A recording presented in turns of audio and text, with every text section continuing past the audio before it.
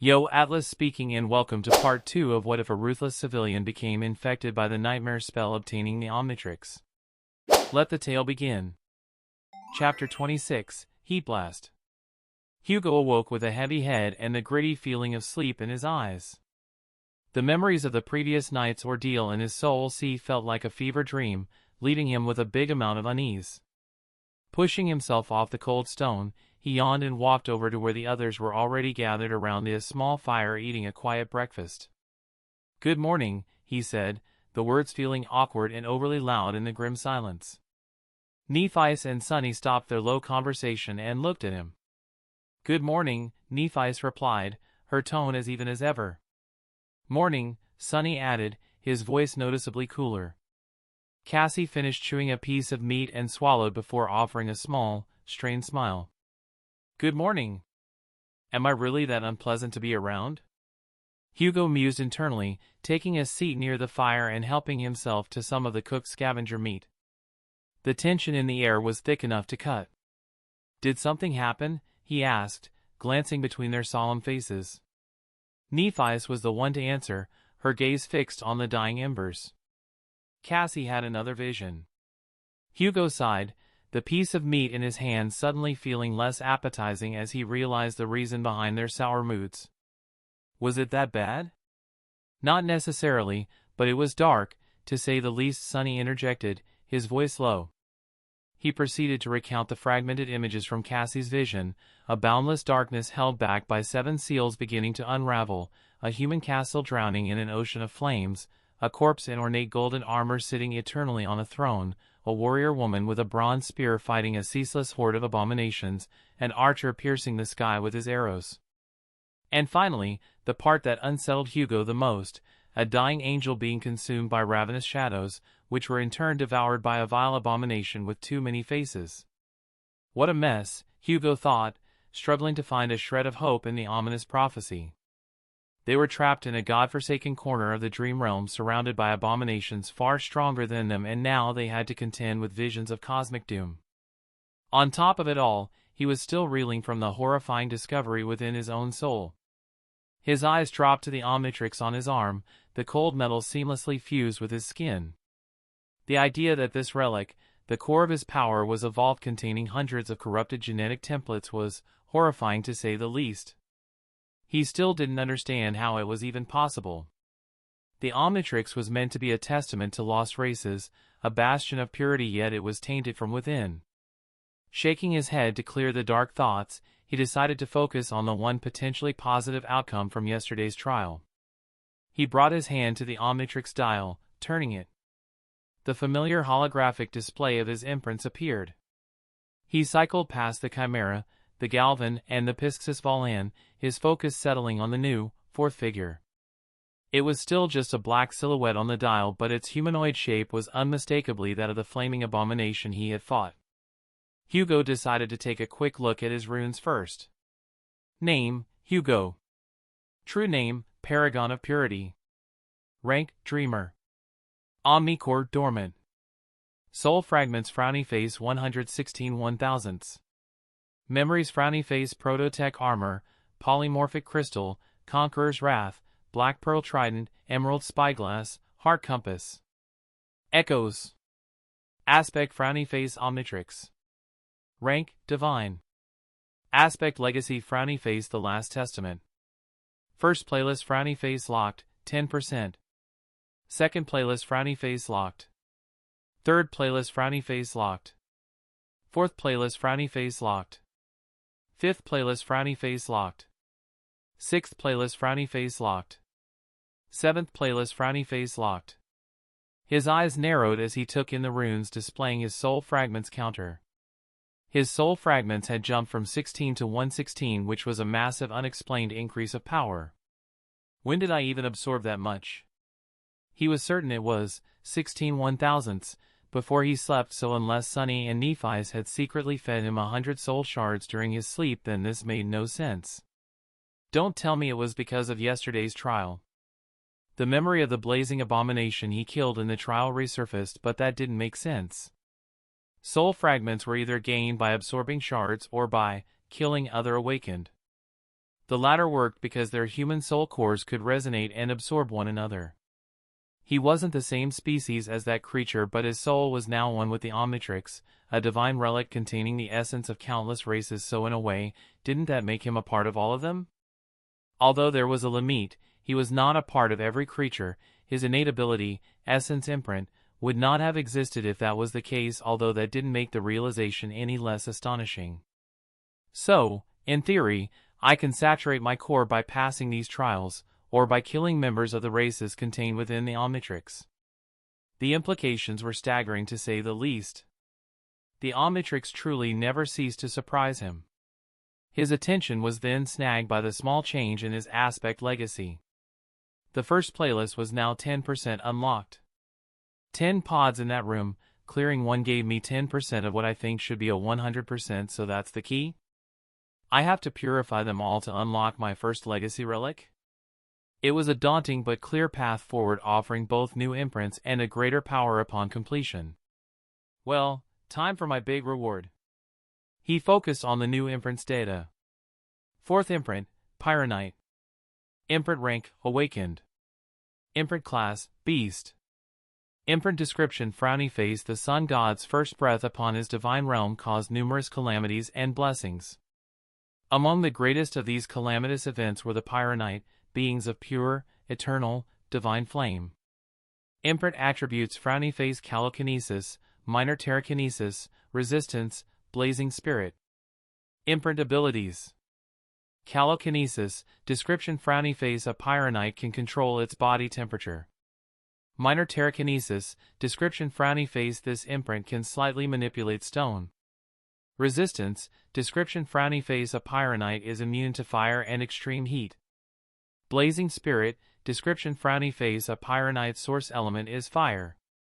A sudden thought hit Hugo as he read the description. Are all noble creatures created by the gods? The spell seemed to include divine, or a god or two every time one of his imprints were mentioned, so it was a safe connection to make. But after all, that could mean nothing, considering how humans were probably created by the gods as well. Hugo turned his attention back to two attributes, deciding to leave cosmic matters involving the dead gods to some other time. So I can control my temperature, manipulate stone to a small degree, and gain complete immunity to fire and heat, and lastly I grow stronger when I'm near fire. Hugo summarized. The last attribute, Blazing Spirit, was particularly useful, although a bit vague. Source element was something most Awakened had, and it was basically what domain their aspects were related to, and within that domain, their aspects and they themselves would be empowered. For example, most Awakened of House Night would have their source element be either water or storm, and within that source element they would gain a tremendous boost to their strength. Ah, thanks Professor Rock and Miss J, he thought, remembering how he bombarded his poor professors with dozens of questions. Hugo stretched slightly, feeling a mix of satisfaction and frustration warred within him. While the attributes were incredibly powerful, the lack of active abilities was a clear limitation of his aspect. The Omnitrix elevated his rank to Awakened when transformed, but it didn't change his class from Beast, which meant he would never be able to manifest the full potential of a creature like a Pyronite's innate ability to project and shape fire. After all, a human could only form a single soul core. That was a fundamental law every Awakened knew. Only nightmare creatures, and presumably the original noble beasts, could possess multiple cores housing different abilities. No matter how changed his soul was, he was still at his foundation, human. He had to be. Or else his remaining sanity would instantly crumble. Pushing the dark thoughts away again, Hugo looked up and saw that his companions had dispersed. Nephias and Cassie were speaking in low tones while Sunny was practicing with his sword. It seemed they weren't planning to move out just yet. Getting to his feet, Hugo walked over to Sunny, his steps a bit hesitant. Seeing his approach, the pale boy stopped his drills and fixed Hugo with a cold stare. "What?" "I'm sorry," Hugo began, forcing the words out. "For my behavior yesterday. I didn't mean it. I'm also sorry for endangering your life like that. It really wasn't my intention." Sunny's cold eyes swept over him, making Hugo shiver slightly. The shadowy sleeper scoffed before speaking in a barely restrained tone. "Whatever. Just don't do it again." With that, he turned his back and resumed his training, effectively dismissing Hugo. The paragon of purity had a distinct feeling that Sunny didn't forgive him, but there was nothing more he could do about it. Maybe I should be nicer to him from now on. The thought felt foreign, but the guilt he felt was real. He had been an asshole who almost caused Sunny's death. That said, he wasn't about to reveal his flaw to earn back favor, even if that meant enduring Sunny's resentment. Hugo stood in the center of the platform, a safe distance away from the others. He stared at the Omnitrix, the familiar feelings of anticipation and wariness churning in his gut. Here we go. He exhaled, pulling up the dial and selecting the new Pyronite imprint. He slammed the dial down. A flash of blue light engulfed him as he felt his body being remade in an instant. His skin hardened, transforming into dark red volcanic rock that cracked and glowed from within. His bones and blood melted away, replaced by a churning liquid core of pure magma. His head ignited in a roaring blaze, forming a mane of fire with 2 points of intense light forming where his eyes should be.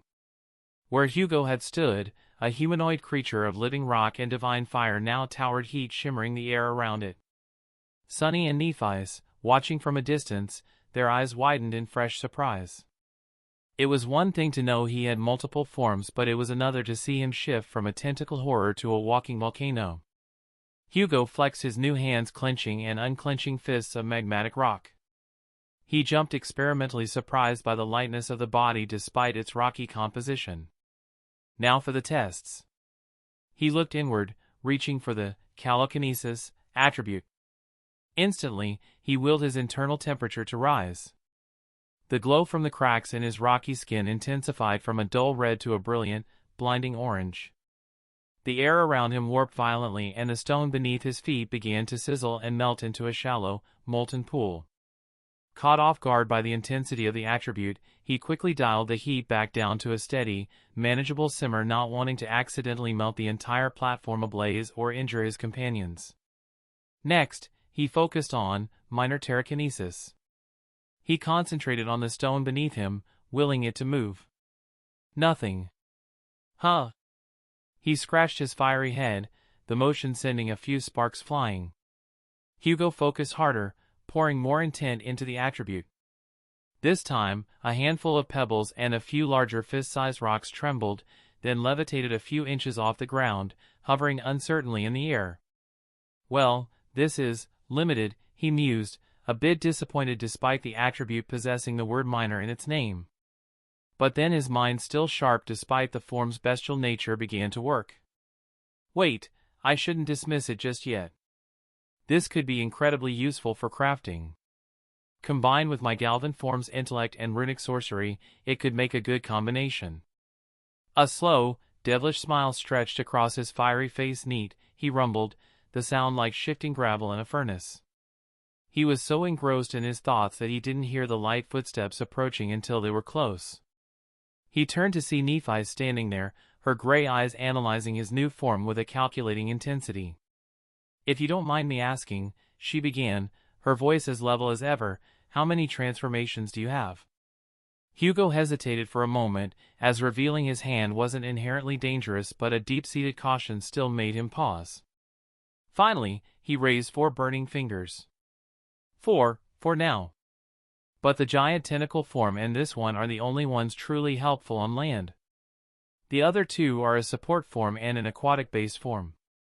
She nodded slowly, filing the information away. I see. Well, after you're done with whatever this is, come talk with me and Sunny. We need to plan our next move soon. She turned to leave but paused, glancing back over her shoulder. Then, in the same neutral tone that one might use to describe the weather, she added, this form is cool. And with that, she walked away, leaving Hugo staring at her, his fiery brow raised as he contemplated whether she was making fun of him or making a joke. He looked over at Sunny, who had observed the entire exchange with a look of pure bewilderment on his face. The shadow just shrugged, as if to say, yeah, she's weird like that. What a colorful bunch I've ended up with. Hugo thought, shaking his head before returning to his practic testing how his new rocky body moved with the weight and balance of his trident. After detransforming, Hugo joined Sunny and Nephi's at the western edge of the platform. They were deep in discussion and the news were quite grim. Sunny's shadow had witnessed 2 new nightmare creatures similar to the carapace scavengers but of a much higher class, monsters, arrived to claim the last of the transcendent soul shards from the giant shark carcass. His shadow had followed their path, which led west, the same destination they were heading for.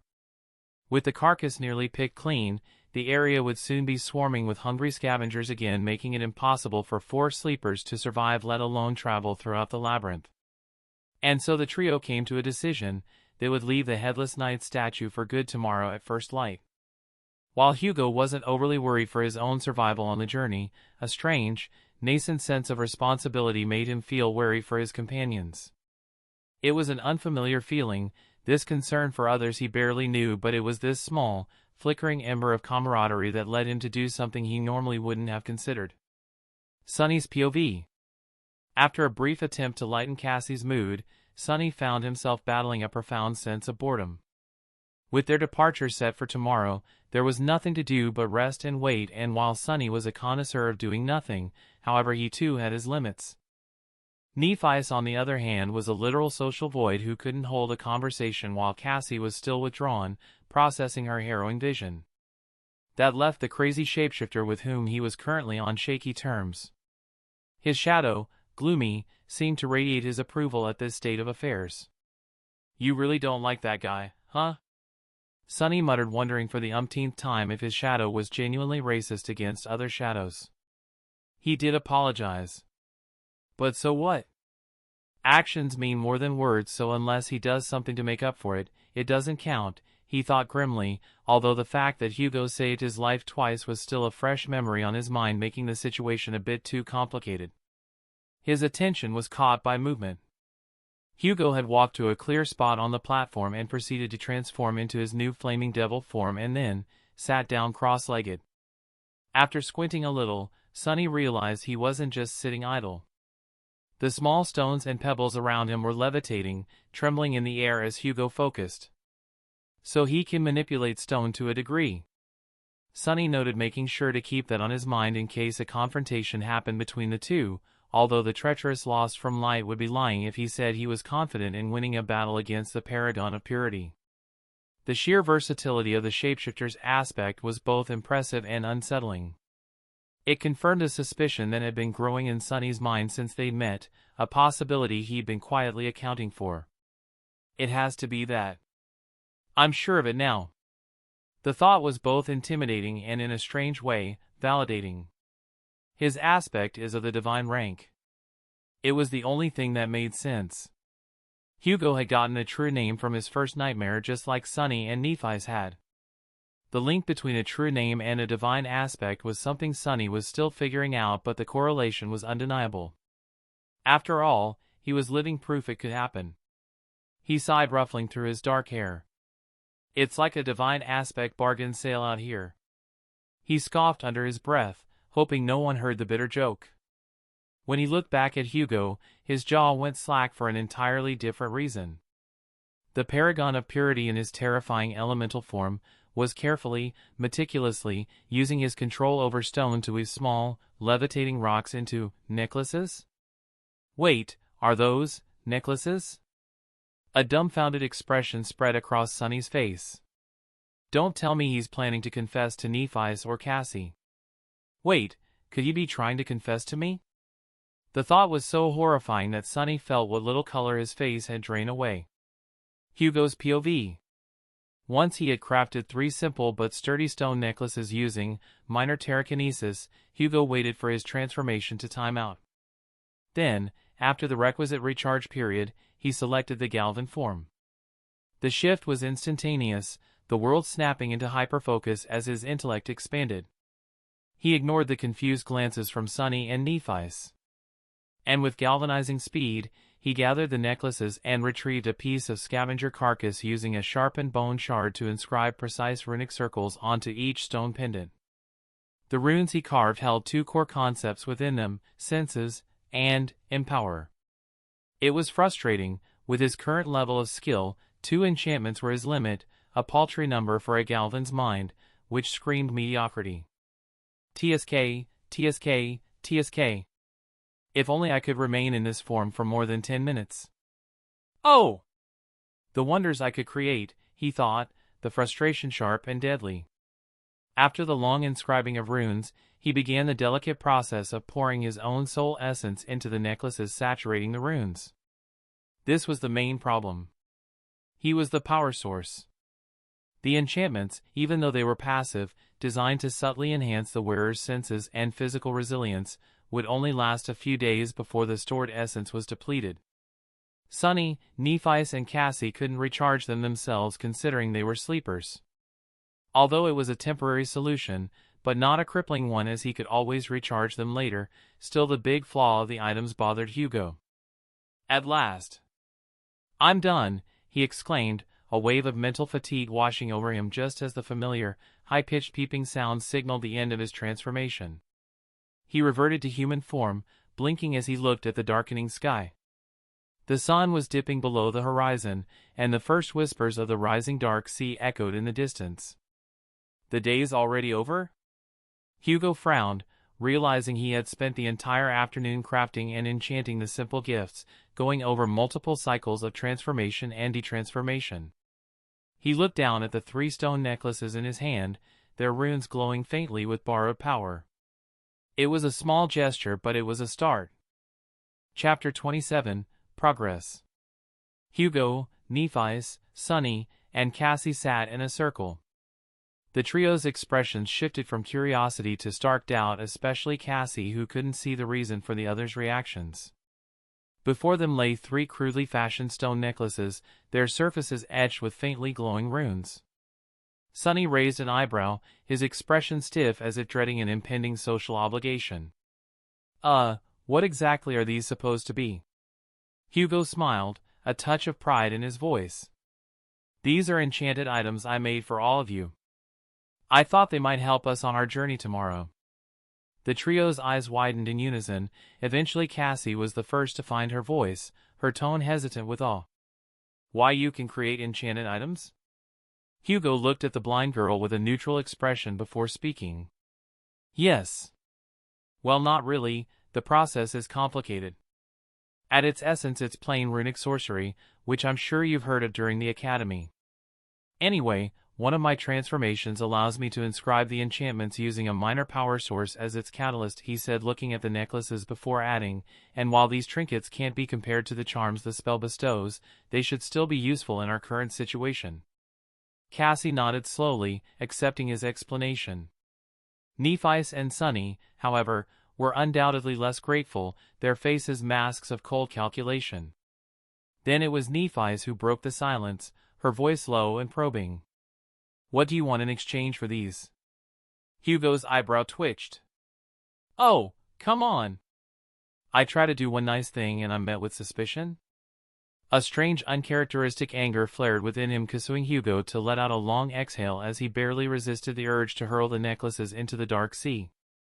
Then, meeting Nephi's gaze squarely, he said, "I don't really want anything right now." His voice was steady yet a little agitated. "Well, aside from surviving, of course.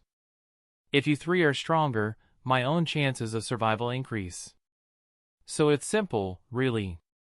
Sunny's expression shifted minutely, his disbelief clearly lingering, which stung Hugo quite a bit, especially since one of Hugo's main motives for making the charms had been to get on better terms with the shadowy sleeper.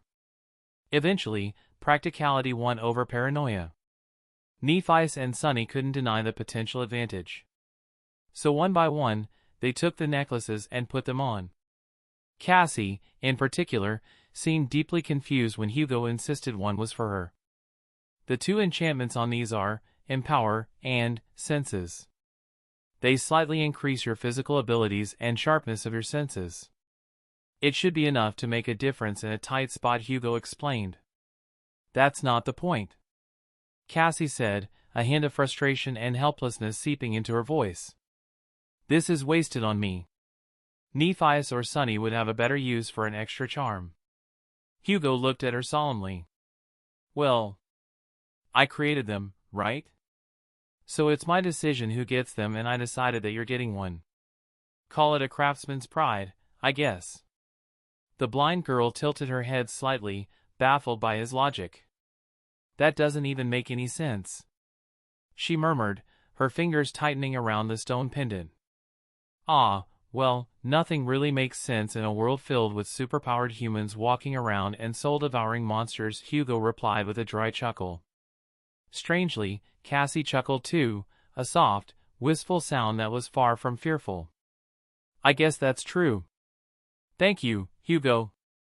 As he watched the trio don his creations, a strange feeling bloomed in Hugo's chest, a mix of pride and contentment. It was an alien emotion but different from the foreign influences of his flaw. This one felt genuine, born from his own actions. And that scared him more than anything. Emotions like this were distractions. They could make him soft, and most importantly they can cloud the single-minded hatred for corruption that fueled his very existence. He couldn't afford to forget the torment he had endured. He had to keep going, even if it meant he would gain nothing else. The next day arrived, heavy with harrowing anticipation. The cohort of sleepers descended the headless statue using Cassie's rope, landing safely on the muddy ground. It was then that Sunny summoned his echo. The carapace scavenger materialized in a shower of white sparks, and then the Sunny looked from it to Cassie with a sly grin on his face. Good, he muttered. He turned to her with a smile. I think we can task it with carrying Cassie. Outside of battle, it will help us the most. The blind girl's mouth fell open. Carry me? Like a mount? He chuckled and slapped the scavenger on its carapace. This bad boy can fit a petite girl like you with no problem. Trust me. I've clambered on a few of these things. It's actually quite spacious on top, especially when they're not trying to kill you. Cassie hesitated. Well, okay. If you think it's for the best. Hugo and Nephis watched the interaction, their faces blank, but then a bizarre thought crossed Hugo's mind. Maybe turning into a carapace scavenger wouldn't be that bad. Wait, no! Focus, damn it! With Cassie riding comfortably atop the scavenger, their speed through the labyrinth increased dramatically, especially with the fact that dealing with the wild carapace scavengers became almost like routine for the trio. Their battle tactic was simple and effective. Hugo would transform either into the nimble, searing Pyronite to melt through carapace, or the brutish Vilgax form to crush and overwhelm them, and launch a devastating assault, aided by Sunny's echo. After Hugo had thinned the herd, Nephis and Sunny would descend, splitting the remaining abominations. They even had their own mini-tactic, where Changing Star would serve as a distraction, allowing Sunny to slip from the shadows and deliver the finishing blows to the abominations. The enchanted necklaces proved their worth here, granting them that crucial extra bit of speed, strength, and sensory awareness to react a split-second faster. Hugo too found himself was busy with minor tasks, such ensuring the polymorphic crystal was always saturated with soul essence for a quick, ND activation, and practicing with his Pyronite form, finding its potent heat manipulation incredibly useful for controlling the battlefield, even if Vilgax's raw power was unmatched for single targets. That said, they were not invincible, of course. From time to time, they had to take lengthy detours to avoid creatures that radiated a palpable, overwhelming danger. But still, their morale was steady and focused. For the first time, Hugo felt that his companions were strangely calm. Not happy, but operating with a focused efficiency that was a far cry from the grim despair of the previous days. It was a fragile comfort. Of course, even that didn't last. At some point, Cassie asked them to stop, which made the trio look at her with deep frowns etched their faces. They all understood the implications. What is it? Nephis asked. The blind girl let go of the reins. Do you hear anything? They looked at each other, then shook their heads. No. Why? Cassie scowled. Help me get off this thing. After they helped her down, she stood motionless for a while, listening intently. Her scowl deepened. Then, she cautiously knelt and pressed her ear to the ground. What do you hear? Sunny asked, his voice tense. Cassie licked her lips. It's murmuring. Hugo's eyes widened. His enhanced senses, sharpened by Anatomica, and, Conqueror's Wrath, Chamber picked up what the others could not, a low, growing rumble that was not thunder. "We need to move. Now!" Hugo shouted, his expression grim. As Nephi's turned to him, Sunny grabbed Cassie and helped her stand. His face was paler than usual with panic flashing in his eyes. It seemed Sunny had understood what was going to happen. "Help me get her back on the scavenger." The silver-haired girl raised her head, and her expression darkened as she too sensed the shift in the air. Without a word, she helped hoist Cassie back onto the Echo. Cassie, disoriented, grabbed the reins. "Neff? What is going on?" Changing Star glanced at her, her voice heavy. "A storm is coming." Meanwhile, Sunny sent his shadow scrambling up a tall coral pillar to scout ahead. The cliffs they were aiming for were still a considerable distance away, and the giant statue was now far behind them, so turning back would be suicide. He turned to Nephis. "We're about 3 or 4 kilometers from the cliffs. Do you think we can make it?" She scowled. "If we take the most direct route. Maybe." Sunny hesitated. "What about the monsters?" "Let's kill all of them," Hugo interjected, making Sunny pale. "That's it? That's the plan?" Sunny thought, frantically trying to devise a trick, any trick, to save them. Nephis turned, her gaze sharp. "What are you waiting for? Run!" They darted forward just as the first heavy drops of rain began to fall. The wind howled through the coral blades, whipping mud and debris into the air. The sunlight dimmed as storm clouds blotted out the sky, casting a cold, premature twilight over the labyrinth. Sunny led, his shadow scouting the most direct path. Nephis and Hugo was a step behind, and lastly, the scavenger carrying Cassie stomped through the mud in the rear. Abandoning all caution, they moved with desperate speed. The inhabitants of the labyrinth were just as panicked. Scavengers burrowed into coral or hid in mounds, their aggression replaced by primal fear. But the storm was faster. The rain became a pelting, blinding downpour. The wind strengthened, threatening to knock them off their feet. A blinding bolt of lightning tore through the darkness, followed instantly by a thunderclap that shook the very ground. Sunny lost his footing, tumbling into the mud. An arm, Hugo's, grabbed his shoulder and hauled him upright. "Hurry!" Nephis shouted, looking at Hugo and Sunny, who were now a bit further than where she was. Her voice barely audible over the storm's roar. By the time Sunny and Hugo were running, the dark sea was already descending on the lands, once more rising with terrifying speed, drowning the sleepers. In a sudden flash of lightning, they saw it, the dark mass of the cliffs. Almost simultaneously, a terrible, ground-shaking rumble echoed from the depths of the labyrinth behind them. Turning back, they saw a colossal, black wall of water rushing through the crimson forest, shattering coral and tossing a hapless scavenger against a wall like a toy, its unbreakable carapace exploding on impact. "Hey guys, do you trust me?" Hugo shouted. "Now really not the time for this shit." "Hugo," Sunny shouted back. Hugo activated his Omnitrix, transforming into the towering form of Villigax. Without any further delay, he grabbed Sunny, Nephis and Cassie, making them stick to his gigantic shoulders. Sunny, surprised by TRH's sudden action, quickly dismissed his echo before muttering a silent curse. Hugo exhaled before crouching a little, saturating his entire body with soul essence before leaping upward with terrifying speed, scaling the massive cliff. A moment later, the wall of black water smashed into the cliff base. The entire rock face shuddered violently. Boulders dislodged from above, tumbling past them into the churning foam as Hugo latched into the walls with the trio on his back, climbing as fast as he possibly can. Not finding anything to grab, Hugo simply punched handholds into the rock, making chunks of debris fall as they continued their ascent.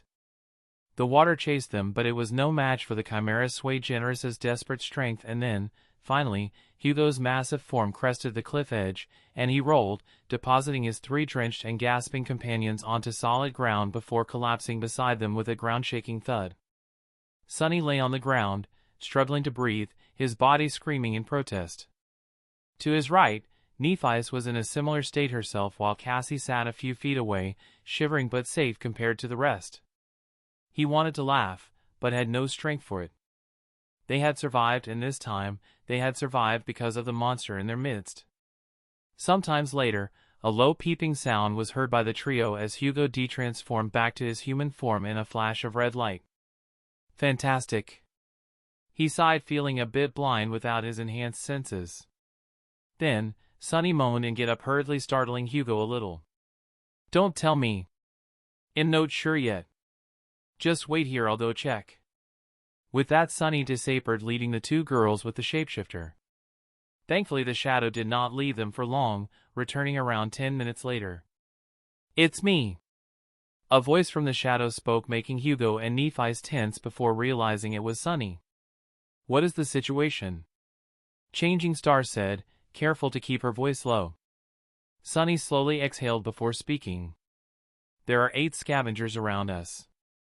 But they're all dead.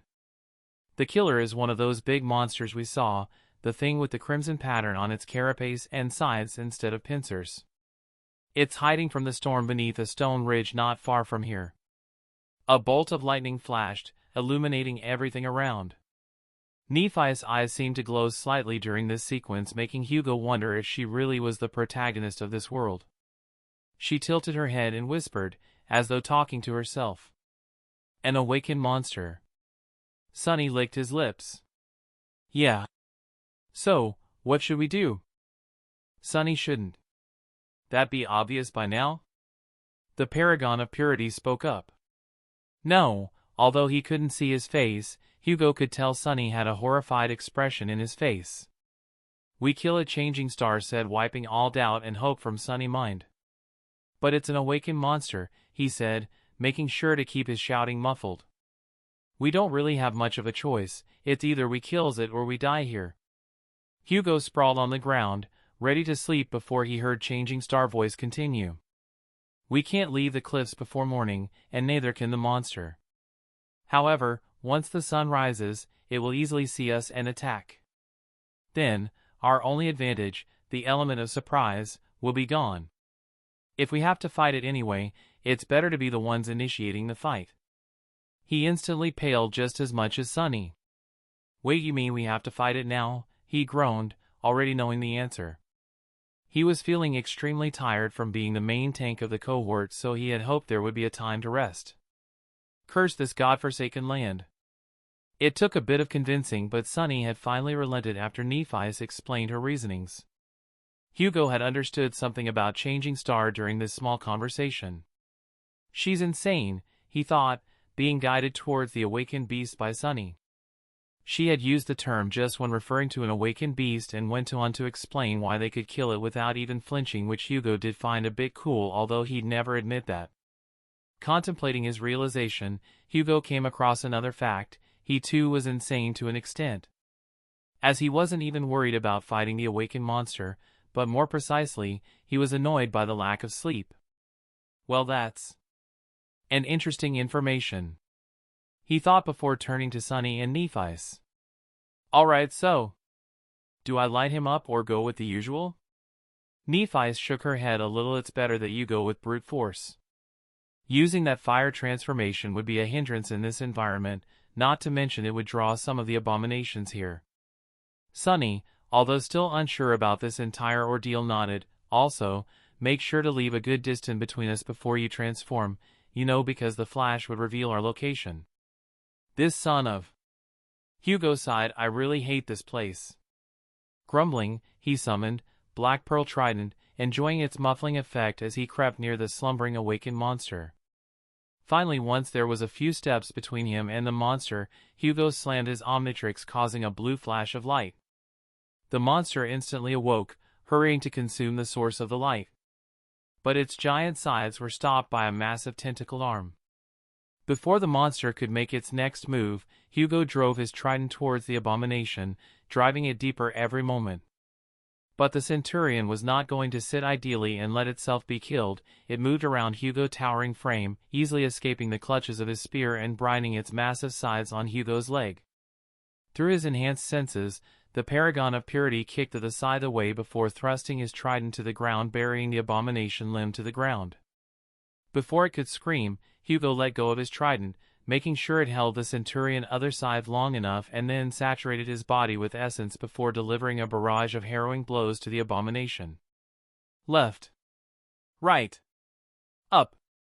Down. Blood stained Hugo Green's skin as he beat the abomination to death, but then the creature somehow managed to spin its scythe entirely, grabbing Hugo a moment before it could crush its chest.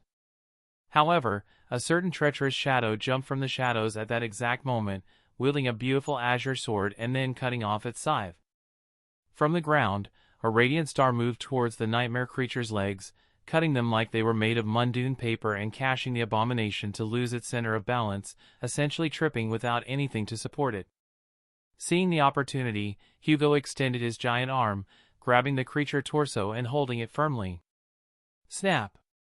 Under his physical might, the awakened monster body slowly started to fall apart, but that did not matter due to a certain treacherous shadow lurking on Hugo's back. Sunny leaped towards the abomination, his azure blade extended in a thrust as it cleanly cut the creature head off. Hugo could not hear it, but Sunny had just received a memory. A very fashionable one at that. Chapter 28, Developments.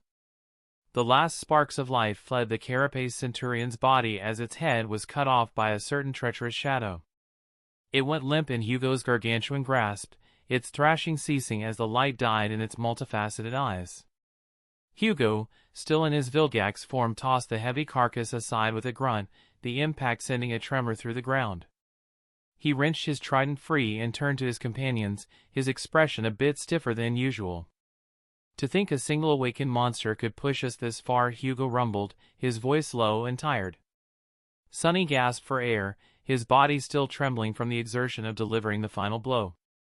Well, sleepers like us don't have any business fighting awakened monsters in the first place, so it's natural they'd feel this powerful. Changing Star simply nodded, her expression one of grim acceptance. This was the natural order of things. Sleepers like them were incredibly weak, the very bottom of the food chain. But Hugo couldn't accept that. He was not an average sleeper. He was a wielder of a divine aspect, a phenomenon unheard of in recorded history. His very existence broke multiple rules imposed by the nightmare spell. He could become an awakened creature himself even if it was only for 10 minutes, through this he effectively skipped ranks that constrained others, turning him into an awakened. For a sleeper to struggle against a monster was understandable. For an awakened to struggle was a mark of failure. The thought curdled in his gut, causing a deep, sharp disappointment in himself. He wasn't utilizing his true potential. He needed more knowledge, more skill, more power. He needed to excel in every facet of the terrible powers he carried. After all, for a wretch like him, there was no other path forward. Back at their makeshift camp on the cliffside, the cohort huddled together for warmth against the storm's residual chill. Hugo, still transformed into his massive Vilgax form, served as a living windbreak, his colossal size allowing the others to find a pocket of relative comfort until the storm finally abated and he reverted to his human form with a familiar flash of red light. In the battle's aftermath, Sunny had received a memory, a sturdy, gray armor, from the slain Centurion, and in a move that surprised no one more than himself, had given it to Nephis. Her chitinous flesh had been shattered in the fight, leaving her exposed. The timing was strangely perfect, but Hugo didn't really mind. The soul shards on the other hand were split between Nephis and Hugo. Sunny had easily relinquished his share despite being the one to land the killing blow. Now human again, Hugo sat apart, gazing at the oppressive, gray sky with a mix of uncertainty in his eyes. He recounted the strange events of his life, realizing how the last month of his life had been simply unreal. He had been infected by the nightmare spell, survived a first nightmare by bonding with a mysterious divine relic, gained a divine aspect and a true name, traveled to the Awakened Academy and became the youngest practitioner of runic sorcery, and was now trapped in this hellish labyrinth, traveling with a disgraced legacy princess, a paranoid shadow gremlin, and a blind seer. The speed of it all was dizzying, forcing him to confront everything he had once believed about himself. Things like his old dreams and goals felt distant and blurred, as if they were dreams he faintly remembered. The hatred for the spell and the nightmare creatures was a constant burning coal in his heart, but his ultimate goal still eluded him. Hugo was not a naive fool, and so he knew that even if he spent a lifetime killing abominations across the dream realm, he wouldn't even make a dent in their infinite numbers. But things would be different if he conquered the third nightmare, becoming one of the few transcendent champion of humanity, one wielding a divine aspect no less. His breath hitched slightly as he imagined how powerful that version of himself would be. With that kind of harrowing power, he could probably challenge the fourth nightmare, perhaps even become humanity's very first supreme. The glory of such achievements held no allure for him. What he craved more than anything in this world was power. The power to never again be weak and vulnerable again. The power to never be subjected to the torment he endured in his first nightmare. And most importantly, the powerful to never relive the torment of his mother's death. It was this burning need that led him to attempt a very dangerous gamble. He found Sunny sitting alone on the cliff's edge, staring into the abyss below. Hugo sat down beside him, the silence stretching for a moment before he spoke, his voice calm but firm. "Hey, Sunny. Can you do me a favor?" The shadow's gaze instantly hardened, his pale face shifting into a mask of familiar, calculating distrust. Yet Hugo clearly noticed something strange. The edges of that suspicion seemed slightly less sharper than before, as if tempered by a hint of weary contemplation. "Color me surprised," Hugo thought. Sunny shrugged, not looking at him. "Well, that depends entirely on what this favor is." Hugo sighed, searching for the right words. "It's not really that complicated. I just need you to kill me if I turn into a nightmare creature. You know, if I get corrupted." Sunny nearly toppled over the cliff's edge. He whipped his head around, eyes wide with disbelief. "Come again? I think I misheard you. I thought you just asked me to kill Y." "Yes, Sunny. I did just ask you to kill me." "Why?" It was a reasonable reaction. Hugo's request stemmed from his decision to challenge another pseudo-nightmare trial to gain a new imprint to his arsenal. Had he been alone, he would have ventured in without a second thought, but he wasn't alone anymore. These people relied on him, and he too relied on them. The problem itself was unknown. What happened if he failed one of the trials?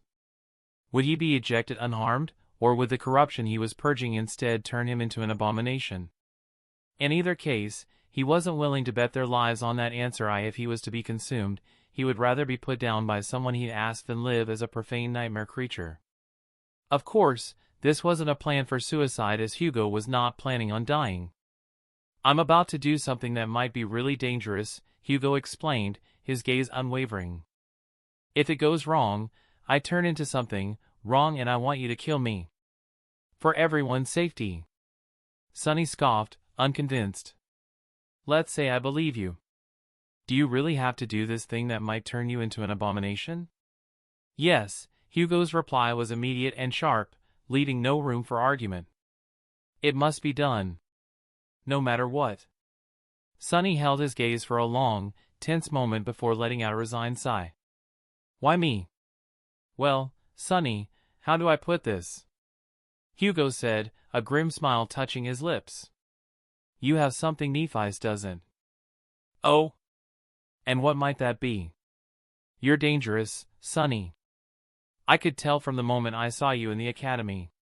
If you knew something was a direct threat to your life, you would stop at anything to eliminate it, and that's a fact I'm certain of." His expression fell slightly before adding, "I don't know Nephi's well enough to be sure she'd make that call."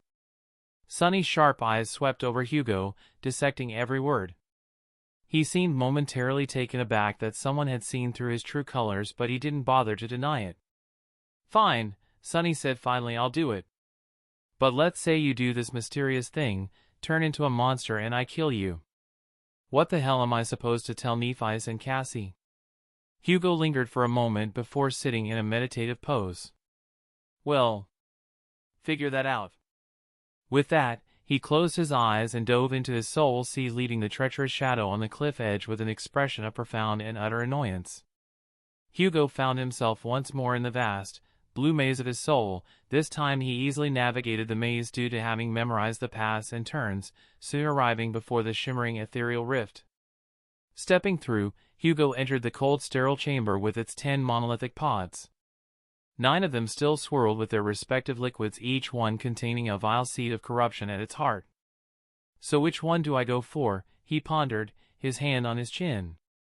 Red, green, gray, blue. Logically, the harder the battle, the greater the reward, but Hugo wasn't really sure if he wanted to face something too powerful yet. Out of all the pods, he felt that the blue one practically called to him, its color a comforting echo of the Omnitrix's energy, not to mention that blue was his favorite color.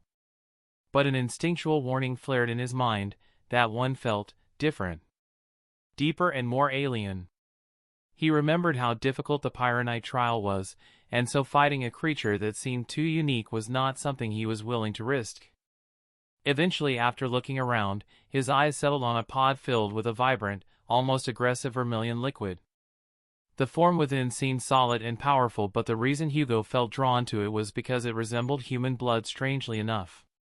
He approached pod, peering into its depths until he spotted the dark, malevolent seed pulsating within it. Steeling himself, Hugo reached out and pressed his hand against the cool, invisible surface of the glad, his body phasing through as if it was water. Corrupted DNA sample detected. Corruption detected. Purifying corruption. Purification impossible. Failsafe activated. Generating a trial. Wielder of the Omnitrix.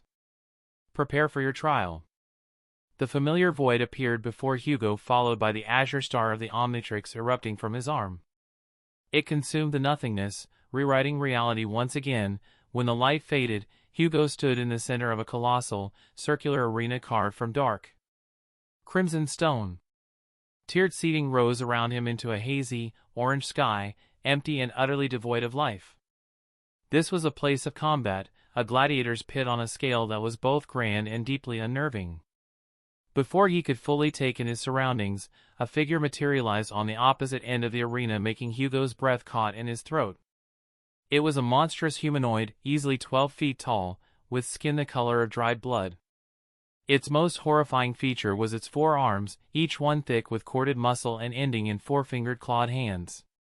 Its head was elongated, with a pronounced cranium and a face that was almost a mockery of life itself, featuring 4 predatory yellow eyes that burned with a familiar, profane blackness. The creature's posture was one of pure, unadulterated aggression, and the corruption that wreathed it made Hugo's skin crawl. It was repulsive and a perversion of all things sane. Without a moment's hesitation, Hugo slammed the Omnitrix dial. Blue light enveloped him, his bones and flesh cracking and reshaping before transforming completely. In an instant, the form of a chimera sui generis stood where the human had been. This was the form he knew best, the one whose instincts were now his own in battle. The 4-armed abomination didn't make a single sound. It simply charged, its powerful legs eating up the distance with terrifying speed. Hugo met the charge, his trident ready. As the creature lunged, all 4 of its fists swung in a devastating simultaneous pummel. Hugo brought his trident up in a crossblock, but the force of the impact was unbelievable. The shaft of his weapon groaned under the strain, and he was thrown backward, skidding across the rough stone. Strong. Far stronger than the Pyronite. The creature was on him again, its movements practically a blur. Hugo this time swung his trident in a wide arc, forcing it to duck under the blow. He tried to counter with a thrust, but one of its lower arms snaked out, grabbing the trident's shaft with an iron grip. The other 3 arms rained blows on his torso and head. His rock-like skin cracked under the assault. Hugo roared in pain and fury, releasing the trident and tackling the creature low, who was smaller than him, wrapping his tentacled arms around its legs, raising them upward before slamming its body on the ground over and over again, eventually spinning it and sending it flying towards one of the colossal walls. The paragon of purity grabbed its spear and rushed towards the abomination like a herald of death, thrusting his spear into its right shoulder and impaling it to the wall. Just as Hugo was about to unleash his might on the abomination, it began doing something bizarre. The creature, instead of struggling to free itself, simply pulled away from the trident, ripping away one of its 4 arms. Hugo's eyes widened before a terrible punch hit him with the force of a mountain, sending him flying upwards. The creature did not stop, it leaped upward with a terrible speed, reaching Hugo mid-fall and tacking him in the sky, punching him again and again until his blood was spilled. "Damn it!" Hugo cursed as he spinned in the air, trying to swat away the red abomination, but it never relented, eventually slamming into the ground with Hugo under it. They tumbled together in a furious tangle of limbs. The abomination's free hands hammered into his back, each blow a localized earthquake. Hugo responded by sinking his teeth into its shoulder, tasting something foul and oily as he ripped apart a portion of its other arm. The creature shrieked, a sound of pure, corrupted rage, and used its 2 remaining free hands to pry him off, hurling him across the arena. Hugo crashed into the base of the spectator stands, stones splintering around him. He pushed himself up, his body screaming in protest and pain. It was clear to him now that this wasn't working. He was stronger than most thing he faced so far, but this thing was a pure brawler, and it was winning.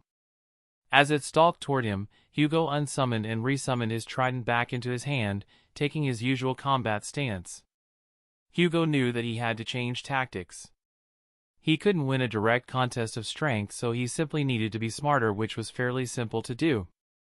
The wounded creature leaped upward again, attempting to reach Hugo. In turn, Hugo simply waited, not moving a single muscle. Not yet. The creature figure grew closer. Not yet. Then, right as he was mere inches away from it, Hugo dodged the attack by simply stepping out of its way, letting the creature slam head first into the broken seats. Then, Hugo didn't attack it, he simply raised his trident and pointed at it at the ceiling of the Colosseum building. His trident, who was fused with polymorphic crystal, gaining its enchantments. Envy flared up, releasing a wave of kinetic energy that destroyed a large portion of the area. All the debris fell right on top of the confused abomination, burying it under the immense weight. Hugo himself jumped out of there before the impact hit, watching from afar as the entire building began to collapse. "Common," he mumbled, then he heard the mechanical voice of the Omnitrix speak. "Corruption purged. DNA sample purified. You have acquired an essence imprint. Wake up, paragon of purity." Hugo opened his eyes, finding himself in the strange room within his soul sea once again. He let out a long sigh of relief at surviving the trial. Without wasting any more time, he summoned the runes. Imprint, Tetramand. Imprint rank, Awakened. Imprint class, Beast. Imprint description: the most powerful champions of the Red Colosseum, the true children of war, knew no equal in battle, their sheer might alone rivaling all other noble creature, but they too found the mercy of Shadow once the daughter of war. Solvane unleashed the madness of hope upon them. Imprint attributes: Titan blood, Brawler, Acrobatic, Battlemaster. Imprint abilities. Hugo looked at the description offered by the spell with a curious expression. He did not know who Solvane was and what madness the spell referred to, but the fact that the spell bothered to mention her name meant she was quite important. So this imprint has a relation to War God, who's also the god of advancement. He wondered if the small Galvans had any relation to War God, which would make the Tetramand and the Galvan technically siblings. Well, that's certainly a thought. Hugo ignored the useless ideas forming in his childish mind and read the description of the attributes. Titanic blood, description: the Tetramand raw physical power is unmatched. Brawler, description: the Tetramand's battle art is engraved within their blood. Acrobatics, description: the Tetramand mastered wars, eventually reaching the conclusion that mastering the movement of the body was the key to winning any battle. Battlemaster, description: a Tetramand intelligence shines brighter in battle. Hugo smiled a little as he exited his soul sea. Immediately he saw Sunny holding his azure blade, looking at him with a sharp gaze. Before the shadow could cut off his head, Hugo raised his hands. "Relax, I'm fine." Strangle enough, Sunny stiffened as if disappointed by that fact. "Rude!" Hugo got up, stretching a little. "Hey Sunny, how about we have a little spar?" Chapter 29, Bone Ridge. Sunny stretched, the familiar weight of the azure blade solid in his hand as he settled into a fighting stance. Across from him, Hugo was fiddling with the dial on his wrist, a focused expression on his face. On the sidelines, Nephi's and Cassie sat observing, serving as audience for the impending spar, which was quite bizarre considering one of them couldn't see. "Do I really have to be the one fighting you?" Sunny grumbled, unable to keep the grumpiness from his voice. "Nephi is a far better swordsman, you know." The paragon of purity looked at him with an amused glint in his eye. "Well, that's exactly why I pick you. Nephi is sort of, how do I say this? Too good. We, on the other hand, are both a bit lacking, so training with each other should be a good experience for you too, right? Sort of like helping you find your own footing." Sunny raised a skeptical eyebrow. "You're saying this because you want to test out whatever new transformation you have won me, aren't you?" Hugo's only answer was a wide, unapologetic smile as he slammed the Omnitrix dial down.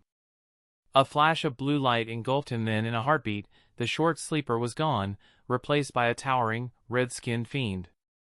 The creature was a mountain of muscle, standing significantly taller than Hugo's human form. Its most striking feature was its 4 powerful arms, each corded with strength. 4 predatory yellow eyes glinted above a fierce, almost helmet-like facial structure, and a black stripe ran from its nose down to its neck. Unlike Hugo's other, more monstrous forms, this one wore a semblance of clothing, golden wrists and ankle bands on each hand and 2 sashes across its broad chest. Lastly, it had jet black pants and 4 fingerless gloves.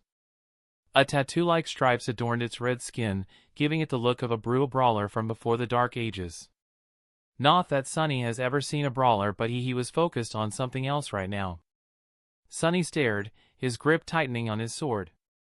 "How am I supposed to fight against that?" he shouted, his voice straining to contain his sheer annoyance.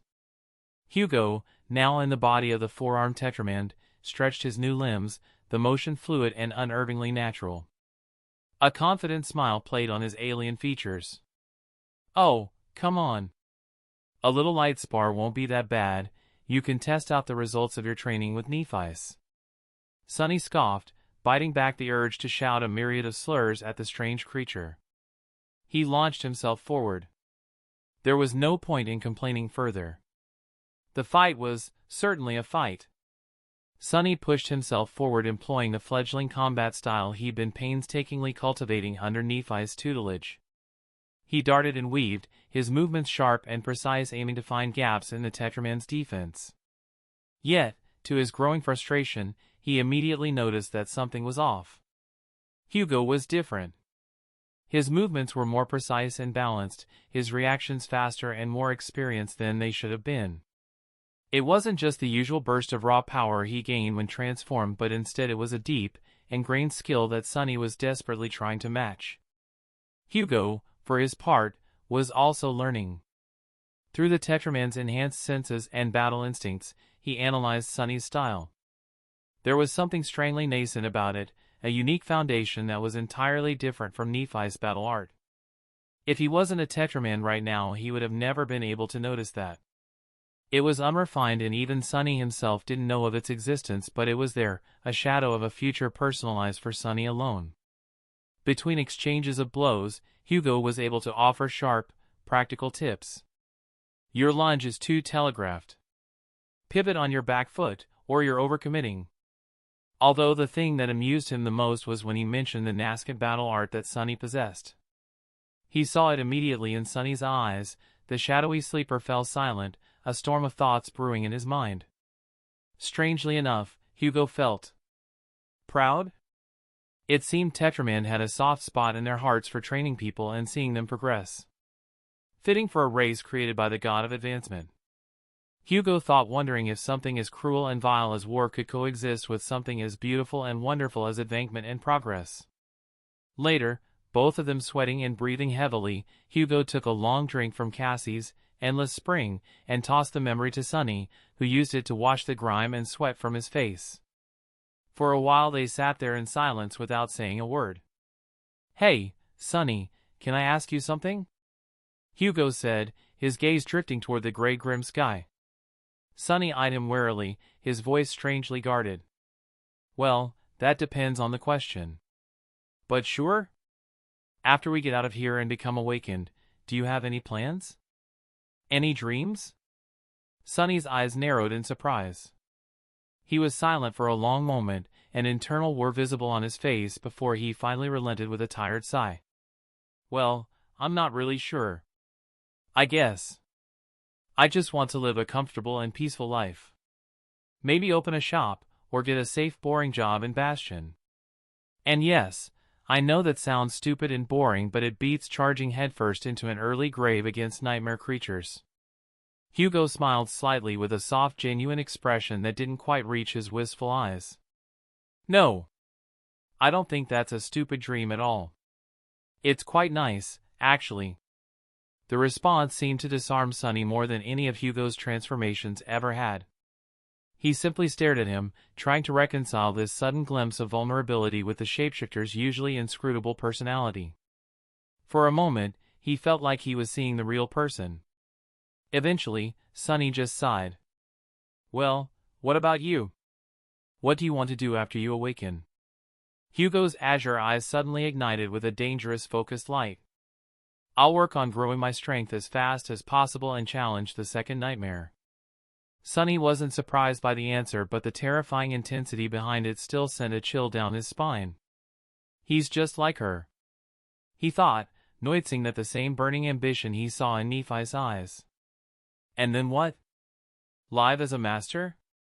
You realize that the chances of dying in a nightmare are incredibly high, right? Even the strongest awakened can fail their second trial. Sunny pressed, his voice steady. He didn't particularly care if Hugo lived or died, that was his own choice, and Sunny respected personal freedom more than anything, but he wanted to understand the thing that drove him. Sunny, if I don't gain enough power, I will be nothing more than a walking corpse, Hugo stated, his tone flat and final. What I'm trying to say is, if I want to live long enough to achieve my goals, I need to become an ascended. No, I need to go further beyond that and reach transcendence, and even beyond that. It's the only path forward for someone like me. Sunny didn't follow up. He simply let the conversation die there, but he was somewhat glad to have grasped a piece of his companion's driving force. It was an ambition that made Sunny ponder more deeply what he truly wanted from his own future. Days later, survival montage. The scene was one of routine carnage. Hugo, in his hulking Tetraman form, dubbed Forearms by a begrudgingly creative Sunny, stood over the twitching corpse of a carapace scavenger, wiping azure blood from his trident with two of his four hands. The other two hands were already prying open the creature's carapace to extract the soul shard within. Nearby, Sunny sat on another dead scavenger, meticulously cleaning his azure blade. This efficiency was born from a week of relentless repetition, as their days had slowly settled into a grim rhythm: defend their current cliffside perch, venture down to hunt, let abominations weaken each other, then finish off the survivors. Nephi's moved between the corpses, her movements fast, and without wasting a single moment, she collected soul shards. Hugo, with his quadruple limbs, could dissect a carcass in half the time, so he moved to assist her. Grumbling slightly, the Tetraman looked toward Sunny with an annoyed expression. Hey, stop trying to look cool and come help us. Sunny looked down at him from the scavenger body and retorted with a smile. No. Hugo sighed, unwilling to reason with the shadow. He had grown quite strange these last couple of days. Especially after Nephi's had joined them in their training, their growth was simply monstrous. Sunny was slowly beginning to glimpse his nascent battle art while improving his physical body in the process, while Nephi's had been growing stronger through absorbing soul shards, her flames becoming more tyrannical by the day. Hugo's growth, on the other hand, was the most visually dramatic of the three. His soul fragment count had surged to 253 1,000ths, a quarter of the way to saturation. The pseudo-trial had granted a massive lump sum, and the constant hunts did the rest. This growing reservoir of soul essence not only empowered his transformations but also subtly enhanced his dormant human body, making him faster and stronger even without using his aspect. This progress sparked a relentless idea in his mind, one so impossible that no awakened in the entire world could even seriously pursue. Natural awakening. What separated a dormant human from an awakened one was the mastery of soul essence. His transformations granted him a temporary borrowed version of this power. But what if he could learn to grasp it, to keep a sliver of that knowledge and feeling in his human form? Could he force an awakening without the help of the nightmare spell?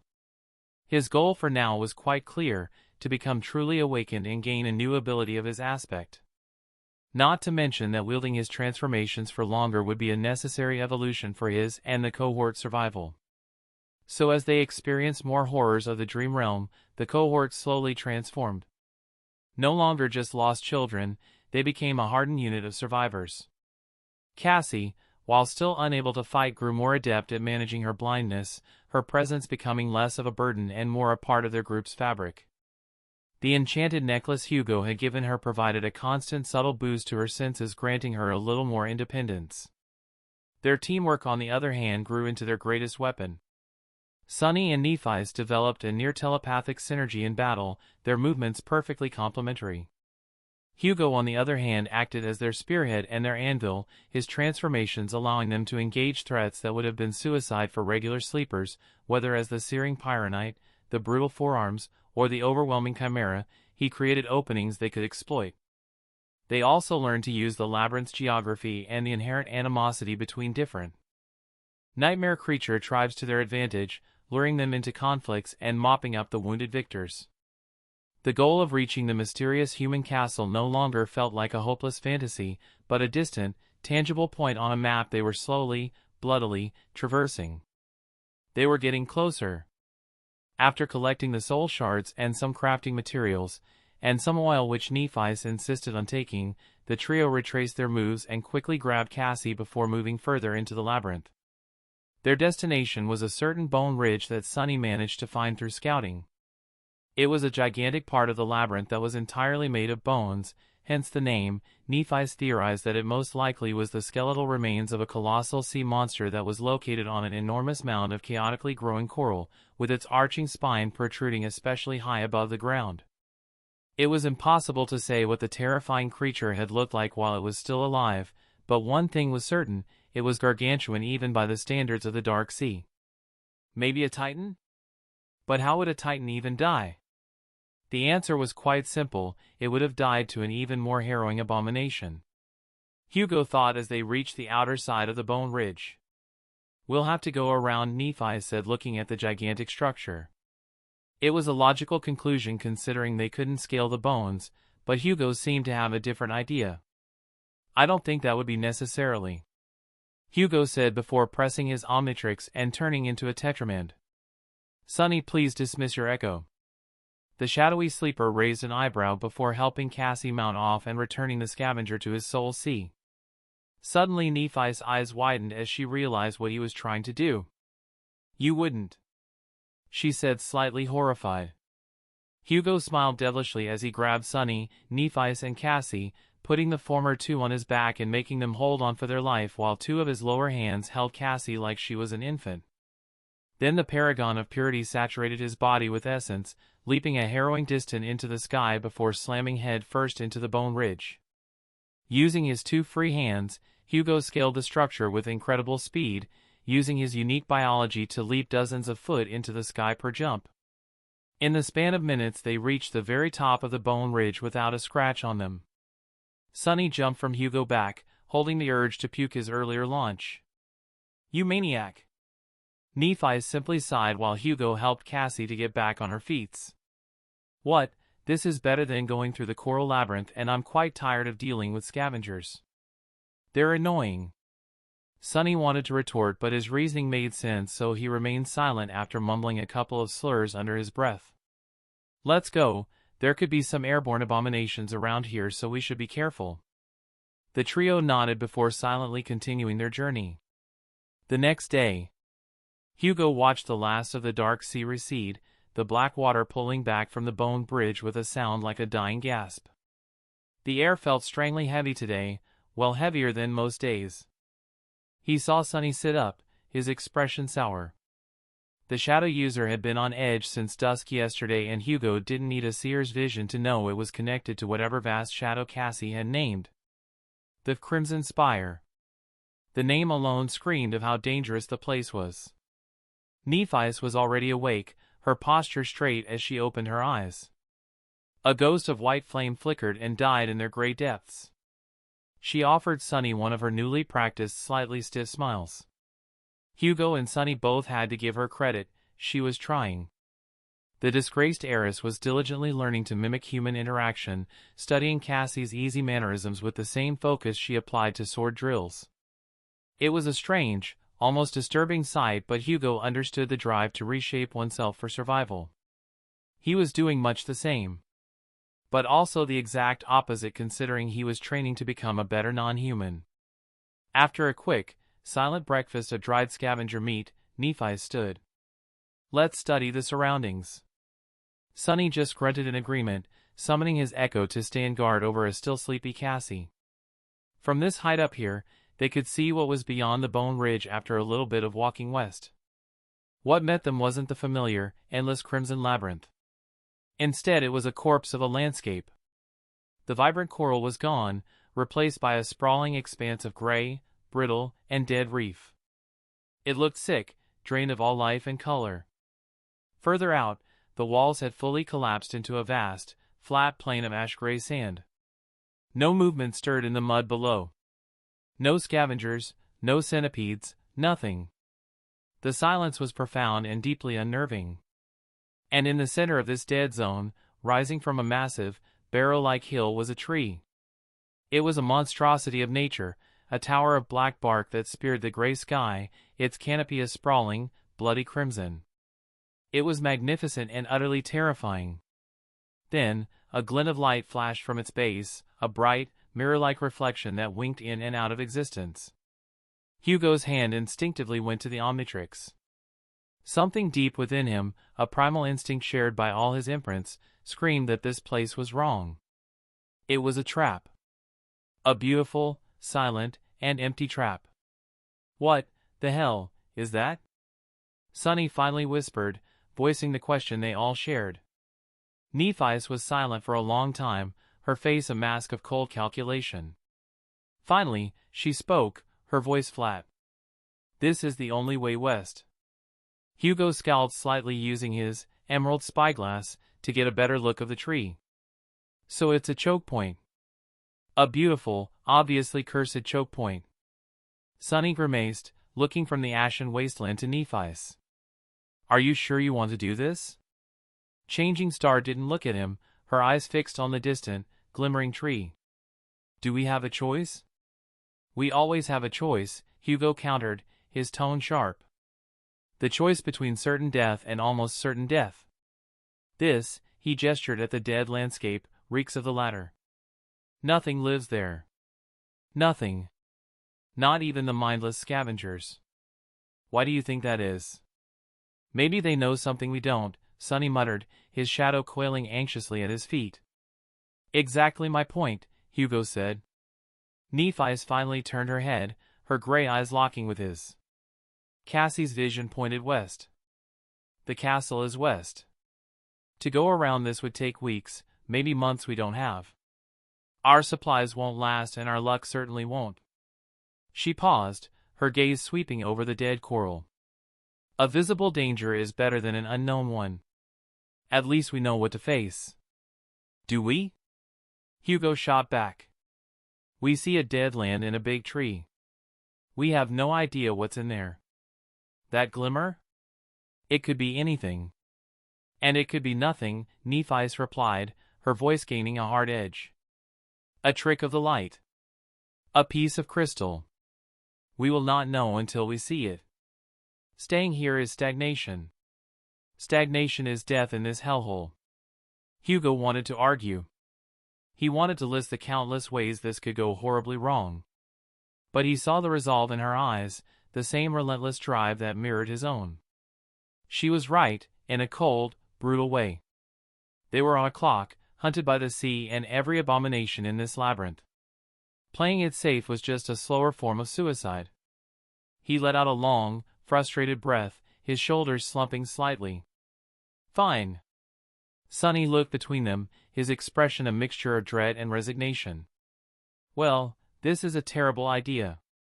Let's go be fools, then. Nephi gave a single, sharp nod. Let's go. As they descended back into the labyrinth to wake Cassie and prepare for the march, Hugo couldn't shake the feeling that they were walking straight into the jaws of death.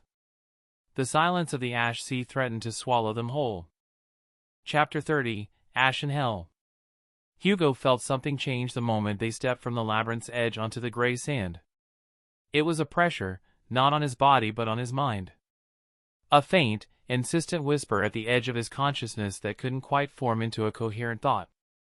It was like a word stuck on the tip of his tongue but for his entire soul. He frowned, looking at Sunny. "Hey. Do you feel that? Something wrong?" Sunny didn't look away from the barren landscape. "You'll have to be more specific." "I'm feeling about 7 different kinds of wrong right now." "Like something's trying to get into your head but can't find the door," Hugo clarified, his voice low. That got a reaction. Cassie and Nephi both stiffened, but just as quickly, their expressions went blank, as if the thought had slipped from their grasp. Only Sunny managed to hold onto the feeling, his face grim. "Yeah, I feel it. This place is bad." Nephi glanced at them, her usual mask of indifference still on her face, but Hugo sensed a strange emptiness behind her eyes which was unnatural for the changing star he knew. "Stay alert," was all she said, her voice flat. They moved deeper into the ashen waste. The silence was absolute. No wind, no skittering of creatures, just the crunch of their feet on gray sand. Then, it was Sunny who called a halt, his shadow scouting ahead. "Nothing is moving. Just flat, dead land," he reported, his voice tight with unease. Cassie listened intently, then shook her head. "No sounds. Nothing at all."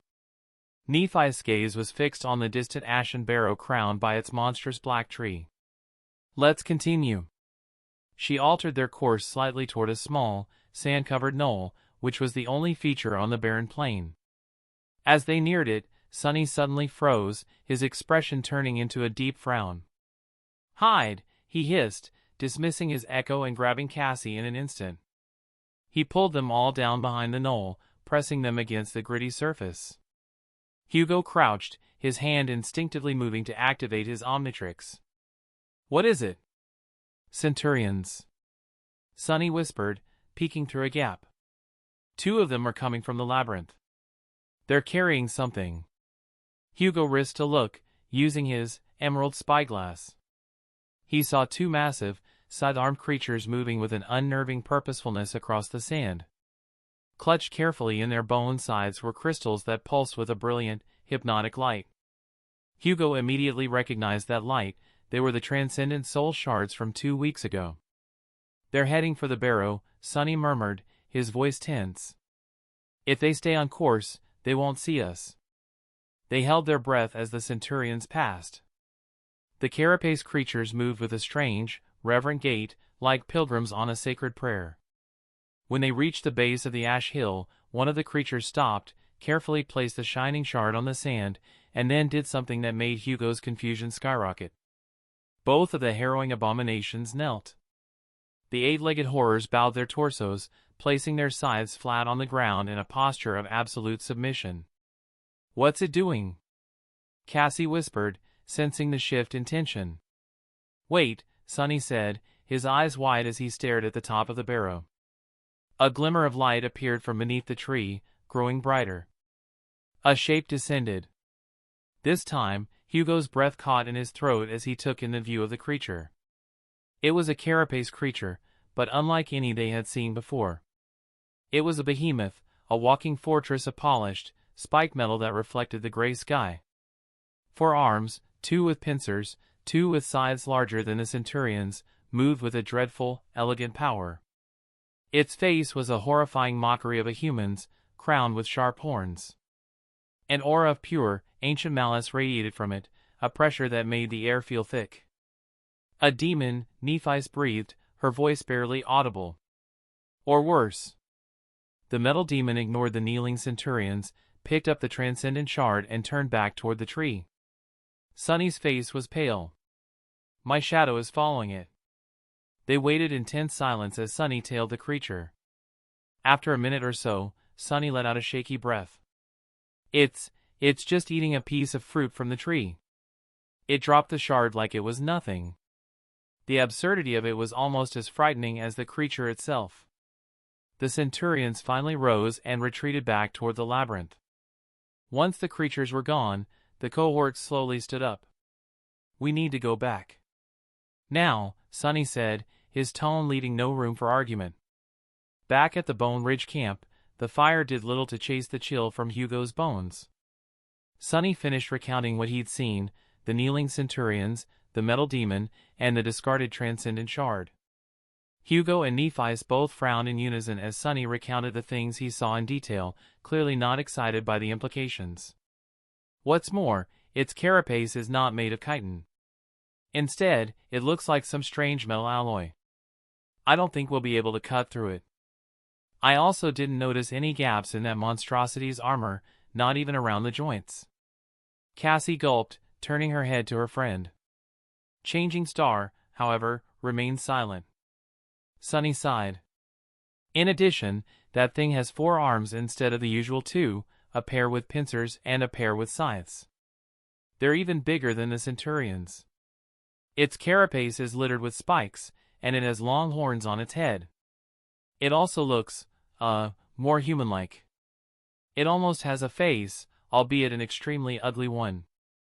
And its eyes, well, I think that it is more sentient than anything we had faced before. Hugo sighed, flipping a piece of meat as he said, "It's definitely an awakened demon." Sonny and Nephi nodded, clearly having similar thought processes. Or maybe a devil. In any case, I think we should avoid that scary bastard at all cost. Changing Star stared at him, tilting her head a little. For a minute or so, there was only silence. Sonny gritted his teeth, then sighed, then blinked a couple of times. Finally, he gave her a doomed, crooked smile. "Let me guess. You want to kill it." Nephi blinked slightly, looking at the shadowy sleeper before speaking in a calm tone. "Yes." Sonny was on the verge of ripping his eyeballs out from the sheer audacity of this respectable young lady.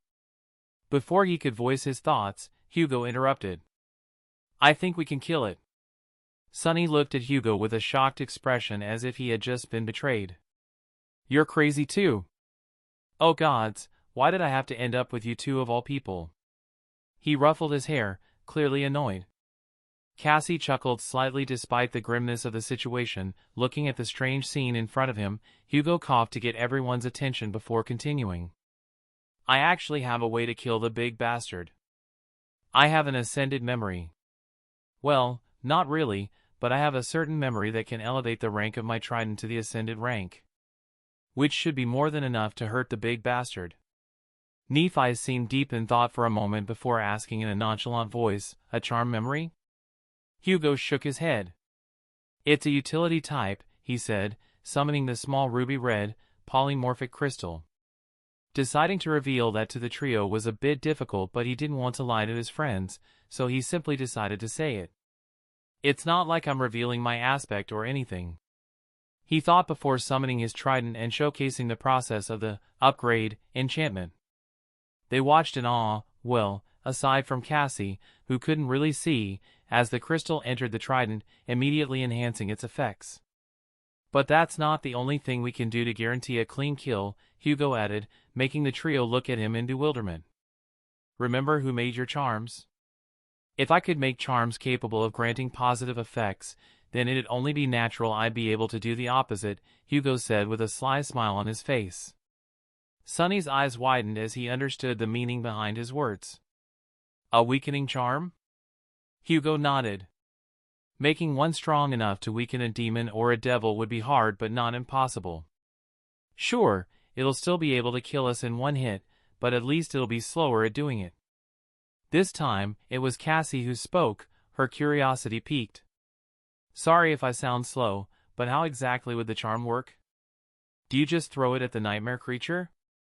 Hugo looked at her confidently. "Don't worry about that, I have an idea," he said, then turned his head towards Sonny. "And I also happen to have someone who'd help me pull it off." Sonny gulped, not liking the look Hugo was giving him, but strangely enough, he did not object to his statement, simply accepting his fate with grim anticipation.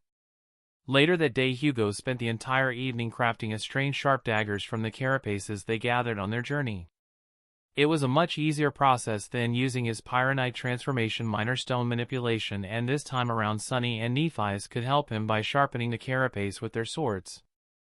Eventually they ended up with a very large and sharp piece of carapace, its size almost Sunny's entire arm, which was quite funny. After that was finished, there was the process of inscribing the runes, which was particularly difficult due to the fact that, unlike with regular stone, the carapace of the dead scavengers were of the awakened rank in terms of durability, and so they had to resort to another way of inscribing the runes. Hugo sighed, looking at the pale boy beside him. "Hey, Sunny." "No."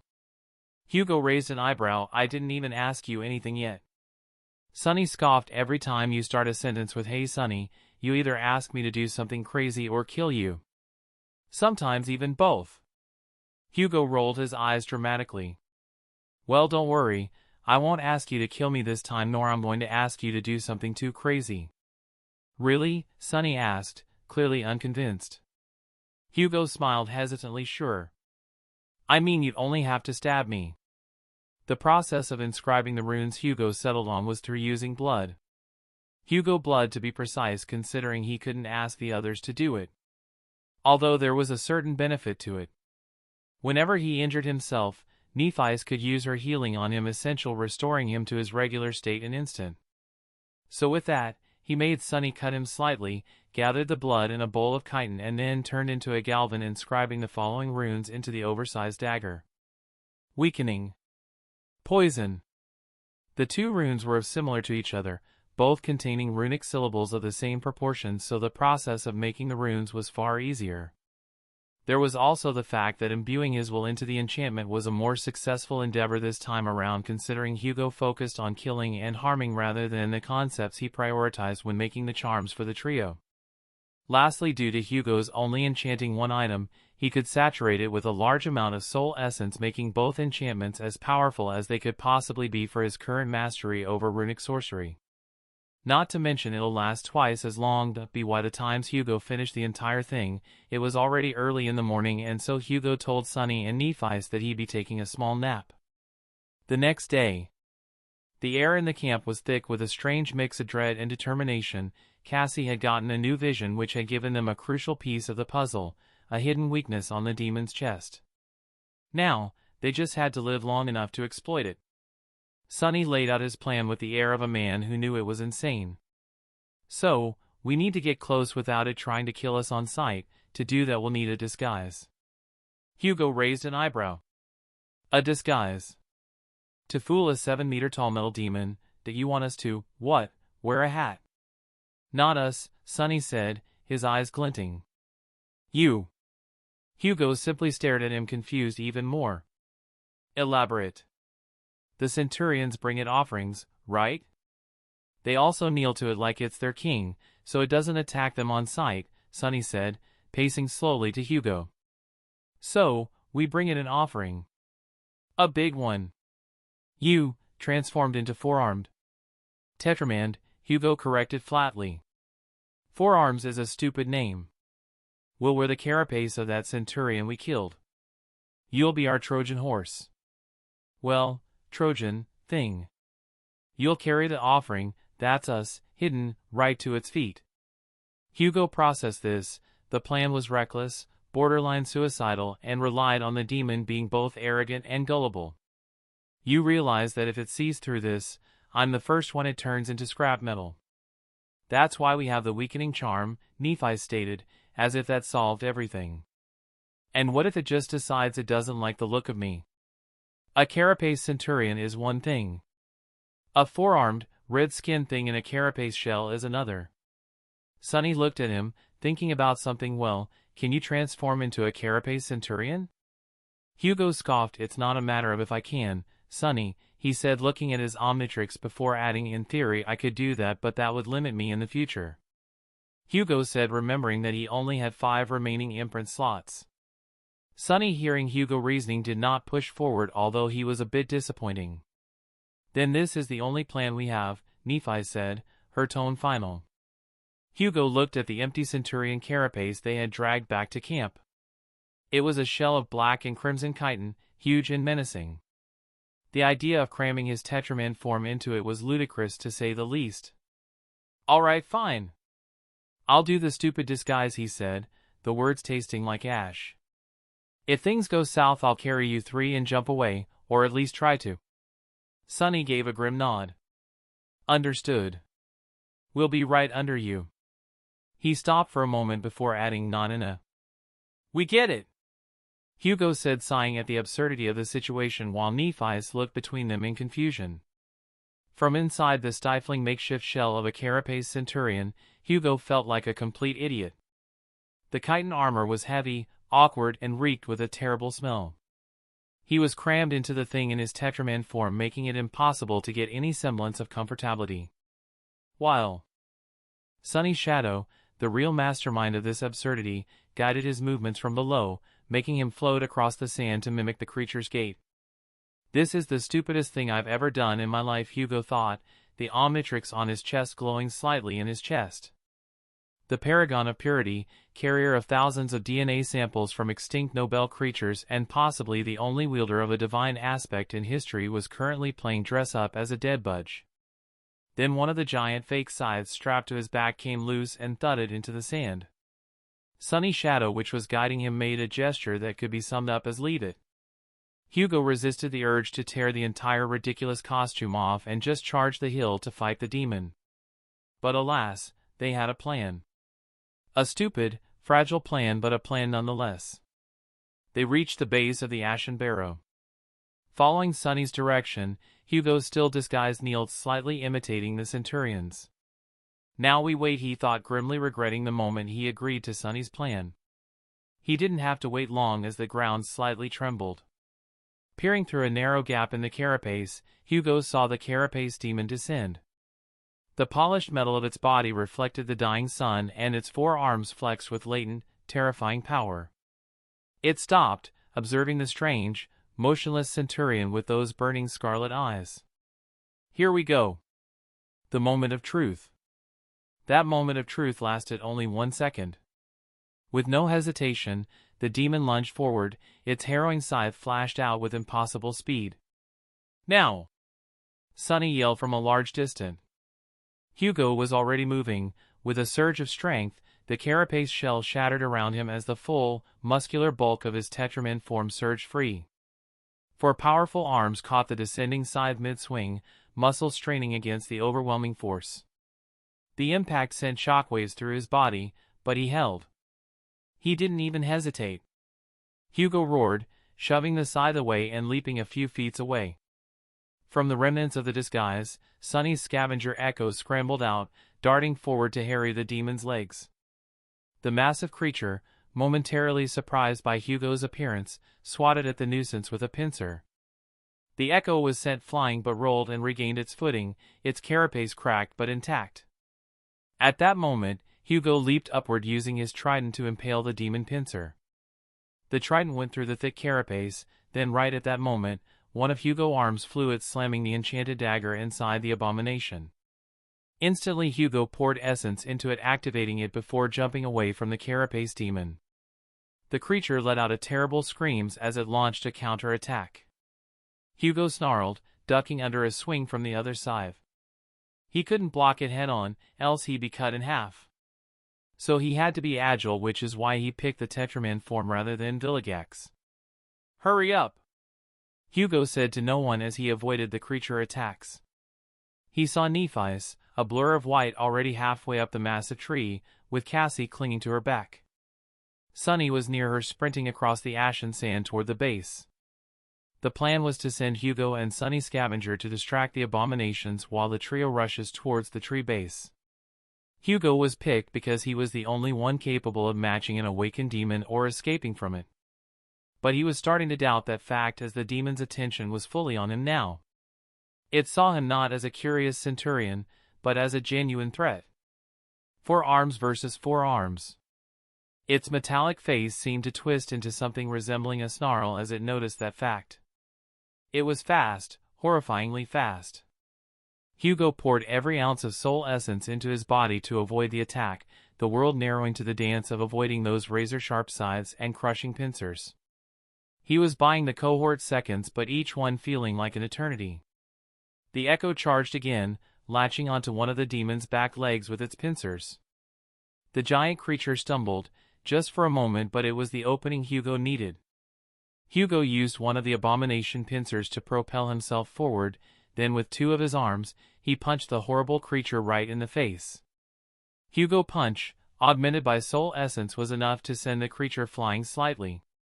Using that moment, Hugo grabbed his trident and activated the vortex enchantment, the terrible vortex of air forming around the creature, causing it to face the mighty assaults of the air.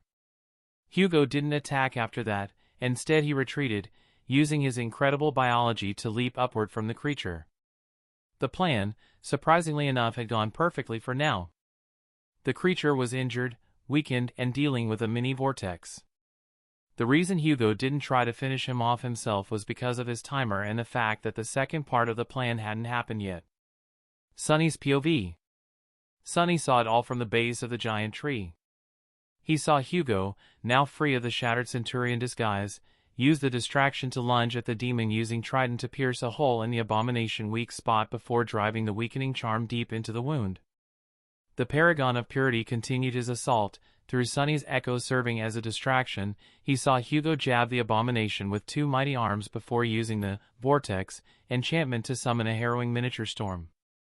The fact that Hugo, a sleeper, used an enchantment that requires essence did not escape him, but he had more important stuff to do for now. A furious, metallic roar shook the ashen barrow. The demon swiped a scythe, but Hugo was already moving, his four-armed form granting him incredible agility as he began running away. As the vortex dissipated, the demon rushed at Sunny Echo, intending to destroy it, but luckily he managed to unsummon the scavenger right before that happened. "Sunny! The package!" Hugo yelled, sprinting and leaping toward the tree. Sunny didn't hesitate. He grabbed the seaweed rucksack Nephi's had left and tossed it to the sprinting Tetramand. Hugo caught it without breaking stride. "Climb!" Sunny shouted up to Nephi's, who was already pulling a wide-eyed Cassie onto the lowest branch. The demon, enraged by the stinging wound, gave chase. But its movements were already slower, more sluggish. The charm was doing its job well, not to mention the creature was extremely wounded. Hugo reached the tree. Instead of climbing, he turned, hefted the rucksack, and with all the strength in his forearms, hurled it directly at the demon's face. The sack burst open midair, releasing a cloud of the corrosive centipede oil they had harvested. The black liquid splattered across the demon's polished metal chest and helmet-like head. It sizzled, eating into the metal, though not deeply. The real effect was the blinding rage it incited. The demon shrieked, clawing at its face. That was their cue. "Go, go, go!" Hugo shoved Sunny toward the trunk where Nephi's had dropped the golden rope. Sunny scrambled up. He glanced back to see Hugo take a mighty leap, his lower two hands catching a thick root, his upper two pulling his massive form up onto a different, lower branch than the one Nephi's and Cassie were on.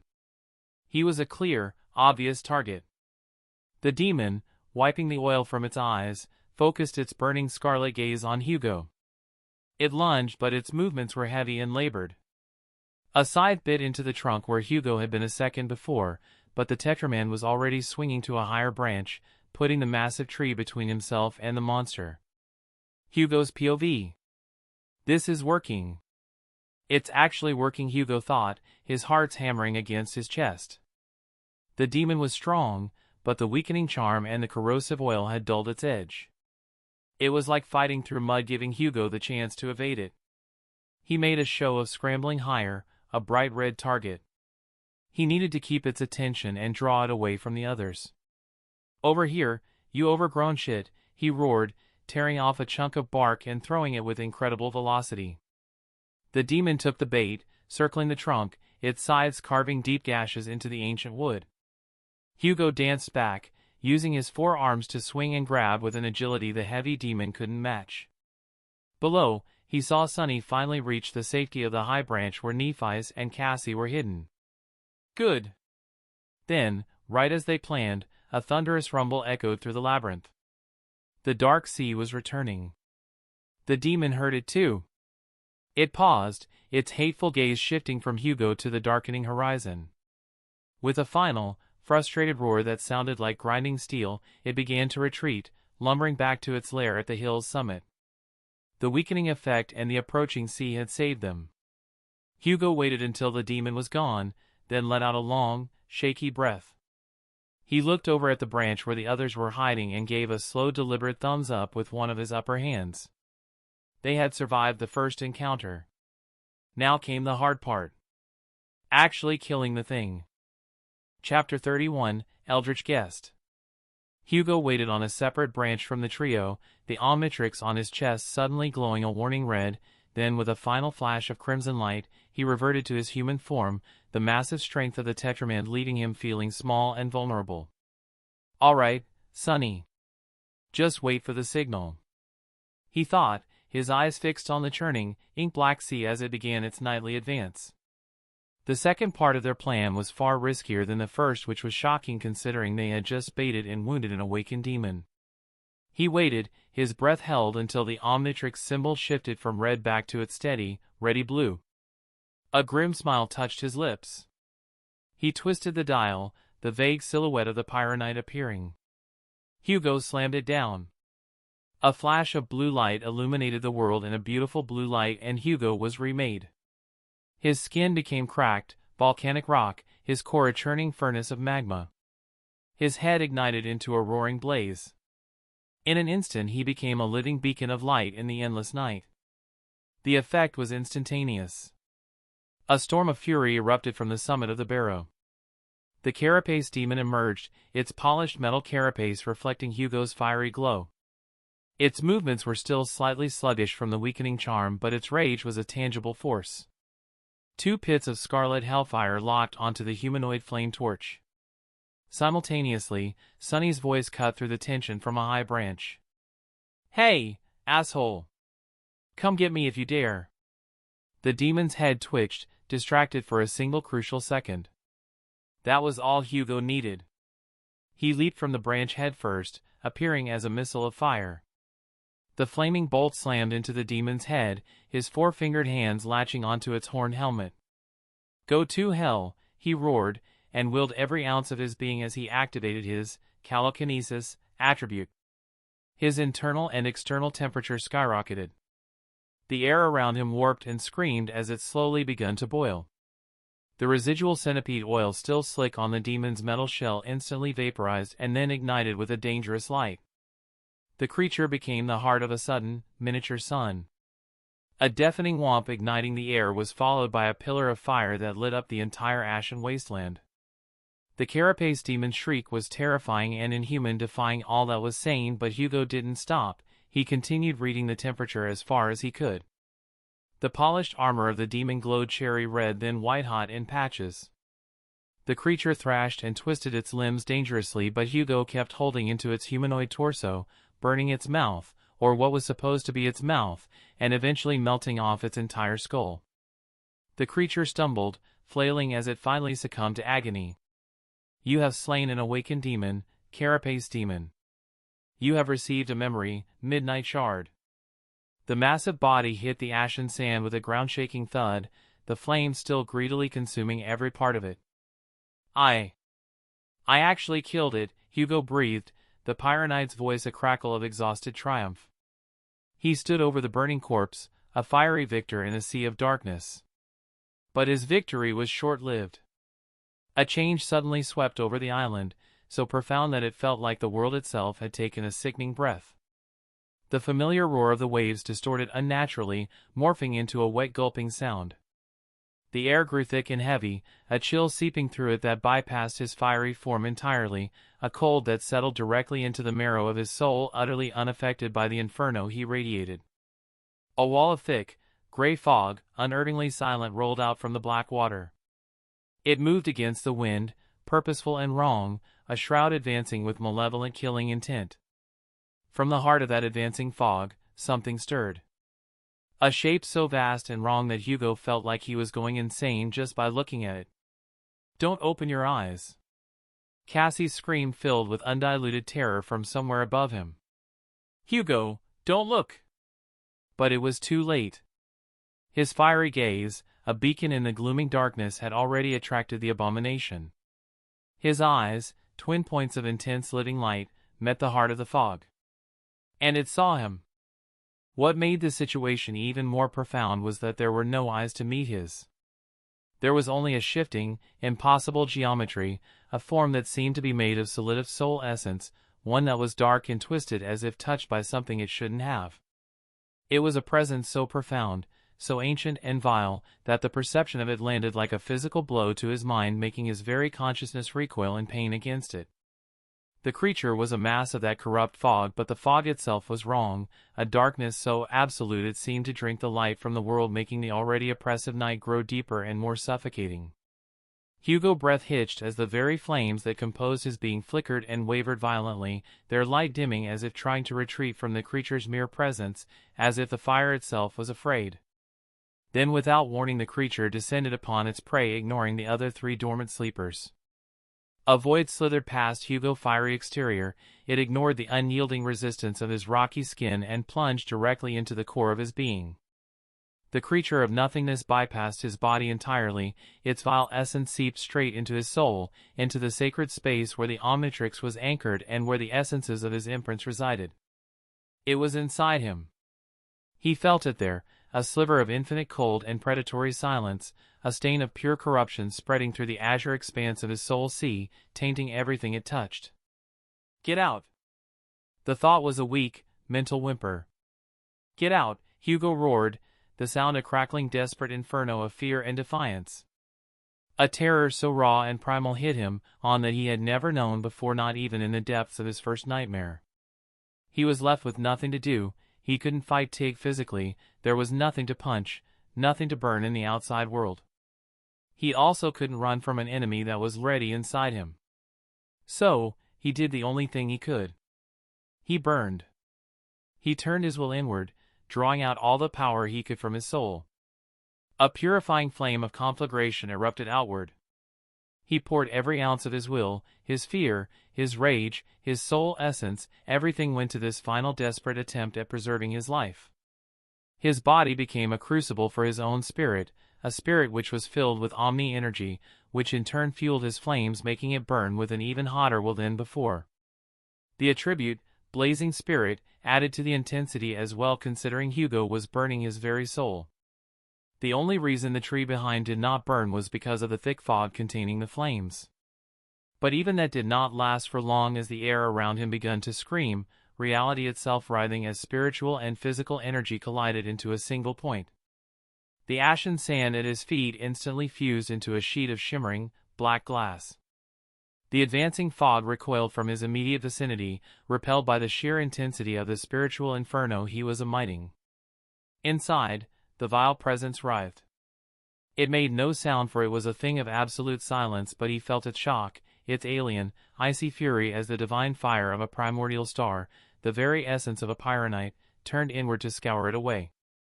The cold stain in his soul sizzled and receded, the corruption being forcibly expelled by the desperate white-hot intensity of his being. For a glorious, hopeful moment, he felt it weakening, its grip loosening around his soul. But the creature, faced with annihilation, did not retreat outward. It could not. The spiritual flames barred its escape. So, in a final horrific act of invasion, it did the unthinkable, it fled deeper.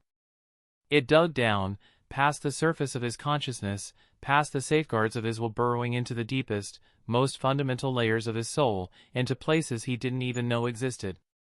It wasn't just inside him anymore, it was assimilating him into it.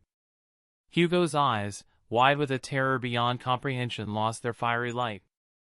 The Omnitrix on his chest, sensing the catastrophic violation, glowed with frantic, panicked light as its robotic voice spoke directly into his crumbling mind. Foreign essence detected. Host integrity compromised. Life signs critical. Failsafe activated. A surge of power, vast and alien, erupted from the divine relic, serving as a final line of defense. He felt it try to isolate and destroy the invader, but even that failed. The Omnitrix, while a divine relic, could not function to its full might with its host being a mere awakened creature. Error. Containment failed. Essence purge failed.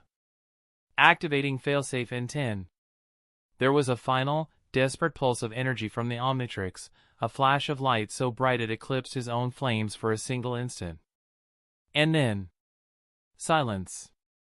The light from the Omnitrix symbol on his chest extinguished, all vitality draining from it in an instant, leaving a dead, cold, metallic disc on his skin.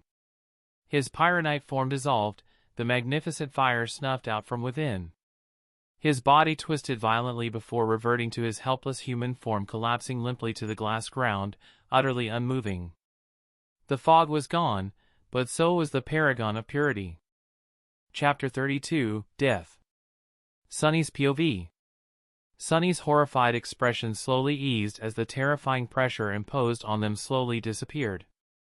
In a matter of a few more seconds, the creature that had come from the dark sea was gone. Drawing a hesitant breath, Sunny extended his shadow sense to encompass the area around him. He felt Nephi's and Cassie beside him and the gigantic tree as well, though the thing he felt next shook him to his core. Near the base of the tree, there were two shadows, both gigantic and vast. But both were empty and lifeless. The first was of the carapace demon. It seemed Hugo had actually managed to kill it. As for the second one, it was Hugo's own strange shadow. Sunny's eyes widened as a strange kind of dread consumed his entire body. No. No, no. His breath hitched as a terrible thought began to find its way into his mind. Did the plan fail? Sunny thought, wanting to open his eyes and check, but he couldn't. The creature could still be hiding somewhere. And while he considered Hugo his friend, his own life mattered more in the end. You can open your eyes now. Sunny instantly shivered, recognizing the voice. It was Nephi's voice. But that could be another trick.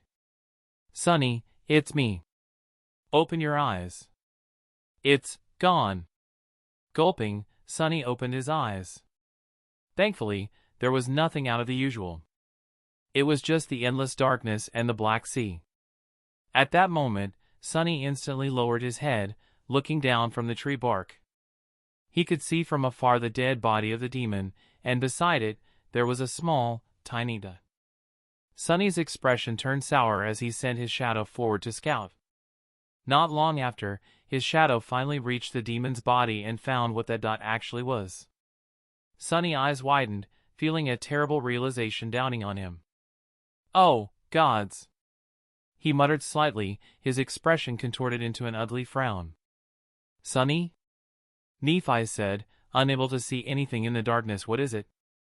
Sunny remained silent for a moment, the pain within his throat boiling up as he tried his best to resist his flaw, but eventually, the pain became too unbearable.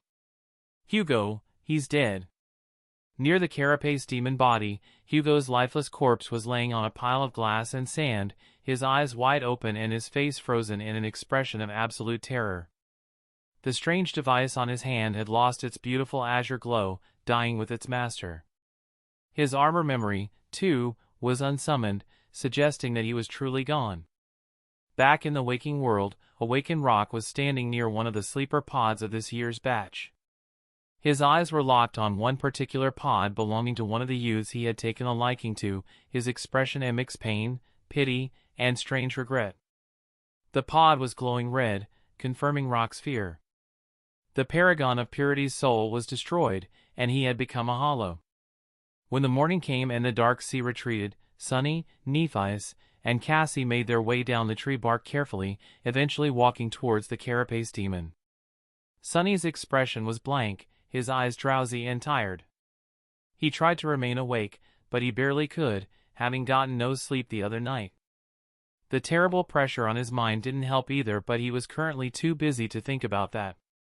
Reaching the carapace demon, Sunny ignored the monster's body immediately and went to the human, naked corpse near it. His fears were proven true. He had wished that he was under some sort of mental attack. He had wished his shadow was playing tricks on him. But none of his wishes had come true.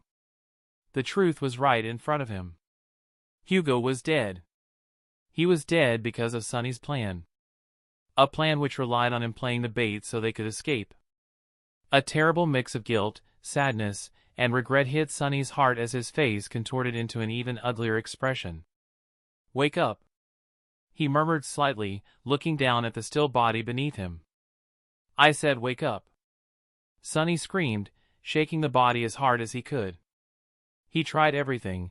He slapped the body, pinched it, and even tried to press the strange dial on Hugo's device. None of it worked. The paragon of purity was dead. Nephis looked at him, her aloof interior breaking down into one of sadness and similar guilt. "Sonny, please stop. He's gone," she said, her voice shaking slightly. Cassie shivered slightly, tears swelling in her eyes as the truth was confirmed. No, he isn't he suddenly stopped, the pain of his flaw not allowing him to lie. Sonny's entire body began to shake violently, refusing to accept that he was dead, especially now that they were so close to escaping the Crimson Labyrinth. "Come on, you can't be really dead. You bastard. You still have the second and third nightmare to conquer," he shouted at the still corpse. "How come someone with your dream die first?" He was once again met with absolute silence. The trio spent some more time in the ashen hell, burying Hugo's corpse and making a small gravestone for him. Days after that, they remained in the exact same place, as if unable to leave by some strange force.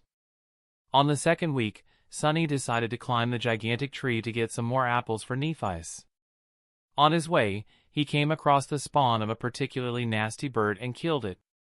He came down the tree changed entirely, and not long after, he tricked Nephis into making a boat and managed to get her and Cassie on it to escape the tree, which he had found out was a harrowing nightmare creature capable of casting a mind hex on its victims. His heart stung deeply, remembering that he had left Hugo's body buried right under the abomination. But once again, he was too weak to do anything about it. That feeling of helplessness ignited a terrible fire within Sonny. A fire that was supposed to ignite years later, but had awakened earlier due to the intervention of an insidious shapeshifter. Somewhere, in a faraway realm within the dream realm, a human with pale skin and shimmering blue eyes was sprinting as fast as he could through a strange labyrinth maze of pure blue. The human, a boy no older than 17, was like a madman, running away from nothing. But only a fool would not run away from nothing. Hugo's POV. Shit! Shit, shit, shit. Hugo screamed in his mind as he ran as fast as he could, trying to outpace the vile abomination that had entered his soul. He didn't know how long he had spent in here. Time itself had become irrelevant the moment he lost his connection to his physical body. He had found himself in his soul sea, which was in a state of chaos. The blue sun representing his soul core was shaking violently, as if under attack by something. The maze itself was also functioning strangely. It was constantly morphing and changing in a rhythm that didn't make any sense, making all the routes Hugo had learned in the past useless. He did not need to speculate on why all of this was happening, as the reason was quite obvious. That reason was nothing. Or at least, a creature that did not possess a physical body. Indeed, the vile abomination from the dark sea had followed him into his soul after his Omnitrix pulled him here as a last desperate measure to save his life. The creature, as always, was unrelenting, seeking to devour Hugo whole and corrupt him with its vile darkness. Hugo had become prey within his own soul sea. What was worse was the fact that he had lost his ability to transform. His innate and dormant abilities were both gone, leaving him powerless. Whatever the Omnitrix was doing, it was stopping him from using its functions. The creature pursuing Hugo seemed to be weakened as well. No, weakened was the wrong term. Limited was the right one. The abomination was of a high rank, no doubt, perhaps a fallen or a corrupted, but it could not utilize its true powers in here, as if it was chained by some cosmic law, which was the only reason Hugo had been able to play cat and mouse with it for so long. What the hell is this? He shouted mentally, unable to shout with his mouth, considering it could alert the creature. Reaching one of the many turns of his soul sea, Hugo stopped to catch his breath. His body, his spirit body, was full of sweat. Just what the hell am I supposed to do? There was no way out of this situation. He was being chased by an abomination he couldn't pierce, couldn't kill, and couldn't do anything to, all while his soul sea was shaking violently, as if his very soul was breaking down bit by bit. Putting his hand on the maze wall, Hugo tried to focus, to find anything that would help him like he did once when trying to find the DNA rooms. He felt only chaos. The entire place was practically on fire, which only added to his frustration. Isn't there supposed to be a miniature god inside this damn watch? Why isn't it doing anything? The thought of letting the parasite invading his soul fight the god he had seen in his vision was tempting, but he didn't even know where that imprint was located within the vast endless maze. Even if he did, that god will probably be an unholy being and not a divine one, considering how every imprint he received from his aspect legacy had a seed of nightmare. Just then, Hugo spotted something in the corner of his vision. It was a slim tendril made of fog, crawling from another side of the shifting hallway. Shit! Hugo got to his feet and started running again, not even bothering to attempt fighting the abomination. The more he ran, the more he felt the maze shift and change. The very architecture of his soul was betraying him. Corridors he had just passed would slam shut like a valve, while new, treacherous paths of shimmering, unstable blue energy would tear open in the walls. The ground beneath his feet sometimes felt solid, other times like running on the surface of a disturbed pond. The harrowing whispers of the creatures seemed to emanate from the walls themselves now. Eventually, on one of the shifting corridors, he saw it. A beautiful, translucent rift inside his soul, possessing no edges, no back or front. His eyes gleamed with hope as he pushed his body as fast as he could, feeling the abomination intensify its pace as well. The fog condensed, forming and grasping as semi-solid claws that scraped against the shifting walls behind him. Right as the maze was about to change again, Hugo jumped into a strange structure that resembled stairs and latched onto them. He felt the structure shift, but he pushed forward, leaping from the stair and slamming right into the rift seconds before the entire maze shifted again. Hugo fell and rolled on his face as he landed inside the DNA room. "I'm alive," he murmured slightly, taking in a moment to process all of this. Then a mad smile appeared on his face as he broke into a terrifying unhinged laughter. "Take that, you bastard," he shouted, knowing the parasite could not enter this place, or at least, he assumed it wouldn't be able to. He looked at the 10 pods containing the same strange liquid with a face that only a mother could love. Hugo had never been happier to see these things in his life, but he was also quite confused at the moment. What was he supposed to do now that he'd escaped? Dive into one of the pseudo-trials? And do what? Die? His Omnitrix was currently inactive, rendering him useless against any awakened creature. Escaping from one terrible creature to another was not ideal at all. "Just what the hell am I supposed to do?" he said, walking around the circular room with a tense face. He wondered what Sunny and Nephius would have done in his situation. Sunny would have probably kept running away from the abomination and kept outrunning it out of sheer spite, while Nephius would try to kill it and probably succeed somehow.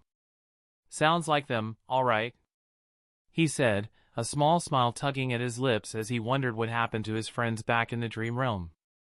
It was then that he found himself near the 2 pods that were purified of their seeds of corruption, the ones representing the Pyronite and Tetraman DNA imprints. "I wonder." He raised his head, slowly touching the pod's glass. Once again, his arm passed through the translucent glass, but this time, he wasn't pulled into a trial or anything. Instead, his arm began to shift and burn, turning from flesh into a mix of rock and flame. Horrified, he immediately pulled it out. Hugo looked at his hand, finding that it had changed, completely resembling that of a pyronite. Huh. Curious, he tried inserting his other hand inside. Once again, the shift occurred, turning his entire arm into that of a pyronite. After a moment of looking at his new arm, he sighed. Fuck it. He jumped inside completely, feeling his entire body being remade in divine flames. Within moments, he stepped out in the body of a pyronite, although this was different from his transformations. There was no Omnitrix symbol on his chest, nor was it on his hand. He also felt the lack of a timer. But most importantly, he was weaker than his original transformation, being only of the dormant rank rather than an awakened. So I can transform into any creature I purified? Hugo wondered if that meant that when he wakes up, he could do this process to turn into a full-blown Nobel creature without the help of the Omnitrix. I should probably focus on survive this PLA dash. Right then, Hugo suddenly felt a cold familiar presence encompass the entire room. The terrible mist started to seep inside from nothing. It was formless at first, then slowly it started taking shape. The shape was wrong and dark, constantly shifting from one thing to another in an order that made no sense. Creatures that Hugo had never seen appeared within the mist, but there were also creatures that he recognized, nightmare creatures, humans, and Nobel creatures. All sharing one thing in common. The shining crimson eyes burning deep within the heart of the fog. Hugo scowled, feeling his personality shift a little due to his flaw still being active. "You piece of shit, don't you have anything better to do?" he said, his voice raspy and contorted. The creature, to his surprise, seemed to react to this. It let out a terrible shriek, but not long after, the scream slowly began to form into words. "I am." Hugo's magmatic eyes widened. Hearing a nightmare creature talk wasn't something you saw every day, especially considering that same nightmare creature was using his own voice. "Destroyed us. Corrupted us. Mirage. Demon." The creature let out a myriad of strange names and syllables that Hugo couldn't understand. Some were so wrong even the nightmare spell refused to translate them. Become one. With us. We need each other. Cleanse, or Karu, Peption. The creature voice shifted slightly. Within the dark mist something spoke. Strangely, Hugo felt the presence of the vile creature lessen a little as the creature muttered its next words. "To retrieve our DD6 NNITY." The creature suddenly stopped, which made Hugo's eyes narrow as he noticed something else about the creature. "It's in pain," he thought, moving slightly behind one of the pods containing a blue and black liquid, his expression dire and tense. Right at that moment, Hugo decided he had enough of listening to a nightmare creature trauma dumping on him. And so he did the only sane thing in this situation. He jumped backward into the pod, attempting to escape the abomination through a pseudo-trial. But the creature had seen that coming, and while it was weakened, it was still strong enough to match Hugo's nascent speed. So just as he entered the pod, the mist abomination entered with him, a split second later. Corrupted DNA sample detected. Corruption detected. Purifying corruption. Purification impossible. Failsafe activated. Generating a trial. Error. Foreign essence detected. Failsafe failed. The voice of the Omnitrix remained silent for a moment before speaking in a final tone. Failsafe 7 activating. Wielder of the Omnitrix. Creature of nothing. Prepare for your trials. Chapter 33, Nightmare. Hugo expected to find himself in the same void he always did when entering a pseudo-nightmare, but this time, he was met with something else. Instead of the endless dark void, there was a vast, infinite white space in its place. In that space, light was all that existed, denying the existence of all other things. Then, as if a mockery of that law, darkness sprouted from that white void.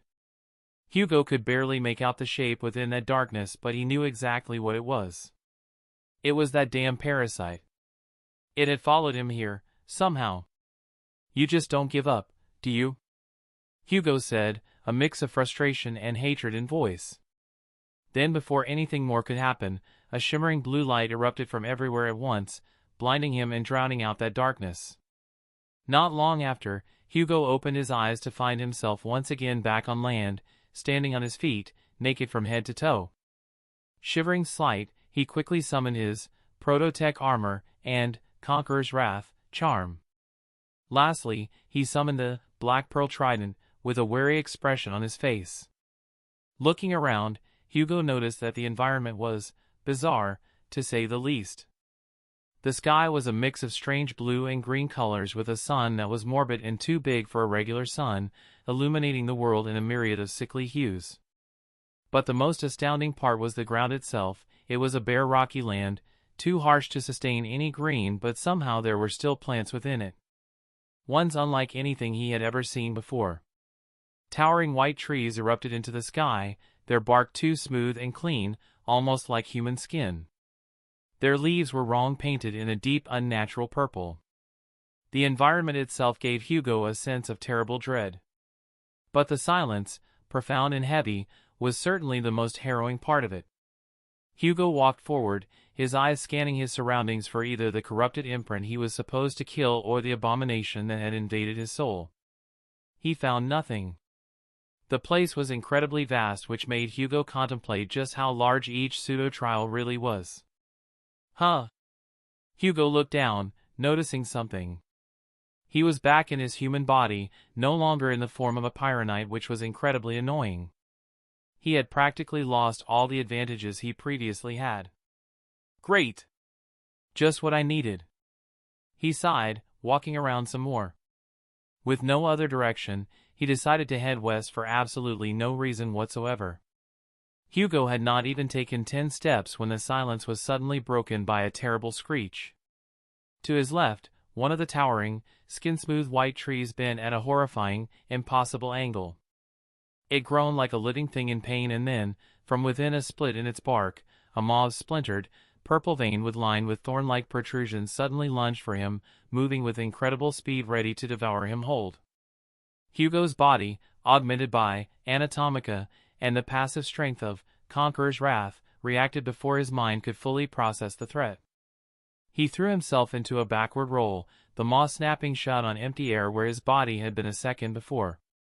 The sound was a sickening crunch. He came up in a low crouch, the black pearl trident held firmly in both hands. His heart hammered against his ribs. Shit! He thought, a cold clarity slowly washing over him. This is what it feels like to be just a dormant human again, slow and weak. The sheer power of his awakened transformations had become a crutch, and now it was forcefully looked away from him. Hugo felt the weight of the trident, the strain in his muscles. This was a fight he couldn't win by overpowering his enemy. The tree creature straightened, its trunk twisting to face him again. It had no eyes, but he felt the focus of its malevolent killing intent. It then lashed out again, this time a whip-like branch that shot from its side. Hugo didn't try to block, instead he relied on a small advice Nephis had taught him a while ago. When faced against a fast enemy you can pierce, you should parry.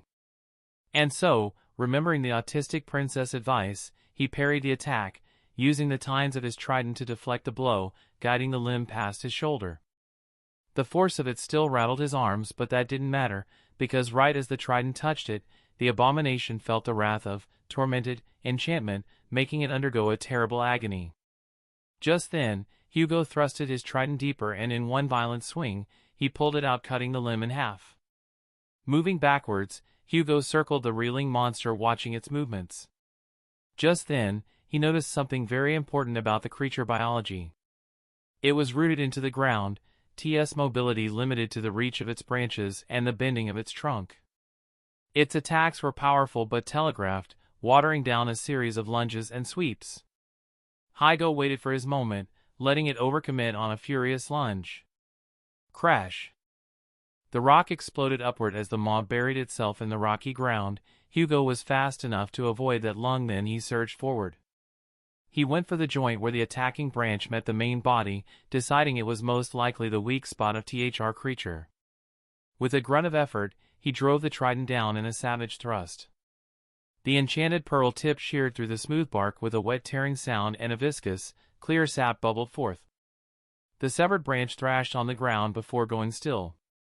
The tree let out a high-pitched, airy shriek. It recoiled, but Hugo pressed his advantage further. He darted in, low and fast, stabbing at the other primary limb, essentially crippling its offensive capabilities. Finally, as it reared back for one last, desperate bite, he lunged forward and thrust the trident deep into the central maw, pushing until the points erupted from the back of its head. The tree shuddered violently, then froze, its purple leaves wilting instantly. It slowly hardened, then shrunk down in size, turning into a brittle gray statue of itself. Hugo stood there, breathing heavily as sweat formed on his face. He waited for the familiar voice of the spell. Nothing. Only the oppressive silence. A cold realization appeared in his mind like an explosion. The creatures here, the trees, the very environment, they weren't real. Not in the way nightmare creatures were, and certainly not in the way creatures in nightmares were. Unlike the omnipotent nightmare spell, the Omnitrix could not generate real soul, or whatever the spell uses as fuel for nightmares. The creatures here were merely part of the trial's backdrop, simply illusions with teeth. In other words, they were nothing. Shaken, Hugo wiped his face and pressed on, his senses on a razor's edge from recent confrontation. The landscape stretched on, a gallery of silent, watchful horrors that he barely managed to avoid. He moved from the cover of one petrified rock formation to another, the feeling of being a mouse in a cage growing with every step, a feeling that reminded him of his first nightmare, further fueling his dark resolve. Then, he heard it. A sound so immense it felt like the sky was tearing itself in two. A titanic clash of forces rolling over the hills further west. Cursing his curiosity, Hugo scrambled towards the source of the noise, eventually finding himself on the edge of a large cliff. He peered down, examining the source of the clashes. Down below, in a wide devastated plain, a battle was raging on between a grove of the white trees, larger than any of the ones he had ever seen, their limbs moving in perfect coordination. On the other was a thing. It was a nightmare rendition of speed itself. The creature stood on two reverse-articulated legs, its body a sleek, black carapace that seemed to drink the strange light. Its head was elongated, encased in a blue helmet with a sharp visored face, and from its back extended a long, segmented tail. But alas, it was not a noble creature, it was corrupted. Cracks of sickly green energy pulsed across its chassis, and its claws, elongated and wickedly sharp, dripped with the same vile luminescence. It moved not like a living thing, but instead a blur of motion and death. Hugo's mind struggled to keep up. It wasn't just fast, it was beyond that. The creature was thinking just as fast as it was moving. He could almost feel the hyper-accelerated calculations behind its movements. It didn't attack mindlessly, instead it dodged attacks that could harm it and calculated the right moment where it could strike. The creature would zip in, a claw flashing out to sever 3 branches at their base, then be 20 feet away in the space of a heartbeat. It would circle and find a new angle of attack before the trees could even react. It was a butcher operating on a timescale the world couldn't comprehend, reducing the grove to splinters and leaking sap in mere moments. Hugo gulped, his eyes narrowing as he realized the terrible mistake he made by entering this specific pseudo-nightmare. Then, just as the speedster delivered a fatal final, destroying the last of the T's, a shivering, terrifying presence drowned the world. Hugo immediately recognized its scent, having felt nothing but it for a long time now. The fog. It poured over the hills like a tidal wave, silent and inexorable. The being of nothing flowed across the plain, engulfing the shattered remains of the trees, which dissolved into motes of light within its depths, disappearing entirely. The tendrils of fog played around for a moment before rushing towards the corrupted, speedy imprint. The blur creature didn't falter for a second, it became a pinprick of frantic motion. The fog creature, for all its overwhelming power, seemed sluggish in comparison. Its misty tendrils lashed out, but the imprint was simply never there, leaving the fog to clutch at empty air. It was embarrassing to watch, seeing such a powerful abomination being outmatched this much against an awakened rank creature. Hugo held his breath, pressed against the cool stone. Just kill each other already, he thought, a desperate hope kindling in his chest as he watched the two abominations. The two entities circled each other in a macabre dance, one of impossible speed and the other of suffocating, inevitable presence. The fog coalesced, trying to form a cage around the speedy lizard, but the imprint zipped through its closing gaps, escaping before the cage could even form. It was during one of these high-speed maneuvers that something else happened. The blur creature, having evaded another grasping tendril, skidded to a halt for a fraction of a second, its head tilting as if intrigued by something. It looked not towards the fog but directly towards the edge of the cliff where Hugo was hiding. The green visor, like a sliver of poisoned emerald, locked onto his position with a deadly, killing intent. A cold that had nothing to do with the fog seized Hugo's heart. It had seen him. Shit! Hugo scrambled backward, his heart hammering against his ribs as he desperately tried to put distance between himself and approaching abomination. He had clung to the hope that his trident's silent stalker enchantment would cloak his presence well enough, but he had been fatally wrong. Now, that single miscalculation was about to cost him everything. The very air around him twisted as if the world itself held its breath, then a blur of motion shot up the cliff face, scaling the sheer rock in an instant only to vanish into the sky. A moment later, it landed with a ground-shaking thud, the deadly imprint already there. Its sleek, green visor scanned the area in a fraction of a second, instantly locking onto Hugo's fleeing form. With a soundless, predatory grace, the creature lunged forward with a terrifying speed, its terrible claws aimed to pierce through his back and tear out his spine. Screech! The claws skated across his prototech armor with a sound of shattering glass, not leaving a dent but snapping against the memory which was empowered by polymorphic crystal. The creature hesitated, its confusion evident by its body language. That moment lasted long enough for it to not process the four-spiked silver trident which had just materialized inside its stomach. In a last, desperate gamble, Hugo had dismissed and resummoned his weapon in a position where the trident would impale the creature the moment it materialized, and so he drove the trident deeper, a guttural roar tearing from his throat, hoping the internal devastation would be enough to kill it. It wasn't. Enraged, the imprint raised its shattered limbs and unleashed a barrage of blows against Hugo's armored form. While the superior memory held firm, it did nothing to dampen the concussive force behind each strike. Each impact was like being struck by a literal train, rattling his bones and jarring his teeth in. One particularly vicious blow sent him flying backwards, the force wrenching the trident from his grasp and leaving it lodged in the creature's abdomen. "You little shit!" Hugo rolled on the ground, looking at the abomination with hatred burning in his eyes. But he knew he couldn't engage it in a fight, especially now that his weapon was not with him. So Hugo had another idea. He turned backwards and ran away as fast as he could. To anyone else this would have seemed like suicide, especially when fighting such an abomination. But there was currently another set of harrowing beings within the pseudo-nightmare. The white tree abominations. And Hugo was currently running towards one of them. Suddenly, a white sharp root shot forward towards his running figure at an incredible speed, ready to pierce his body. Not yet. Not yet. The root was a foot away from his body, but just as it was about to impale him, Hugo turned to the side and let the root pass through him. Making it launch towards the corrupted imprint behind him, which was still suffering from tormented enchantment, the root scraped against the metallic skin of the creature, impaling its shoulder in a violent speed. The terrible abomination shrieked violently, its voice contorted and wrong as its broken claws grabbed the root and cut it before it could do any further damage. Right then another figure descended upon it. Hugo's fist slammed right into the abomination face, sending it reeling backwards, then like a madman, the paragon of purity launched towards the imprint lower body, tackling it to the ground violently. Hugo grabbed its head and locked it within a head choke, grappling the creature as he attempted to snap its neck. When that failed, he did the next best thing, he brought its fists down its visor. Once. Twice. Thrice. Hugo punched again and again, his ascended tier armor dealing most of the damage, until eventually, the imprint's visor cracks and gave away, revealing its hideous face. A blue-skinned creature with a terrible bloodshot eyes looked at Hugo as it tried to escape his grasp. But he didn't give it the chance.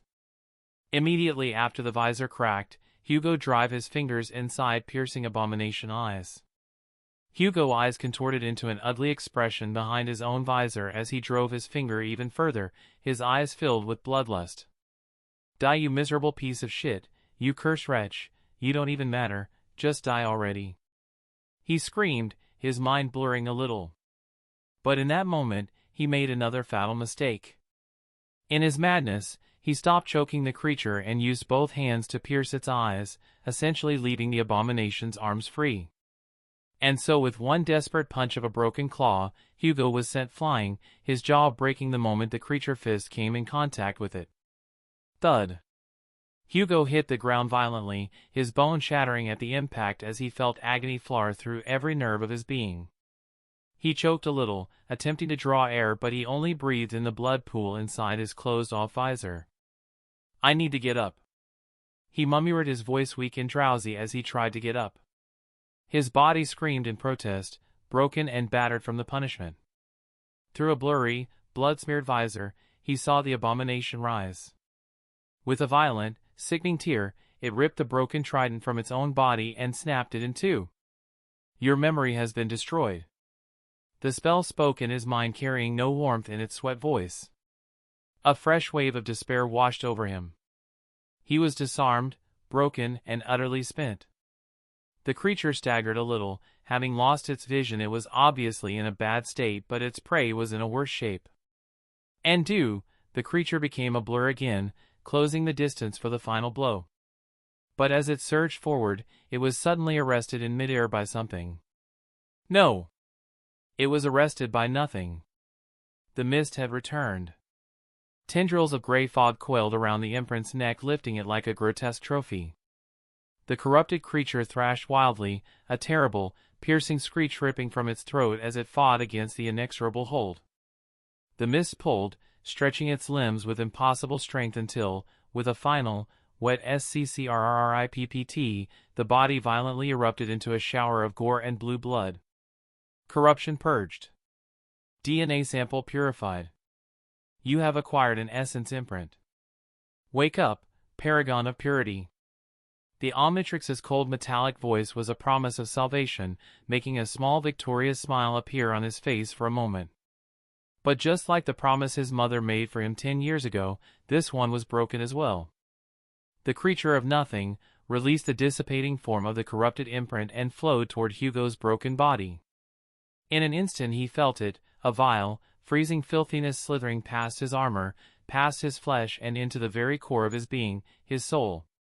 It invaded him, a seed of something unexplainably vile taking root in the cracks of his broken spirit. His eyes widened in utter horror, but he was powerless to move, to scream, to even whimper. He was just a wretch, a plaything for the vile creature, forever incapable of changing his fate. Hugo opened his eyes to the familiar, terrifying expanse of the pristine white void. But horror was a distant memory now, drowned out by a cacophony of sensations that had shattered his mind. Ha ha. Ha ha. Ha ha ha, he screamed, a raw, deranged laughter that held no joy in it, only the echoes of his breaking sanity. He clawed at his own skin, trying desperately to tear away the filth festering within his soul. But he couldn't reach it. The vile parasite was inside him, a core of absolute profanity that was forcefully and violently remaking him into its unholy host.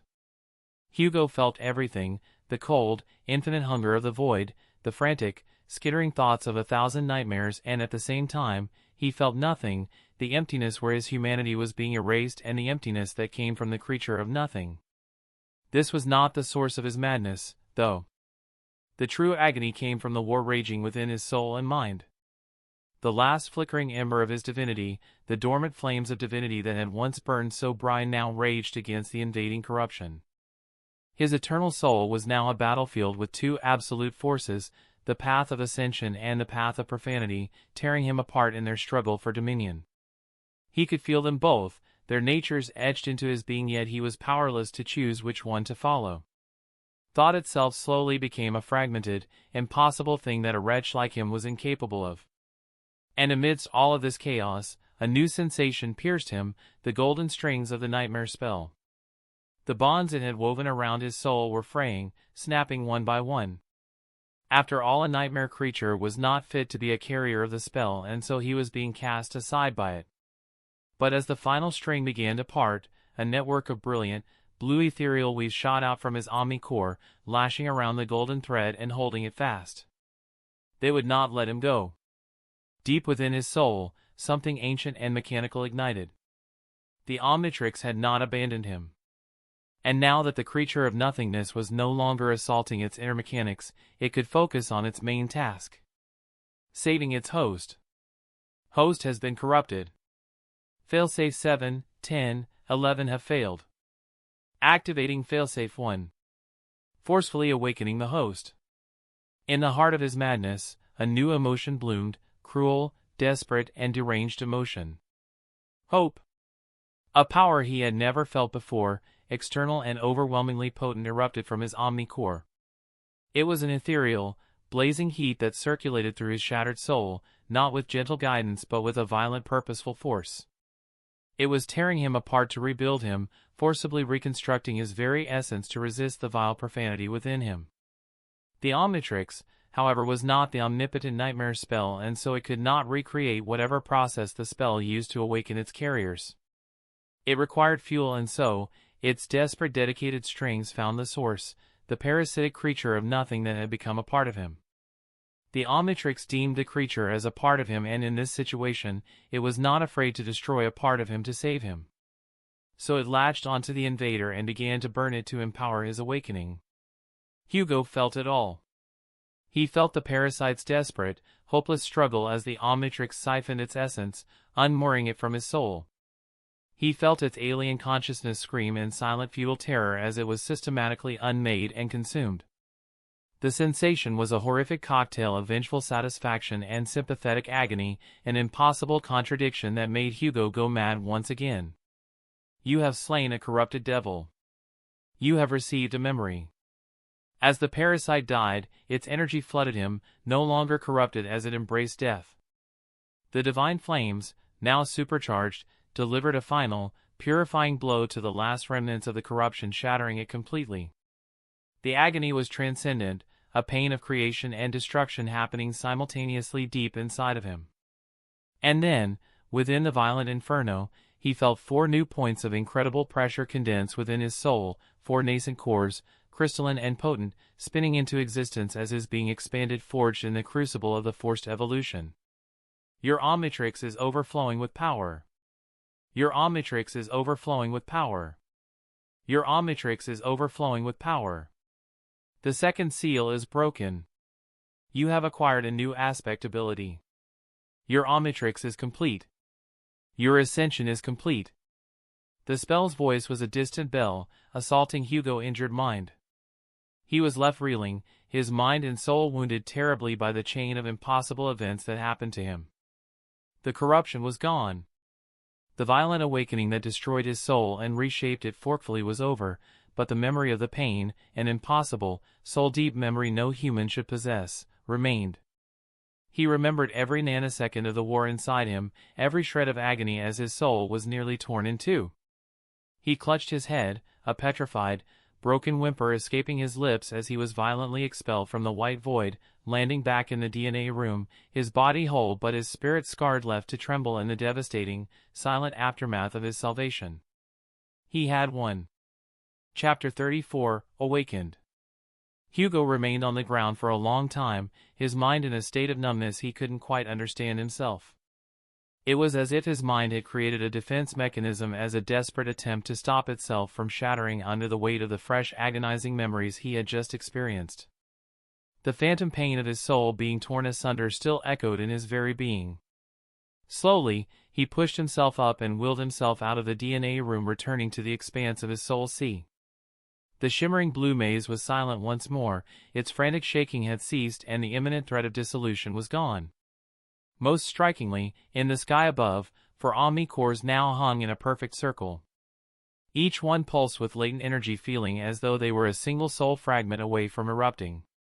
Is this the power of a divine aspect? Hugo thought, his mind too exhausted for ponder the thought for too long. His emotional state felt like a flat, barren plain.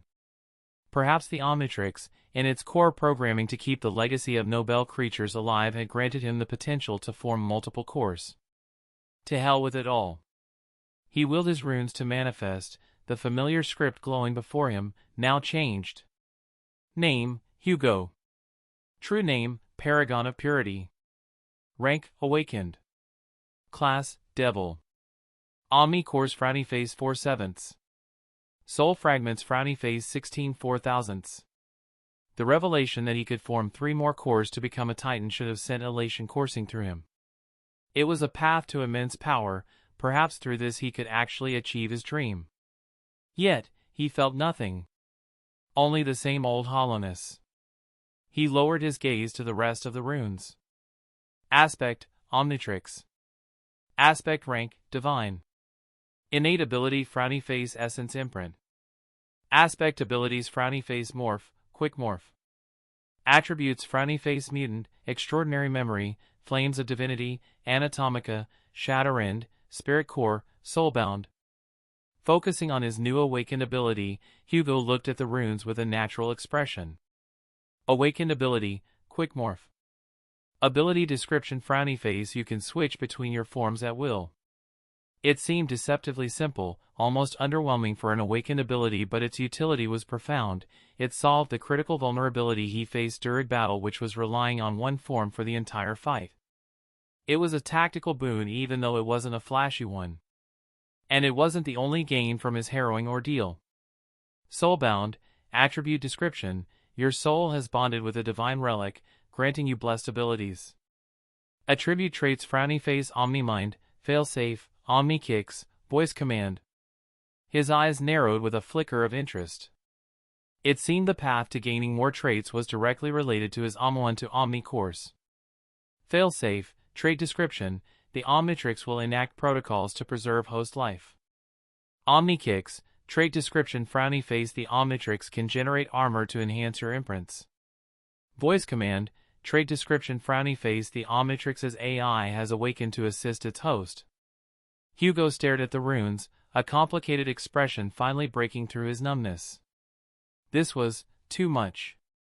A single attribute granting such a suite of powerful abilities was staggering. A failsafe, armor augmentation for his forms, and even an AI? Ah. Omnitrix, he said, looking at his right arm with a curious expression. The device was inactive, but the moment the name left his lips, the hourglass symbol ignited with a beautiful piercing azure light. The biological-looking structure that extended from his shoulder to his palm began to shift and reform. Metal plates slid and locked with soft clicks, and the organic textures receding into a more sleek advanced design. The familiar dial reshaped, becoming more defined and less symbiotic, a piece of advanced technology seamlessly grafted onto his arm. The previously dormant blue hue was now replaced by a cooler luminous blue. Recalibration complete. Hugo examined the new form.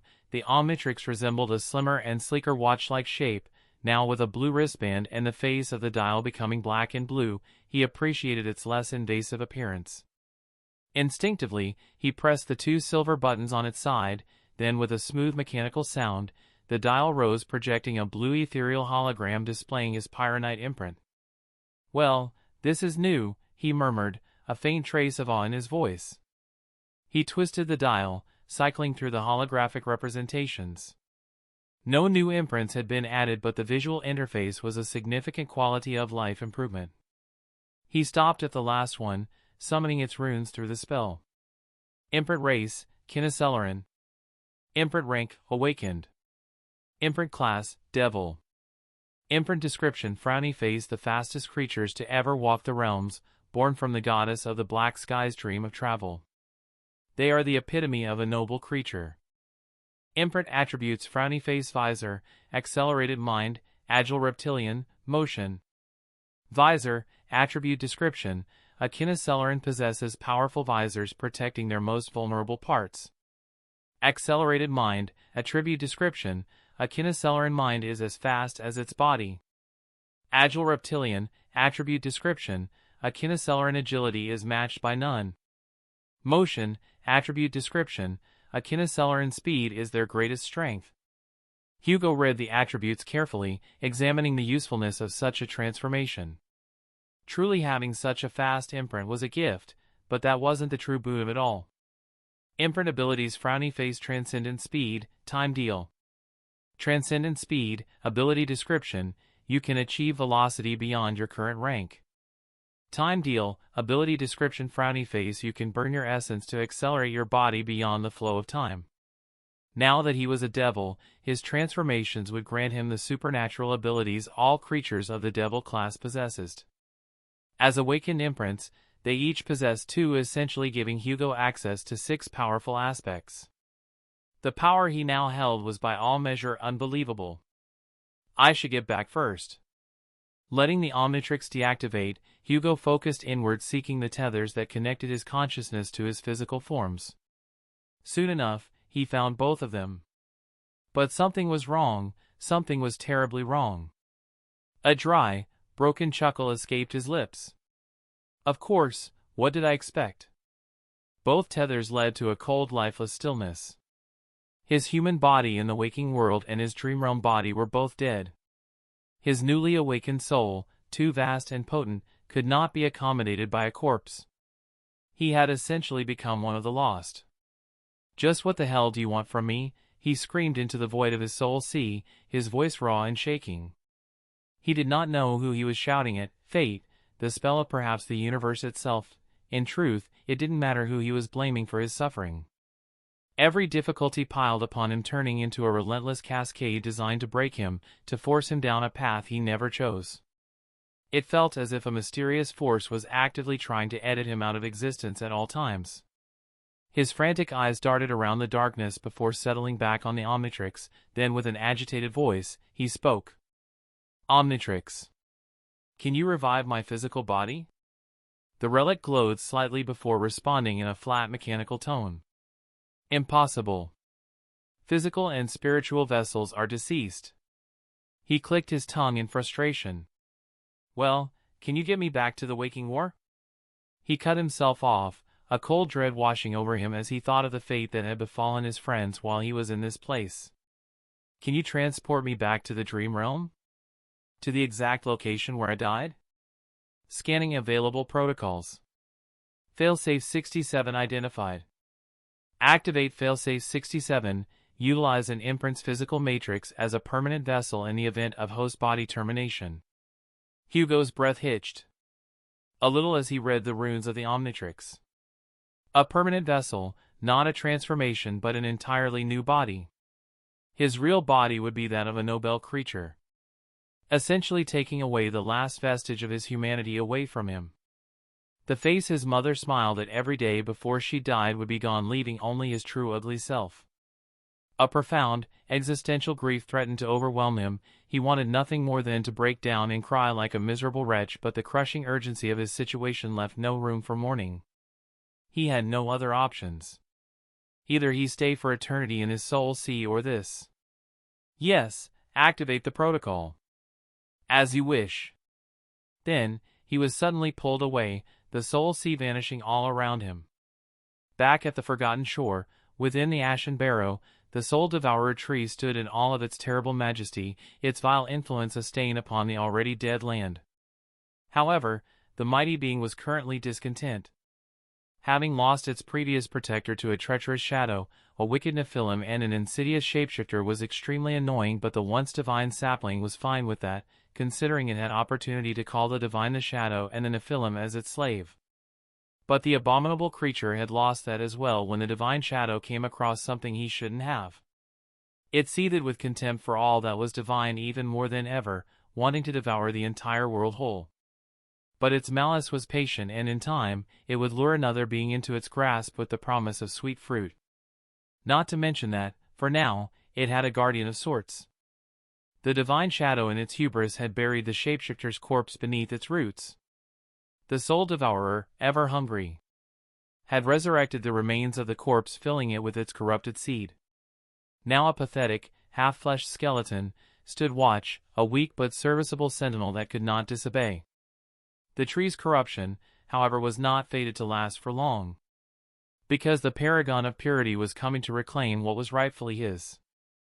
Suddenly, a dangerous blue light ignited within the chest of the pitiful guardian as something vast and powerful begun to settle within it. If the soul devourer had eyes, they would have widened in shock. The divine relic it had once coveted now erupted with power, illuminating the barren hellscape for a single brilliant moment. The guardian's body began to warp and change. Its broken bones stretched, growing unnaturally long. Its remaining flesh mutated into sickly green tentacles which quickly wrapped around each other, creating a mimicry of muscles and tissues. When the light faded, a towering figure over 15 feet tall stood on the gray sand. It was clad in dark armor, and a shimmering blue wristband appeared on its left arm. The creature suddenly opened its eyes, which glowed with a malevolent red light, and fixed its gaze directly upon the soul devourer. The abdominal tree, for the first time in eons, felt true fear. Hugo awoke within his body, feeling the immense powerful form of the chimera sui generis, his Vilgax form, as his own. Although it was barely noticeable, he could sense it instinctively. Something within his being had changed. This was not a transformation. This was him now, his true self. His human body was gone.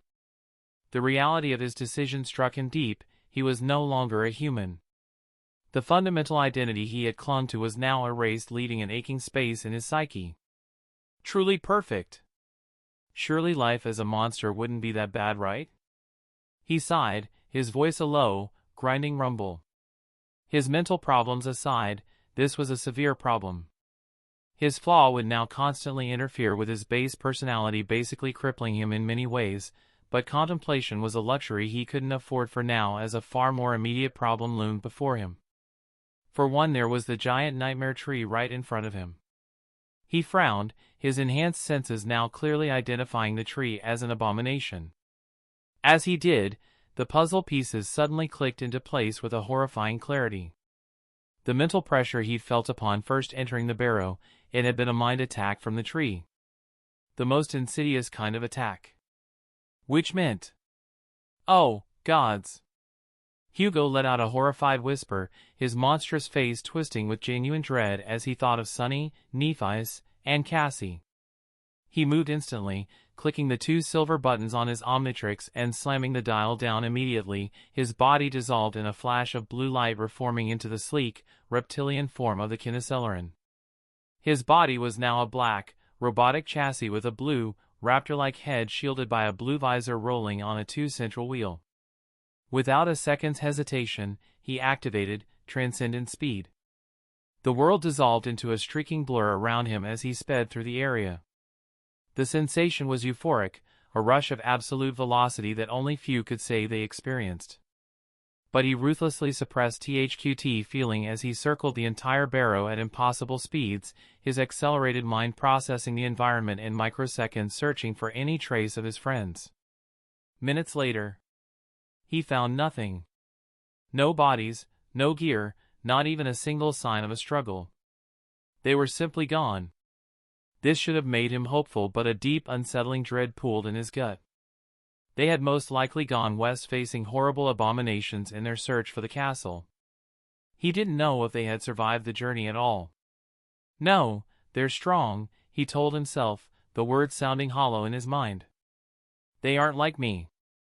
They earned their power through skill and sweat. Besides, Sunny and Nephis are way too angry to die.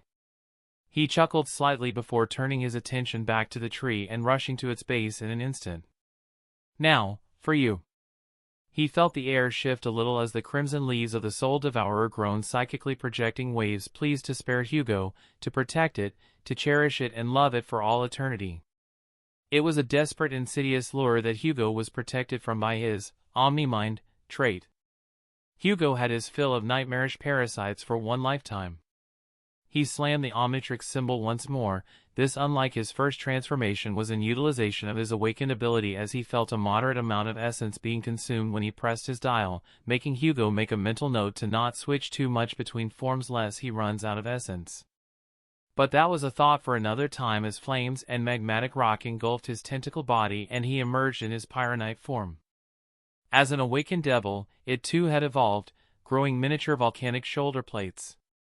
His burning skull face contorted into a dangerous smile as he approached the terrified abomination. You did something to my friends, didn't you? Hugo's voice was a low, crackling threat. Not to mention the desecration of my corpse, O great benevolent tree, you have been so kind to me. And now, it's time I return your kindness tenfold. With that, he poured his essence into his 2 new abilities. Furnace, ability description, your body is a furnace capable of generating fire. Pyrokinesis, ability description, you can manipulate fire. The strain of dual-channeling his abilities was with significant drain on him, but as an awakened devil, so his essence reserves were more than sufficient for what he was intending to do. He gathered the conflagration of flames, concentrating it into a searing, white-hot torrent, then he unleashed it upon the Soul Devourer as burst of tyrannical flames. The fire clung and spread with vengeful hunger, consuming the wooden horror slowly and painfully. Hugo watched the great tree burn, the same mad smile splattered over his face. In this moment, he felt satisfaction, as he was now making sure this dreadful abomination would not harm another being. It would never threaten anything.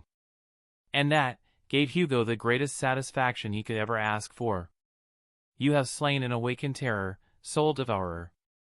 Hugo fell to his knees, his soul essence exhausted from using such power, the weight of his new existence crashing down upon him. But before he could even process it, the spell whispered in his ears again, this time its voice slightly eager. You have received an echo. Chapter 35, Spirit Seed. Hugo blinked, or at least performed the mental equivalent, as his current pyronite form lacked eyebrows.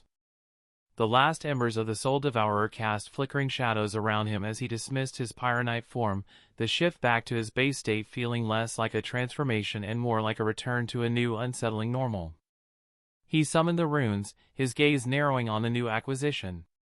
Echoes, Spirit Seed. Echo Frowny Face Spirit Seed. Echo Rank, Awakened. Echo Class, Terror. Echo Description: a sacred seed once sprouted from a mountain of corpses after a cataclysmic battle. It was the last sapling of the World Tree, meant to be a bastion of life and beauty, but its hunger knew no bounds, leading corruption to fester within its heart. The seed grew into a harrowing fiend, enthralling thousands of souls to its service, until one day it made the fatal mistake of enthralling a treacherous shadow, a wicked Nephilim, and an insidious shapeshifter. Echo Attributes: Hunger, Sacred, Spirit, Hardwood.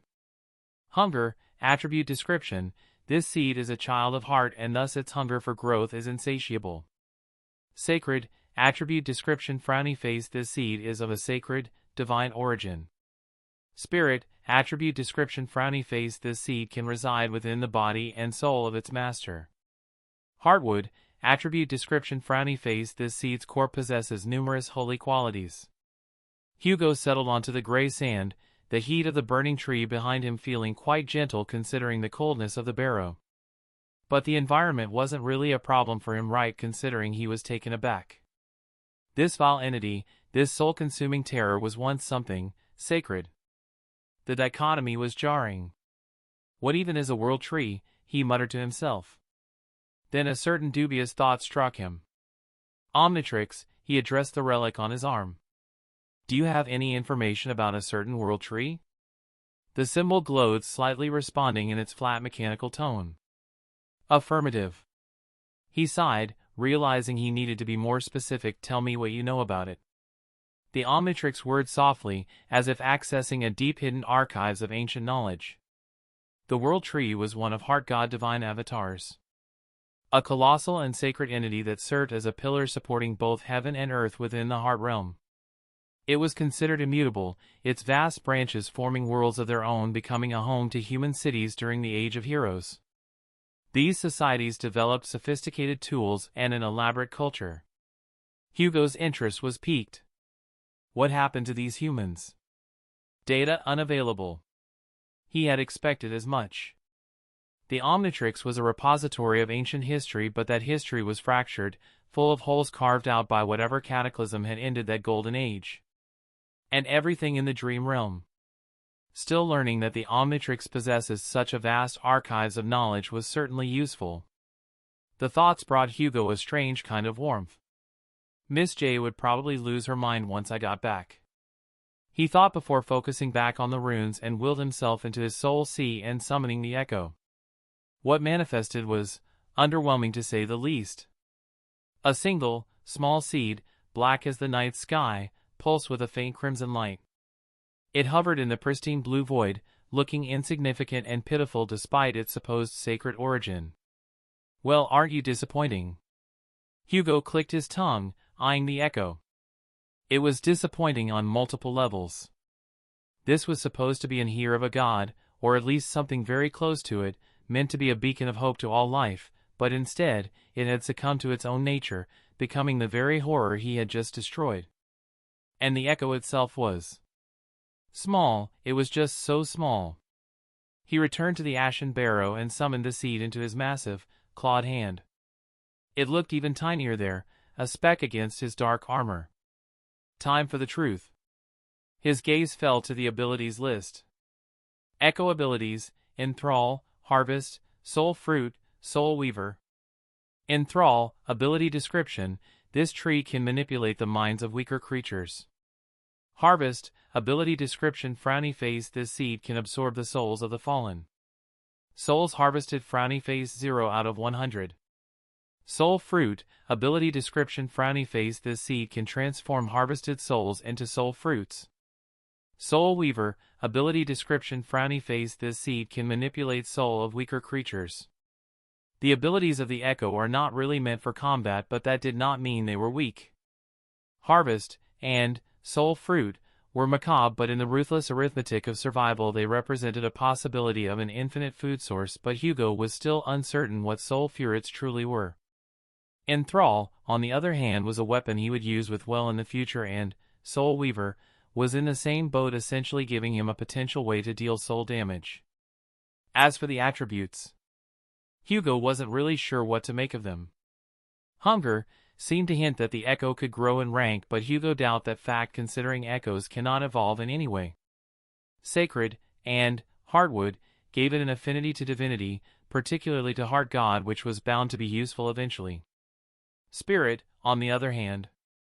Hugo stared at the Spirit attribute with revulsion laced in his crimson eyes, the memory of the creature of nothingness slithering into his soul and the agony of the corruption it brought with it was still a fresh wound on his mind. He had had his fill of parasites for one lifetime. That particular attribute would remain unused, no matter its potential benefits. He would not allow another foreign entity to root itself into his being ever again. That said, he was still going to make full use of this Echo devious set of abilities. Hugo got up and began walking west. It was time to get moving. An instinctual urge to summon his trident for comfort was met with nothing. He had forgotten. It was gone. His trusty trident was gone. Of course, he sighed, the sound a low rumble. Nothing could ever be simple. He summoned his runes once more, turning to his inventory of memories. Memories: Prototech Armor, Conqueror's Wrath, Polymorphic Crystal, Emerald Spyglass, Heart Compass, nothing. Hugo frowned slightly, realizing that Midnight Shard, the memory he had gotten from killing the Carapace demon, was gone. He had never checked it before, but he was certain it wasn't destroyed. HIW bizarre, he thought, pondering over the reason. A memory would suddenly disappear from his soul. See, it couldn't be because he technically died, right? If that was the case, then all of his memories would have been gone. Well, no matter. He turned his attention towards the final, most intriguing memory he had gotten. Memory: nothing. Memory rank: transcendent. Memory tier: 2. Memory type: utility. Memory description: frowny face, the first of the beings of nothing to ally with a demon. Vile and deceitful, the creature of nothingness sold the secrets of his kin to the demon of imagination, dooming them to the vile excrements of imagination. In the end, he too was betrayed and eventually fell to the path of profanity. The creature, despite being corrupted, spent eons trying to regain his lost divinity, stubbornly clinging to madness to keep his desire alive. In the end, he found a solution in an insidious shapeshifter wielding a divine relic he did not earn. The creature of the mist bonded with the shapeshifter, hoping to regain its lost divinity through the relic. It succeeded, but in the end, just as the demon Mirage used him, the divine relic used his soul to save its true host. Memory enchantments: shapeshifter, storage, link. Shapeshifter, enchantment description: this nothingness can take on any form. Storage, enchantment description: frowny face, this nothingness can store objects within it. Link, enchantment description: frowny face, this nothingness is connected to its owner. Hugo felt a grim sense of satisfaction coursing through his veins as he read the runes. It wasn't just about acquiring a powerful transcendent memory. No, it was the closure he had gotten from its description. Now he knew the full, tragic history of the entity that had violated his soul. It was a story of betrayal, a fall from grace, and a desperate millennia-long quest for divine redemption that ended with it being used as fuel for his own salvation. He felt no pity, only a stark understanding of the universe's cruel irony. After all, Hugo was, at his core, a spiteful person. He had learned that from a certain treacherous shadow. Smiling slightly, he summoned nothing. A small obedient wisp of gray mist appeared besides near him in a shower of white sparks. He could feel the link, enchantment, a solid, non-intrusive tether to his soul. It was a tool, pure and simple. Unlike the spirit seed, it demanded nothing, asked for nothing, and could grant him everything he needed. Jackpot, he murmured, remembering a certain game where the main character was a devil or something. It was quite fitting considering he too was a devil right now. With a final exhale, he activated the Omnitrix, the blue light washing over him as he selected his newest imprint. His massive form dissolved, replaced by the sleek, low-to-the-ground chassis of a Kinesillaran. The world instantly sharpened, his mind accelerating to process information at a terrifying rate. The bizarre anatomy, a single wheel for locomotion and a reptilian head encased in a protective visor, was still both alien and exhilarating. For a fleeting moment, as the transformation settled, he felt a shift. The cold, calculating demeanor of the warlord race receded, replaced by a more focused, impatient, and speed-obsessed mindset. It was a jarring reminder of his new reality. His base form, the Chimera Sui Generis, had no true personality of its own. To revert to it was a void, a neutral state defined by power and a suppressed emotional core. Now, it was only when he transformed that he could briefly access the echoes of other, more defined emotional spectra. The horror of this realization was there, a dull ache in the back of his accelerated mind, but the Kinesillaran's nature was to move forward, not to dwell, which he was glad for. He had enough emotional moments for a while. Without a backward glance at the ashes of the past, he leaned forward and activated transcendent speed, becoming a blue and silver blur shooting west into the unknown, leaving nothing but a trail of disturbed gray sand in his wake. Hugo was running at an incredible speed. He had left the Ashen Barrow hours ago and was currently running through the giant dry lands. The sheer size of this place was simply ridiculous. Just how much longer? He shouted beneath his visor. He had already crossed distance equal to NQSC, and there was still more to go. This realization made his already worried mind work overtime, thinking about what happened to Sunny, Nephi's, and Cassie. It would have been impossible to cross such a distance with the resources they had, especially with the Dark Sea on their trail. The Dark Sea. Oh!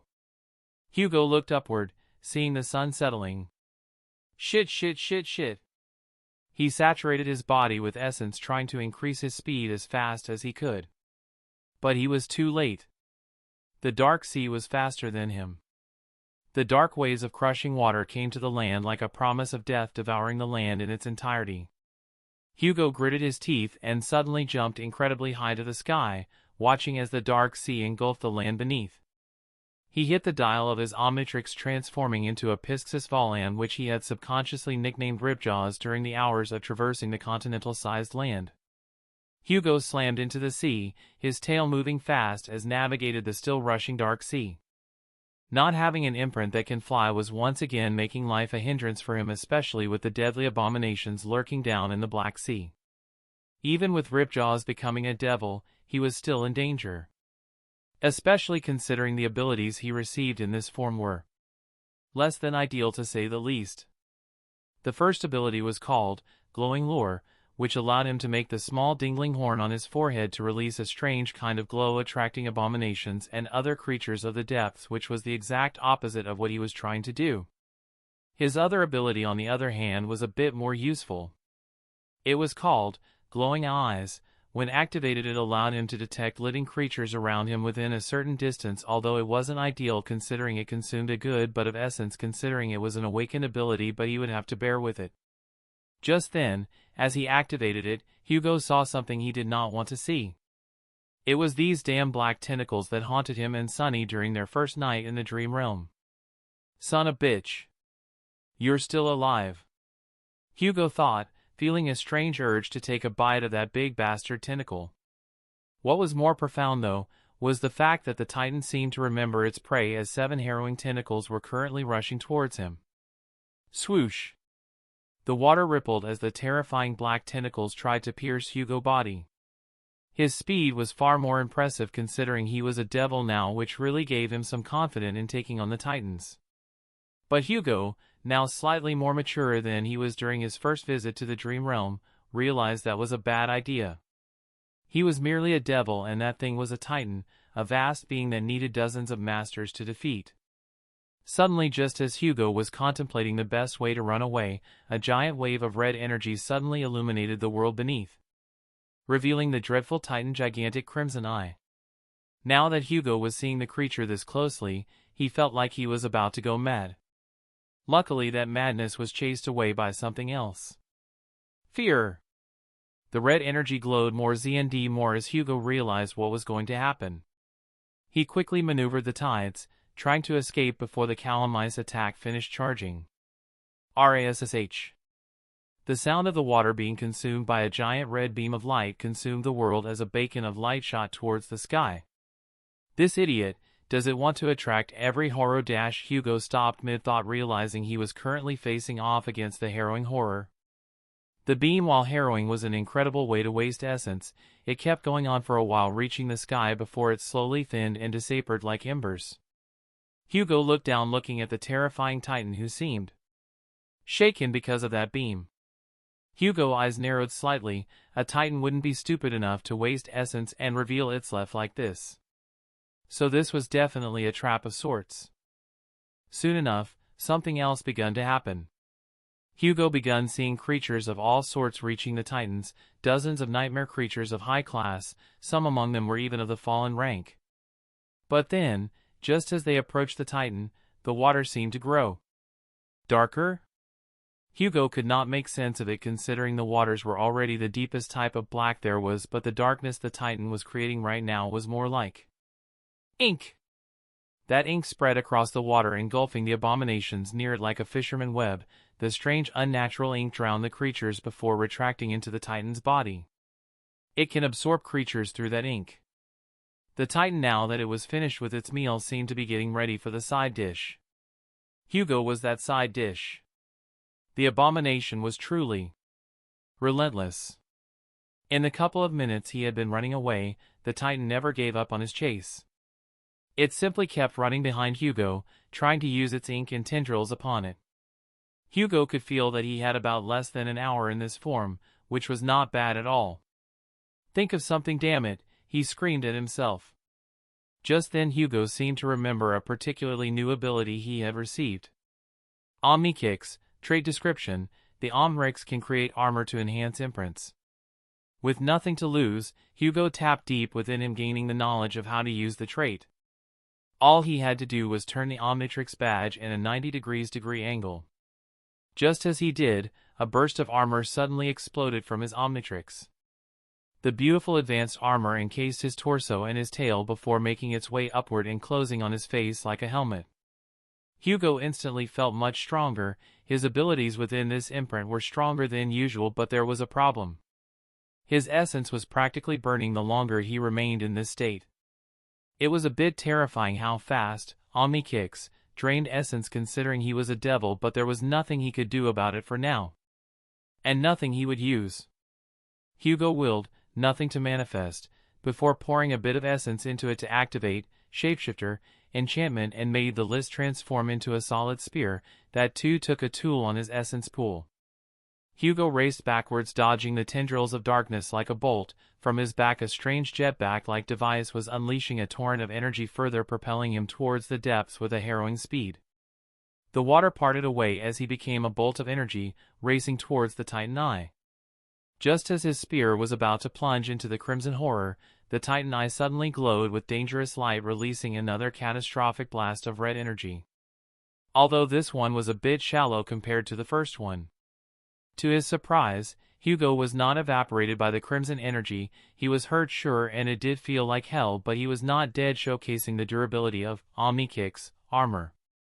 Hugo poured his essence into his body, pushing against the mighty blast using all of his will and speed process. His skin boiled under the armor, his bones groaned, and his eyes were practically blinded by the scourging sun. But he did not yield. Just die already. Then, the blast began to weaken, giving Hugo the opportunity to finally escape its trajectory. Using his speed, Hugo darted around the abomination before plunging head first into its eyes with his transcendent weapon, keeping the same momentum he had from before. Thud. The creature's eyes broke like sharp glass as Hugo passed through it with his spear, rushing through its nigh infinite body. Hugo ripped through the darkness, coming out of the other side in a couple of minutes. You have slain an awakened titan, Crimson Storm. The voice of the spell sobered Hugo from his bloodlust state, making him regain the last bits of sanity as he swam his way back to the surface. His Omnitrix began peeping with a red light before releasing a red energy wave, detransforming him back to his normal state. The bitterness he had for this form was slowly drowned as he suddenly spouted a strange platform resembling a hand? Chapter 36, Devilish Entrance. Hugo stood atop the colossal stone hand of the forgotten statue, its fingers large enough to serve as a plaza. It was eerily similar to the night statue he and Sunny had used as a refuge during their first days after the solstice. The memory felt strangely distant to Hugo, as if it had happened a lifetime ago. Thankfully, there was other things he could think about to forget his terrible memories. For example, the fact that he had just vanquished an awakened titan was by any objective measure unbelievable. A mere awakened, even one with a divine aspect, slaying a titan? It was the stuff of legends, or more accurately of lies. No one would believe him. He'd had advantages, of course, the devastating power of a transcendent memory weapon and the unexpected augmentation of his Omnitrix armor, but the victory was still his, which caused a fierce cold pride to swell within him. It was a testament to his strength and a solid step on the path toward his dream of. No. That's ridiculous. His dream itself, the grand shining ambition that had once fueled him, was slowly fading. He could feel it like a photograph left in the sun, its colors bleaching to a featureless white. Although Hugo couldn't help but wonder why that was. Was it because the relentless trauma grinding him down into a more pragmatic, brutal creature? Was it the slow, insidious influence of his flaw eroding the very foundations of his humanity? Or was it simply the crushing weight of reality proving his aspirations to be the naive fantasies of a dead man? He did not know the reason, and that ignorance left him feeling hollow. It was as if he was a stranger in his own mind. This isn't the time to be thinking about this. He frowned slightly, burying his flickering emotions. To get his thoughts off the sensitive subject, Hugo summoned the spell's runes. As expected, the spell offered no rewards for slaying a titan, which was quite ridiculous, but his gaze snagged on a new string of text beneath his echo. Souls harvested, 7 out of 100. A cold trickle of unease ran down his spine as he looked at the glowing runes. The spirit seed still nestled within his soul, unsummoned and inert, had somehow harvested the titan's soul. It was feeding autonomously like a hungry parasite. Creepy, he thought, the word inadequate for the profound violation he felt. But the echo was still too valuable to discard. An awakened terror with divine origin wasn't something many could possess, not even legacies could claim that. Hugo summoned the dark seed and clutched it in his gigantic grasp, as if inserting his dominance against the lifeless seed. He sent a mental command towards it, making it activate its soul fruit ability. Hugo felt the soul essence within the echo stir as it suddenly circled around in loops within the echo, as if on the near of exploding. Then the seed emitted a beautiful golden light, causing Hugo to immediately close it off with his hands, not allowing the light to attract any abomination. The golden light swelled as Hugo felt something materializing in his hands, as if taking form. Not long after the golden light stopped, Hugo opened his hands to find the seed there.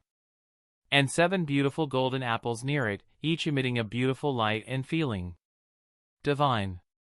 He frowned slightly, looking at the clean, ripe fruit, its refreshing fragrance making him eager to eat its soft, succulent flesh. He frowned, knowing this was not a mind hex, considering he was resistant to them. Instead, it is hunger. He hadn't eaten anything in a long time. He was not sure how long he spent dead, but he was just now realizing that he was hungry. With a look of resignation, Hugo brought one of the fruit to his mouth, eating it entirely. Your Omnitrix grows stronger. Huh? He frowned, summoning his runes. Soul fragments, 17 4,000ths. Not believing his eyes, Hugo ate another fruit. Your Omnitrix grows stronger. 18 4,000ths. Soul fragments. This echo can create fruits that give soul fragments. He was suddenly lost in thoughts, thinking of how much of a lifesaver this echo could be.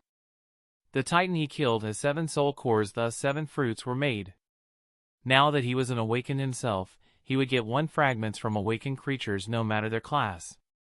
It saved him the trouble of digging for soul shards, and even then, he could get fragments from soul shards and another fragments from the fruits, essentially making saturating his cores, and the cores of other sleepers much easier. It was truly worthy of its title. The long oppressive night stretched on, the dark sea churning with unseen horrors below. Then, hours later, a sliver of gray light pierced the horizon. It was weak, diluted, but it was undeniable. Dawn had come to the world once again. As the light grew, the vast, black expanse of the dark sea began to recede, not like water, but like a living shadow shrinking from the light. It pulled back from the land, revealing a bruised and broken landscape, but a solid one nonetheless. The sun, a pale, sickly orb, rose fully, banishing the nightmare sea until the next sunset. Hugo stood and looked west, ready to jump off the statue, but just as he did, he froze. There it was. Carved into the side of a massive mountain, or at least what resembled it, its structures spilling down the slopes like a stone waterfall, was the city from Cassie's vision. It was immense, wall made of dark onyx stone stretching as far as Hugo could see, encasing something a gigantic city within it. And at its very heart, piercing the sky, was a colossal castle, its spires like accusing fingers reaching for the dead heavens. His destination. Their promised sanctuary. Without ceremony, Hugo leaped from the giant stone hand, his chimera swayed generous form hitting the ground with a cratering impact that sent cracks racing through the rock. He began to run toward the city, his powerful strides eating up the distance. From anyone else's perspective, they would have seen a lone monstrous figure moving across the blighted plain, but Hugo did not care about how he looked right now. He only cared about reaching the city, to see if there was truly other people inside it. To see if there truly was a gateway from this cursed land. Just as he was halfway there, his enhanced peripheral vision caught something in the sky. 2 dots high up, descending with an incredible speed downwards in his way. Hugo frowned, instantly thinking about the possibility of a nightmare creatures. He summoned the emerald spyglass and raised it to his eyes.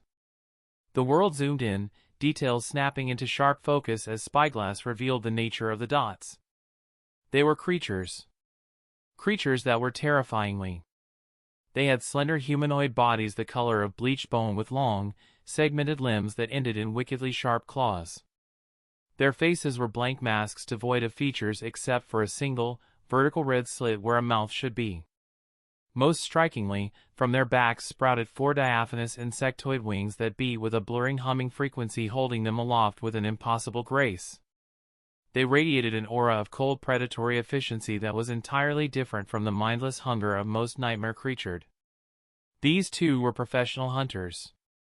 And their presence crushed the air around them with a pressure Hugo had only felt once before. They weren't awakened.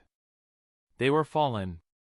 Hugo dismissed the spyglass and summoned nothing, the gray mist solidifying in his grip into the form of a long spear. The 2 spire messengers, though he did not know their name, changed their angle, diving toward him like javelins. The air screamed around them as the first one hit the ground with a powerful lung. The ugly bird reached for him, its claws slashing in a silver arc meant to decapitate him. Hugo ducked under the blow, the wind of impact passing through. He thrust his spear upward, but the creature was already gone, zipping backward with a twitch of its wings. The second was already on his flank. He barely brought his spear around in time to parry a series of lightning-fast strikes, each impact jarring his arms a little. The speed of a fallen abomination was staggering. He needed to change his approach, and luckily he was as versatile as they come. Taking leap back, Hugo brought the dial of his Omnitrix up and slammed down the holographic figure on a flash of blue. His massive form was replaced by the sleek reptilian body of the Kinesillaran. The world snapped into hyperclarity as Hugo activated transcendent speed, becoming a blur. He zipped around the diving messenger, his movements unpredictable, then through his accelerated mind, he saw it, a microsecond where the creature's wing beat created a slight imbalance in its form. Hugo shot forward, nothing, now shaped into a razor-edged disc and sliced deep into the membrane of one wing. The messenger let out a soundless shriek, its flight turning into a clumsy spinning crash as it tumbled into the rocky ground, one wing mangled. Then, nothing, span backward at Hugo's command, shifting into a collar that slammed down on the injured abomination. At that moment Hugo rushed forward, his two clawed hands went down on the bird's face, piercing its terrifying eyes multiple times until the long claws reached its brain. "You have slain a fallen monster," cursed Harold. "One down." The second messenger, having learned, didn't engage directly, instead it hovered back into the sky, its featureless face somehow conveying cold fury as it reached down to bite Hugo. It was faster than its partner, but Hugo could react as he was faster. For a long moment they played cat and mouse, with Hugo unable to injure it and the Herald unable to catch it. Hugo, getting tired of this situation, activated his second ability, Time Deal. Time around him slowed as he locked eyes with the flying abomination. Hugo moved towards the dead body, grabbing nothing and shifting it into a spear, then in the next moment he was on top of the abomination, thrusting his spear deep within it. Time Deal, instantly deactivated as he felt his soul essence almost deplete in mere seconds. The ascended ability was too dangerous to use in situations like this. But that did not matter because Hugo was about to kill the bastard bird. Then, without warning, the creature raised its wings violently and shot vertically into the sky. It did not make any sense considering Hugo was currently cutting its neck with a transcendent memory. The ground fell away at a nauseating speed as the wind roared, threatening to tear him from its grasp. He quickly understood what the creature was trying to do. It was attempting to kill him by dropping him for a large distance. Hugo slammed the Omnitrix on his chest, morphing. Fire erupted in the sky as the Kinesillaran form vanished, replaced by the living inferno of the Pyronite. The messenger twisted in the sky, attempting to throw the living fire off its back, but Hugo was not going to die so easily. Instead, he used his nothing as an anchor to hold to the creature body. Then he unleashed his awakened ability, Furnace, stoking the internal conflagration to a white-hot intensity, and then focused it through pyrokinesis, wrapping the flames around himself and his captor, creating a sphere of contained raging sun. Then, Hugo directed it all inward, onto the messenger's head, creating a complex web of fire that was attempting to pierce its head. The creature thrashed violently, but Hugo held on like a demonic rider on a steed of bone. He willed nothing to shift again. The mist, still partly wrapped around the creature's limbs, morphed from a spear into solid, unbreakable chains, cinching tightly around the messenger's neck, holding its head in place. The sphere of fire contracted. The messenger's blank mass began to glow, then blister, and lastly it began to melt. The creature of the fallen rank, its essence a rank above his awakened flames, which gave it a hard enough skin to resist it for a while, but fire was still fire. And this was no ordinary fire. This was the divine fire of a Pyronite, a flame born from a star, and within Hugo, it was synergized, purified, and made anathema to corruption by his flames of divinity attribute. He'd spent time contemplating how, as a mere awakened beast, he had managed to harm the corrupted devil that night in the Ashen Barrow. Now it all made sense to him. His Pyronite form was a conduit, and his innate divinity was the fuel, creating a flame that burned the corrupted with disproportionate fury. This creature was a whole rank below the creature of nothing, and so it could not hope to resist it the same way it did. And so the divine fire burned. The messenger's struggles started to grow frantic, weakening by the moment, then a final, silent convulsion ran through its body as it stopped resisting. "You have slain a fallen demon, cursed king." At that moment, Hugo released the dome of fire, letting himself and the creature fall from the sky at a terrifying speed. Hugo fell alongside the charred corpse of the spire messenger like a meteorite. Now what? He panicked slightly, trying to find a way to survive the landing. As an awakened devil, his chances of surviving were not that bad, but he did not want to test that. Nothing could in theory turn into wings or something soft, but that would require a lot of essence, which he would drain and dry. Just as he was thinking about a way to survive the landing, his gaze fell upon the dead creature tumbling beside him. Its terrifying, bleached bone form was now a ruined husk, but the structure was there, the powerful wings, the aerodynamic shape and the ability to fly almost perfectly. A thought suddenly exploded in his mind. It was insane and devious, but it was a plan. He had just been lamenting his lack of aerial mobility, and the solution was falling right beside him. Fuck it! Looking deep within, he reached for the core function of his aspect and activated his innate ability, Essence Imprint. A familiar, brilliant yellow energy erupted from the Omnitrix, lancing out to scan the falling corpse. It enveloped the dead messenger in a web of light, analyzing and cataloging its very essence. You have gained an imprint. The Omnitrix's voice ran through his mind as he immediately slammed the Omnitrix symbol on his chest, not even looking at the imprint runes. The transformation was a violent, glorious shock. The living flames of his pyronite form were instantly snuffed out as his bones and muscles began to extend and morph. At the same time, a coat of thick jet black fur sprouted across his expanding body, sleek and dense like that of a predatory raven. From his shoulders, 2 massive wings of onyx feathers erupted, each longer than his body, catching the air with an instinctual power that immediately stabilized his fall a little.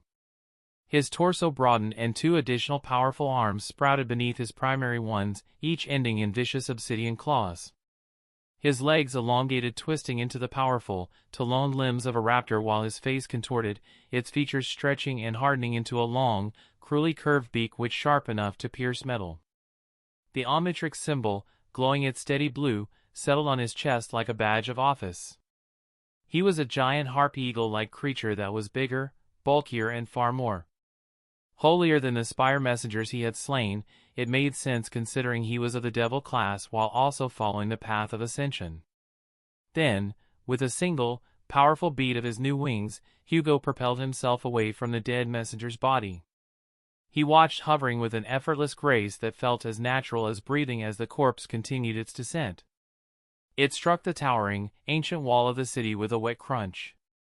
The impact was insignificant against the impossibly durable stone, leaving no more than a bloody smudge. The creature was just a bug against the immensity of this place. Hugo glided downwards, his wings creating small gusts of wind as he moved towards the city wall, landing on the very top of the colossal structure, his talons clicking softly against the stone. He perched there, his dark form silhouetted against the pale sky like a mighty predator. Finally, a flying imprint. Hugo was quite satisfied with this development. But he was still feeling disturbed by the chain of events that had just happened. The ease with which he accepted this new form and the lack of revulsion at his monstrous appearance was notable, to say the least. Hugo felt strangely normal about all of this. The human boy who might have been horrified by this feathered, 4-armed abomination felt like a distant memory, his reactions muffled by layers of alien psychology and the sheer necessity of survival. It was confusing, but he had bigger problems right now. Hugo looked down, his new, keen eyes taking in the city in all of its glory. It was not a pretty sight. The city was a graveyard. The streets, a complex web of stone avenues and staircases, were utterly devoid of human life. But that did not mean that its streets were empty. Quite the opposite, in fact. The city was crawling with life, a vile, corrupted life, but life nonetheless. There were hundreds of them, maybe even thousands, all trapped within the protective embrace of the colossal walls, waiting with infinite patience for prey that would likely never come. Hugo's beak tightened into a grim line. Cassie had them. The city would be dangerous, but this was a scale of desolation and infestation he hadn't been prepared for. The sheer number of nightmare creatures here could overwhelm the entirety of NQSC, even with Awakens included. The situation was far worse than he thought. Then a cold knot tightened in his stomach, making him feel sick. Could they have really made it through this? The thought of Sunny, Nephi's, and Cassie being torn apart in these monster-choked streets was not just sad, it was a terrifyingly realistic probability. The hope he'd been carrying suddenly felt fragile, like a thin glass rod in a furnace. Beating his powerful wings once more, Hugo launched himself from the wall, flying low and fast over the rooftops toward the distant castle that crowned on a high hill. It was his only lead, the only place that offered a semblance of sanctuary in this hellscape. And so he flew with a desperate urgency, his shadow a fleeting blot over the horrors below. But then, his sharp eyes suddenly caught movement some distance away. It was not the mindless wandering of the other abominations, but something different. Something more calculated and steady. For dots moving with a purpose and formation that spoke of human intelligence were making their way down a hill near the castle's base. He changed his course slightly, diving toward them. Sid POV. Sid pushed a stray strand of her dirty blonde hair from her face, her shimmering blue eyes scanning the broken landscape with a hunter's weary focus. The air in the dark city was always cold, carrying the dust of a dead civilizations and the faint metallic scent of blood. Behind her, the soft clink of armor and the crunch of gravel underfoot signaled her cohort, Gantry, Shim, and Gorn. They were moving down the hill from the bright castle, a place that felt less like a sanctuary and more like a gilded cage with each day. After Lady Changing Star and her cohort had departed on their vague grand mission to bring salvation to the sleepers of the Forgotten Shore, she had left Sid in charge of the outer settlement. The title was grand, but the reality was a grindin' thankless ordeal. Gunlod's men, the so-called protectors of the people, seemed to take special pleasure in making their lives difficult, hoarding resources and looking for any excuse to exert their authority over them. Her cohort was one of the few groups skilled and desperate enough to hunt the monsters that roamed the city's lower levels, bringing back precious food for the struggling settlement. "Hey, Sid," Gorn's voice was a low and steady, breaking the tense silence. "You really got no idea where Lady Changing Star went? Not even a hint?" Sid let out a long, tired sigh. The lack of sleep was a constant weight behind her eyes. For the 100th time, "Gorn, no. I don't know. She doesn't confide in me that much. She gave me an order and we're following it." She kept her gaze forward, watching for the telltale signs of their quarry. This time, it was Shim who spoke up, his voice hesitant, almost a whisper. You don't really think she abandoned us, do you?" The unspoken fear hung in the air. The fact that they had pinned their survival on a stranger was not something that they particularly liked, but there was nothing they could do about it. It was their only chance of survival, especially with Gunlod being the cruel tyrant he was. Sid didn't break her stride, but her grip tightened on the hilt of her sword. "No," she said, the word firmer than she felt. "She's not the type to run. She's arrogant, cryptic, and cold a lot of time, sure, but not a deserter. At least, that's what I'm choosing to believe." She couldn't afford to show her own doubts. The gnawing fear that Nephi's promise was a lie still stung her a little bit, but she swallowed her thoughts. Their faith in Changing Star was a brittle thing, as it was something born of despair and need. Gantry, ever the pragmatist, grunted slightly. "Faith doesn't fill bellies, this abomination on the other does, so let's focus and keep the whole emotional shit for later." "Right," Sid said, thankful for his intervention. "So just as we planned, we find its lair, lure it into the trap and put it down. Then we can have this talk all you want over a hot meal." The cohort nodded, their solemn expressions a mixture of resolve and anxiety. After a couple minutes of silence, they finally reached the rocky outcrop that served as the abomination's lair. Their target was a terrifying black panther as large as a car. From its hindquarters sprouted 7 harrowing prehensile tentacles, each tipped with a barbed stinger that dripped with a viscous dark fluid. Their plan was simple. They would use the single awakened bow memory that Lady Changing Star had gifted them, one possessing a potent poison enchantment, to lure and injure the beast from a distance. Then, she, Gorn, and Gantry would move in for the ambush to overwhelm it, while Shim would hang back, ready to heal and support them in case things went south. It was a good plan. But that plan had failed to account for the skies. They were in position, arrows knocked as Shim readied the awakened bow. Sid took a steadying breath, ready to give the signal. Then the world suddenly went dark. A colossal shadow fell over them, moving with impossible speed. There was no warning roar, only the deafening rush of air being displaced. Before any of them could so much as gasp, something massive slammed into the center of the rocky lair. The impact was cataclysmic. The ground shuddered and a cloud of dust and rock shards exploded outward.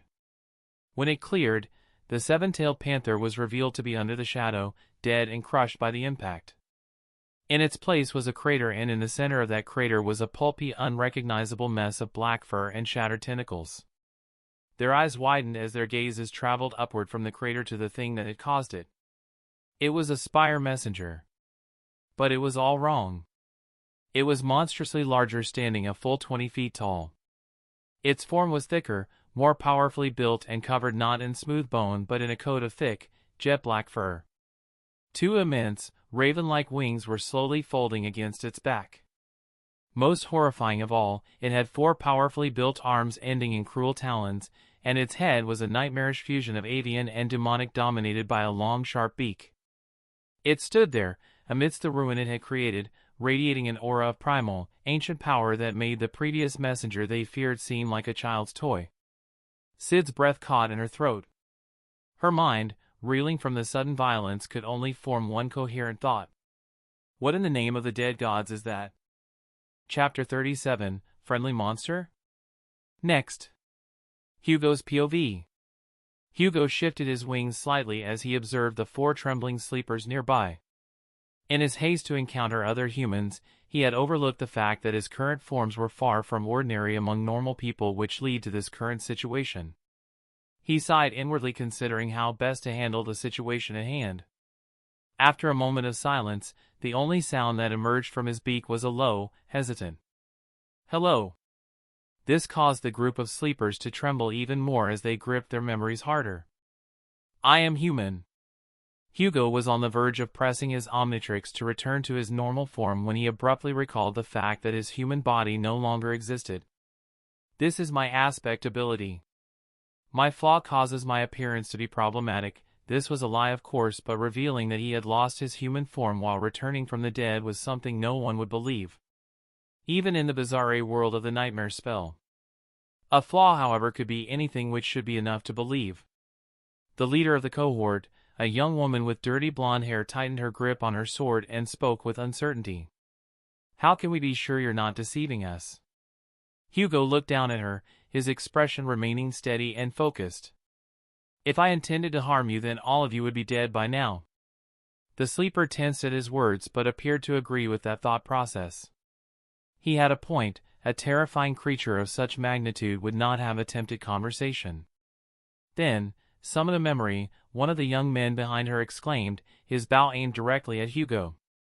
"Very well," Hugo replied before willing the prototech armor to materialize around him in a cascade of white sparks. The armor appeared somewhat comical given his size, yet it seemed to suit the group slightly.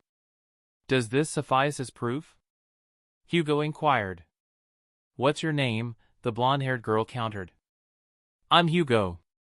I arrived here during the winter solstice, and I am currently searching for my friends." "I'm Sid. This is Shim, Gorn, and Gantry. We are hunters from the outer settlement," she explained, gesturing toward her frightened companions. Hugo titled his head a little. "Outer settlement?" Sid nodded. "Since you're new, I will need to explain a lot of things to you, but before that, could you do something about your appearance?" Hugo paused, uncertain which form to assume.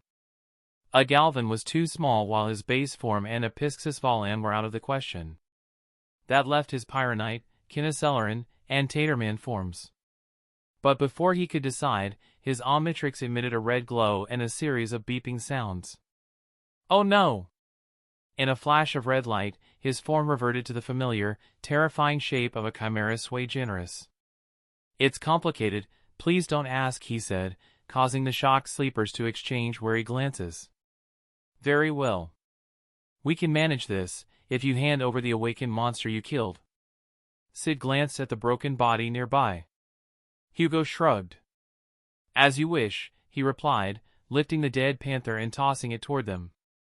Truthfully, he wanted the soul shards, but gaining the trust of other humans seemed more advantageous for the time being. The cohort of sleepers began skinning the deceased nightmare creature, harvesting its soul shards and preparing its hide. Meanwhile, Hugo decided to inspect his Omnitrix, which would require approximately 5 minutes to recharge. He summoned the spell runes, focusing on his innate ability. First imprint, inactive. Where the Chimera sui generis should have been, inactive, indicated that the imprint was currently unavailable. Losing an imprint slot was frustrating, but there was little he could do about it now. Second imprint, Galvan. Third imprint, Pisxisvalan. Fourth imprint, Pyronite. Fifth imprint, Taterman. Sixth imprint, Kineceleran. 7th imprint, Blessed Herald. 8th imprint, empty. 9th imprint, empty. 10th imprint, empty.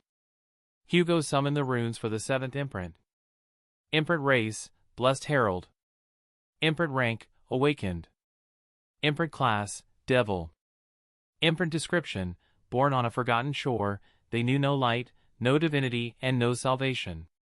Among all the noble races, they are the most vile and cruel to ever walk the realms. Even their spirit god was no better. For it was the vilest and most thieving of its kind, hated by both the gods and unknown. Imprint attributes, flight, thick skin, greedy eyes, divinity. Imprint abilities, shadow, theft. Flight, attribute description, the Blessed Herald were born in the skies. Thick skin, attribute description, only death could pierce their skin. Greedy eyes, attribute description, a Blessed Herald's eyes are drawn to shiny objects. Divinity, attribute description, you are the only one of your race following the path of ascension. Shadow, ability description, a Blessed Herald can use their own shadow to conceal themselves. Theft, ability description, a Blessed Herald's ability to steal knows no bounds. Hugo found this particular imprint peculiar, to say the least. Firstly, there was its description slandering the entire race and including a god of the imprint's race which was unlike the usual imprint's descriptions. It also mentioned unknown, which puzzled him greatly. What could be so dreadful that the nightmare spell itself refused to translate? On second thought, I'd rather not know, he reflected, studying the runes with a cautious expression. He was uncertain how to feel about being able to transform into something despised by the gods and whatever the unknown represented. Something told him it was a bad idea. But then again, the gods were dead, so there was no one to punish his heresy. Its abilities are useful, though, he mused. Shadow was undoubtedly practical, especially considering his own shadow had unique properties. Theft, however, was more enigmatic. As an awakened ability, it ought to be powerful, but stealing?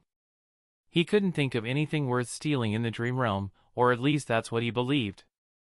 Maybe I could steal blood or souls, he thought, scratching his tentacles. No, that would be too overpowered for an awakened ability. Then again, he was already exceptionally strong for his rank, so it wasn't entirely out of the question. Lost in thought, Hugo failed to notice that the cohort had finished harvesting the soul shards and meat from the corpse. Their leader, Sid, cleared her throat softly to capture his attention. "Thank you for allowing us to keep the body. We are returning to the settlement now." She hesitated before continuing, "But bringing you along would be risky due to your size. You would attract many of the stronger abominations." Hugo nodded, understanding her concern. "That won't be an issue," he assured her. Shim raised an eyebrow, frowning slightly. "It won't?" Suddenly, his Omnitrix glowed blue once more. Hugo allowed a slight smile, causing the cohort to shiver from the sight. Then he pressed the two buttons on the side of the Omnitrix, causing the dial to shoot up. Hugo cycled through his imprints, eventually selecting the Galvan hologram and slapped it. In a burst of blue light, his body morphed and shrank until he became a gray creature barely a foot tall. The sleeper's eyes widened in disbelief. The once 15-foot-tall monster was now only a foot tall. "This should be acceptable," Hugo declared, hopping onto the four-armed warrior's shoulders with a long jump. "I'll ride here, thank you very much, duh." The young man looked at him with confusion before nodding and accepting his fate. Sid wore a bewildered expression before finally nodding and speaking in a low voice. "Very well." The journey to the castle proved exceedingly dull for Hugo. The cohort of 4 sleepers expertly navigated the dark city streets, skillfully avoiding dangerous abominations. They also spoke very little, as their voices could attract unwanted attention, which frustrated Hugo since he had many questions for them. He wanted to learn about this place, the whereabouts of his friends, and numerous other details. But for now, he had to wait.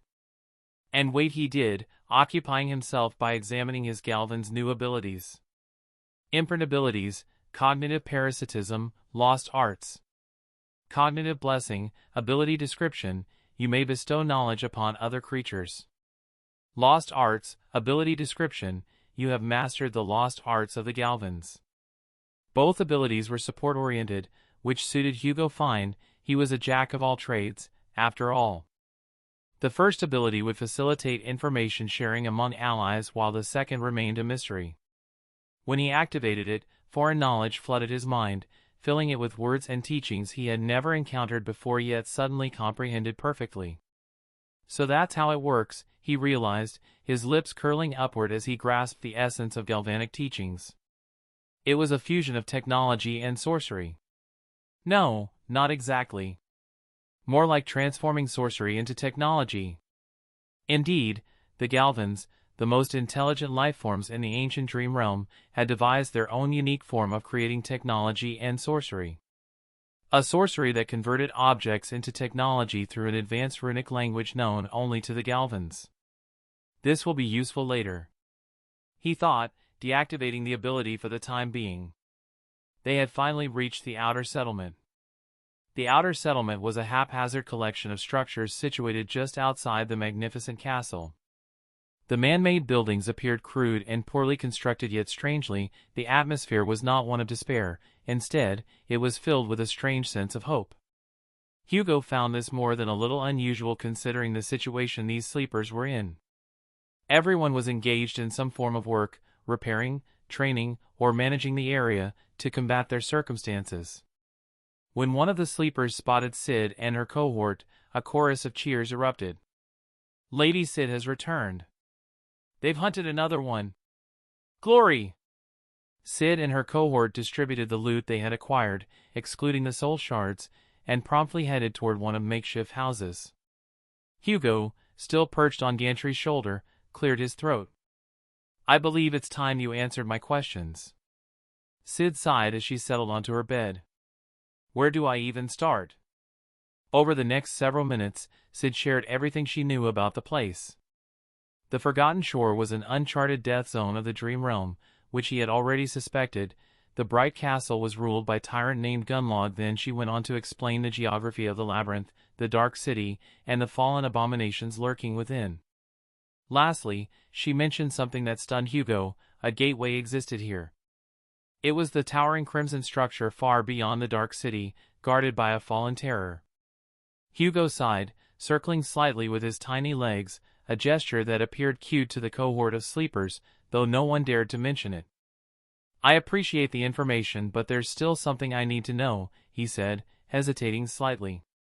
By any chance, are you familiar with the names Sunless, Nephias, and Kasha? The four sleepers in the room widened their eyes in sheer astonishment. You know Lady Nephias? Shim, the group's healer, exclaimed. She's here? Where? She left, the four-armed man stated. What? Sid coughed softly, urging everyone to calm down. Allow me to explain. Lady Nephias, Sunless, and Kasha arrived here about 2 months ago. She appeared out of nowhere and quickly began hunting for the outer settlement, providing us with food free of charge. Eventually, she cultivated the entire area, allowing all the sleepers that could not pay the castle entrance fee to survive, which is why everyone respects her a great deal. She paused to catch her breath for a moment. Hugo felt a heavy weight finally lift from his shoulders.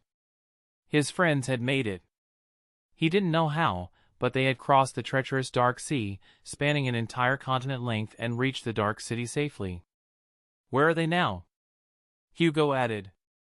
Sid's expression hardened slightly before she replied. About 2 weeks ago, she and her cohort, including Sunless and Kasha, set out with Huntress Athena, Sir Kai, and Sir Castor. She said she was embarking on an expedition to bring us salvation, but that was all she shared. She provided no further details. Her tone seemed a little hesitant, as if wanting to say that Nephias had abandoned them. Hugo frowned. He may not have known Nephias for long, but she didn't seem the type to abandon people like this, or so he thought.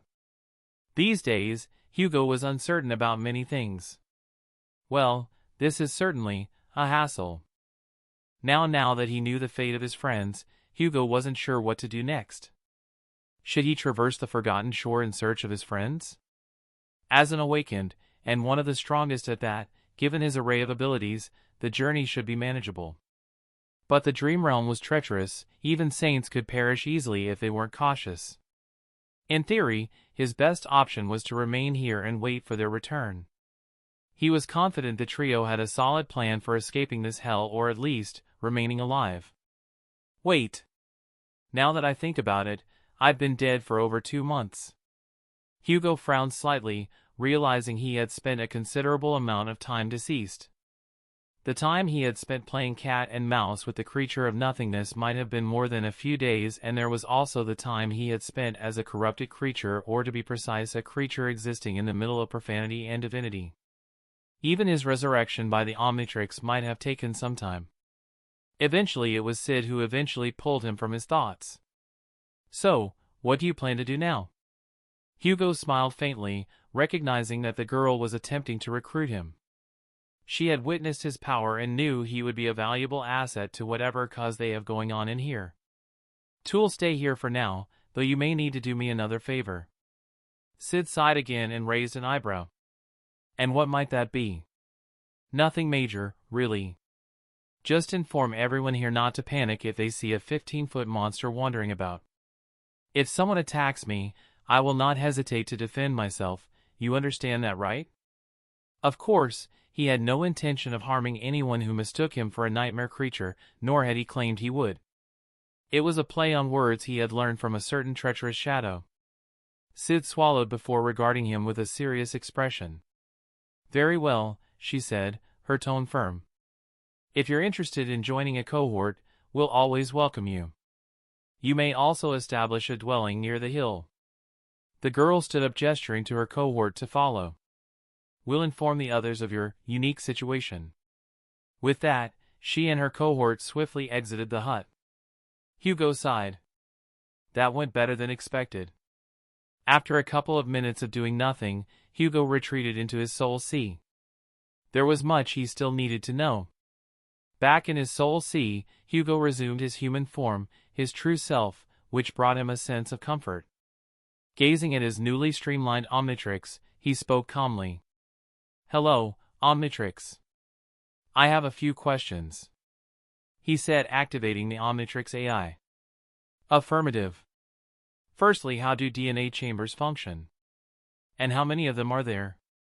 "There are 7 DNA chambers scattered across the Omnitrix's inner realm, which is integrated with your soul sea. Each chamber contains a different number of imprints of Nobel creatures of varying ranks."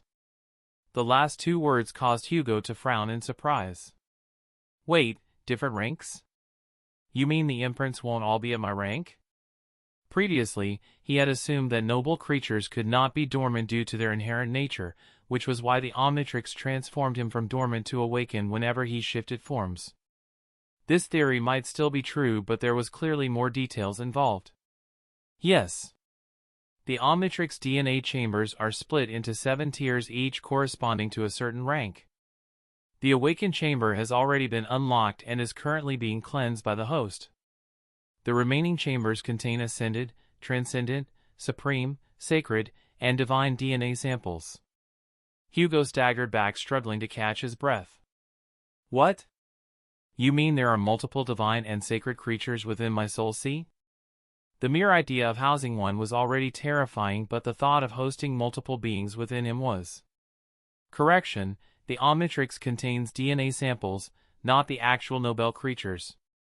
He sighed, pinching the bridge of his nose as he surveyed the blue maze of his soul with apprehension. There was a reason he was dreading the Omnitrix words so much. He should have been overjoyed at having such a powerful arsenal of creature, but he wasn't. Because of one alarming fact. "How many of the samples are corrupted?" he asked, fearing the response. The Omnitrix took longer to answer this time. "As of now, there is 1,903 corrupted samples, with only 9 being uncorrupted samples within the Omnitrix." He frowned before speaking again. The thought of having over 1,000,000 pseudo-trial to clear was not promising at all, but that wasn't what caught his attention. "But I only have 7 imprints. What are the other 2? Human DNA and Celestialsapian." He swallowed hard. "Which rank is the second one?" "Divine." So there is one uncorrupted God. The thought offered a glimmer of hope, but he still needed more information. Why are the Omnitrix samples corrupted? The Omnitrix's voice heightened as it responded. Information locked. Hugo sighed. Of course it is. He paused for a moment, observing the endless blue maze before retracing his steps to the DNA room. His final question was one he already suspected the answer to, but he needed to ask nonetheless. Is there any way to regain my human body? The human DNA sample is still within you, correct? Human DNA is available, but the host's original body has been damaged beyond the Omnitrix's current repair capabilities. He sighed, his eyes growing heavy with fatigue. Is there any way for me to regain my body? Ascension. The Omnitrix instantly responded this time, its tone sharp and strangely excited. It seemed the Omnitrix AI was eager to ascend in ranks for some reason. That makes two of us. He offered a faint smile, realizing that if he wished to reclaim his body, he would need to conquer the second nightmare. So even if the sleepers of the Forgotten Shore managed to defeat the terror of the Crimson Spire and access the gateway, he would not be able to return home. His body there was dead. His shoulders slumped slightly as he asked, suppose I conquer the second nightmare and ascend.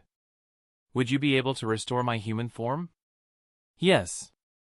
The Omnitrix, upon unlocking its ascended potential, can repair the genetic function of the human DNA sample. That was it. He had obtained the answers he sought. Though these answers were disquieting, to say the least. Chapter 38, Accomplished Monster. Hugo stood near the edge of the hill overlooking the outer settlement, having chosen the most isolated spot to set up his camp. He was in his base form, the hulking, armored, tentacled visage of the chimera Sui Generis. And while Sid had done her part to explain his peculiar situation, it didn't stop the constant stream of uneasy glances shot his way. People gave him a wide berth, their steps hurried as they passed. Blatant racism everywhere, huh? Hugo mused. The irony wasn't entirely lost on him. He was, technically, a Nobel creature now, a true one, and the only uncorrupted specimen most of these people would ever see in their entire lives as Awakens. Yet, here he was, being treated like a leper. Although Hugo couldn't really blame them, he looked like the very thing that haunted their nightmares. Literally. He groaned, the sound a low rumble, and sat heavily on the rocky edge of the hill. The dark city sprawled below him, a harrowing tapestry of shadows and lurking dangers. With a thought, he summoned the Spirit Seed, and then activated its Soul Fruit ability. Two faintly glowing, golden soul fruits materialized in his palm, the harvested essence of the awakened monsters he'd slain. Hugo ate them absently, enjoying the sweet taste as he contemplated his next move. Firstly, he needed shelter. Building a hut large and sturdy enough to house his base form seemed like a monumental task with the scrap materials available here, and there was also the fact that trying to cobble something together here was exhausting. Omnitrix, he muttered, is there any imprint within the awakened DNA chamber that can create or manipulate building materials? Affirmative. Corrupted DNA sample, Petrosapien. Matches host's current needs. Of course, it was corrupted. Meaning he would have to face another pseudo-trial. The very thought made him feel weary, mainly because he was feeling extremely tired, and the idea of mentally battling another corrupted spirit was profoundly unappealing at this moment. Omnitrix, by chance, is there any other way to clear a pseudo-trial besides me personally challenging it? The question felt a bit desperate, even to him, but he had to ask. Affirmative. His eyes widened slightly. How? If the Omnitrix is of a suitable rank and class as the corrupted DNA sample, it can generate a simulation of the host to clear the trial autonomously. A bright, terrifying smile spread across his alien features. This was almost too good to be true. Is there any downside? If yes, what are they? Yes. The Omnitrix's other primary functions will be deactivated for the duration of the simulation to conserve energy. And how long is that duration? Approximately 24 hours. Can you automatically generate a simulation on my command? Yes. Then do it. Clear the Petrosapien DNA sample. As you wish. The blue hourglass symbol on his watch glowed brightly for a moment, then faded to a dull, inert gray. A sense of quiet fell over him as the constant hum of the relics went silent. He was on his own, for now. With his most powerful tool temporarily offline, Hugo decided to use the time productively. He settled into a cross-legged position, a strangely human gesture in his monstrous body, and closed his eyes.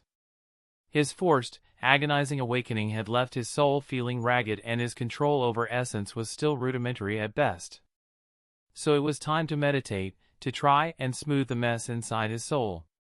Almost a day later, a sharp, psychic screech echoed through a cramped alleyway as Hugo wrenched, nothing, now formed into a brutal spear from the chest of a fallen creature. It was a terrifying, emaciated thing with dark, leathery skin and a golden mask shaped like a stylized sun for a head.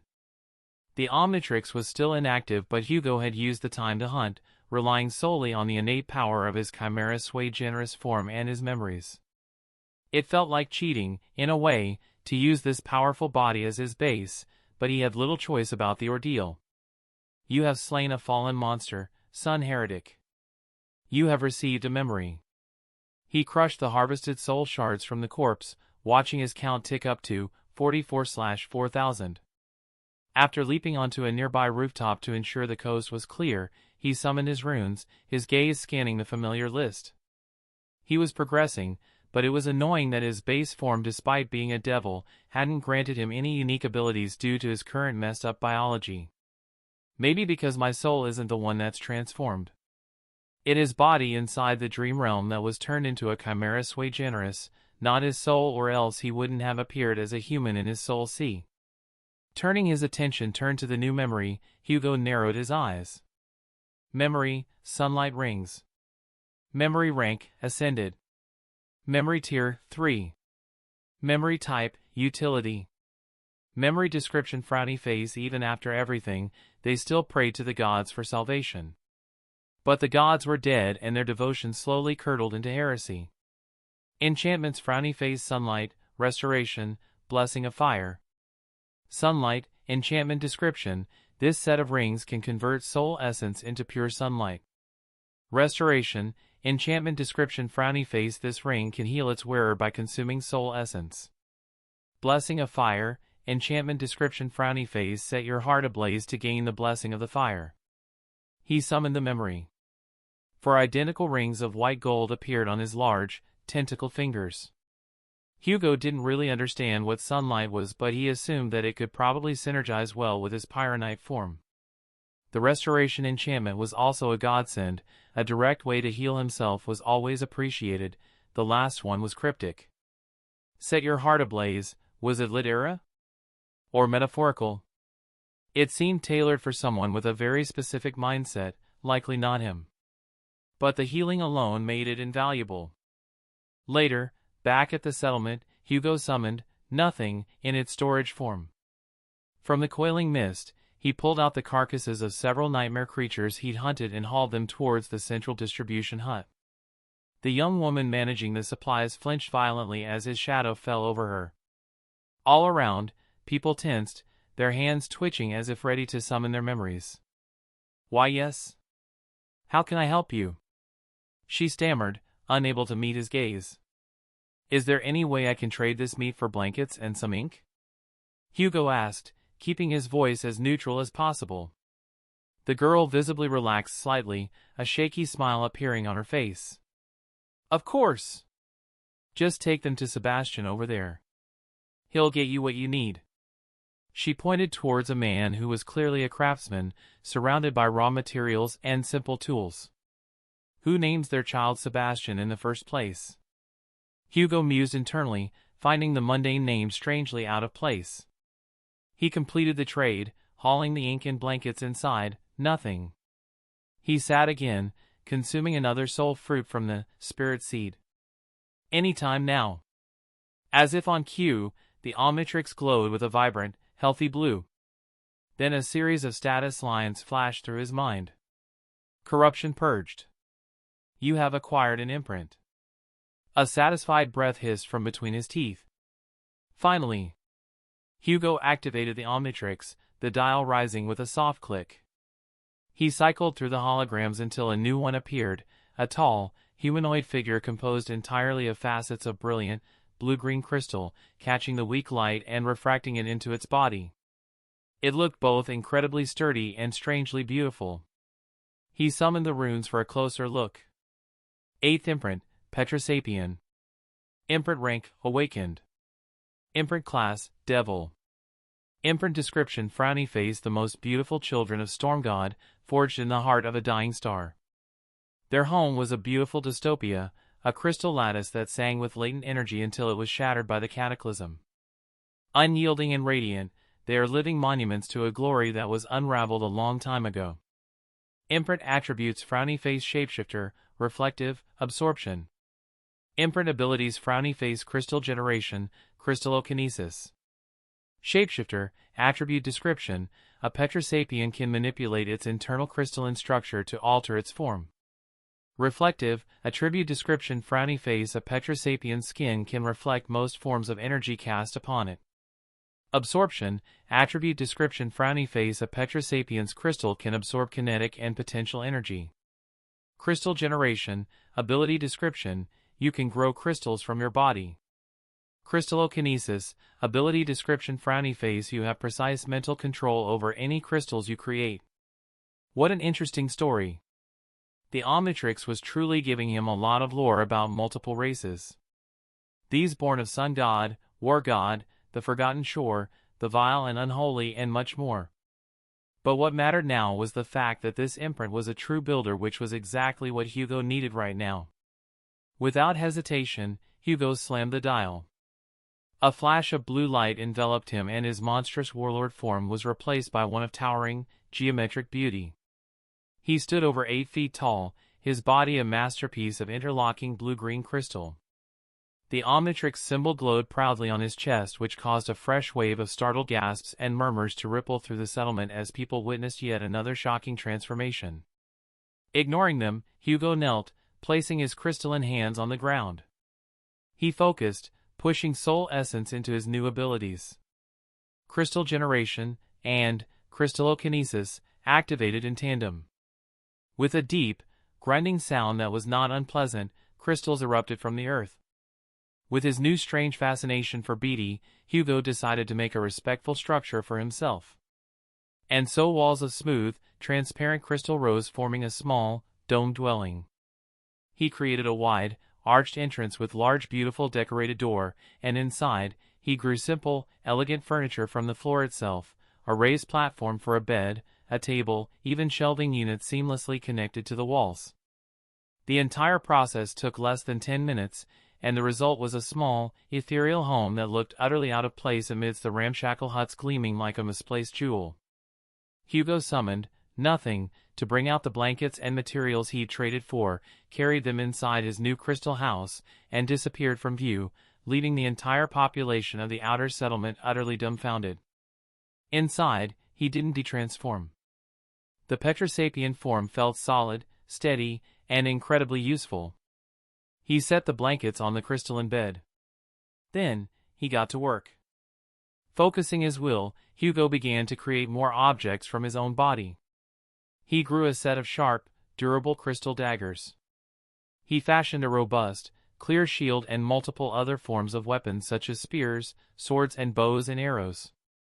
He even made a few intricate, decorative items, a small, refracting prism, a gracefully curved vase, just to test the limits of his control. The process was intuitive, like flexing a new muscle, but it was strangely different from how his pyronite form controlled fire. It's only natural that it'll be different. Flames can't really be compared to the beautiful crystal I'm made of, right? Satisfied with his creations, he pressed the Omnitrix symbol again. In a flash of blue, the towering crystal man was replaced by the small, large-headed form of a Galvan. His perspective shifted dramatically, the crystal house now feeling cavernous around him. He activated galvanic sorcery. His mind flooded with arcane schematics and runic languages. He picked up one of the crystal daggers and brought out the large ink supplies be traded, then with a focused thought, his small finger began to write something across the crystals. He traced intricate, minuscule runes along the flat of the blade, creating symbols for sharpness, durability, and edge retention. The runes sank into the crystal, glowing faintly before igniting as he poured his will and soul essence into the process. He repeated the process on the shield, inscribing runes for impact diffusion and stability, and so on and so forth. It's much easier to enchant things now that I have 4 cores. Not to mention that the quality had also improved. Hugo wondered if any noble creature of the ancient past besides the Galvans were interested in runic sorcery. Imagining a giant creature using its tendrils to draw some ruins was quite funny to Hugo for some reason. After around 3 hours, Hugo had a small arsenal of enhanced gear. He gathered it up and marched back out into the settlement. He went straight to Sebastian, the craftsman, and laid the items out. "I'd like to trade these," Hugo said. Sebastian stared, first at the towering tentacle creature, then at the beautifully crafted, magically enhanced crystal weapons. He picked up a dagger, testing its balance and marveling at the sharpness. It seemed the craftsman deserved his title, considering he seemed to realize these were of awakened quality. "These are incredible," Sebastian breathed, his eyes wide. "What do you want for them?" "Soul shards, updates on Nephis and her cohort, and lastly, more ink and papyr." Sebastian nodded hesitantly. "The last 3 could be provided easily, but I'm not sure if the soul shards can be given. We're using them to saturate our hunter's course. But there's always the chance to join one of the hunting parties." His voice seemed a little hopeful for Hugo for obvious reasons. Hugo was a bit conflicted. On one hand, hunting with others seemed like a great idea. He could ensure some of them survive, which will do wonders for his mood, but there was also the fact that he was too strong for most of the sleepers here. He did not want to become a babysitter, not to mention that his flaw could lead to him causing someone's death, and he did not want that guilt added to his list of mental problems. Eventually Hugo shook his head. "I can provide help with building and crafting for a price, but I don't like hunting in groups." Sebastian sighed. "As you wish. I'll speak with Sid about your deal, then I'll send the goods to your hut. Is that good for you?" Hugo nodded and left the crafted weapons there. Atop a towering skyscraper in the dark city, a vile creature stirred within the skeletal remains of a magnificent structure. Its body was a grotesque tapestry of gray, pulsating tendrils threaded through with shattered bones and weeping flesh.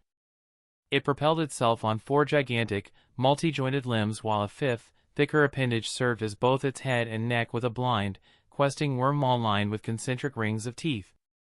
This was a fallen devil, a particularly nasty abomination that was on the verge of evolving into a tyrant. Gunlog, the lord of the Bright Castle, had sent multiple hunting parties to cull the abomination, but of course, none had returned. The creature was simply too harrowing, its defenses and instincts too sharp for mere sleepers to handle. Unluckily for it, a more insidious hunter had already set its eyes upon it. Perched silently atop the same tower was a horrifying amalgamation of a raven and an eagle, standing at 20 feet tall with jet-black feathers that seemed to drink the light around it. Strangely, the fallen devil remained oblivious to the creature near it, its worm head swaying sluggishly. It couldn't detect the creature right above it for 2 reasons. The first was the pure, absolute darkness shrouding Hugo, which was the effects of shadow that muffled his presence completely. The second and more crucial reason was the subtle work of the spirit seed. For days now, Hugo had been using its enthrall ability to weave a blanket of false security and drowsiness over the devil's mind. While the devil outranked the awakened echo, the 2-class difference gave the seed just enough purchase to lull the beast into a vulnerable slumbering state. The moment the creature's movement stilled and its maw drooped low, Hugo acted. His wings, vast sheets of darkness, snapped open without a sound. He descended like a thunderbolt, his terrifying talons latching onto the devil's fleshy back. Then with powerful beats, he hauled the stunned, heavy creature into the air, climbing higher and higher beyond the city's spires, taking the abomination high into the sky until they left the dark city. The fallen devil fell, woke up in the last moments of its life to feeling a rush of wind as it looked upon the sight awaiting it on the ground, a ground studded with a forest of razor-sharp crystal spikes. Hugo had grown there earlier. The impact was sickeningly final, the crystals impaling the devil despite them being of a lower rank due to the velocity of its fall. You have slain a fallen devil, worm of greed. Hugo sighed, a rough sound in his throat. As he descended, he plucked the shimmering, intensely bright soul shards from the pulverized remains of the corpse. Shiny, he growled, the blessed herald's innate attraction to glittering things thrumming through him as he absorbed the fragments. 1,567 4,000ths. Another sigh, this one of frustration. A full month of relentless, calculated hunting had brought him this far. It was progress by any sane metric, more than that as it a terrifying accumulation of power for a mere awakened. But for Hugo, with his 4 cores and his divine relic, it felt agonizingly slow. That said, there were aspects of him that saw improvement besides his powers. His hunting strategy had evolved as he no longer charged in recklessly into fight. He had learned to use the full extent of his abilities to set up traps for abominations he hunted, settling on the more effective approaches rather than the fancy ones. There were also some social improvements, as he started crafting houses and more items for the settlement sleepers, essentially arming all of them in his crystals, for a price of course. Although Hugo would be lying if he said that he didn't appreciate the gratitude he got from them. Then, as he was about to turn back towards the settlement, he felt it. A sudden, magnetic pull in his mind that slowly turned into an irresistible lure. Several kilometers away, 2 points of beautiful, golden light sparkled in his enhanced perception. They weren't just shiny, they were perfect. The vile eyes, attribute of the blessed herald form, screamed at him, overriding all other thought. He had to have them. And so, without another conscious thought, his powerful wings beat, propelling him toward the distant sparkle. Sunny's POV. Sunny grunted, wrenching the midnight shard from the carapace of a twitching, insectoid abomination. The blade came free with a wet schlick. You have slain an awakened beast. Your shadow grows stronger. Not enough, he thought, the bitterness of familiar acid in his gut as he glanced at his cohort. They were on the return leg of their expedition, weary but hardened through the months of travel. Kai and Effie practically glowed with saturated soul cores, their power palpable to any other sleeper, while Castor and Cassie themselves weren't too far behind. By all accounts, Sunny himself wasn't lagging. He had hunted with a frenetic, desperate energy even before the expedition. He had parasitically bathed in soul shards, but alas, these were useless to him. But it was all rendered meaningless by her presence. Nephis walked a few paces ahead, her posture as straight and unyielding as ever. No matter how much Sunny tried to wrap his mind around it, he simply couldn't understand it. How could her growth be so tyrannical? They had shared the hunts, the dangers, and the spoils, going through the same amount of suffering and trials, and yet, she always seemed a step ahead, her flame burning just a little brighter every day and her sword falling just a little faster. This gnawing sense of inferiority was a poison in his veins, a constant, humiliating reminder of his own perceived inadequacy. He hated it. He hated the feeling of being second best, of being the shadow to her brilliant, terrible light. This desperate, clawing lust for more power, to finally close the gap, had become a core part of him since. A particular event that he did not like to think about. With a sigh, Sunny summoned his runes, his expression distant. Name, Sunless. True name, Lost from Light. Rank, Dreamer. Class, Monster. Shadow Cores, 2/7.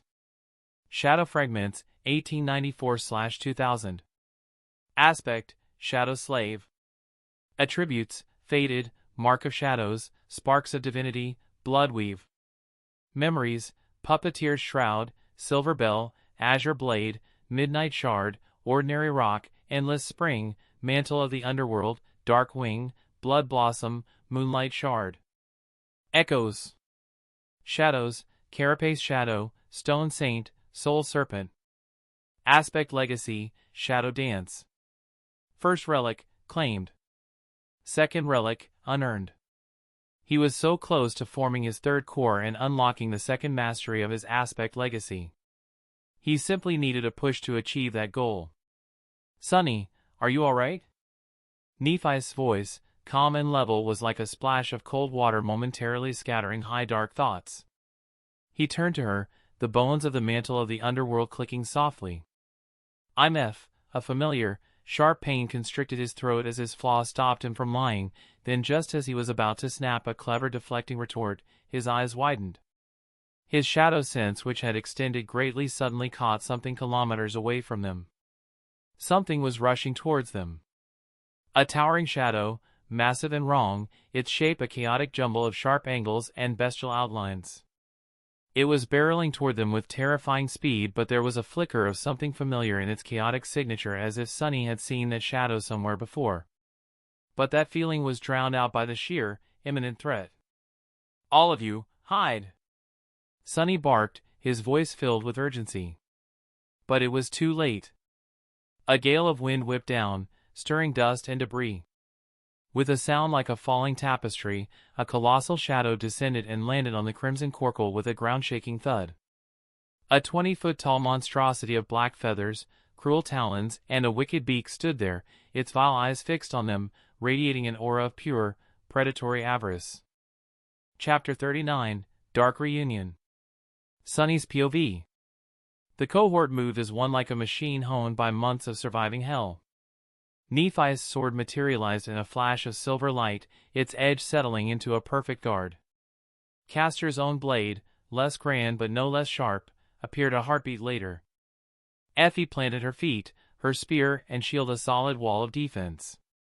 Kai's bow was already drawn, a glimmering arrow of crystallized blood nocked and aimed at the abomination head. Only Cassie did not move to arm herself.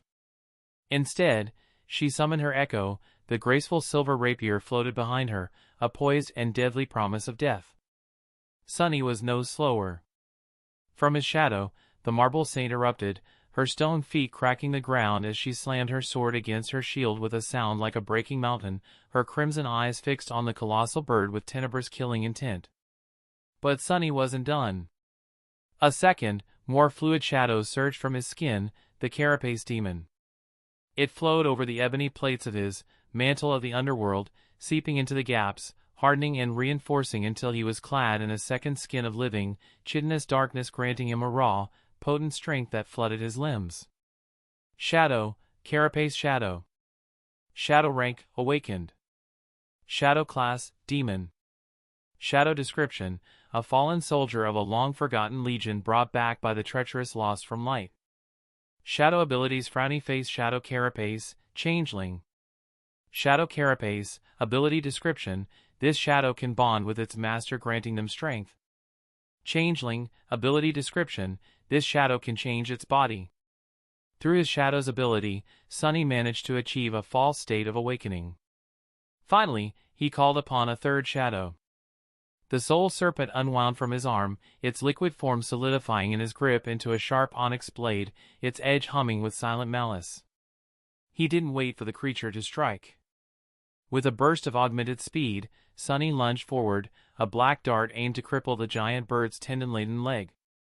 The abomination, which Sunny assumed to be the next evolution of Spire Messenger, reacted with an uncanny speed as one of its massive wings swept out like a scythe, releasing a gust of wind strong enough to force Sunny to break his charge and retreat. The same wing forced Effie to leap back and Castor to duck under its arc with his incredible speed. Kai's arrow shot true, aiming for a glittering, greedy eye. The creature's head twitched, and the projectile miraculously missed by a hair's breadth.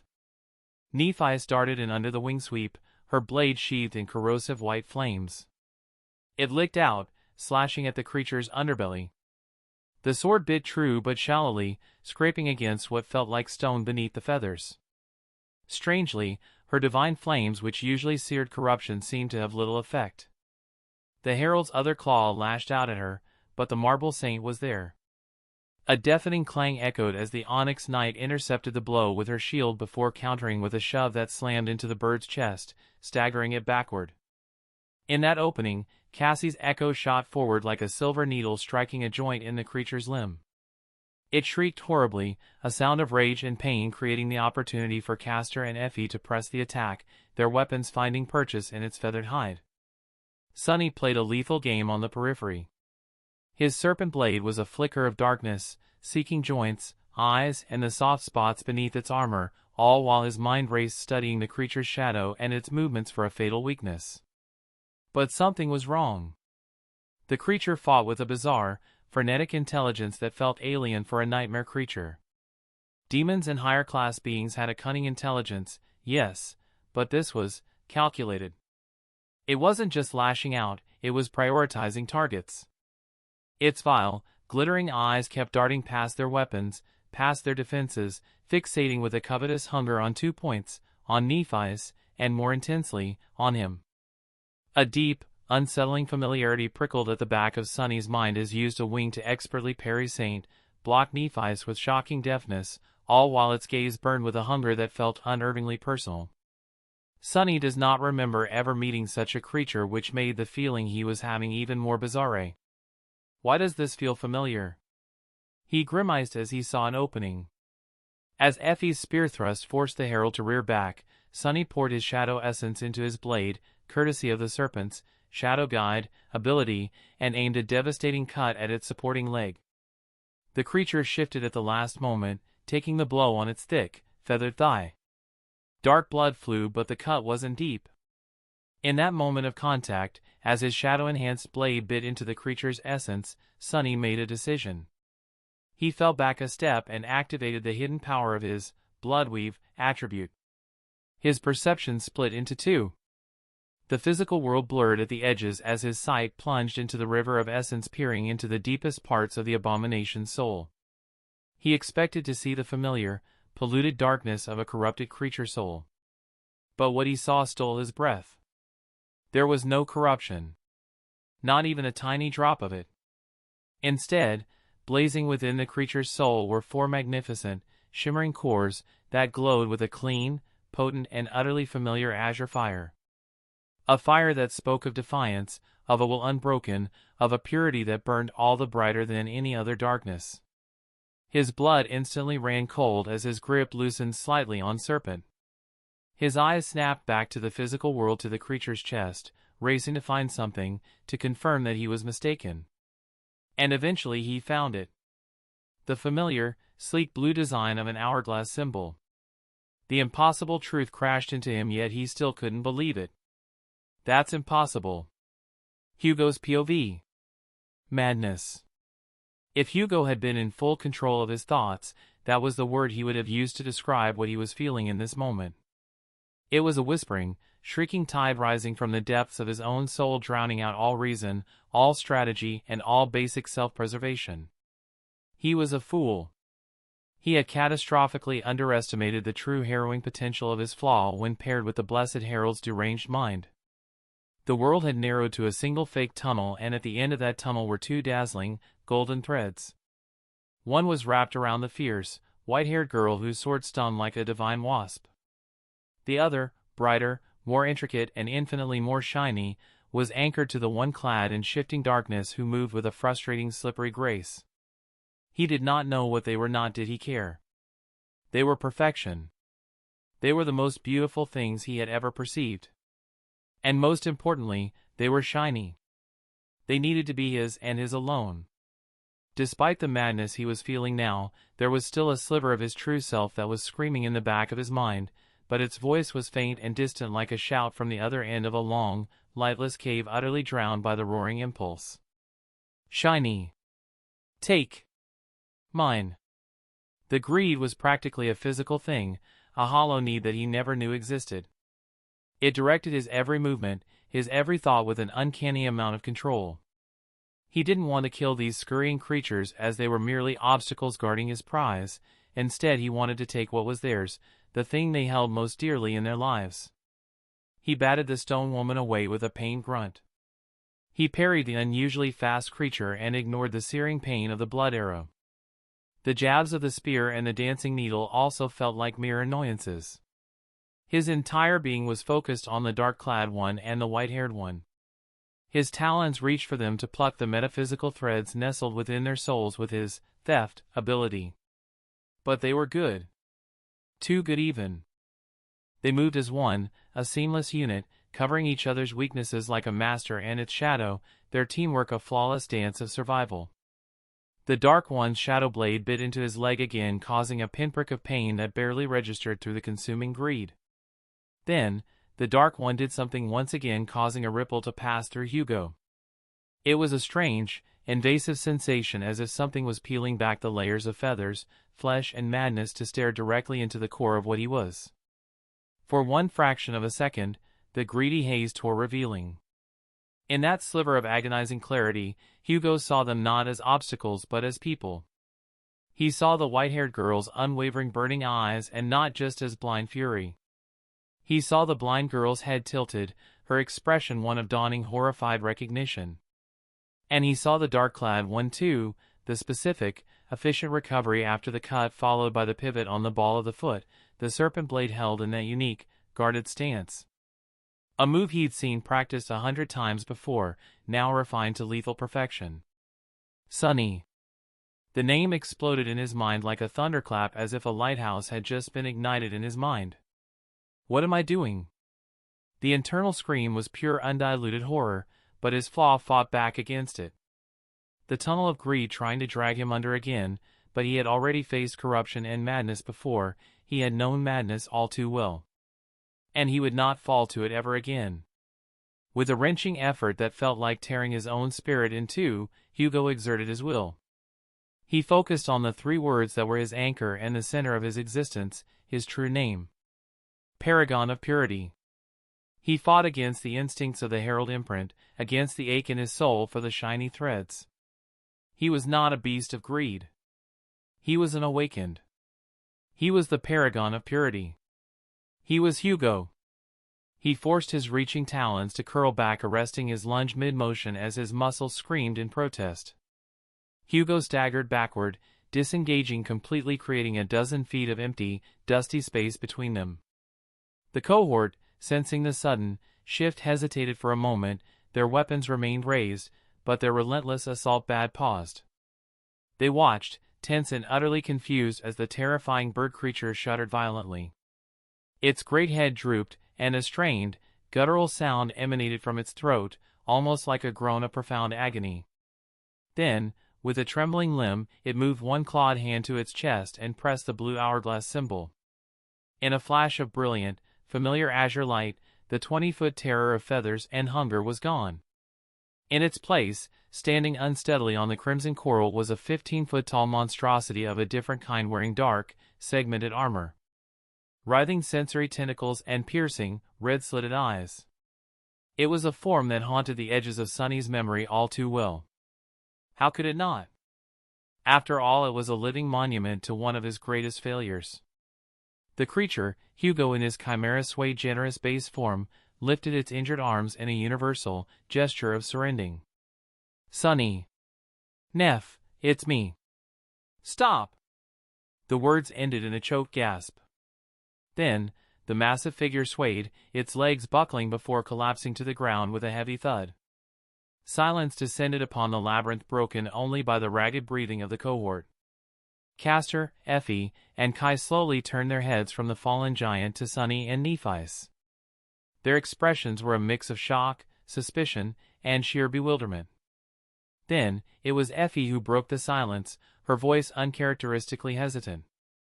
Doofus. Princess. Why did that thing, know your names? Sonny, still reeling, the image of those 4 pure azure cores burned into his mind, remained silent for a long moment, until the pressure of his flaw built in his chest, becoming almost unbearable. He finally let it out, his voice low and uncertain. Remember the friend I told you about, he said, his eyes never leaving Hugo's unconscious form. The one who died on the journey to the Dark City? Effie nodded slowly, her grip on her spear loosening just a fraction. That's him. Kai's eyes widened. You didn't say your friend was a monster. Nephi shook her head, her own gaze analytical and sharp as she took a cautious step toward the unconscious Hugo. He's not. Or, at least not always, his aspect allows him to shapeshift to an extent, but we saw his dead body. We buried him. A faint, uncharacteristic note of confusion touched her usually stern voice. Castor's measured eyes scanned the surroundings, his years of training as a legacy warning him that something was wrong. With all due respect, Lady Nephis, that is precisely why we must be cautious.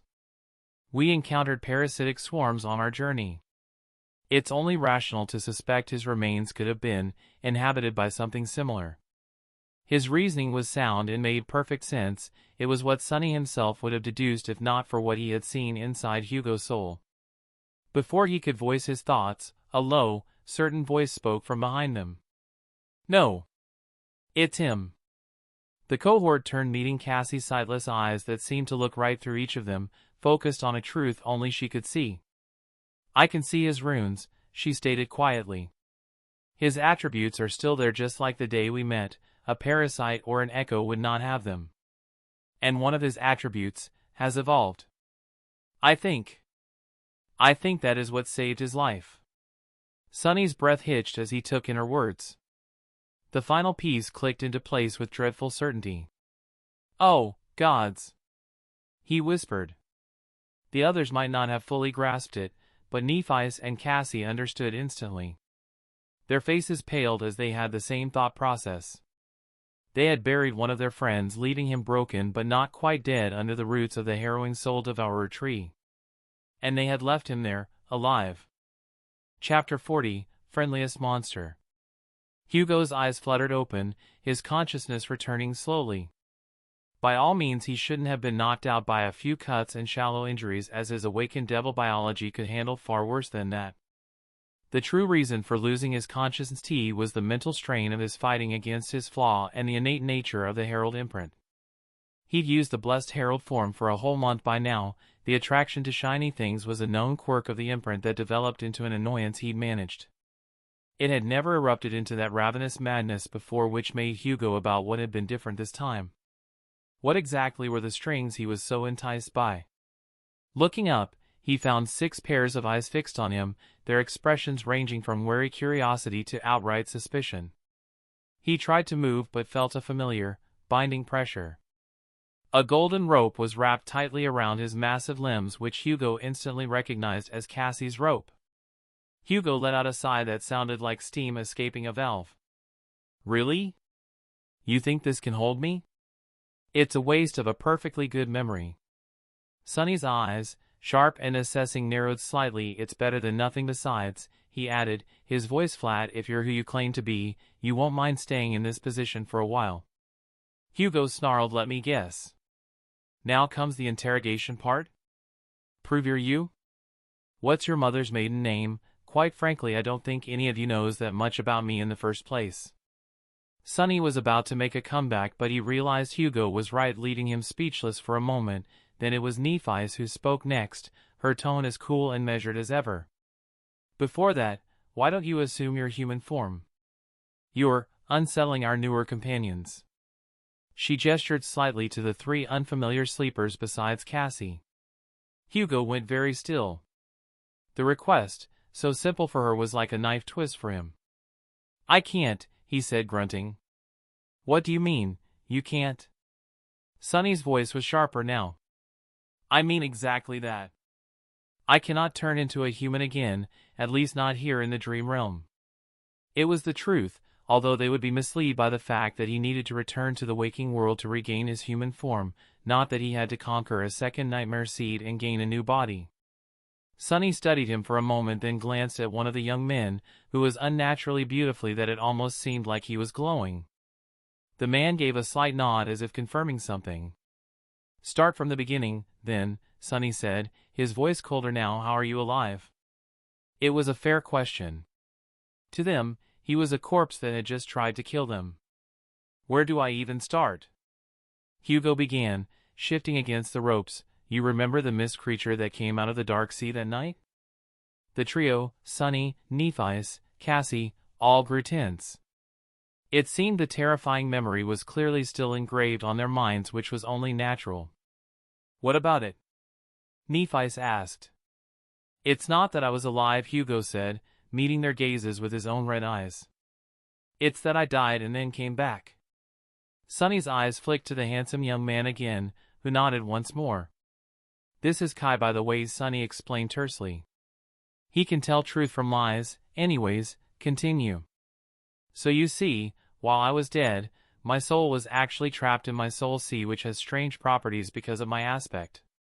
But unfortunately for me, I wasn't the only in there. The hateful abomination had followed me there, and so for a long amount of time, I played cat and mouse with it until I managed to set up a trap for it.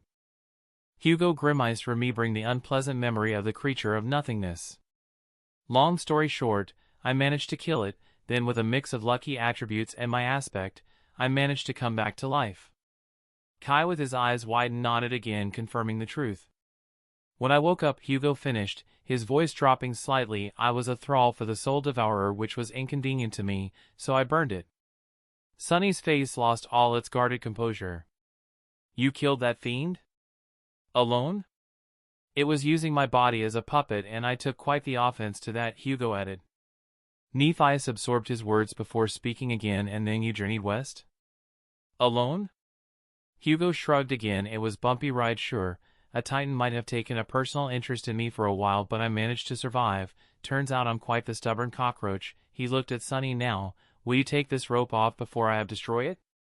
Cassie, who had been silent for a while, sighed. Then with a thought, the golden rope dissolved into motes of white sparks. Hugo rose to his full, imposing height and stretched, the motion unnervingly non-human. He glanced at the silent Omnitrix on his arm a little with a newfound worry before returning his gaze to the 6 sleepers. My turn for questions. What have you all been doing? Nephius shook her head. There is one more matter. Why did you attack us? There it was. The question he'd been dreading. To explain the true reason was to lay his flaw bare, was the same as exposing his greatest vulnerability, and although Hugo trusted Nephius, Cassie, and Sunny, he did not feel like he wanted to share his flaw with. It's complicated, he said, choosing his words carefully. Each transformation I had is unique. The one I was using caused me to have poor control of its instincts, and I apologize for putting you in harm's way. The admission stung his warlord's pride, but less than he expected. After all, he wasn't truly in his chimera sui generis imprint, considering the lack of abilities and such, but he wasn't truly human either. He was somehow in the middle, making him a true mutant. Quite fitting, considering that was his innate attribute. But even with all of this said, Hugo was truly sorry for almost harming them. Nephius watched him for a long moment, her expression unreadable, before she added, I would normally have no issue welcoming you back, but it would be disrespectful to our new companions not to consider their opinions. She turned to the group. If you'll excuse us. She gestured to the second young man, who summoned a small, intricate orb. He tapped it, and a sphere of distorted air encapsulated the 6 of them, silencing all sound from within. How rude, Hugo rumbled to no one in particular. Inside the silent bubble, Nephius spoke first. So, what do you guys think? I mean, he's your friend, right? Effie said, stretching her arms with a yawn. Seems quite harsh to ditch him right after he crossed an entire hellscape to meet you guys again, but, you know, he also tried to turn us into bird food, so I'm 50-50 about this situation. Kai was next, his charming facade replaced by a hesitant expression as he nodded. I agree with Effie's. He did attack us even if he wasn't in control, but for what it's worth, he didn't tell a single lie just now. That has to count for something, right? Hugo is our friend, Cassie stated softly but firmly. I think we should let him rejoin us. But we must discuss the volatility of his transformations, of course. Nephius nodded, taking in their opinions, which left only Sunny and Castor. Sunny's face was a storm of conflict. Guilt, suspicion, and a faint reluctant hope all brewing inside of him as he contemplated the myriad of emotions in his mind. After all, he still blamed himself for Hugo's supposed death, and now that his friend was alive once again, he did not know how to act. Sunny Cassie's hand briefly touched his shoulder, which made him relax slightly.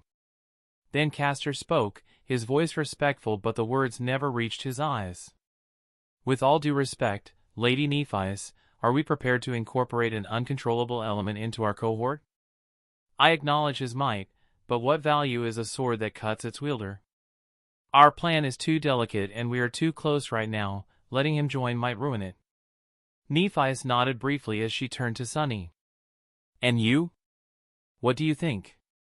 Sunny scowled. I'm a hired mercenary, remember? I don't recall getting paid to decide who should join your cohort or not. I still want your judgment on this, Nephi's replied, her voice unwavering.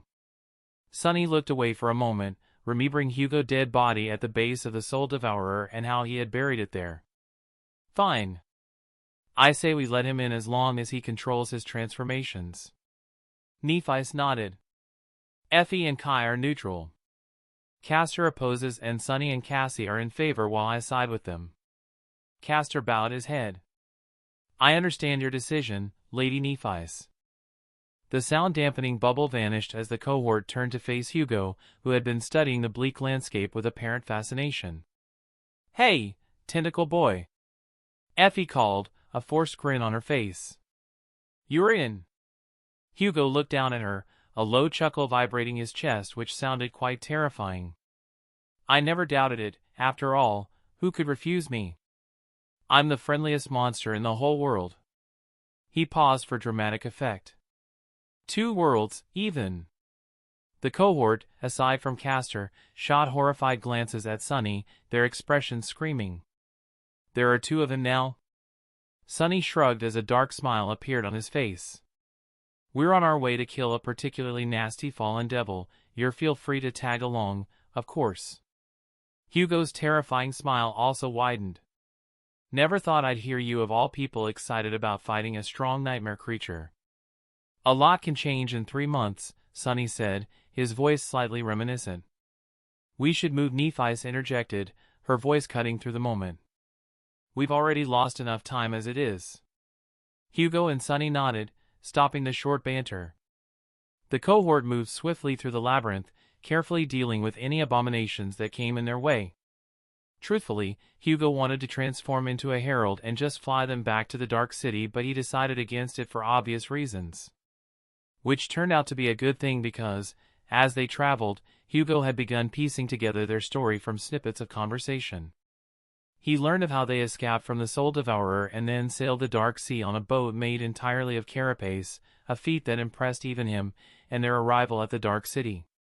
Then, the story began to grow slightly strained with each word. He learned of how Nephi's had begun her campaign in the outer settlement, providing food and cultivating fragile hope in the hearts of the sleepers who were considered dead.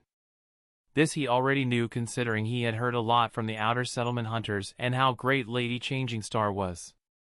But what had shocked them was that Sunny had left them midway. He had disappeared into the Dark City, living alone in the ruined cathedral for an entire month. Alone. The wall that went up behind Sunny's eyes when that period was mentioned was absolute, hinting at how sensitive the subject was. And so Hugo, respecting his friend's boundaries, stored the question away for a later time. The reason was clearly tied to Nephi's and her methods, which he would have to learn more about eventually. What was more pressing right now was their objective. Cassie's visions had revealed the existence of the 7 unique memories called the Shard Memories, which are the keys to the gateway. The cohort had spent months hunting for them. But funnily enough, the fallen devil they were going to kill was not one of the creatures that held a shard memory. Instead, it was meant to be Sunny's recompensation for joining them on this expedition. Hugo's interest peaked at the mention of the Black Knight, considering it was on his own mental list of high-priority targets on the Dark City, so the chance to help Sunny settle a personal grudge while killing the abomination seemed really enticing to him. Just remember, Sunny said to him as they discussed the topic, the killing blow is mine. Wouldn't dream of stealing your vengeance, Hugo replied, noticing that Sunny seemed more deranged. But internally, he was already strategizing on how to assist the cohort plan, which was built around Nephi's sleight and Effie's incredible defense. His own unique abilities could slot perfectly into that framework, and thankfully he had a lot of ideas when it comes to light. 2 days later, they entered the Dark City once again. The cohort scaled the Grey Wall at dusk and took shelter in one of its watchtowers, just as Sunny, Neff, Hugo and Cassie had done a lifetime ago. When dawn's pale light filtered through the eternal haze, they moved toward the ruined cathedral. Hugo had spent the last 2 days listening intently as Sunny outlined the Black Knight's tactics and its strange nature. Soon, the cathedral's broken spires clawed at the sky ahead of them.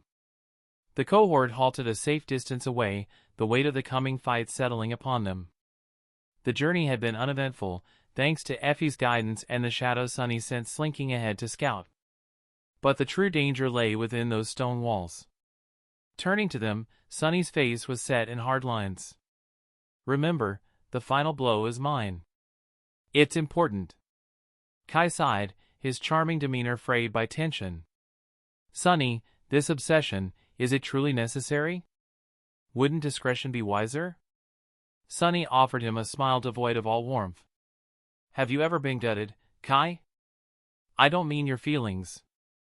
I mean a sharp length of steel opening you up from navel to neck?" The archer paled. "No. You were?" The smile vanished. "Yes. That bastard in there did it. Left me bleeding out in a pile of rubble. So, it's only fair I return the favor. Simple as that." The law of the outskirts, brutal and absolute, echoed in his words.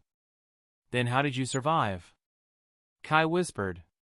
"Good memories and strong attributes." Sunny's hand went unconsciously to his abdomen. "Most of me did, anyway." He shook his head, the anger a cold fire in his veins. "Enough talk. You know the plan. Hugo, you remember your role?" The towering figure nodded, his red eyes glinting. "Disrupt and contain.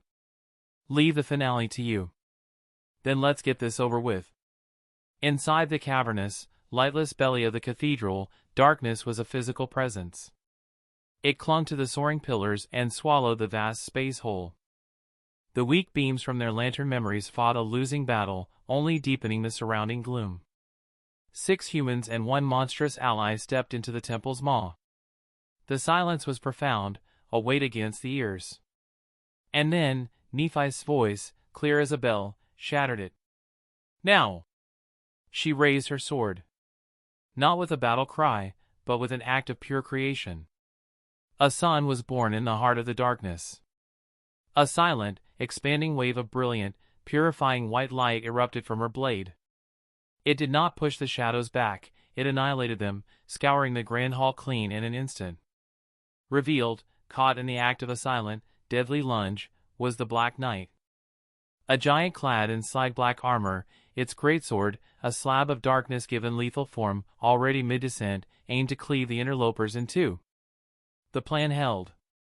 The light had robbed it of its ambush, but not of its speed or its terrible strength.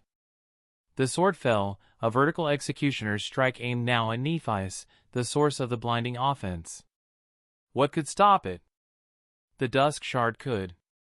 Effie was already moving, a blur of motion.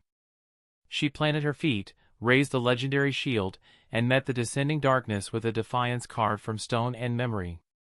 The sound was not a clang, but a catastrophic boom, the toll of a monstrous bell. The shield held. The stone floor beneath Effie's feet exploded into a web of fractures. A cry of pain and effort was torn from her lips as she was driven backward, skidding through debris. The Black Knight, momentarily stunned by the obliteration of its shroud and the solidity of the defense, recovered with horrifying speed. It disregarded the staggered huntress, its hollow gaze locking onto Nephi's. It shifted its weight for a second, obliterating strike. But its timing was off. The new variable had entered the equation.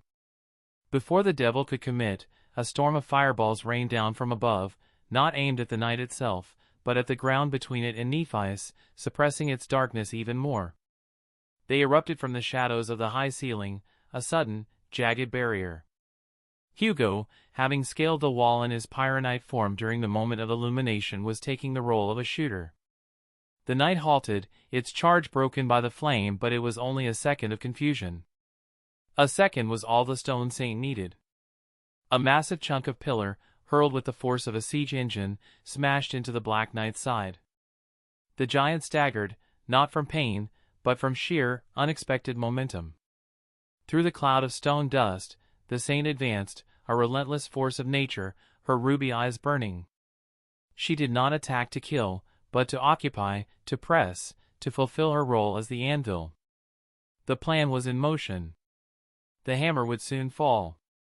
And Sunny, wrapped in shadows and cold fury, was waiting for his opening.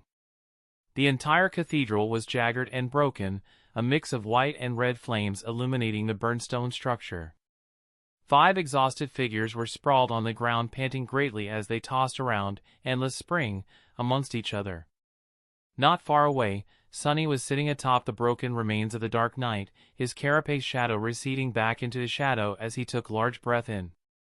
They had done it, and just as planned, Sunny had taken the final kill, with his shadow taking the strange dark core from its corpse, which left his face contorted with a smile despite how tired he was.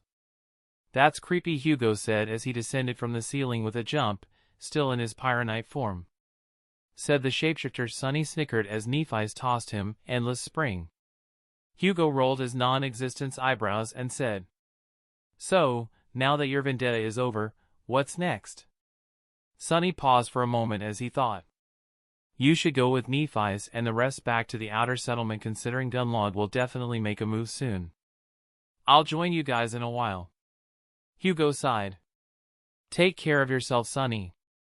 Sunny in response just waved at him. The cohort minus Sunny returned to the outer settlement. Nephi's and her cohort were instantly rushed with cheers and praises. The sight was almost repulsive to Hugo. These people seemed to worship Nephi's almost as if they were under a hex. Hope is truly the most terrifying thing of all, was the only thing that came across his mind. Hugo knew that Nephi's was planning to face Gunlod and kill him, which would probably end up in a big massacre causing a lot of death. Deaths that Hugo could stop. After Sunny joined them, Hugo requested that they all gather. Hugo exhaled as he looked at the 6 people in the room. "I have a plan regarding Gunlod and his men, but it's morally questionable at best." Sunny couldn't help but chuckle dryly. "Oh please, what could be worse than causing an internal fight inside the castle?" The rest of the cohort also seemed to share his thoughts process, eagerly awaiting Hugo's proposal. Hugo summoned Spirit Seed in his arm, which confused them even more. This is an echo. The echo of the Soul Devourer, to be precise. Nephi's, Cassie and Sunny eyes widened in shock as they quickly realized what Hugo was implying. "That's the big evil tree?" Effie said, raising an eyebrow. "It's smaller than I expected." Her voice seemed to a little disappointed for some reason. One of the reasons that creature was harrowing is because it's an awakened terror capable of casting a mind hex. It easily was able to enthrall an awakened abomination and a couple of sleepers. Sunny's expression hardened. "You're sick, you know that." Kai and Effie also seemed to frown deeply as Hugo continued speaking. Sunny's reaction was a mix of his own experience with the Soul Devourer and the fact that he considered personal freedom as something sacred, and so having a hand in stripping hundreds of people of their free will was not something he could agree to so easily. "It's the only alternative. Either we lull them into cooperating with us or we kill each other. Which side is the lesser evil to you?" Nephi's expression, while stiff, was not as contemplative as Sunny's. She seemed to like the idea of not killing hundreds of people. "Are you certain that it'll work?" Sunny's eyes widened as he heard Nephi's voice. "You can't be serious." Nephi's raised her eyebrow. "I'm perfectly serious, Sunny. Think about it. If we can have Gunlod and his army join us without bloodshed, then we would be able to conquer the Spire with triple the forces we currently have." Her logic was cold but sound. And deep within, Sunny knew that this fate was less cruel than starting a massacre, but still, going through with this will shatter everything that he believed in. "How about this? Gunlod is the one in control, right? Then I'll simply command my echo to enthrall him, and he can command the other sleepers under him to cooperate with Neph," Hugo said. Appeasing Sunny was not his priority, but it would leave a bitter taste in his mouth if he had a fallout with him right now. Sunny looked at Hugo with an unreadable expression, a myriad of thoughts on his mind. Eventually he scoffed, "Do as you wish." Nephi's let out an exhale of relief when she heard that, then she turned to the rest of the cohort. "Does any of you object to this?" Effie groaned. "Honestly, I'm more interested in slaughtering the cruel bastards, but you're right, Princess, having more numbers would boost our chances of getting the fuck out of here." Kai had an uneasy expression. "I suppose it's the lesser evil of the two." While Castor simply nodded, not sharing his thoughts. "That settles it then," Hugo said, smiling, but that smile didn't reach his eyes. Let's go enthrall a Triant. Chapter 41, Ghost. The plan was sound in theory, but its execution rested on a fragile premise, as enthralling Gunlog was easier said than done. The spirit seed, while powerful, operated under the same fundamental limitations as its progenitor, the soul devourer. It required sustained proximity and time to weave its psychic influence, even over a dormant human. So getting it close to the paranoid lord of the Bright Castle and keeping it there was going to be a problem. Thankfully, Hugo had recently acquired a key to that locked door. Over the past month, he had managed to unlock 3 additional imprints from the first DNA chamber. 2 he had challenged himself, while the last he had unlocked through the simulation function of the Omnitrix. Hugo had learned just how truly risky the process was. Not only did it render the Omnitrix inactive for a full day and drain a staggering amount of essence, leaving him, an awakened devil, with only 2 cores worth of essence, but the simulations could also fail. Of 9 attempts, he had succeeded only twice so far. It was a costly gamble, one he had to use sparingly. The new imprint Hugo had gained were quite remarkable, the first being called Floruna, which was a humanoid plant creature with fascinating potential for growth and manipulation of flora. The other form was infinitely less useful than the first. It was a species called Vulpimancer, which was a dog-like creature that possessed enhanced senses and abilities. But there was 2 problems. The first was that it was a dog, thus rendering his movements limited. And secondly, it was blind, relying on its senses to see the world around it. This had caused Hugo to swap it for the imprint that was unlocked through the Omnitrix simulation function, which was something he learned he can do after asking the Omnitrix AI, and this new form was the answer to their problem, but it filled Hugo with a profound, visceral unease. Imprint, Ectoneurite. Imprint rank, Awakened. Imprint class, Devil. Imprint description, Frowny Face, the first and most harrowing children of Heart God. The soul was their domain, and just like their progenitor, their greed truly knew no bounds, driving them to crave the essence of others. Imprint attributes, Frowny Face, Heart Spirit, Tangibility, Soul Roots. Imprint abilities, Frowny Face, Soul Gaze, Soul Possession. Soul Gaze, ability description, you can perceive the spiritual composition of other creatures. Soul Possession, ability description, Frowny Face, you can possess the body and soul of other creatures. Hugo felt a wave of revulsion run through his body as he read the description. This imprint was meant to be a parasite, and he had a terrible past with these types of creatures. So much that he wanted to lock this form away and never think of it ever again. But they were out of time, and out of gentle options. The plan needed a ghost. A specter drifted through the immaculate halls of the Bright Castle, floating through the gigantic structure in its terrifying majesty. Hugo, in his ectoneurite form, was a wisp of pale spectral energy that was intangible and invisible to mortal senses. He passed through stone walls and locked doors as if they were wide open with his soul gaze ability, painting the world in a haunting tapestry of spiritual light. He was currently using this ability to find the sleepers in the castle, mainly so he could locate Gunlog. Eventually, Hugo found it in the highest chamber of the castle, guarded by 2 armored sentinels who felt only a sudden, inexplicable chill as Hugo flowed through the door. Inside, the sight made his spectral form pause before his empty visage contorted in disgust. Gunlog, his torso bare and the lower half of his shifting golden armor unbuckled, sat on the edge of a lavish bed. Besides him, 2 young girls, really, no older than 18, were hurriedly summoning plain garments, their faces streaked with tears as they quickly fled the room in shame.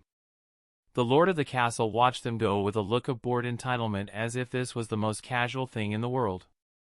The scene, the abuse of power, the casual cruelty without even caring, was a mirror held up to the worst memories of Hugo's past, causing a deep rage to burn within him. He wanted nothing more than to snap Gunlog's neck right now. Later. Instead of killing the tyrant, Hugo decided to make undergo a worse fate. And so he concentrated on the spirit seed, a physical echo he carried in his non-corporeal hand, which was also invisible. Hugo's plan was devious to say the least. He had used this galvanic mind to come up with it, and the plan used all of his new abilities and of course his echo's nature.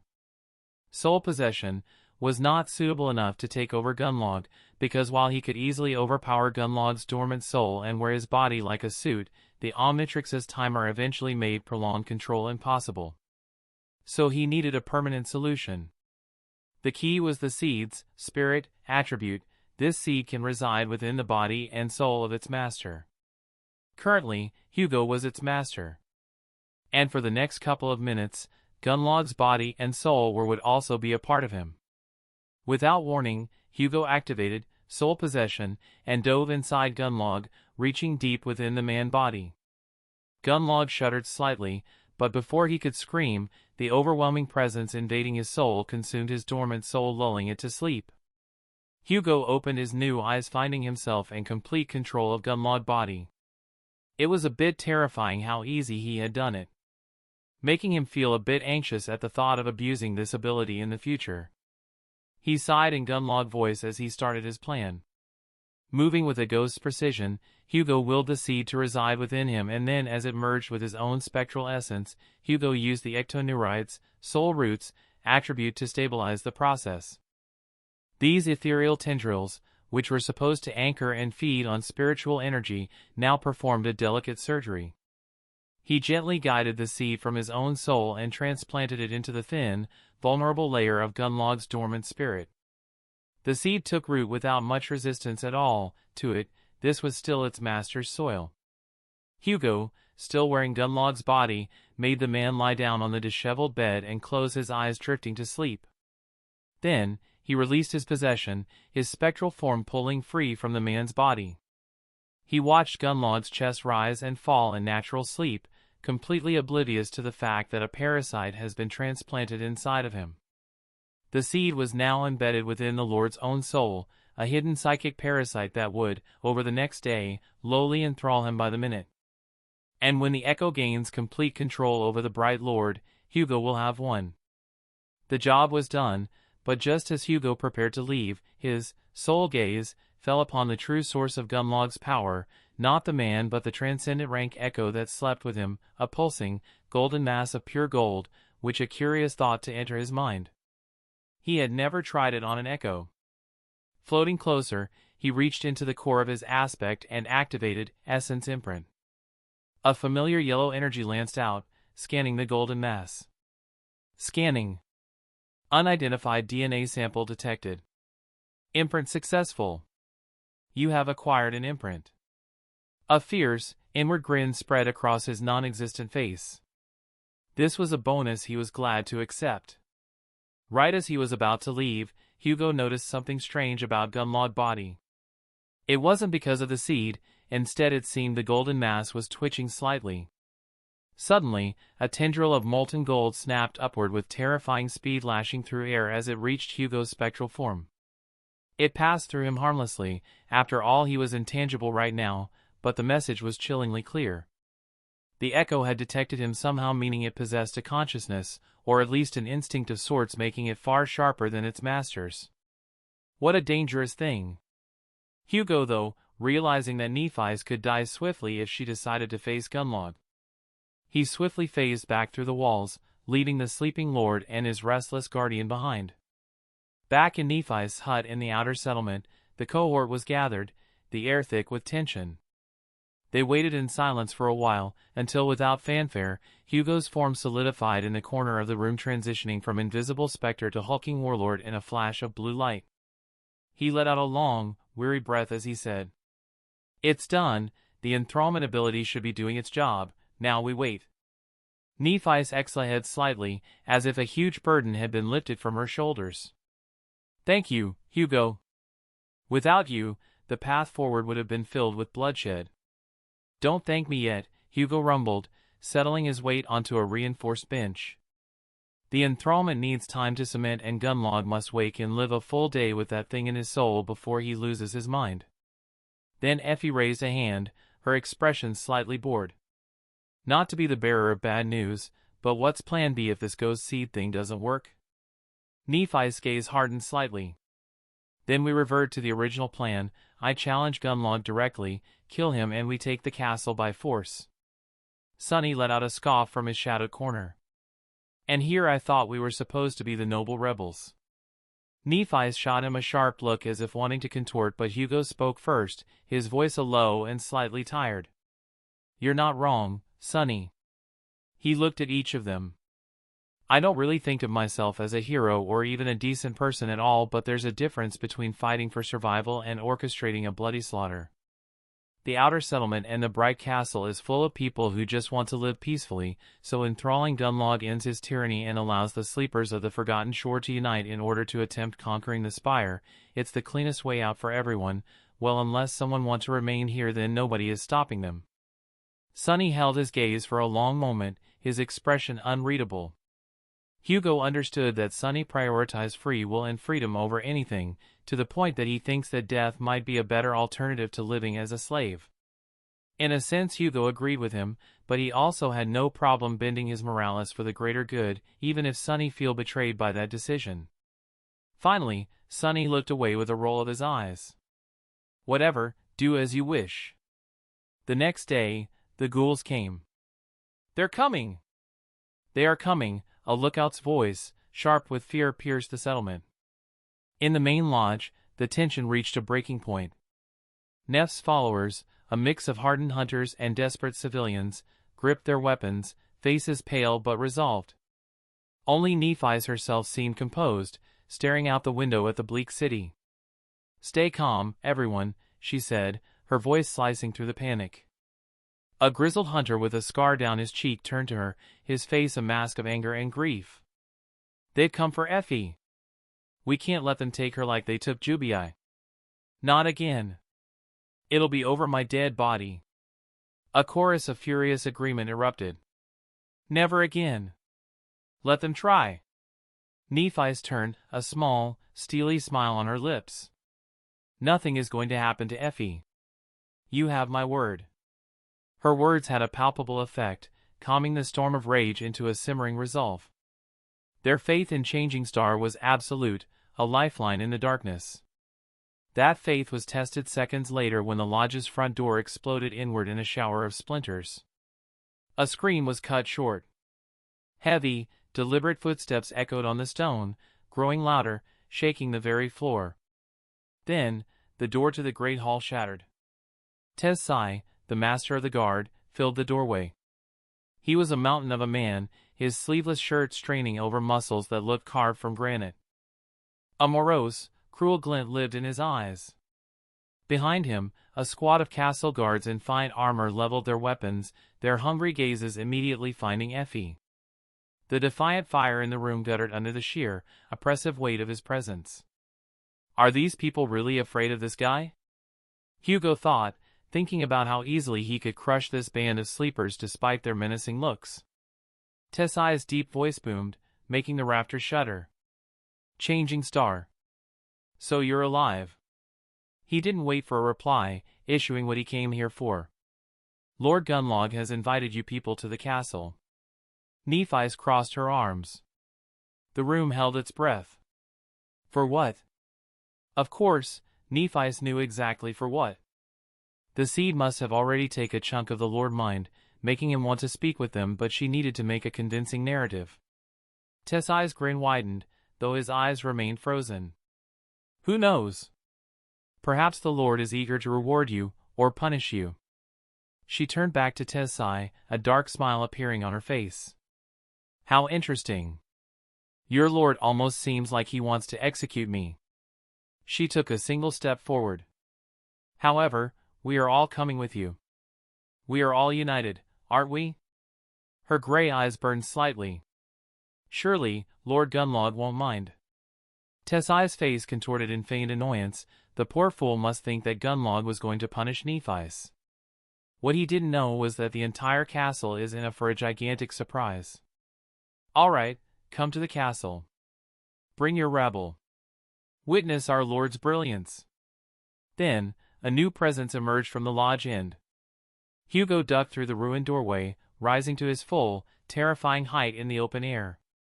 Sunlight glinted off the dark plates of his chimera's sui generis armor, and his sensory tentacles wavered slowly, making the guards and Tessai tense as they looked at him. "Does that thing need to come with you too?" Tessai growled, looking at Hugo with hatred. "Yes, he is our ally and friend," "Do not call him a thing," Nephi said, looking at Tessai. Hugo felt an urge to rip Tessai head off for that remake, but he said nothing, just to make sure the plan was not ruined. Merely falling into step at the rear of Nephi's group, although his presence shifted the balance of the march entirely.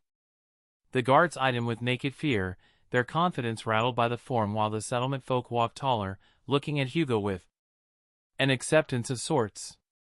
After all, he had spent a month with these people, and he was quite the decent person around, so he did not feel like much of an outsider.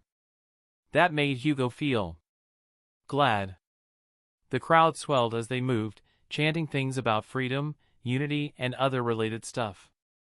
Tessai leading the way, threw a glance back at the seething crowd and the monstrous shape at its back, and for the first time, a flicker of uncertainty broke through his cruel mask. The plan was proceeding, but the variables had changed. They were no longer leading lambs to slaughter. They were escorting a wolf, a demon, and a living siege engine into the heart of their kingdom. The great gates of the bright castle swung open, and the furious, hopeful, vengeful tide of humanity, and one very deliberate monster, poured into the gleaming white throat of the beast. The great hall of the bright castle was a cavern of white stone and cold reflected light. Rows of sleepers in fine, clean garments lined the walls, the privileged inhabitants of the castle, their faces a mix of curiosity, disdain, and a deep-seated anxiety they couldn't quite name. The air thrummed with the tension of the outer settlement crowd pushing in behind Nephi's cohort, their murmured defiance a living thing against the sterile silence of the chamber. At the far end, atop a dais, sat Gunlog. He was resplendent in his shifting golden armor, the transcendent echoes seeming to drink the hall's light and pulse it back, a feeble, gilded sun. Nephis walked forward, Cassie's hand lightly on her elbow, until she stood at the foot of the dais. The crowd that was instantly hushed as Tessai and the other lieutenants fanned out to the sides, their postures rigid, waiting for the command to crush this insolence. Lord Gunlog, Nephi's voice, clear and carrying, held no deference, only a stark declaration.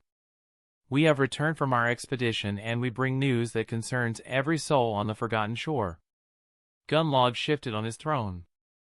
The movement was a fraction too slow for some reason, but it was only noticeable to someone like Hugo. "Speak then, changing star." His voice was his own, but the cadence was a bit off, like an instrument slightly out of tune. "You have drawn quite a crowd." "The news warrants it," she replied, her gray eyes sweeping over the castle dwellers before returning to him. The expedition was not merely for hunting or cultivating strength, instead it was for discovery. "We have confirmed the method of accessing the gateway." A ripple of shock, sharp and electric, went through the hall as whispers began to spread among the people. The gateway was a sensitive topic among the sleepers of the Forgotten Shore, and Nephi's exclaiming that she found a way to access it was quite the statement to make. Gunlog's jaw tightened, a flicker of his true self fighting against the soothing invasive pressure in his mind. "Listen. This is important," the pressure whispered slightly. It was a paradoxical existence, as its words were not words at all, instead simply thoughts projecting in Gunlog's mind. Nephi's continued, her tone growing graver. "As you all know, the guardian of the spire is a fallen terror of immense power." She paused, letting the anticipation build, then she delivered the lie with the flawless conviction of a true believer. "And our seer," she gestured to Cassie, who bowed her head with solemn dignity, "has had a vision. The terror is on the cusp of evolving into a corrupted titan. It feeds on the despair of this shore, and with each passing second we remain trapped, it grows stronger. Should it ascend to a corrupted titan?" She let the sentence hang, her gaze piercing. "It will not stay at the spire. It will come here. It will drown the dark city, the labyrinth, and this very castle in a tide of corruption from which nothing, not even these walls, will protect you. Every sleeper on this shore will die." Panic shattered the silence, as the terrible words were spoken. The castle dwellers and these of the outer settlement looked at each other, then at Gunlog, their comfort suddenly feeling like a thin veneer over a precipice. Even Tessai's cruel confidence wavered, his eyes darting to his lord for guidance.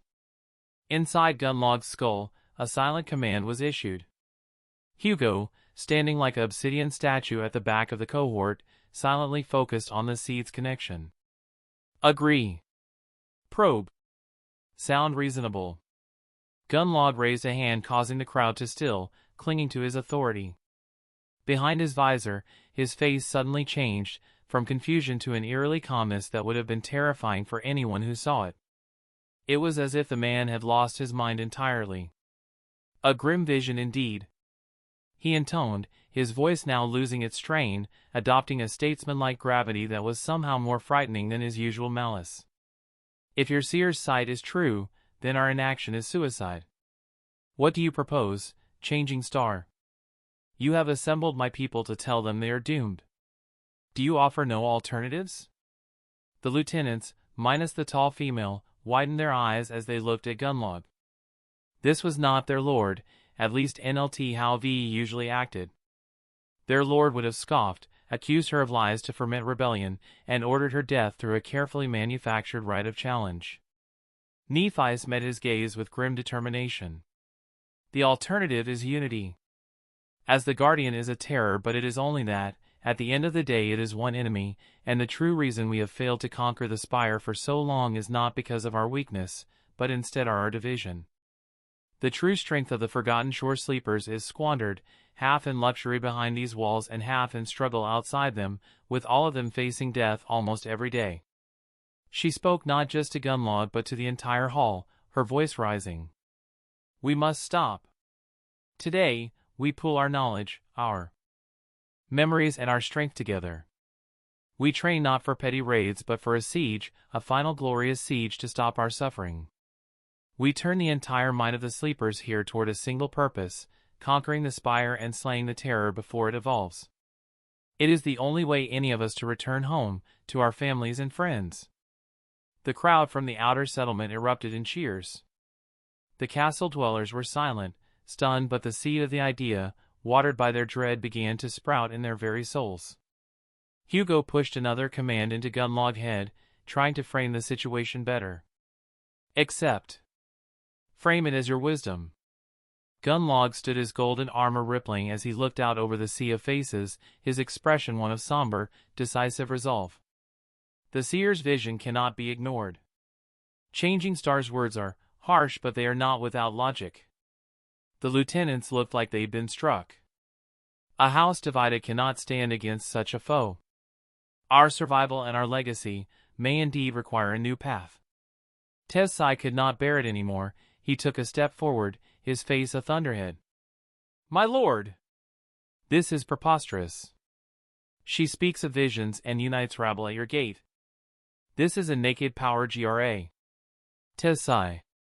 Gunlog's voice cut across the hall, flat and final. He turned his hollow gaze on his master of guards, the effects of the echo causing Tesai to immediately lower his head. Do you have an alternate solution to deal with a corrupted titan? Do your doubts armor you against its terrifying might? Will your suspicion save the people when the dark sea rises to claim us all one day? Each question was a hammer blow delivered with a cold, alien logic that brooked no argument. We face extinction and I am lord of this castle, just as the first and second lords before me. My duty is to ensure its people survive no matter what, and if that means listening to new counsel for a time, then so be it. Do you wish for everyone here to die for the sake of your pride? Tesai recoiled visibly as if physically pushed. The words were Gunlog's, but the soul behind them was utterly foreign. He stared into his lord's helmet, seeing only an immutable wall. His mouth opened then closed, and he took a staggering step back, his authority dissolving into confusion and dread. Then it is decided, Gunlog announced, turning back to the hall. The old quarrels are no more. The resources of the castle will be assessed to compensate all. From now on the castle and the outer settlement is no more. We are all one. And thus we shall make preparation. In a few months, every sleeper here, no matter how weak, will hold a sword, he said, causing another wave of cheers. Then he looked at Neff. Changing Star, you will coordinate this effort with my lieutenants. You found this path, so you will help lead us down it. The hall exploded in noise, cheers of hope from the settlement and the castle dwellers, all excited by the idea of escaping this hell.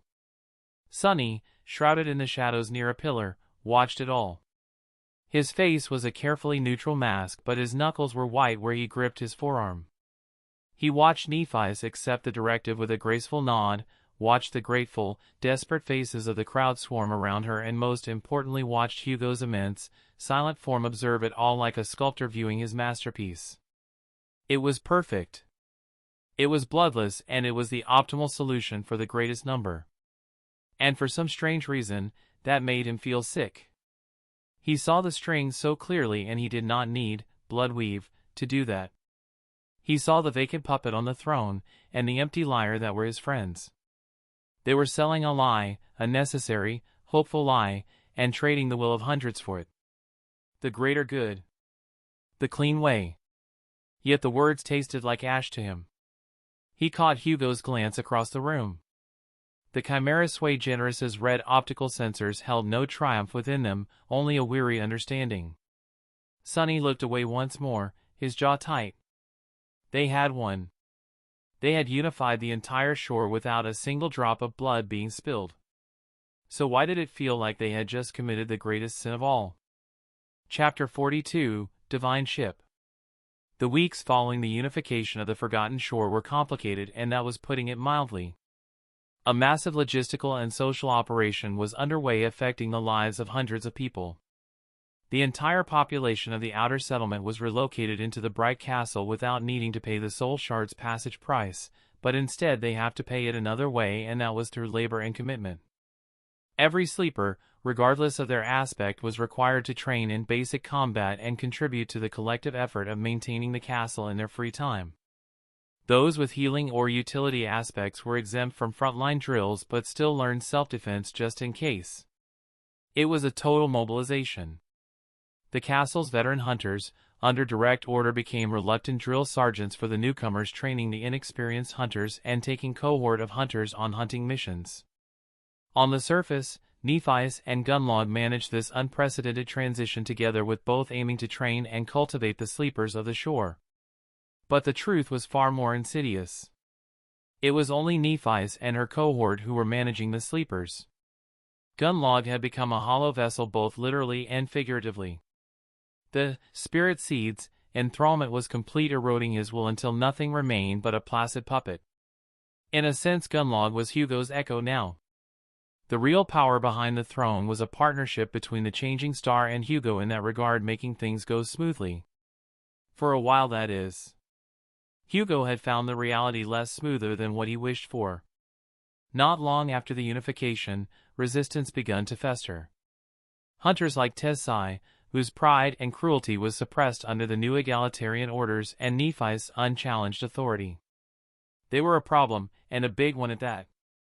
Eliminating them silently was an option, a dark, easy option that his ecto-neurite form could execute without a trace whatsoever, and Hugo could do it with a clear mind, knowing all of these bastards under Tesai were practically criminals who had lost their humanity after countless acts of cruelty. But they needed every fighter they could get, no matter their alignment. After all, the plan for conquering the Spire demanded numbers, and justice was sadly a luxury they couldn't afford. So, Hugo improvised a more devious solution. He began directing Gunlog, his puppet, to spend an inordinate amounts of time with Tesai and other dissidents. They hunted together, ate together, and even planned together. To the rest of the castle, it was nothing short of inspiring, their lord, sharing their burdens and even leading them from the front. How could they wish for a better king? However, the truth was a silent and a spiritual violation. By keeping the disobedient hunters in constant, close proximity to the seed's host, Hugo allowed its enthrall ability to slowly bleed into their minds as well. That was less powerful than the one Gunlog was on, which eventually destroyed their resistance and any violent thoughts they had. It was a psychic lobotomy, turning fierce opponents into placid, agreeable thralls. Now that Gunlog was under complete control of the seed, Hugo began using the benefits as fast as possible. Gunlog's soul arsenal, filled with hundreds of memories, mostly awakened and several ascended, was open, granting Hugo an immense armory. These were distributed to the hunters from the outer settlement, dramatically increasing their survivability and effectiveness, while the higher-ranked memories were traded with Nephi's and her cohort for certain things. Of course, Hugo did keep some of the goods for himself. There was also the fact that the cleansed hunters, including an eerily compliant Tesai, offered public heartfelt apologies to those they'd wronged in the past. Even Gunlod himself gave a staggering speech, taking abstract responsibility for the shore's suffering and promising to repent for his sins once they returned to the waking world. It was theater, but a very powerful theater that mended the relationships between the sleepers of the Forgotten Shore. To Hugo, this was a better alternative to purging 80% of their fighting force.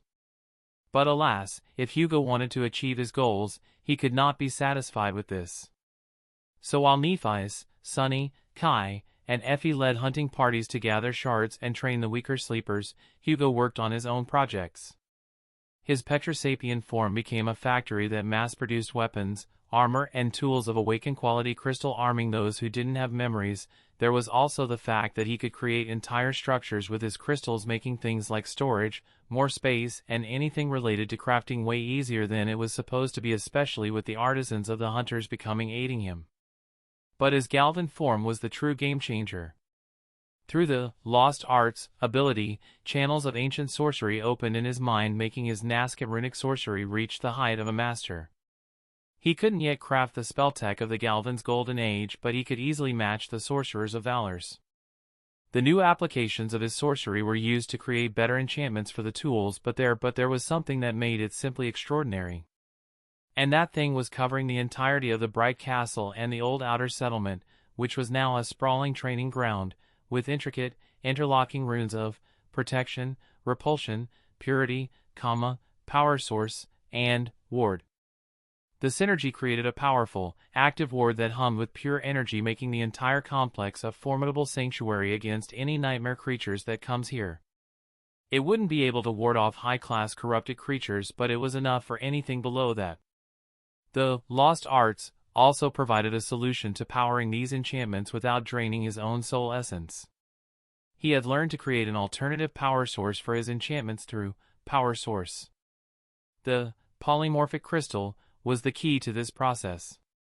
Its greed and envy enchantments allowed it to store energy inside of it, then convert that energy into a stable, kinetic battery. And it did not need to be filled with soul essence, as Hugo would transform into his pyronite form, fill the crystal with divine flame, and create a potent, long-lasting power source, or he simply could inform sleepers with energy-producing aspects to fill the crystal every once in a while. The sleepers, emboldened by their new security and gear, began a cautious expansion into the fringes of the harrowing Dark City. The plan was systematic and simple. Elite hunters would clear a sector of nightmare creatures, then Hugo would use cognitive blessing, bestowing a perfect knowledge of his protective runes onto sleepers with mobility aspects, who would then race through that secto, inscribing the ground and walls with inky runes. Through this process, they managed to carve out safe zones, harvest valuable resources, and killed the abominations of the city in a slowly expanding wave of conquering. Hugo served the role of the planner, the armorer, and the silent partner in leadership, so in turn he received a substantial share of the soul shards and any resources harvested, which was a nice bonus. Some had even started calling him the architect, due to his sorcery and craftsmanship. The title was embarrassing and terrifyingly accurate for him. After all, he and Nephi's had woven a perfect web of lies and benevolent manipulation, and against all odds, it was working. The shore was uniting, growing stronger, and actually possessed a chance of escaping. At least, that's what Hugo forced himself to believe. 1 month after the union, Hugo stood at a bizarre, fungal landscape within a pseudo-trial, facing his final challenge for the first DNA chamber. His opponent was a hulking alien, its body a fortress of natural, yellow exoplating over broad shoulders and a back so large it would put the fittest bodybuilders in the waking world to shame. The creature also tumbled into a perfect sphere and became a devastating projectile that darted around the landscape with incredible speed, destroying anything in its path. Hugo matched its speed as a Kineceleran, as it was the only he could attempt to match it. The problem wasn't speed, instead it was the creature's nigh impenetrable hide. Hugo tried everything. He punched it, electrified it, burned it, threw crystal shards at it, and even dropped it from an incredible height, and there wasn't even a dent in its armor. The thing was a living bunker. Damn it, he thought, swerving around another earth-shaking roll. There was only one path left to beat the abomination. A path that he despised. Gritting his teeth, he slapped the Omnitrix symbol once again, causing a blue flash to engulf him. Just as the sphere boulder shot through the space he'd occupied, the creature met no impact or resistance, passing through it. The creature uncurled, a confused expression splattered on its hideous face. Its prey had just vanished out of nowhere. Then, before it could do anything, the abomination suddenly felt a chill deeper than any cold pierce its very essence. Hugo, as an ectoneurite, had phased inside it, plunging through layers of corrupted biology, down to where 4 foul, darkened soul cores pulsed with corrupted energy. The sight would have caused anyone else to freeze for a moment, but Hugo had seen the true face of corruption while bonded to the creature of nothingness. This was nothing compared to it. It was merely vile. And so, without hesitation, he extended his soul roots, the ethereal tendrils, glowing with blue fire of his own divinity, latched onto the corrupted cores, engulfing them in a web. The creature's body convulsed violently, its shell becoming useless against the internal war raging within its soul. Hugo pushed his essence outward, and his flames of divinity attribute ignited within the abomination as Hugo's own soul overwhelmed its own. The corruption began to burn helplessly, as this was not a fight, it was a purification. Corruption purged. You have acquired an imprint. Back in the DNA chamber, the pseudo-nightmare was over and Hugo was expelled from the imprint pod. This time, however, he felt a profound shift happen in his soul the moment he left. Unlike the previous time, it wasn't violent or foreign, instead it was a natural culmination, like a river finally reaching the sea. The reservoir of soul fragments he'd accumulated in the last 2 months escaped his cores, slowly forming into something. He summoned his runes, watching the change happen in real time. Name, Hugo. True name, Paragon of Purity. Rank, Awakened. Class, Tyrant. Omni Cores Frowny Face 5/7. Soul Fragments Frowny Face 0/5000. The formation of the 5th core should have been an agony to him, as a human was not supposed to possess more than 1/4. But Hugo's body and soul had been remade by the Omnitrix so much that he wasn't even a human anymore. A wave of profound, almost ecstatic pleasure washed over him, a sensation of gears finally clicking into place, of an engine finally achieving its designed harmony. It was overwhelming, brilliant, and gone too soon. And just like that, he was an awakened tyrant now, granting him incredible powers and 1 more core worth of soul essence. His forms would now possess a 3rd, more potent ability that all tyrant have, but first, he checked his soulbound attribute. Attribute traits: Omni-Mind, Failsafe, Omni-Kicks, Voice Command, Primus. Primus, trait description: the Omnitrix can guide its master to its origin. Hugo's eyes widened as he saw the word Primus. It was the same word he had gotten from that strange dream. The word almost triggered a mental break for him as he remembered the sight of a divine creature standing directly in front of him and speaking the same word. Guide? Origin?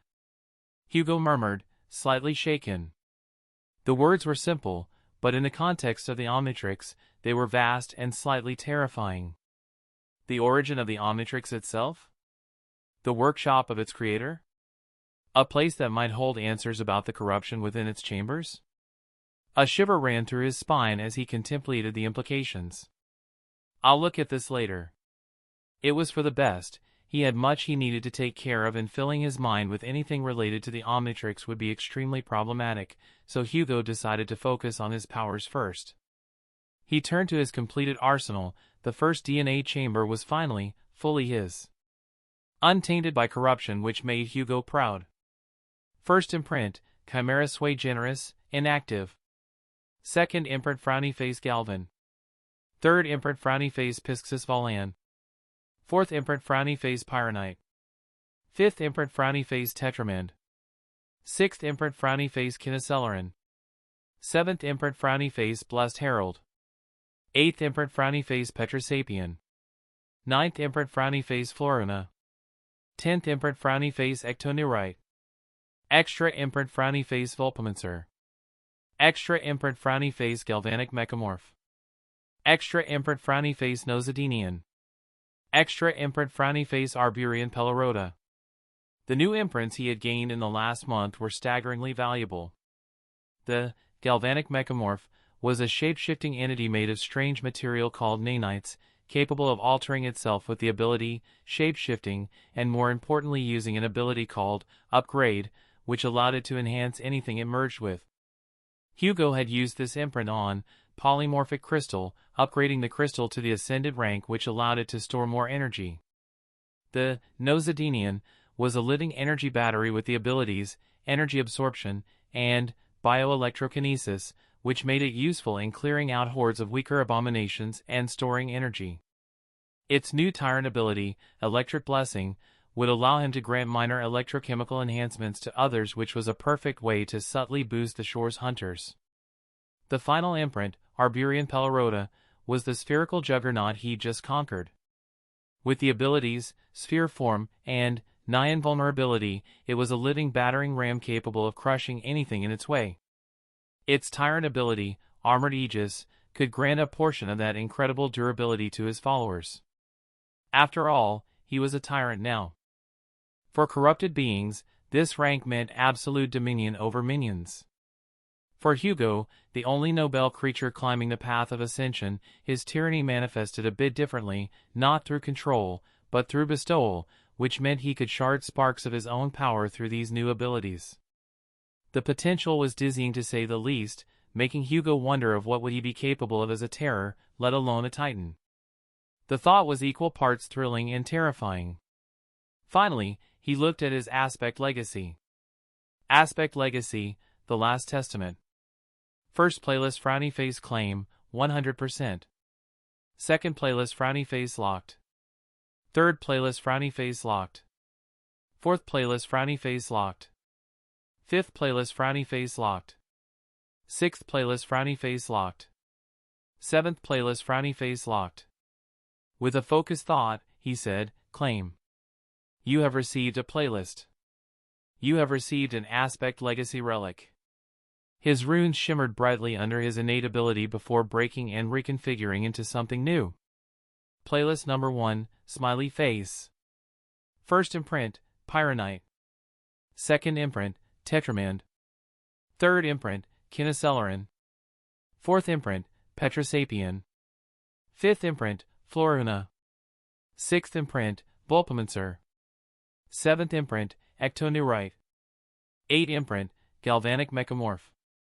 Ninth imprint, Nosodinian. 10th imprint, Arburian Pelorota. The imprints he gained from outside the DNA chambers were gone from the main list. Omnitrix, where are my other imprints? He said, slightly panicked. Registered in playlist number 0. Oh, THN, show me playlist number 0. The runes shifted again. Playlist number 0, Smiley Face. First imprint, Chimera Sui Generis. Inactive. Second imprint, Frowny Face Galvan. Third imprint, Frowny Face Pisxis Volan. Fourth imprint, Frowny Face Blessed Herald. Fifth imprint, Frowny Face Clintar. Sixth imprint, Frowny Face Empty. Seventh imprint, Frowny Face Empty. Eighth imprint, Frowny Face Empty. Ninth imprint, Frowny Face Empty. 10th imprint, Frowny Face Empty. Now that Hugo had unlocked the first playlist, he could switch between playlists that will essentially no longer being limited to 10 forms at a time. Instead, he had access to 20, each organized for different needs. The strategic implications were monumental, and that was putting it mildly. But that was not the only thing he had gained, as there was still a shiny legacy relic waiting for him. Scrolling through his memories, he saw it, its script glowing with an intensity that dwarfed the other's memories. Memory, Aznatha's ship. Memory rank, Divine. Memory tier, 7. Memory description, Frowny Face, the first thinker required a vessel to traverse the cosmos, and so he crafted a marvelous structure that could sail the realms, but in time, it was stolen by a nebulous demon who used it to explore the unknown. Memory enchantments, Frowny Face vehicle, protection, armory, invisibility, system, gravitational negation, unknown. Hugo's breath caught in his throat as he saw the runes. He felt lightheaded. A divine memory, he whispered, the words feeling slightly fake. A divine memory, a divine fucking memory. In the waking world, such an artifact could buy a dynasty, found multiple great clans, and start a war that would scorch continents, not that there was many for them left, all at the same time. Its very existence was absurd, just like divine aspects. Its description was also unsettling. The first thinker was Azimuth, creator of the Omnitrix. This was also his ship. I'm really stealing all this guy's stuff, Hugo muttered, chuckling slightly beneath the shock. He read the enchantments with excitement. Vehicle, enchantment description, the ship could assume the form of any vehicle. Source battery, enchantment description, frowny face, this memory possesses a self-replenishing potent power core. Protection, enchantment description, this memory is resistance to all forms of attack. Armory, enchantment description, this memory's weapons to match its station. Invisibility, enchantment description, frowny face, this ship can hide itself from anything. System, enchantment description, frowny face, this memory possesses an artificial intelligence pilot assisting its wielder. Gravitational negation, enchantment description, frowny face, this memory is not affected by gravity. Unknown, enchantment description, the ability to safely navigate the unknown. Hugo was feeling strangely curious about this unknown. It was mentioned in the Blessed Herald description, but now it was also included in this one. Not only that, but it also mentioned that a nebulous demon stole this ship to navigate it, alluding to the fact that unknown was a place, not an entity. So is it just hell? The existence of something like that would not be shocking, considering the nature of their world was basically worse than any mythological hell mentioned in the past. But that did not change the fact that this memory was a flying, armored, invisible, intelligent, and impossibly advanced spaceship of divine rank. In theory, it could even cross the Hollow Mountains, reaching the other side. But Hugo wasn't willing to risk encountering an unholy titan or two on the way. But besides that, it could survive the Dark Sea, and it could be the ultimate asset in the siege of the Crimson Spire. It was a game-changer so absolute it reset the entire board. A grin spread across his face, so wide and fierce it felt slightly alien. Excitement, pure and unfiltered, surged through him, momentarily washing away any uneasiness he had. This was something that could change the entire course of humanity if used right. It's a goddamn magical spaceship. Of course it would change history, he said, his voice raspy, although there was still the creeping fear of what such power would inevitably attract. With a final, lingering look at the runes describing his new cornerstone of power, Hugo willed himself out of his soul sea. He had just been handed a miracle, but there was so much work to do. Chapter 43, Tyrant vs. Terror, Rewrite. After Hugo exited his soul sea, he was immediately informed by one of the handmaidens that he was needed in a meeting. The meeting was between the current rulers of the castle, namely Hugo and his cohort. But Sunny, Nephi's, and Cassie were the only ones present, as Effie, Kai, and Castor were busy with other tasks within the castle. Gunlog and the rest weren't needed for obvious reasons. The reason for their meeting was simple, yet a bit dreadful, to discuss the emergence of an awakened terror in the city. The abomination had previously been a dormant tyrant that had been in hibernation for a long time, along with its forces at the edges of the labyrinth. It was also one of the iron spiders. Sunny had managed to confirm that truth. Hugo sighed, crossing his giant arms. It won't be a problem. Nephi's raised an eyebrow. Hugo, I know you're strong, but an awakened terror is still a calamity. If we aren't careful, we'll suffer losses that we cannot afford. Especially now that we're planning on conquering the Spire in a month. Hugo shook his head before looking around as if checking if anyone else is listening. There's a reason I'm confident about being able to kill it.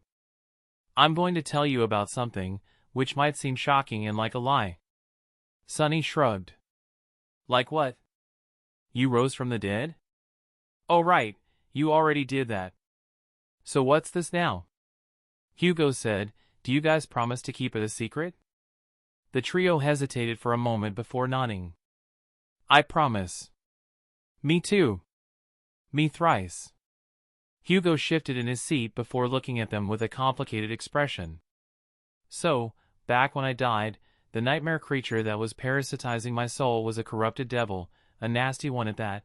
The reason I was saved and brought back from the dead was because my aspect, which is of the divine rank, killed the abomination and then used it as a power source to form multiple cores. Currently, I've formed another core, and I'm now an awakened tyrant right now. Nephi and Cassie widened their eyes in shock, so much that they almost fell over. Sunny, on the other hand, looked strangely calm, as if he already knew. Hugo had a hunch that Sunny could somehow see souls, similar to how his ectoneurite form did, but he just couldn't prove it yet. "You're an awakened?" "How?" Cassie said. "My aspect forcibly awakened me. Turns out natural awakening is possible, well, for me at least." "A divine aspect," Nephi muttered, a strange expression appearing on her face. "With my transformations, I'm practically an actual awakened tyrant, a sentient, intelligent one that's following the path of ascension, and so I'm more than capable of killing the awakened terror." Cassie and Nephi seemed to contemplate for a moment, taking in his logic, while Sunny scoffed slightly. "You do realize this is a terrible idea, right? Not the awakened terror thing, but the fact that you revealed your secrets to us just like that?" Sunny was right. Revealing his deepest secrets just like that was nothing short of stupid. But Hugo wanted his friends to know him. He wanted them to know that he trusted them and that they were everything he had in the world, despite the fact that their time together was short. Their friendship, to Hugo, was something so sacred to him that even his flaw couldn't change that, no matter what form he took. Hugo shrugged slightly. "I trust you guys." This finally got a reaction out of Sunny. The boy's eyes widened as if unsure how to respond to this statement. It was as if the concept of someone trusting him this easily was so alien, so bizarre, and so impossible that he could never begin to fathom it. Then it was Nephi's turn.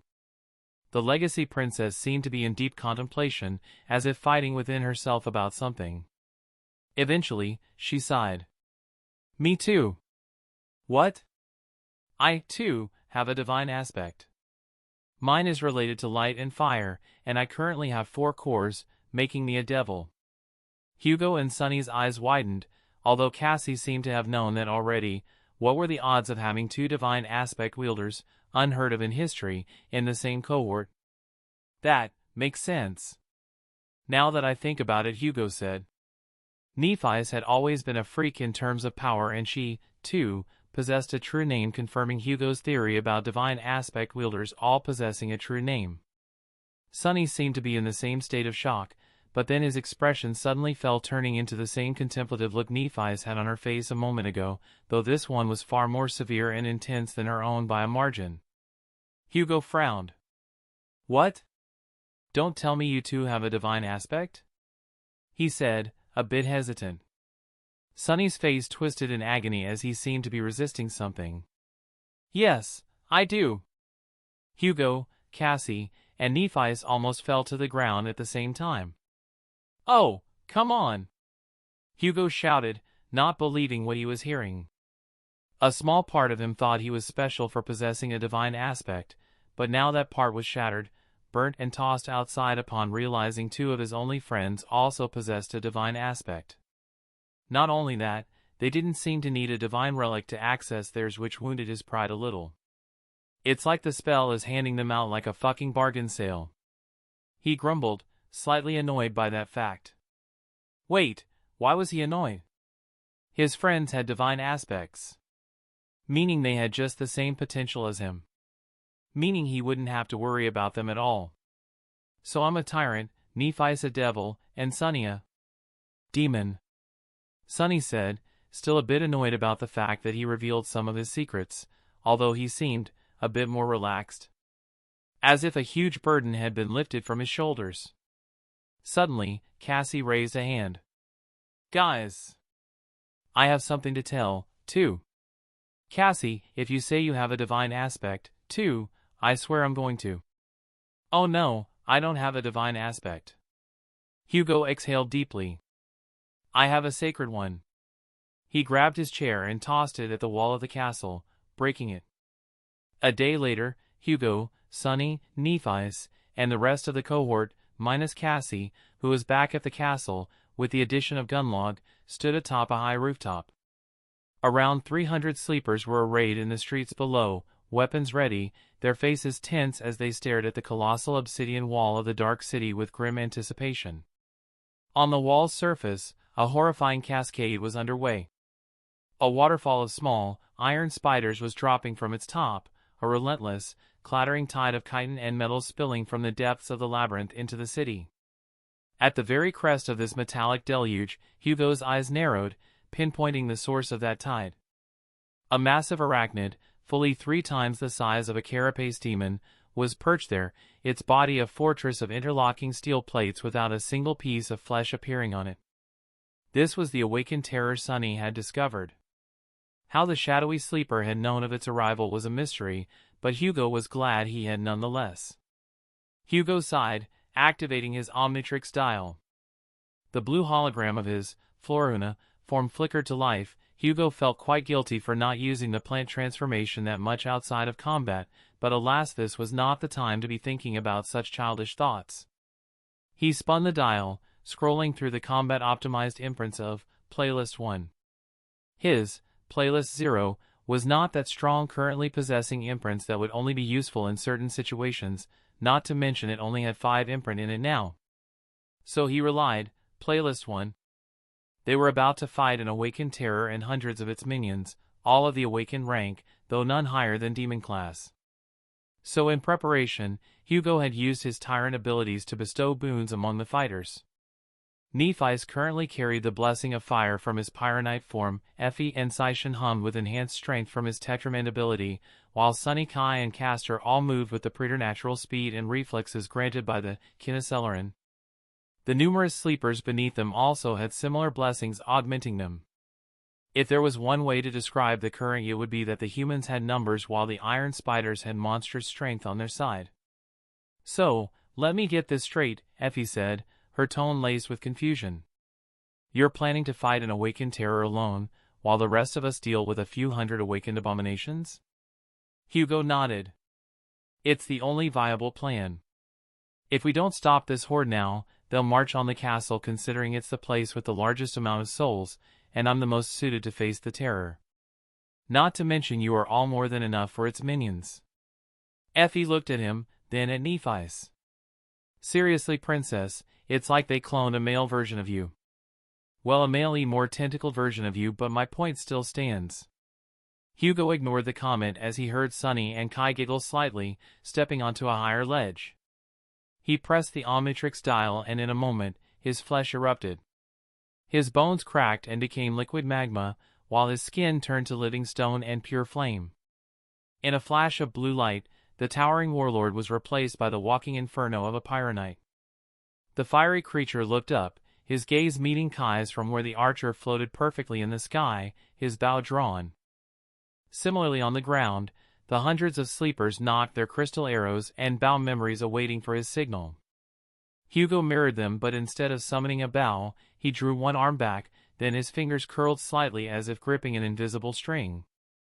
In his other hand, he concentrated his soul essence, compressing the roaring flames of his furnace ability into a single, searing point, creating a blazing arrow of white-hot plasma that caused the air around it to crackle and warp. He could faintly hear Sunny whisper, "Show off," making him grin slightly.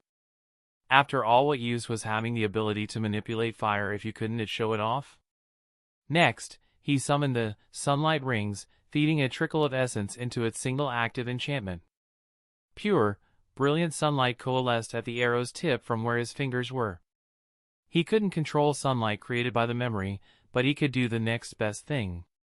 Hugo wrapped the divine flames tighter around the sunlight the rings, using them as a magnetic sheath to contain and direct the radiant energy which should, in theory, possessing the force of an ascended considering the memory it came from rank. Now, he thought, a part of him was tempted to use the essence draining, Omni Kicks, armor immediately, but he saved it in case of emergency. Fire!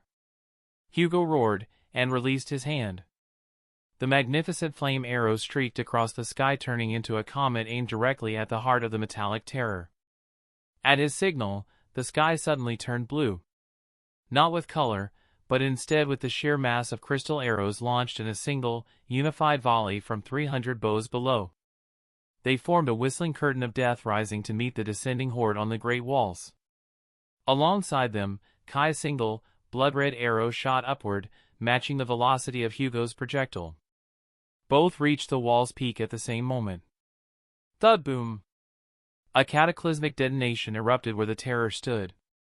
Hugo's concentrated flame and contained sunlight collided with Kai's piercing shot, the combined force shearing through the nearby metal and stone. Right after that, the crystal volley rained down into the scrambling spider minions with deadly effect, impaling the abominations to the wall. The smoke cleared a second later, revealing the results of the powerful attack. The terror was wounded with great gashes steaming in its metallic carapace, but its 7 arachnid eyes burned with malice, now fixed solely on Hugo and the sleepers. Then its metallic flesh suddenly writhed, shifting and knitting itself back together at a terrible speed. With a harrowing screech, it commanded its swarm once more. The remaining spiders lunged forward, abandoning the wall to pour into the streets toward the sleepers. Nasty bastard. Hugo muttered, annoyed at the fact that Plan A failed. He then slammed the Omnitrix symbol on his chest. The living inferno vanished. In its place stood a small, sleek creature resembling a living battery, black, with a bold lightning bolt stripe and positive/negative symbols on its back. This was his newly acquired Nosodinian form that served as a capacitor of pure electrical energy. The small form dissolved into a crackling mass of blue lightning and shot forward, becoming a living bolt streaking across the battlefield, headed toward the heart of the horde. On the ground, Nephi's voice cut through the chaos. "Hold the line!" The sleepers shifted in their movements, obeying changing star command, archers loosing another volley from the rear as melee fighters in the front braced, their shields raised while their weapons pierced the spots between them. Hugo, meanwhile, closed the distance in moments, then unleashed a vast, arcing shockwave of blue electricity that slammed into the front ranks of spiders. The energy chain linked through their metal bodies, spreading like a plague. "You have slain an awakened monster, Iron Spider.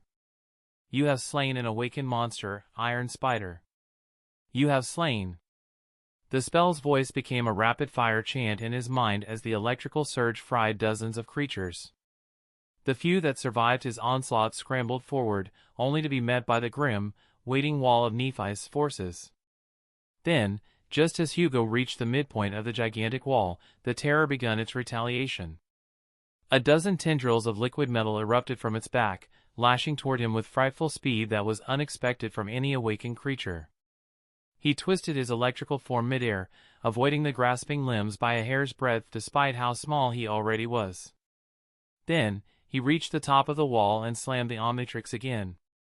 Whatever the terror expected to face, it certainly wasn't a giant, yellow sphere spinning at a deafening, unstoppable velocity, dropping like a meteor directly onto its head. Thud crunch. Hugo, now an Arburian Pelorota, slammed into the beast with both sphere form and nigh invulnerability, both active. He crushed into its body, becoming a living grinding wheel of incredible density, refusing to stop until the abomination was dead. The spider's iron flesh compacted and shattered beneath him. But the creature was truly deserving of its class. Its metallic flesh began to regenerate at a frightening speed, flowing back together almost as fast as Hugo could pulp it. "This is getting annoying," he thought, then, in mid-spin, he summoned Nothing. The transcendent memory flowed over his spherical form, coating him in a layer of impervious, razor-edged mist that spun with him at the same speed. Now, he was a transcendent ranked buzzsaw. The metal tendrils thrashed violently, then, in a sudden, shocking move, the terror's core liquefied and slipped out from underneath its own collapsing body, abandoning its shell as Hugo crushed it completely. "You have slain an awakened terror, Spider Patriarch."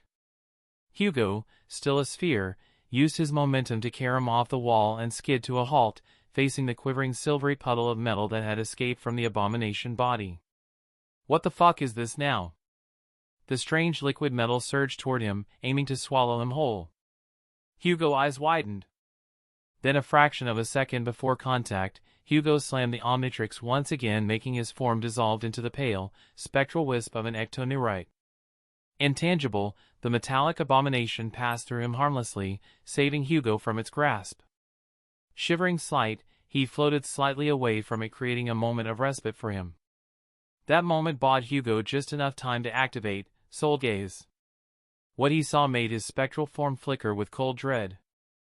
At the heart of its soul, for harrowing soul cores, each brimming with a profane darkness so absolute it could corrupt even the purest of saints. It radiated pure, ominous doom that Hugo had seen only once before. A corrupted devil. It all clicked together in a moment. This thing had likely been piloting the terror like a puppet, making this devil a parasite. It was also eerily similar to Gunlog's golden echo, likely being of the same species as it. How am I supposed to kill this? I theory he could pierce it with nothing, but surviving its retaliation would be a problem. Wait. Why am I thinking so narrowly?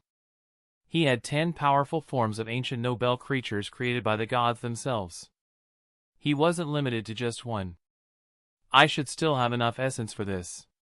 He floated a bit higher, then slammed the Omnitrix again, already feeling his Omnitrix lose more essence the more he used his awakened ability. His body solidified into the faceted, crystalline majesty of the Petrosapien. Then, Hugo raised hands, unleashing a torrent of emerald crystals down the devil like divine judgment. Then the beams swarmed over the metallic parasite, weaving and hardening in an instant into a beautiful, massive, prison-like emerald with the corrupted creature right at its heart. Hugo landed on the ground with a heavy thud, knowing well enough that his awakened rank crystal wouldn't hold it for long. Luckily, that was the point. Using crystallokinesis, he willed the giant emerald to rise from the ground, floating like it was moved by an invisible hand, after all the crystals created from his body were like another limb. Then he sprinted to the edge of the wall and, with all his strength, hurled the captured abomination within the crystal prison, high into the sky, as far from the city and the sleepers as possible. Then, he transformed back into his pyronite form. With a jet of concentrated flame from his feet and hands, he propelled himself skyward in pursuit. Inside the emerald, the corrupted devil was already cracking its prison, seeking to escape.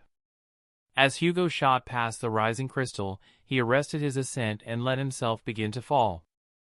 In that moment of weightlessness, he activated the Omnitrix trait.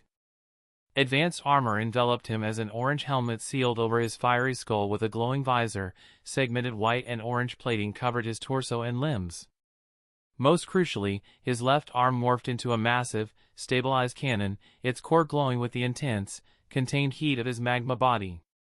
He lowered the arm cannon and aimed it towards the emerald. This was it.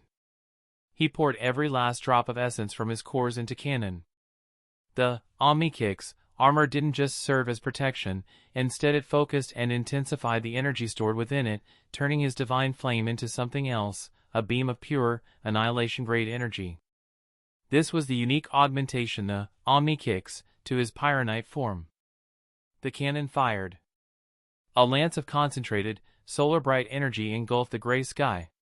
It lit the world in hues of obliterating orange and red as it descended, striking the emerald prison and the creature within and then hammering them both into the broken plain beyond the city walls.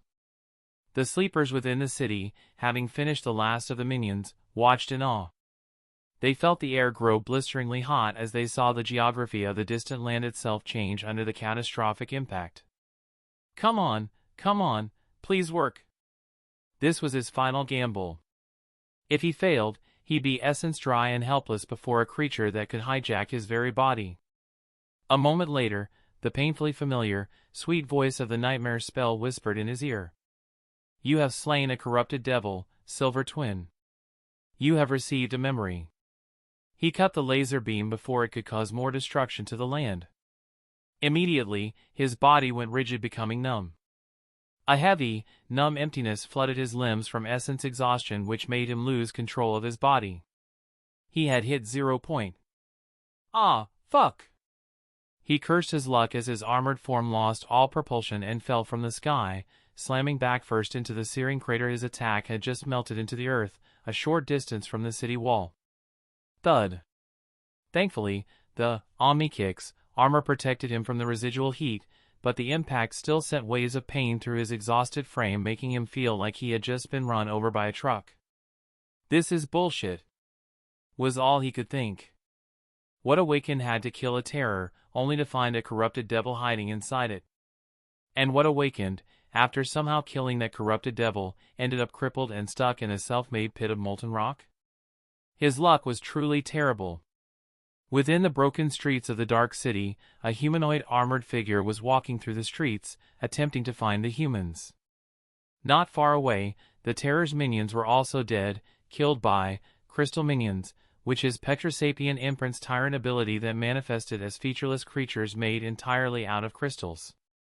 In truth, these minions were not that powerful to Hugo, as they were one rank below him, meaning they were only dormant, opposite to the Terror's minions, who were the same rank as it. But that wasn't much of a problem, considering Nephi's and the hundreds of sleepers had been more than enough to deal with all of them, especially due to being aided by Sunny, Kai, Effie, and Castor, which made things far easier for the cohort. Hugo, feeling tired and disjointed, saw the human sleepers, who all started to cheer the moment they saw him. Glory! That Terror never stood a chance. Show us your tentacles. Ignoring the chant and the strange kinks, he slowly made his way towards Sunny direction. The shadowy sleeper, upon seeing him, pulled out his blade from the corpse of one of the minions, then looked at him with a strange expression. What? Hugo stared at him for a while, which made Sunny shiver a little, then said, Sunny, about the two echoes you have, the serpent and the stone warrior, are they strong? Sunny stretched a little as he looked at him, unamused. Sure. One was created by a demon and the other was made by a god. How could they not be strong? His tone was lazy and sarcastic, but Hugo easily saw past that facade. He had realized it for a while now. Sunny seemed to have a habit of misdirecting people through impossible things, or to be precise, impossible truths. But there was something that the treacherous shadow did not account for. Hugo, too, had things that were genuinely impossible to believe on his resume, so he could easily believe whatever insane story Sunny had. Hugo only smiled. Well then, you wouldn't mind summoning them for me right now, would you? And for what exactly? You realize that I can transform into multiple creatures, right? Well, I can also scan them and then turn into them. So, I was wondering if you could do me a favor and let me scan them. Sunny seemed to be contemplating for a moment before suddenly flashing Hugo a dangerous smile. Hugo, paragon of purity, my dear friend, I trust you so much, you know that? He said, putting a hand on Hugo's armored shoulder. Hugo was a bit confused now. Thank you. I trust you, too, but what are you getting at? You see, I have this belief that nothing is free in this world, and that belief is so strong that I have to apply it in every situation, including, but not limited to, favors. Hugo paused for a moment, not believing what he was hearing. Sunny, are you trying to scam me? Whoa there! I wouldn't use such a vulgar word to describe it, but you can consider this as another investment in Sunny's brilliant emporium. Think about it, you'll get 2 new transformations, while I get something useful, perfectly fair in my opinion. Hugo sighed, wondering if this was even worth the hassle, especially after the tiresome battle. Alright, what do you want?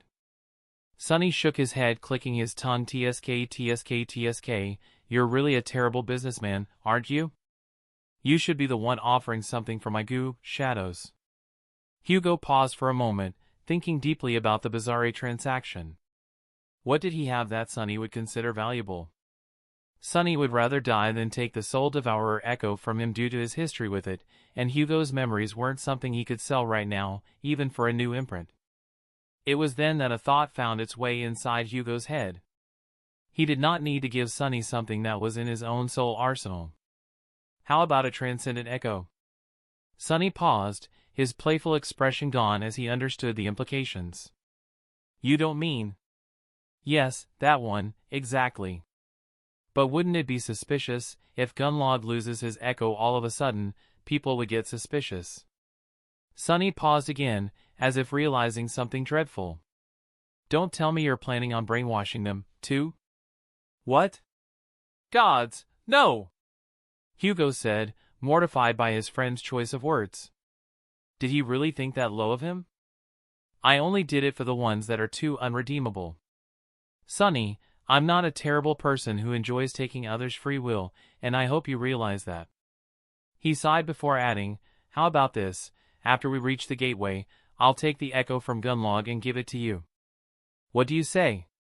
You let me scan your echoes now, and you get the echo later.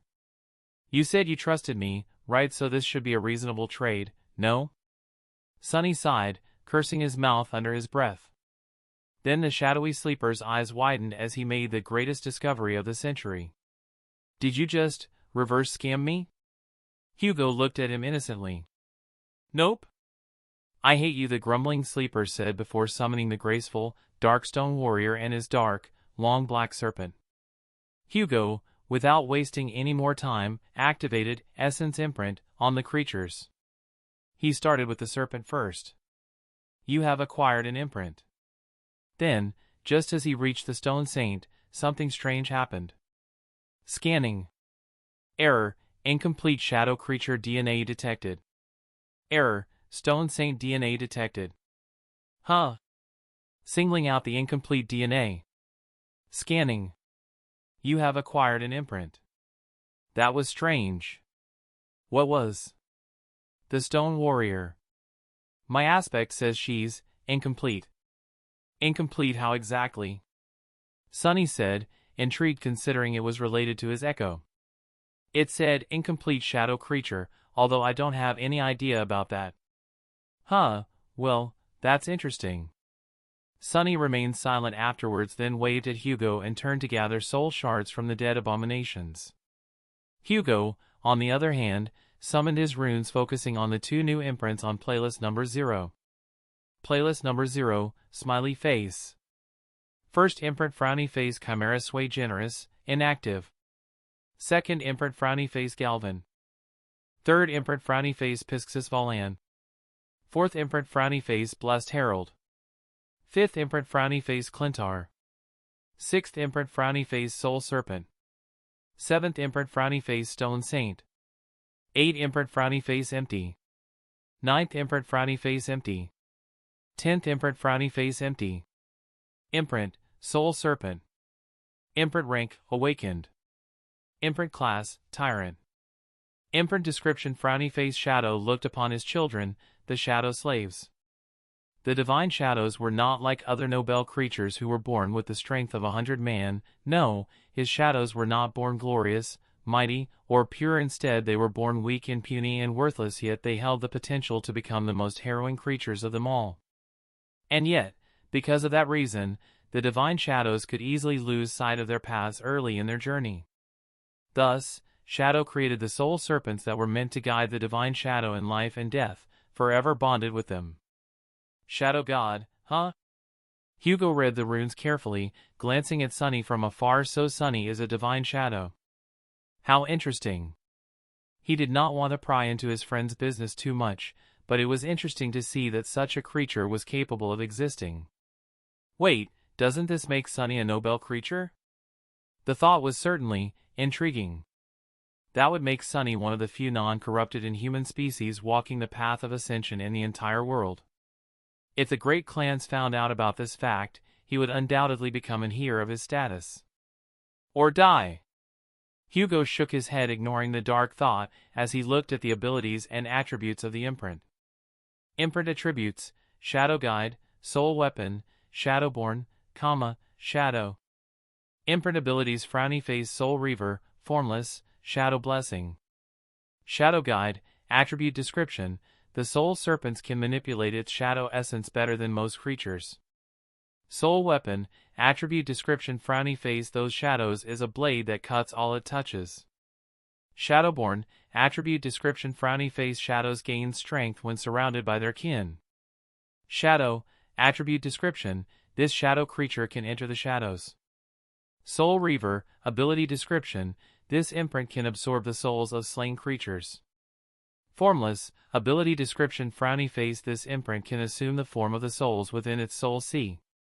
Shadow Blessing, ability description: Frowny Face this imprint can bless others with its essence. Hugo was practically drooling as he read the rune, thinking of the sheer versatility of this imprint. Sunny, you sly dog, you had something this strong? Of course, Sunny's own shadow serpent probably wasn't a tyrant yet, but it was still immensely powerful. Powerful enough that Hugo wished he was blessed by Shadow instead of bonding with a divine relic. I take that back. Now for the second imprint, which Hugo had high hopes for. Imprint, Stone Saint. Imprint rank, Awakened. Imprint class, Tyrant. Imprint description: frowny face. Deep in the cavernous halls of his dark domain, the demon of destiny had created the Stone Saints from stone to quell the fire burning in his resentful heart. However, that fire only grew hotter. Designed to bring peace, they were instead born into an endless war. An imprint from a demon? Well, that's new. Hugo's imprints were usually those of noble creatures created by the gods, but never from a demon. But who was to say other divine beings, if this demon was one such existence, couldn't create their own noble creatures? So now I have Sun God, Storm God, Heart God, Shadow God, War God, and Beast God creations. And now a demon's, too. Hugo felt slightly overwhelmed by the sheer power of his aspect, but he also wondered about what type of creatures he'd be able to transform into in the future after ascending further in ranks. The thoughts of his power as a saint made him grin slightly before turning back to the runes. Imprint attributes: Battle Master, Stalwart, Weapon Master, Heart of Darkness. Imprint abilities: Frowny Face, Mantle of Darkness, Blade of Darkness, Creature of Darkness. Battle Master, attribute description: born on the battlefield, the Stone Saints are proficient in all forms of combat. Stalwart, attribute description: frowny face, the Stone Saints are highly resistant to all forms of damage, as well as being fully immune to mind and soul attacks. Weapon Master, attribute description: frowny face, the Stone Saints are masters of all weapons. Heart of Darkness, attribute description: frowny face, a pyre of ancient darkness dwells within the hearts of all Stone Saints, granting them tenebrous powers. Mantle of Darkness, ability description: darkness embraces all of Nether's children. When surrounded by darkness, the Stone Saints grow stronger. In true darkness more so. Blade of Darkness, ability description: frowny face, the true darkness dwelling in the Stone Saint's heart can be summoned in the form of a fearsome weapon. Creature of Darkness, ability description: frowny face, the darkness within the Stone Saints can be shaped into living creatures under their command. Edgy was all Hugo could think of after reading the runes, yet it was so cool. He would never admit that aloud, of course, but the spot for his favorite imprint might have been taken by his newest imprint. How could he not? It was a perfect killing machine. 2 months later, the sleepers of the Forgotten Shore had gone through an explosive transformation, to say the least. In only 2 months, they had managed to kill most of the abominations within the Dark City, essentially claiming it as their territory. Of course, that was only possible due to Hugo's new powers as a tyrant. He currently possessed 17 tyrant abilities, each unique and powerful in their own right. Some allowed Hugo to bestow attributes such as minor flame control, increased strength, minor electricity control, and so on. These were easy to bestow because all the sleepers on the shore were dormant, thus weaker than Hugo. However, Hugo was smart about the process, as he took in every sleeper's individual strength and talents into account before bestowing them with abilities to maximize the greatest benefits for all the sleepers. For example, warriors with direct combat aspects were given a strength boost, courtesy of Forearm's Tyrant ability, while those with utility aspects were given an intelligence boost, courtesy of his Galvan Tyrant ability, and those with elemental affinities were given something suited to them. The other type of Tyrant abilities were the ones that could create minions. This one was useful to overpower hordes of abominations, or at least, distract them. But in the long term, they were still incredibly weak as they were dormant and did not possess any aspect of intelligence of their own. However, what made Tyrant abilities so strong was the fact that the ability bestowed on sleepers and the minions did not disappear after Hugo detransformed. Instead, they could remain forever until Hugo decided to release them, or not, making the process incredibly efficient. Furthermore, for each sleeper blessed by Hugo, he gained a subtle increase of power to his soul essence and overall strength, allowing him to help in more ways than one, especially when his minions were in close proximity to him. Although there was a drawback to this incredible boon. Hugo was limited to only 40 uses of his Tyrant ability per imprint, meaning he could only have minions and blessed sleepers 680 times, which sounded like a lot, but it really wasn't, considering there were around 1,000 sleepers on the Forgotten Shore. Overall, Hugo could not really complain about his powers, even if they were flawed, as being a tyrant was treating him just fine, especially now that he was halfway into becoming a terror. "So we're really doing this, huh?" Hugo said, seated across the table from the rest of his cohort. "All the sleepers have already saturated their cores, and the abominations in the city have been wiped out. There's no other way for us to grow our forces anymore." "Unless we go to the labyrinth," Effie said, her expression quite serious this time around. Nephi slowly shook her head. "They won't survive, Effie. Maybe we can go and hunt there ourselves, but the other sleepers will die, and that is for certain." The people in the group remained silent for a moment, taking in her words. Eventually, it was Saishan, the former lieutenant of the Bright Lord and leader of the Handmaidens, who spoke. "Why don't we wait for the next winter solstice to gather more sleepers? After all, the terror on the spire isn't actually evolving into a corrupted titan." Cassie shifted slightly as she spoke. "Remaining for an extra 4 months on this shore would drain the morale of the soldiers, which is already quite low as it is. Besides, the abominations surrounding the spire are growing by the day, meaning the longer we stay here, the more we risk fighting more powerful enemies." The pale, beautiful woman nodded, understanding the seer's point of view. "That is a good point." Then she turned to the humanoid squid near her. "I don't suppose you have any more tricks up your sleeve?" Hugo tilted his head, slightly offended by that question.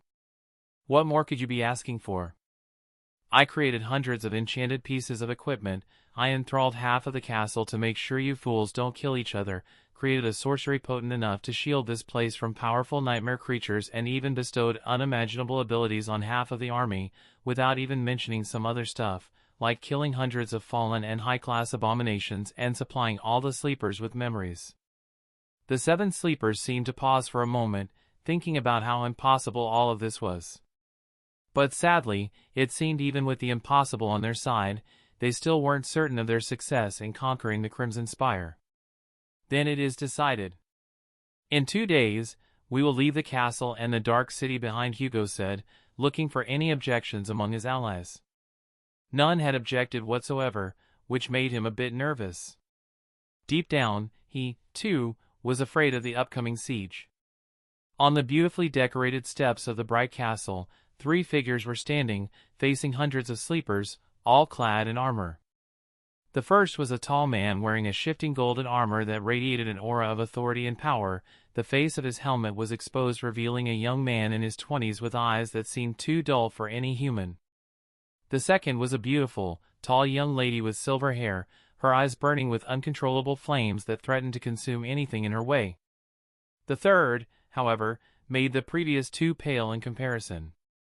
He was a tall, humanoid monster with light green, tentacled skin, his eyes 2 dots of crimson that should have driven fear into the hearts of the sleepers who saw him. Yet, strangely enough, none of the sleepers seemed to be afraid of him in the slightest.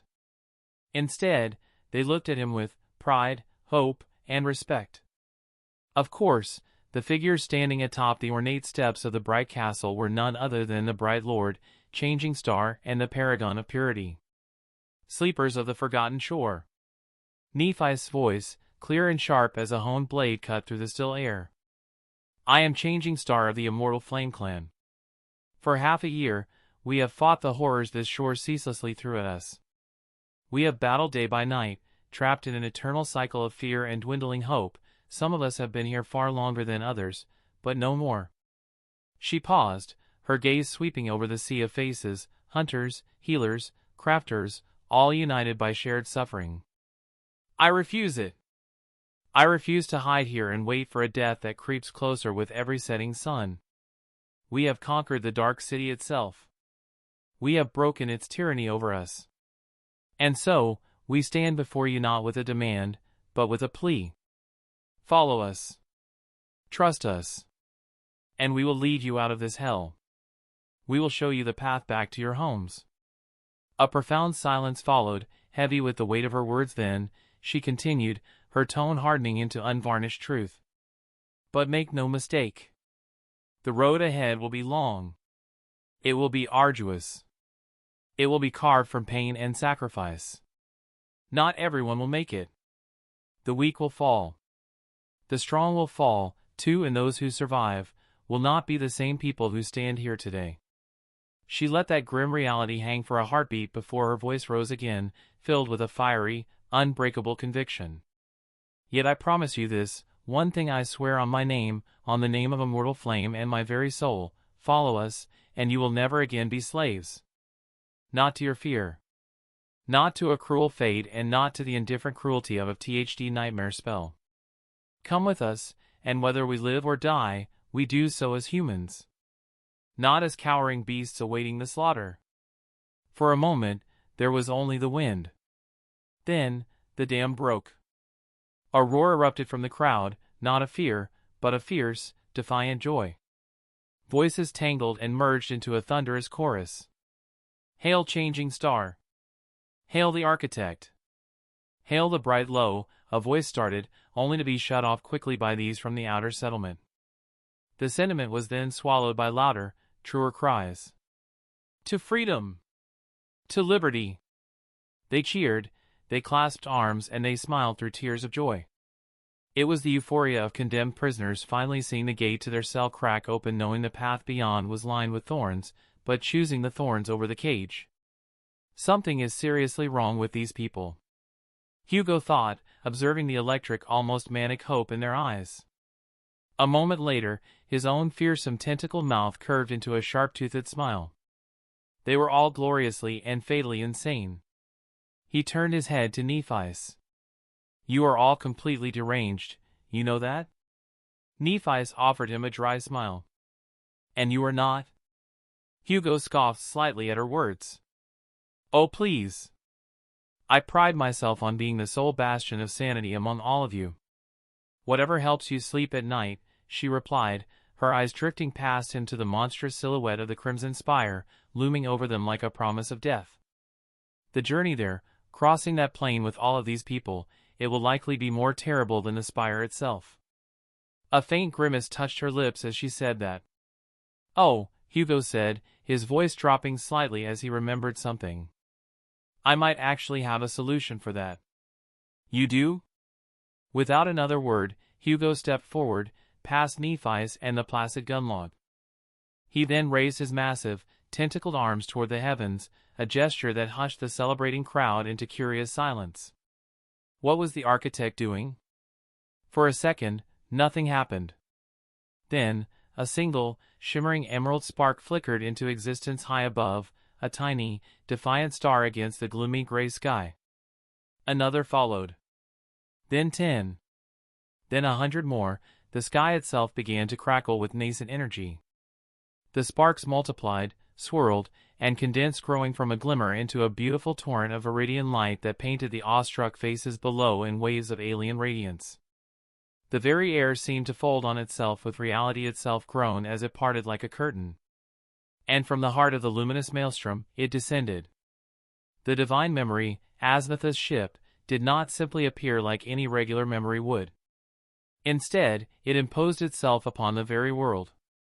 It was a vision of predatory grace and impossible engineering, a craft that seemed less built and more grown from a logic beyond human comprehension. Its primary hull was a disk of polished, metallic gray. Across its surface, rivers of neon green light pulsed and flowed like luminous blood through crystalline veins throbbing with a deep, powerful energy. From this central disk, 3 vast, curved arms extended, sleek and tapered like the talons of a celestial raptor. Each joint was a masterpiece of fluid design, demonstrating the incredible agility the ship possessed. At the core of the disk was a beautiful Omnitrix symbol which looked like a deep, oval void, a sightless eye that seemed to drink the light around it, encircled by concentric rings of glowing circuitry that spiraled into its infinite dark. And from its rear, a long, segmented tail stretched back, culminating in 2 vast, fin-like wings that glowed with a soft luminescence resembling nothing so much as the ethereal wings of a gargantuan insect. The term colossal did not do its size any justice, as it did not just dwarf the castle, its shadow alone engulfed entirety of the dark city, blocking out the sun. It hung in the sky, silent and absolute, a testament to power so advanced it felt like divinity, and in a sense, it was divinity. 1,000 as the hundreds of sleepers took in the otherworldly sight of the divine memory. After all, even in the world of the nightmare spell, this was not normal. Hugo let the awe saturate them, his voice then cutting through the stillness. "What are you waiting for?" As if hearing him, the smooth belly of the ship opened with a mechanical sound but strangely enough, no ramp extended. Instead, a beam of pure emerald light lanced down, striking the ground before the crowd with a harmless impact. It was a road of light, a radiant path into the sky. Then, a gentle, irresistible force took hold of all the people on the ground as the sleepers felt their feet leave the cobblestones. A collective gasp rose as hundreds of men and women, armored and robed to the teeth, were lifted effortlessly into the air, cradled by the green radiance. They ascended slowly, defying gravity itself, drawn upward in a stream of astonished humanity toward the waiting maw of the miraculous vessel. The exodus had begun with a miracle and hopefully it would end in one, too. Chapter 44, Nightmare Siege. Sunny's POV. Sunny found himself standing within the belly of a gargantuan vessel. Around him, hundreds of sleepers sat or stood in small clusters, their faces etched with a mixture of awe and stark disbelief as they examined their alien surroundings. The spaceship, because that was the only word for it, was a marvel that defied all logic even by the world of the nightmare spell standards. Its main chamber was vast enough to hold them all, appearing as a single cavernous room of iridescent metal that glowed with a soft green light. Along the curved walls, smaller archways hinted at other compartments, their purposes known only to the ship's master. Speaking of the master, Sunny weaved through the clusters of people until he reached the center of the chamber. There, a 15-foot-tall creature of green tentacles stood surrounded by people, although no one was approaching him, strangely enough. Sunny looked up, a dumbfounded expression on his face. "Where the spell did you even get a spaceship as a memory?" he said, keeping his voice low. The idea was ludicrous, and that was putting it mildly. For the spell to grant such a thing to a mere awakened was unthinkable. It implied that Hugo had either slain something of great or higher rank, a feat Sunny knew was borderline suicidal even for Hugo, or he was secretly scion of a legacy clan hiding his true nature. Then again, Sunny was hardly one to talk, given the divine secrets he carried in his own soul. The tall, green creature glanced down, his crimson eyes glinting, then he moved his shoulder and shrugged. "It's nothing special, really." Sunny's eye twitched slightly, his fingers curling into fists as he resisted the powerful urge to punch the awakened tyrant. "Nothing special?" "I don't recall nothing special being able to transport 1,000 sleepers across a death zone without a single abomination so much as scratching the hull." He turned to look at a section of the wall that was currently transparent, offering a dizzying view of the dead gray landscape rushing beneath them. They were moving at a steady speed toward the distant crimson needle of the spire. However, the complete absence of attacks was the most unsettling part. It was as if the nightmare creatures didn't even perceive their existence. A muffling enchantment, maybe? Like Weaver's mask. Sunny sighed as he wondered if this was what Kai felt whenever he talked to him. He looked back at his friend, his tone losing its edge, replaced by genuine concern. "Listen, I know your memories are your business. But be careful, you may have good intentions, but if we survive the spire and return to the waking world, a lot of powerful people are going to be very curious about this ship of yours, and you, being a shape-shifting nightmare creature who can turn into anything, definitely won't help your case. They'll stop at nothing to get you on their side, or make sure you don't get on the side of their rivals." At the mention of the waking world, Hugo's broad shoulders slumped almost imperceptibly for some reason. His sharp, crimson gaze swept over the crowded sleepers, the hopeful, the weary and the terrified, all looking at him as if he was their salvation. "Thanks for caring, Sunny. But I guess I just wanted to help as much as I possibly could. With this ship, we can avert losing hundreds of people and make sure they all get out of this hell." He paused for a moment before looking at Sunny, a strange expression on his face. "What I'm trying to say is, I want to save these people. All of them." Sunny scoffed, eyeing the giant. "What, don't tell me you developed a savior complex when you came back from the dead?" Hugo shook his head. "It's not that. Sunny, let's say you have the power to save people, a lot of people, but using it openly would put you in difficult, dangerous situations. Would you still save them? Sunny exhaled slowly, his own eyes finding Nephi's, Cassie, Kai and Effie in the crowd trying to calm the sleepers. His friends. If you're asking what I would have done in your situation, then I'm not sure. I may have saved people, but I would have asked Nephi's to pretend the memory was hers to take the spotlight and the danger off me. Hugo paused, looking at Sunny as if he'd grown a second head, then a slow, genuine smile spread across his alien features. Sunny, you are probably the most treacherously practical and devious person I know. Sunny chuckled. Well, thank you.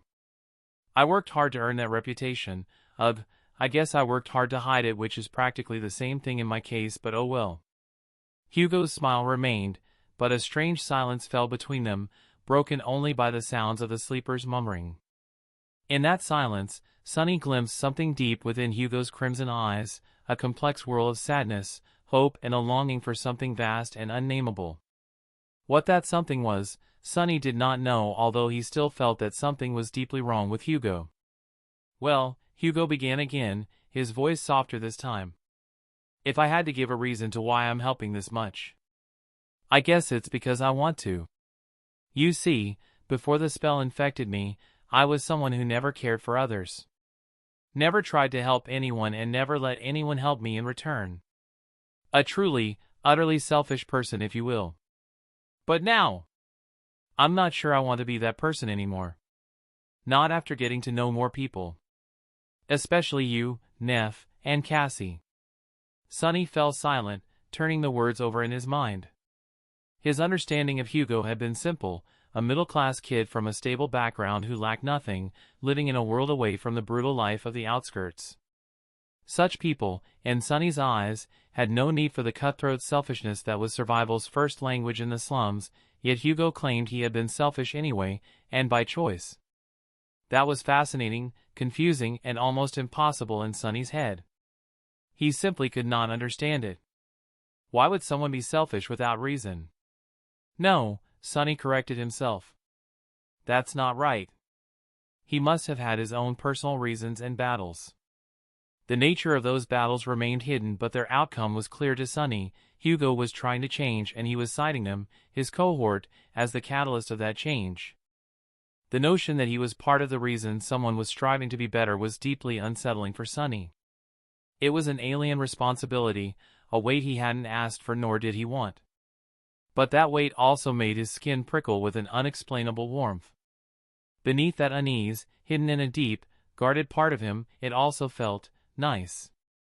Hugo's POV. After his philosophical conversation with Sunny, Hugo moved to the ship's forward section, which functioned as an impromptu command center of sorts. Nephi's, Cassie, and a few of the more capable sleepers from the bright castle were there, their faces illuminated by the soft glow of the central console, which was a flat, liquid metal panel that responded to his mental commands. They were finalizing the plan for the siege and discussing the important things such as deployment, resource management, and contingencies in case something goes wrong. Food was not an issue as they had packed every edible meat from the castle. Water was also plentiful thanks to several utility memories among the sleepers that could produce it. So, once we reach the spire, we remain in the ship the entire time? Cassie asked, her head tilted slightly as if not believing him. Correct, Hugo confirmed, a tentacle gesturing towards the paper drawing containing a hardly drawn representation of the spire and the area around it. There's no reason to risk a single life on the ground until all the abominations are dead. By using the ship as an impregnable artillery platform, he paused and pointed at one side of the ship. We can open selective ports for archers, drop projectiles, and even deploy some of my minions directly onto the stronger abominations. Then if it gets too dangerous, we can always run away and come back another day to repeat the process. The cohort stared at him, their bewilderment evident on their faces. The simplicity of it and the sheer unfair advantage seemed almost blasphemous against the spell's harsh cruelty. The only true variable was the fallen terror within the spire. Hugo wasn't confident about facing it alone, but with Nephi's and Sunny's ruthless cunning, they had a chance. There was also the ship's own weapon system, the weapon enchantment of Aznath's ship, if all else failed. But Hugo prayed he would not have to use it now for multiple reasons. Firstly, it was an active enchantment of a divine memory. Activating it would drain his 5 awakened cores in a heartbeat, leaving him useless at the most critical moment. Second, and more critically, a divine rank attack wouldn't just annihilate the nightmare creatures in the proximity, it would also vaporize the spire, the gateway, and likely a significant portion of the Forgotten Shores crust. It was a solution akin to using a supernova to light a candle. But thankfully, he had another memory that he could use in the battle. Hugo summoned his runes, taking a final look before the storm. Name, Hugo. True name, Paragon of Purity. Rank, Awakened. Class, Tyrant. Omnicores Frowny Face 5/7. Soul Fragments Frowny Face 3,855,000.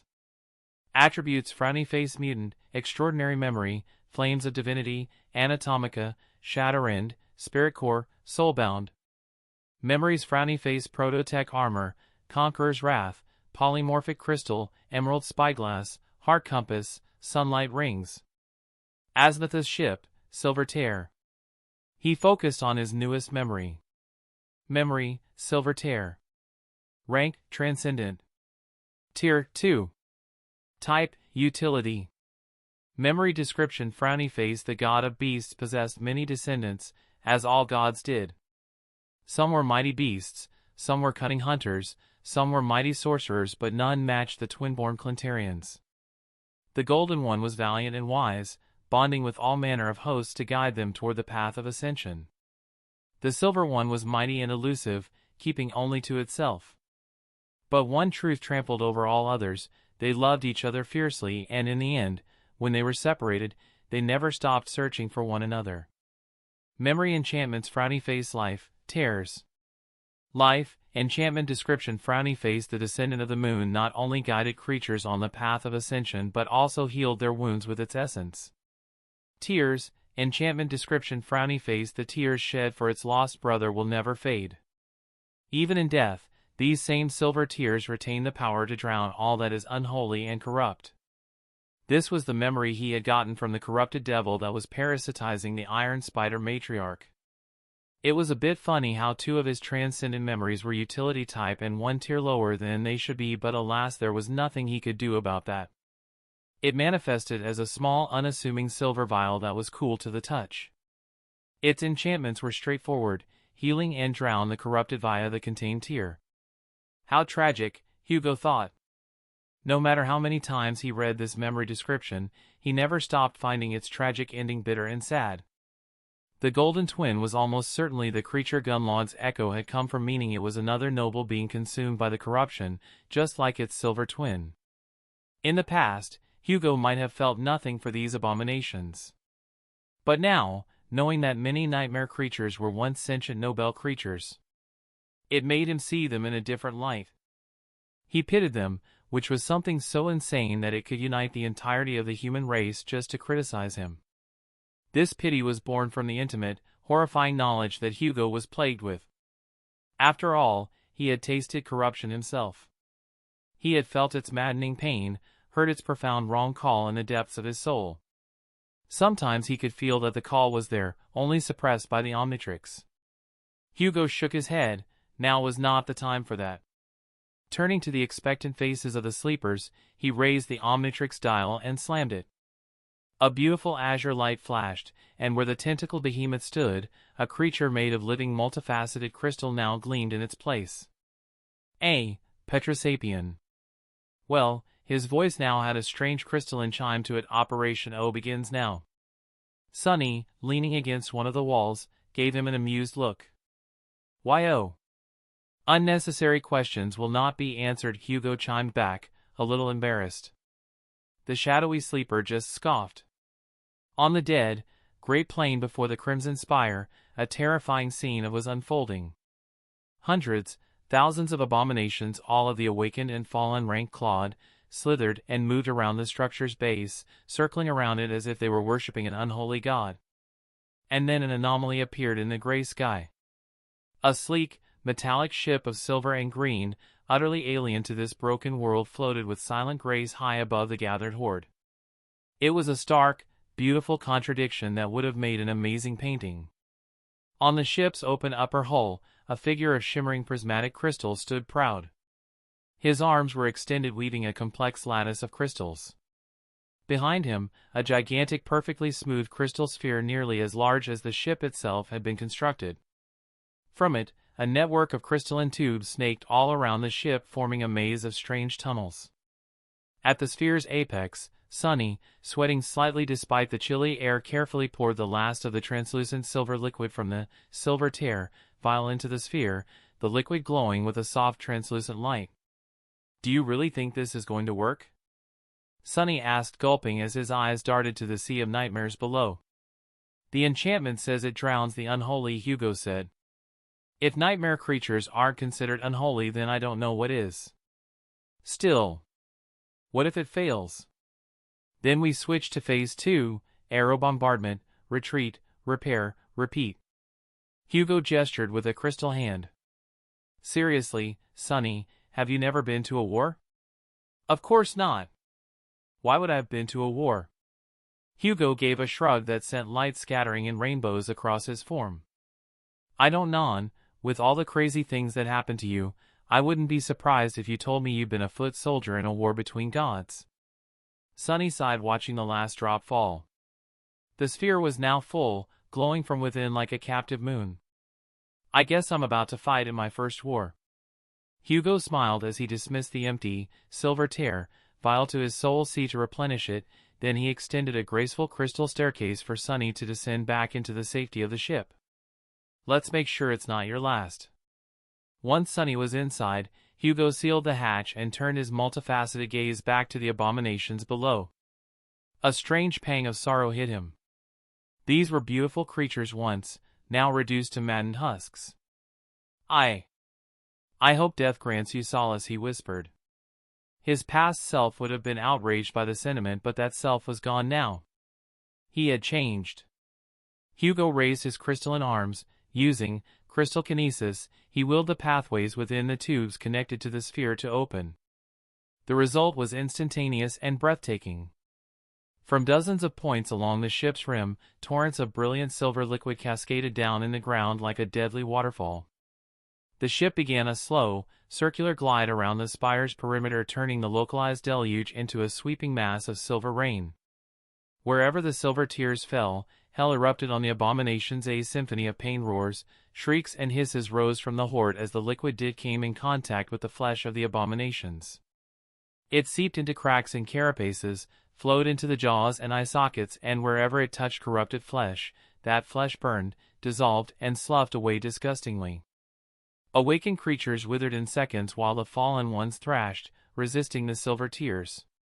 But alas, their greater resilience only prolonging the agony. Inside Hugo's mind, the spell's voice became a torrent that nearly shattered his focus. "You have slain a fallen beast. You have slain an awakened demon. You have slain an awakened monster. You have slain a fallen demon. You have slain an awakened devil. You have slain. You have slain. You have slain.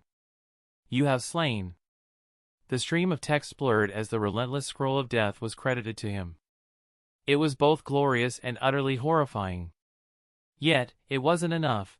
The tears, no matter how powerful, were finite, and the sphere was already draining.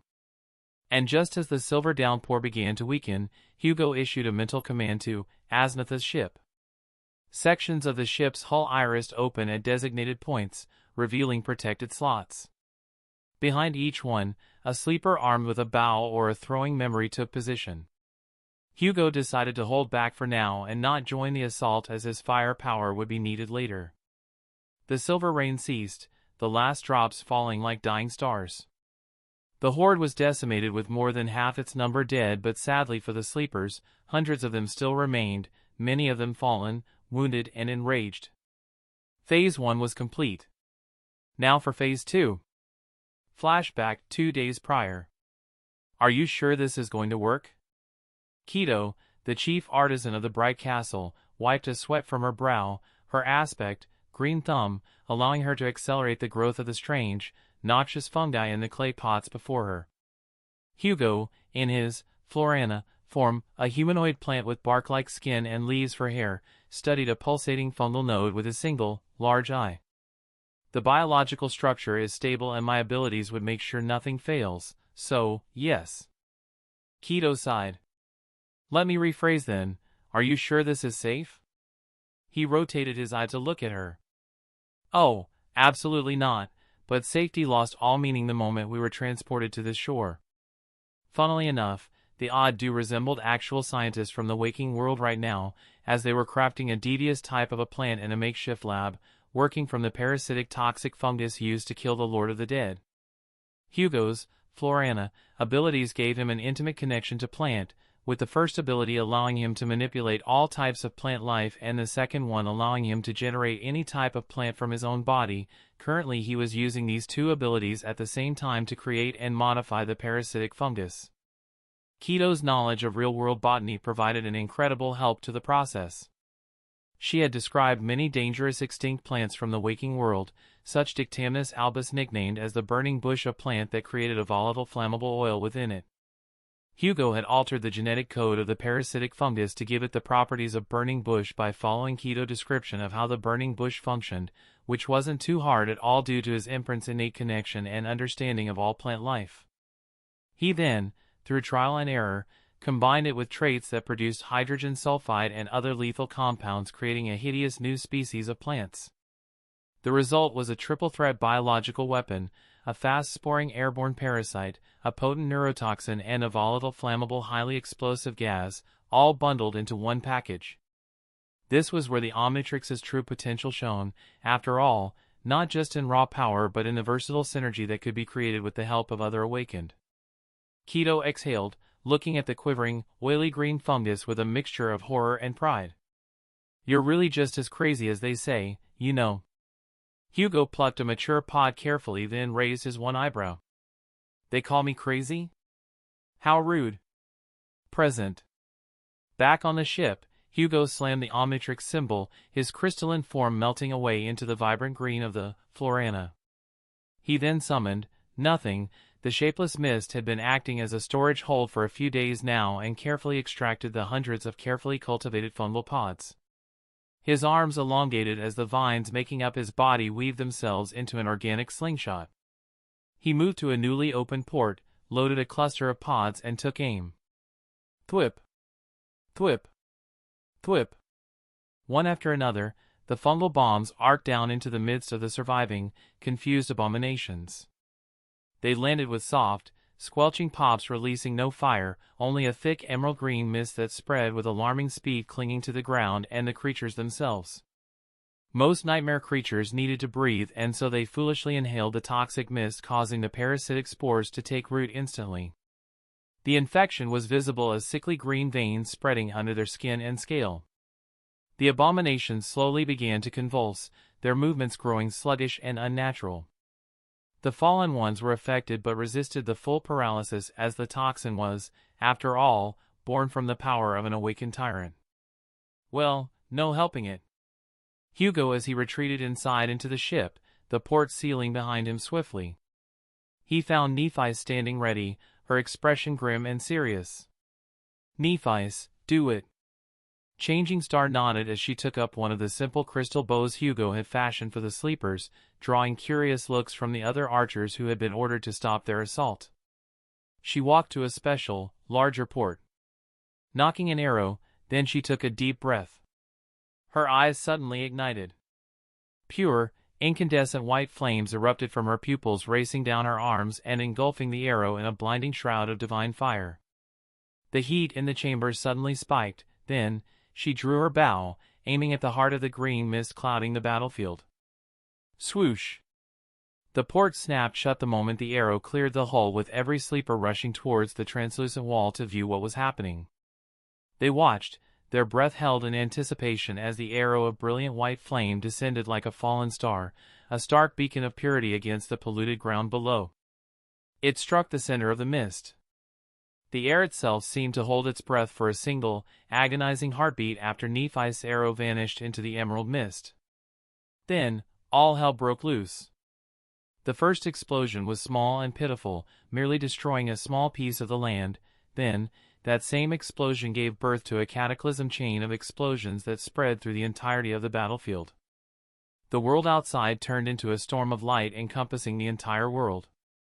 Accompanying the explosions were terrifying blossoms of white-hot fire that too spread across the battlefield rapidly. 1, then 5, then 20, then 100. In less than 3 seconds, the entire plain below was consumed. Hundreds of explosions tore through the nightmare horde simultaneously as one continuous crescendo of annihilation. The land itself seemed to liquefy and heave with craters overlapping craters, changing the very geography of the land. A rolling shockwave of dirt, fragmented coral, and disintegrating abominations expanded outwardly, slamming into the base of the Crimson Spire with enough force to make the ancient stone shiver and shake slightly. Inside the ship, the sleepers were first blinded, the translucent wall washing out into pure white. Then the sound hit as a deep roar that vibrated in their bones and rattled their teeth, even with the divine memory dampening the effects. They stumbled back, hands over ears, their eyes wide with a terror that quickly morphed into stunned awe. Hugo, still in his Florana form, watched the catastrophic chain reaction he had engineered. It was a grim, terrifying, and resembled the horrors the waking world had witnessed during the Dark Ages. But there was a brutal sort of beauty to it. I might really be crazy for thinking anything about this is beautiful. Hugo felt no triumph, only a wave of satisfaction because the plan was working smoothly so far. Not far away inside the ship, Sunny had sidled up next to Nephis, who was staring intently at the Holocaust below, the white flames in her eyes having died down by now. Suddenly, Sunny leaned in between them, his voice barely a whisper under the fading thunder. "Hey, Neph." "Hugo. Quick question." He gestured vaguely at the apocalyptic event down below. "Using a bioengineered, parasitic, chemical weapon that we then ignite with divine fire, isn't that technically a war crime?" Nephis didn't even glance at him. "There are no wars here, Sunny. Only survival, and no laws exist but the spells." Hugo's vine-like mouth twitched slightly, "And the spell's only law is kill or be killed, so I'd say we're good. I mean, unless you're guilty about committing crimes against nightmare creatures, then I'd advise therapy." But even as he said it, his attention was quickly pulled back to Nephis. Her frown had returned, deeper this time. The euphoria of the massive kill that was supposed to be granted to her from killing all these creatures was absent from her expression, replaced only by confusion. "Did they survive?" Hugo shouted, his voice fighting against the ringing echoes of the explosions still rumbling through the landscape. "No," Nephis replied, her tone clipped and sure. "I received the spell notifications for the kills. But I did not receive a single soul fragment." Hugo frowned deeply as he heard that. That detail was wrong. Fundamentally and logically wrong. He had specifically told Nephis to be the one to start the fire due to the sheer power of her aspect and the fact that her innate ability allowed her to consume a portion of fragments from whatever she killed, which would give her more course. Empowering one of their strongest soldiers was not a bad idea right now, but it seemed that plan failed. Hugo had known their plan couldn't be perfect, but he had expected something more obvious. This small detail felt more ominous than a counterattack. It was almost like the spell itself was warning them about something. Hugo felt a chill run down his spine from that chain of thoughts and looked back at his companions. "Let's continue with the plan and see what happens." Around 2 hours later, the last of the violent tremors subsided and the acrid smoke began to slowly thin, pulled apart by the ghostly wind of the forgotten shore. The scene revealed was one of utter desolation. Where thousands of nightmares had seethed, there now lay a shattered, smoldering dark plain. Hundreds of overlapping craters pockmarked the earth, filled with ash, blackened bone, and viscous flesh. The air that filtered into the ship via its environmental systems carried the clashing scents of ozone, burnt chitin, and the sickly sweet tang of the neutralized fungal toxin. All the abominations were dead, just like that. The odd mix of purification, parasitic consumption, and divine ignition had created an effect greater than the sum of its parts. And while a fallen creature could indeed survive the physical force of a nuclear explosion, this one had been an assault created from magical, biological, and spiritual components all at once that came from an awakened tyrant. With the creatures dead, the path to the Crimson Spire was clear. With a silent mental command, Hugo guided Aznatha's ship into a smooth descent. It settled on the scarred earth not 50 paces from the base of the Cyclopean structure, its shadow mingling with the tower's immense darkness giving it a terrifying look. Then a section of the hull irised open, forming a wide gentle ramp. No longer spectators, the sleepers now poured forth, a river of determined humans armed with memories and desperate hope that glowed brighter than any explosion. They formed ranks with a discipline forged in the horrors of the bright castle, their eyes fixed on the solitary entrance to the spire. Hugo stood at the forefront with Nephi's Cassie, and Sunny watching the sleepers advance. He couldn't believe he was seeing such a sight. They were about to succeed. But at that moment, a fragment of memory surfaced with crystal clarity in his mind, Cassie's vision, described to them in hushed tones a year ago on the cursed beach. I saw a towering spire of crimson stone, bleeding darkness into the sky. I saw a siege without end, a horde that was drowning the land. And I saw 7 keys turning in 7 locks, while a shadow fought a giant of coral and blood beneath a bleeding sun. The accuracy was almost chilling now that the towering spire was before them. One of the greatest sieges in the history of humanity had officially ended, with 0 casualties on the human side. The horde of abominations were dead and the 7 keys were now inside Sunny's soul. Only the final part remained now. The sleepers' eyes glimmered as they saw the entrance of the spire. The eerily terrifying structure was left wide open for some strange reason. Cassie's hand suddenly gripped Sunny's arm, her fingers tight enough to dig into his flesh. "The keys," she whispered urgently, tilting her head as if listening to something only she could hear. "Please hurry and insert them inside the locks." Sunny nodded at the blind girl as the human forces begun to move towards the spire entrance. From his position coordinating the flow of sleepers, Hugo had a partial view of the coral bridge separating the spire from the rest of the land. Thankfully crossing it wasn't that much of a problem with his Petrosapian form, although he made sure not to waste too much essence. Soon enough, the sleepers poured into the inside of the spire, rushing inside the eerie darkness. Sunny moved carefully, reaching the 7 severed heads guarding the lock. Then, something had changed on the inside of the spire. A cold wind suddenly howled, throwing bits of coral into the air. Those pieces did not fall down. Instead, more and more of the crimson shards flew up, slowly forming into 7 twisted silhouettes. Hugo and the cohort frowned in unison as they readied their weapons. A few seconds later, 7 golems of crimson coral stood in front of him and Saint, blocking the path to the star sigil. He recognized their shapes. The armored figure of the knight. The slender figure of the slayer. The graceful figure of the priestess. Vile, corrupted facsimiles of the 7 heroes slowly moved, raising their weapons to point at him. Their movements were crude and inhuman, but radiated a sense of terrible, profane power. Despite their outward appearance, these creatures were desecrating the memory of the ancient heroes instead of manifesting as them. Unluckily for them, there was an entire army in front of them. Hugo easily took out 3 of them without even using the Omnitrix, while Sunny and his stone echo dealt with the knight, and lastly Nephi's and the cohort killed the last 3. Then, Sunny rushed towards the locks inserting the keys one by one. Just as he put in the last key, nothing happened? I expected something more flashy. Well, nothing bad happened.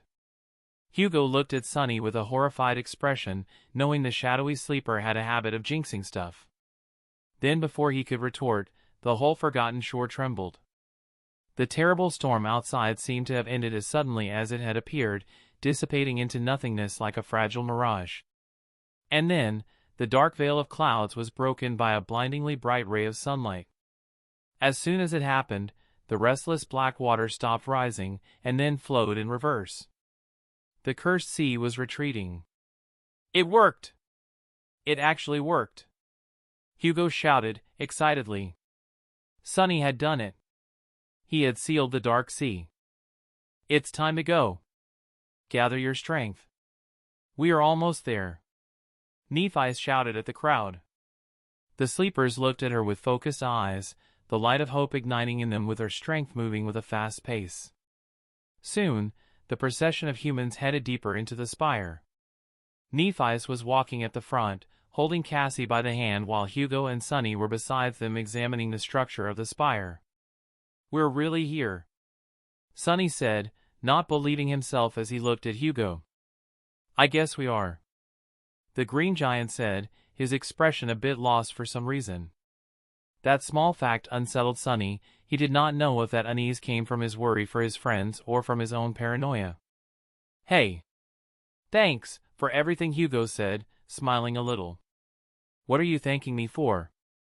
"We're friends, aren't we?" Sunny said, feeling a bit giddy by that statement. Hugo nodded without adding much to the conversation.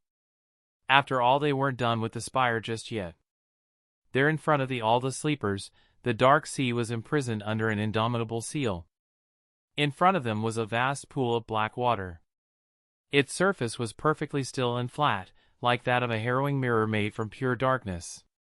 Although the water was opaque and no one could see how far down that gargantuan well went, the sleepers felt as though it was unimaginably deep.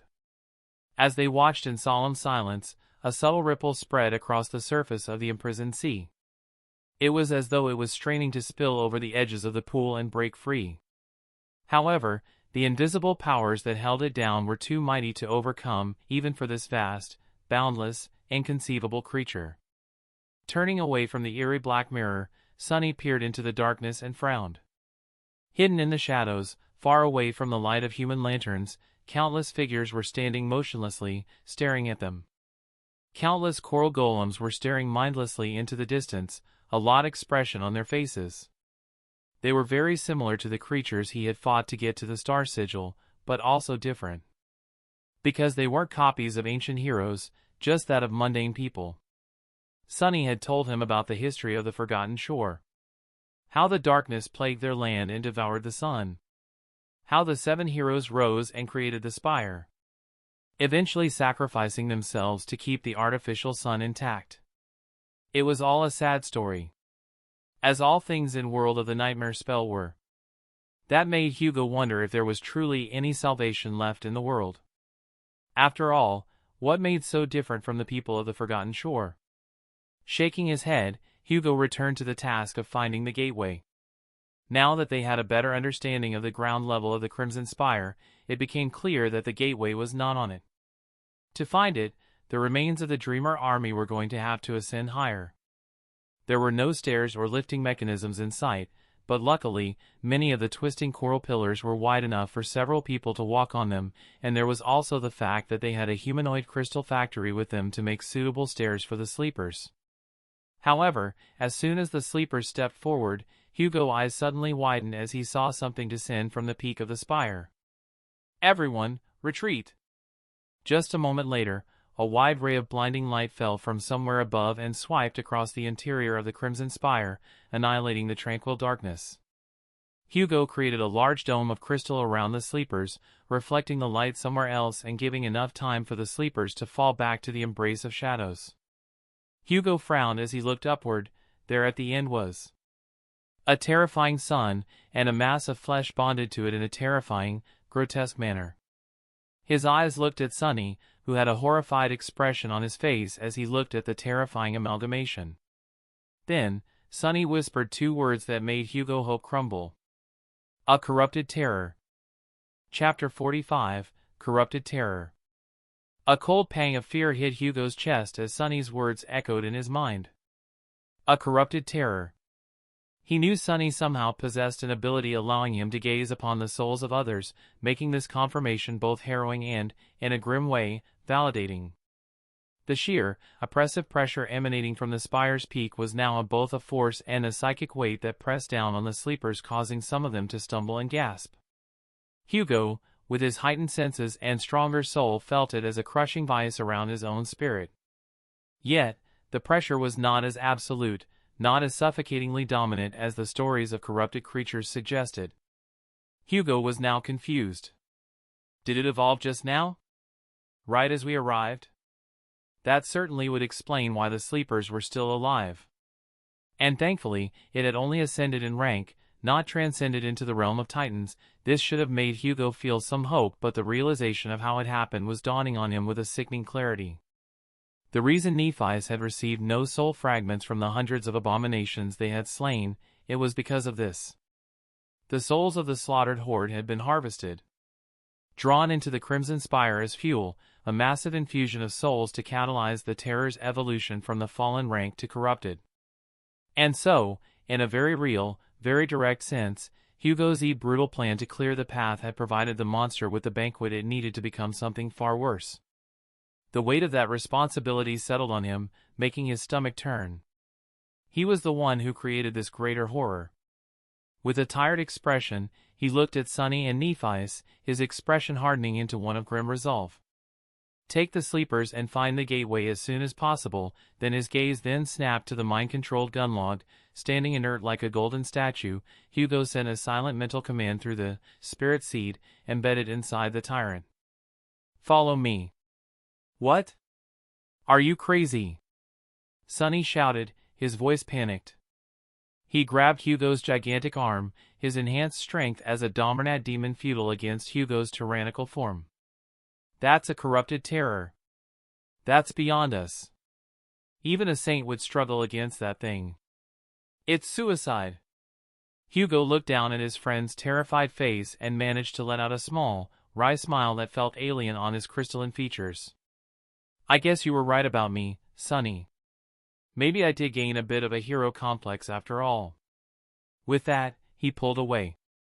Omnitrix, switch to, playlist 0. The core on his chest flashed slightly, then Hugo slammed it, causing his body to change once again. The graceful, multifaceted crystal of his Petrosapien form shimmered and morphed. It condensed, gaining a denser, smoother texture, darkening from prismatic green to a deep, stony gray. He shrank slightly in height, his form becoming more refined, more humanoid in its underlying architecture. Within him, a bizarre sensation unfolded, his internal crystalline structure softened, rearranging into something that faintly mimicked human biology. He could feel it, flesh, blood, and all of the things that made a human. Human. It was a bit haunting to say the least, but it was nice to be something similar to a human once again. In a flash of blue light, the transformation completed. He stood now as a stone saint, a being of living, sacred rock created by a demon. His form was clad in sleek, onyx-like armor that seemed to have grown from his body, with two crimson eyes burning beneath his visor. The Omnitrix symbol glowed calmly on his chest. The feeling of being in a form so reminiscent of a human was strangely comforting, but sadly, the soul-rending scream that echoed from within the spire was running the mood. Without much delay, he summoned nothing. The transcendent memory materialized in a torrent of white sparks, its gray mist coalescing into a long, vicious spear. Without another word, Hugo began his ascent. His stone body was not as blindingly fast as his other forms, but it possessed a terrifying momentum. He leaped across the shattered coral, each step cracking the ground, closing the distance to the source of the wrongness with the inevitability of a landslide. Beside him, Gunlog's echo shifted and morphed around its master. The mind-controlled warrior's body swelled as the golden liquid transformed into a harrowing, 12-foot-tall behemoth of molten gold. The bright lord was finally living up to his title. Hugo, as a stone saint, was resistant to soul attacks, while the echo's golden armor protected Gunlog from the soul-destroying sunlight as it began to scale the coral outcrops with a strange simian grace. In mere moments, Hugo reached the peak of the spire where the terror was waiting. He came face to face with the harrowing abomination, and the sight was a lesson in profane agony. The creature was a monument to suffering, its entire body a tapestry of screaming faces and solidified crimson coral. Hundreds of faces, all frozen in expressions of eternal torment, writhed across its form, its torso, its multitude of limbs, even the shifting mass that served as its head. Each face was unique, contorted in a silent scream, eyes weeping black tears or burning with maddened crimson light. The limbs themselves were not simple appendages, they were twisted columns of fused coral and petrified flesh ending in claws, bony blades, or simply more screaming mouths. It moved with a jerky, painful spasm, its own limbs sometimes raking across its body, tearing away chunks of face-studded skin in a futile attempt to stop some unseen, internal agony.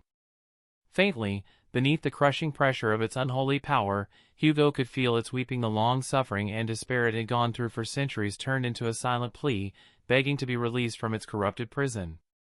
Hugo felt bad for the creature, but there was nothing he could offer it besides death.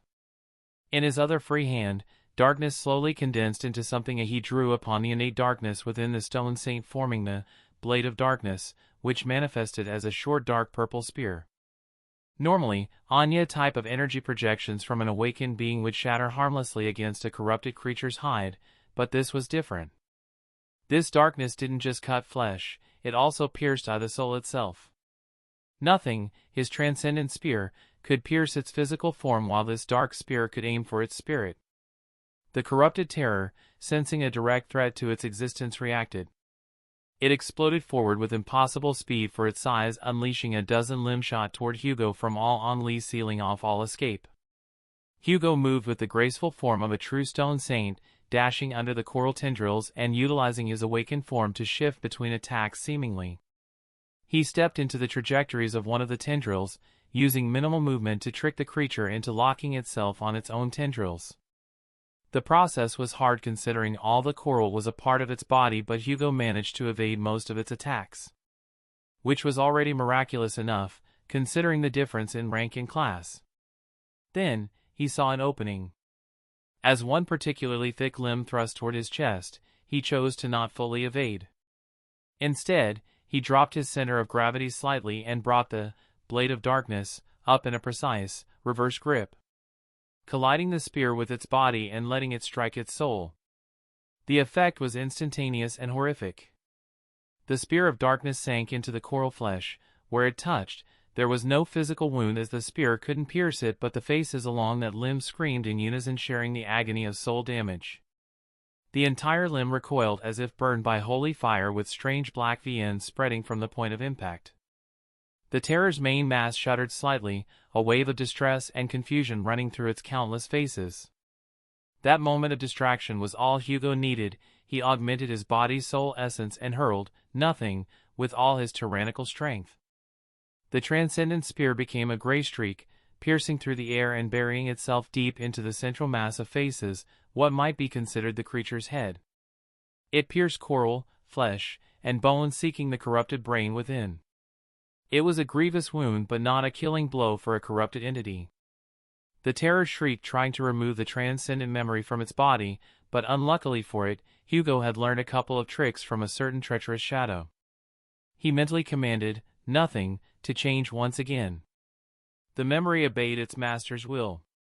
Inside the terror's body, the spear dissolved into its base form, becoming a swarm of gray mist. Then, that mist condensed and turned into pure tendrils that burrowed, expanded, and began to consume the corrupted terror from within, using its special properties to unravel the magical and spiritual bonds that held the abomination together. The terror convulsed once again, its attention violently torn inward, trying to combat the parasitic memory eating it alive. It did not see the 8-foot golden behemoth that came rushing towards it from the side.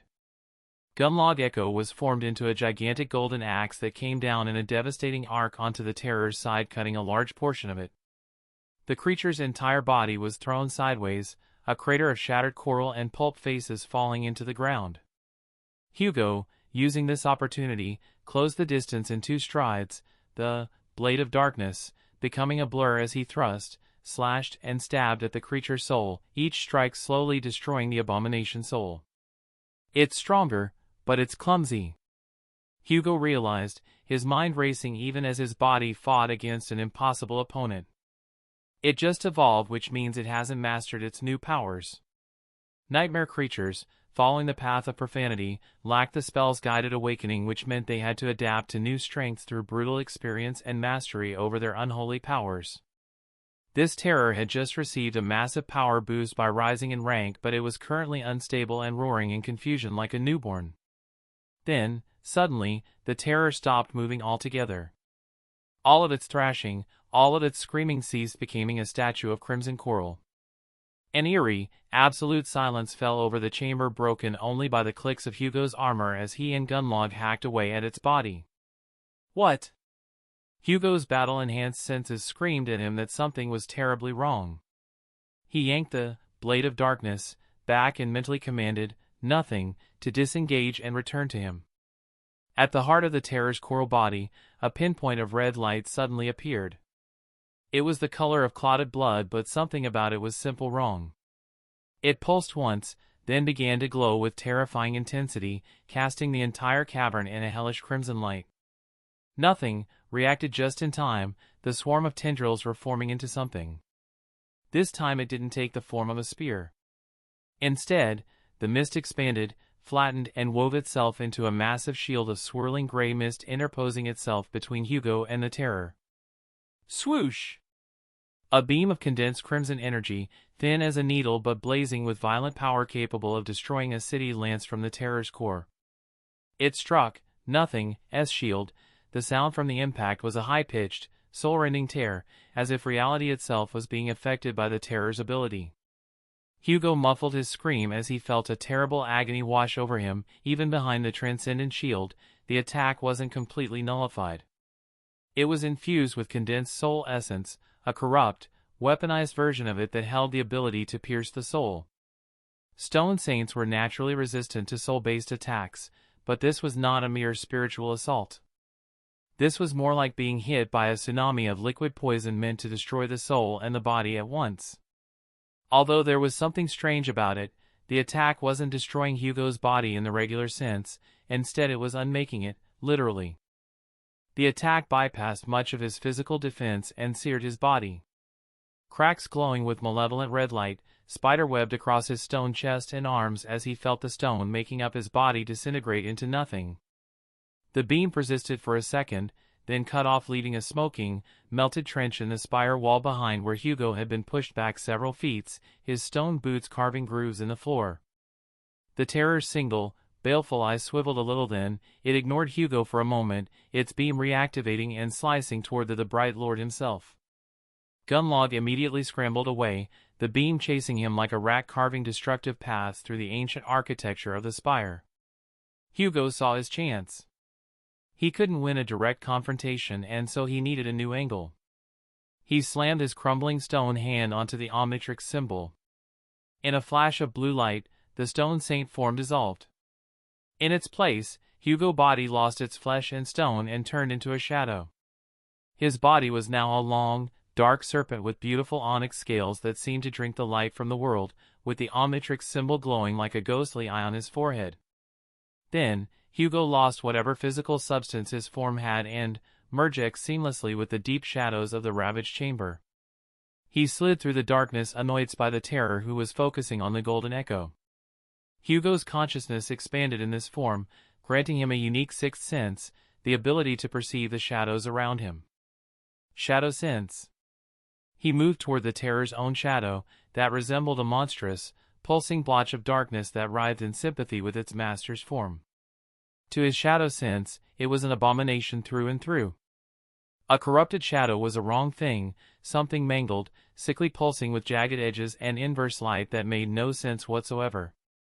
It should not have existed, and yet, it did. It was also a transcendent tier shadow, vast and powerful but fundamentally diseased. It was if the shadow of the corrupted abomination was begging to be set free from its master. Or to be precise, fundamentally different from its master in the sense that it possessed no corruption within it. As he was observing it, a revelation suddenly clicked in Hugo's mind. His soul serpent form possessed the soul weapon attribute. Its touch could harm anything, whether it's spiritual or physical. It also possessed the shadow attribute, allowing it to interact with shadows as an intangible medium. Its shadows are connected to the soul, and I can attack souls directly. Wanting to test his new theory, Hugo's serpent form wrapped around the terror's corrupted shadow like a hungry serpent, his shadowy body merging with the dark blotch and beginning to dissolve it from within, harming its shadows simply by interacting with it. The physical terror's reaction was immediate and volcanic, similar to when Hugo attacked its soul. It ceased its beam attack, its entire body seizing up in a spasm of unprecedented pain. It thrashed wildly, blindly even, its limbs flailing and smashing into the walls and ceiling. Huge chunks of the Crimson Spire's internal structure shattered and collapsed. The distant sounds of the sleepers rushing through the gateway was drowned by the roar of falling stone. It was a catastrophic reaction, and that was putting it mildly. Its shadow is more sensitive than its soul, he thought, making the mental note to target the shadows of others in the future. But unfortunately, Hugo had made a fatal miscalculation. He had underestimated the intelligence buried deep beneath the corruption's madness. In the midst of its thrashing, the terror's central cluster of faces, hundreds of them, all twisted in unison, their screams of pain morphed, warping into something else. Their features contorted in jaws unhinged, stretching into a grotesque caricatures of smiles, revealing thousands of needle-like crimson teeth in each maw. It was a smile. The abomination was smiling. The many-faced head turned slowly toward its own shadow on the ground. "I can see you." The voice was wrong and managed as if spoken by thousands of people and creatures.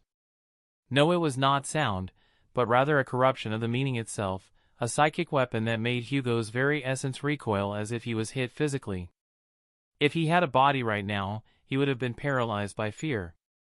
Then, before he could disengage or continue his assault, every grinning mouth on the terror's body opened wide. Not to scream this time, but to focus. At the center of each maw, the same hellish crimson light coalesced, but this time it was tuned, aimed with malevolent killing intent. A dozen thin beams of annihilating crimson soul light lanced out, converging on the spot where his serpent form intertwined with its shadow. This attack was the same as the previous one, carrying the ability to pierce souls. And this time Hugo did not have an immunity to soul attacks. Hugo had no mouth, but his soul screamed in terrible agony. The pain was beyond anything he had ever felt before, almost eclipsing even the agony of his own corruption.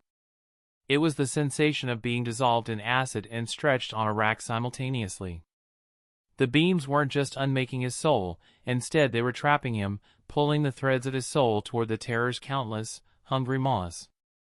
He tried to morph again using the Omnitrix, but the device was intangible in this form, and to make it worse, the crimson light seemed to possess the ability to paralyze a creature, locking him in place.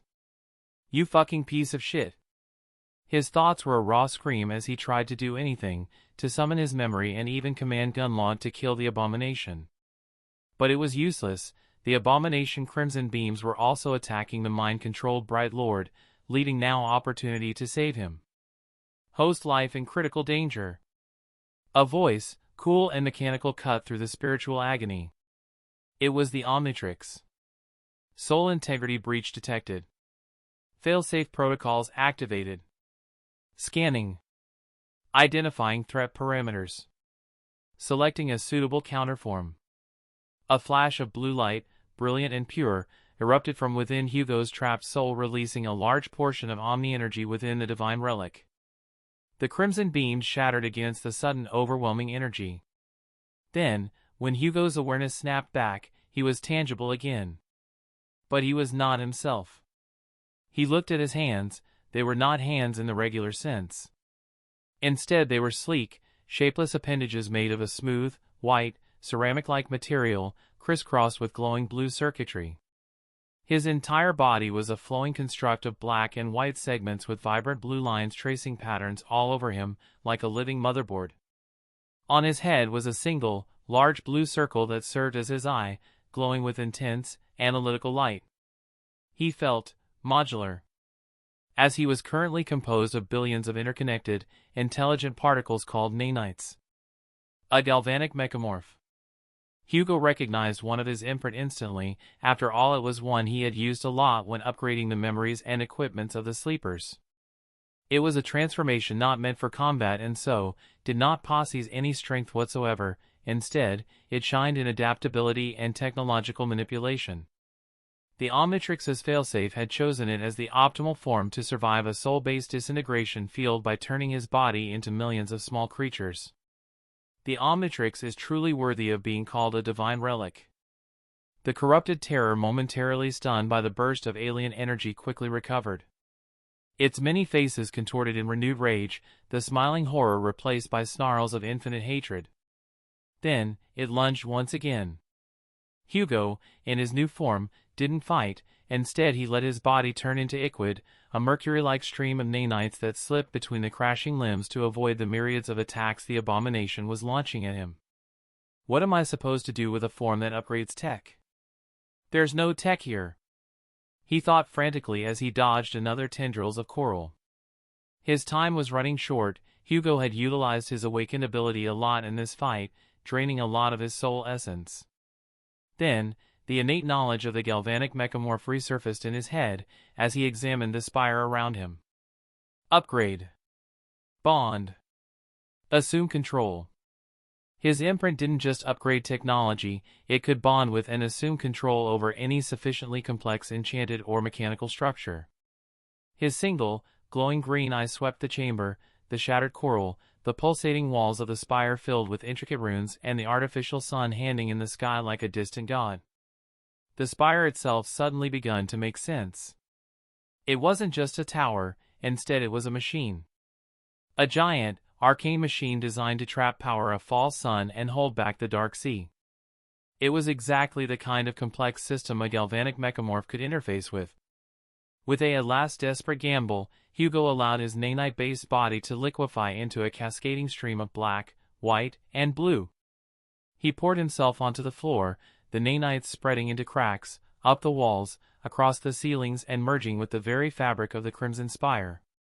The blue circuitry on his body began to spread, tattooing itself across the red coral and the ancient complex runes. Hugo's consciousness suddenly expanded once more, this time differently from his soul serpent from. He was no longer in the spire. He was the spire. Multiple sensations flooded him, manifesting as an overwhelming centuries-old data stream. He felt the immense sealed chamber of the dark sea with the complex runes holding the cursed sea, runes created by a far greater sorcerer than himself. He felt the agonized presence of thousands of sacrificed souls, each trapped within the heart of the spire, their essence slowly being drained to feed the artificial sun, which functioned as the battery, while the souls represented the energy stored inside said battery. He also felt the sun itself, a raging, captive sphere of forged light that was meant to purge and banish the dark sea. And then there was the terror itself, the conduit and anchor of the spire, and also the same living component that perverted the machine's purpose. And yet, Hugo did not feel anger for the terror, for it was a victim. The memory of the saintess who had willingly become the conduit of the spire to save her people, only to be slowly eaten alive by corruption over the millennia. The terror's agony wasn't just madness, it was the endless scream of a heroic soul alongside the thousands of sacrificed soul within it being defiled. Hugo's own consciousness, distributed across the spire, almost shattered under the weight of that shared, historical pain. All of these deaths. All of this suffering. And for what? In the end, the civilization of the Forgotten Shore still went extinct, leaving nothing but corruption behind. The heroes who sacrificed themselves, the people that were sacrificed. It was all in vain. I'm sorry, he thought, the sentiment echoing through the circuits which were now fused with the spire's heart. I'm so sorry for everything that happened to you. All of you, now, please let me end it. I hope that you find peace in death. The idea of talking to dead souls and a corrupted terror wasn't Hugo's brightest idea, but he simply couldn't leave it in his heart for long. Then, with grim determination, Hugo seized complete control over the spire, bypassing the corrupted conduit. He directly accessed the artificial sun in hope of using its power against the terror. The amount of stored soul essence stored within it was staggering, dwarfing his own reserves. It was a transcendent tier power source, vast and almost overwhelming. Although this time, he didn't try to craft a spell or an enchantment using the stored energy, as he was a galvanic mechamorph merged with a machine. And so, he simply released the energy inside the sun and rerouted it elsewhere. It was like opening a massive floodgate, and unluckily for the Crimson Terror, it was right in front of it. A section of the wall near the terror reconfigured, nanites and coral forming a perfect aperture, then from it, a beam of concentrated energy erupted. But it wasn't crimson, nor was it blue, instead it was a pure, blinding white, the color of untainted soul essence carrying within it the final memories, hope, resolve and determination of all those who had been sacrificed to the spire. The corrupted terror immediately sensed the threat. In its final, desperate act, it tried to do one final act of blasphemy: to consume the sun and devour the source of its suffering. And so, it lunged toward the distant light. But it never made it. The beam of condensed transcendent soul essence struck it head-on. It washed over the screaming faces, and one by one, they fell silent, their expressions smoothing from agony into something resembling relief, then dissolving into motes of light as they were devoured by light. The corrupt coral body flaked away before turning into ash. The beam persisted for only 3 seconds, and yet, that was enough for it to illuminate the entire world in pure light, blinding the last of the sleepers who passed through the gateway down below. When the light faded, nothing remained of the corrupted terror but a faint, shimmering dust settling on the floor and a profound silence. You have slain a corrupted terror, Saint Mary. You have received a memory, nameless Sunday. The spell notification reverberated in Hugo's mind. And then, a profound sense of tiredness hit him as the Omnitrix suddenly started beeping and glowing in red light. Controlling the spire, channeling that much energy and surviving the onslaught of a corrupted terror was simply too much for Hugo's soul and boys. The connection between him and the spire severed violently. The blue circuitry flared brightly and then vanished from the walls. Hugo's nanite body was instantly expelled, coalescing in the center of the chamber. At the same time, the Omnitrix timed out. A flash of red light was all it took for Hugo to collapse onto the cracked floor, back in his Villigax form. He was gasping violently and drenched in cold sweat, feeling every muscle trembling with the violent aftershocks. His soul felt scorched and injured. The small parts that were torn apart were healing, but the pain was still there.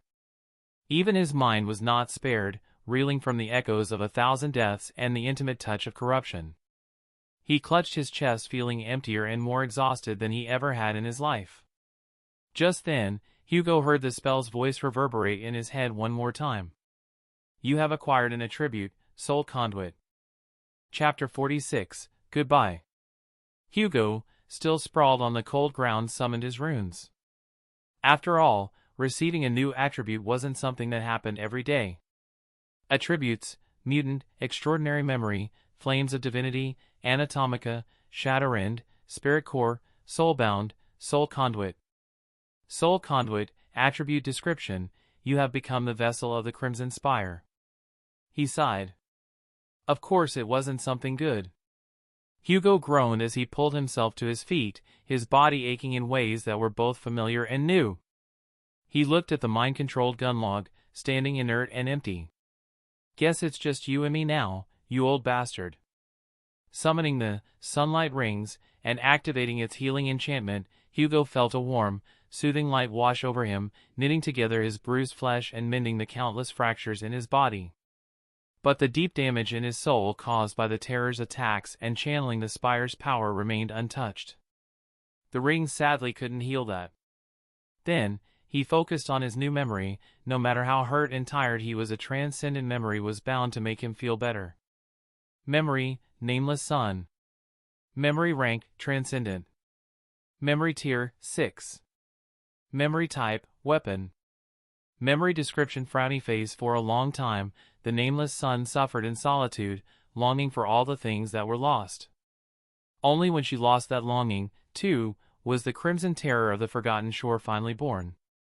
Memory enchantments: Frowny face, Annihilator, Longing, Sun Blade, Sun Armor, Solitude, Firekeeper.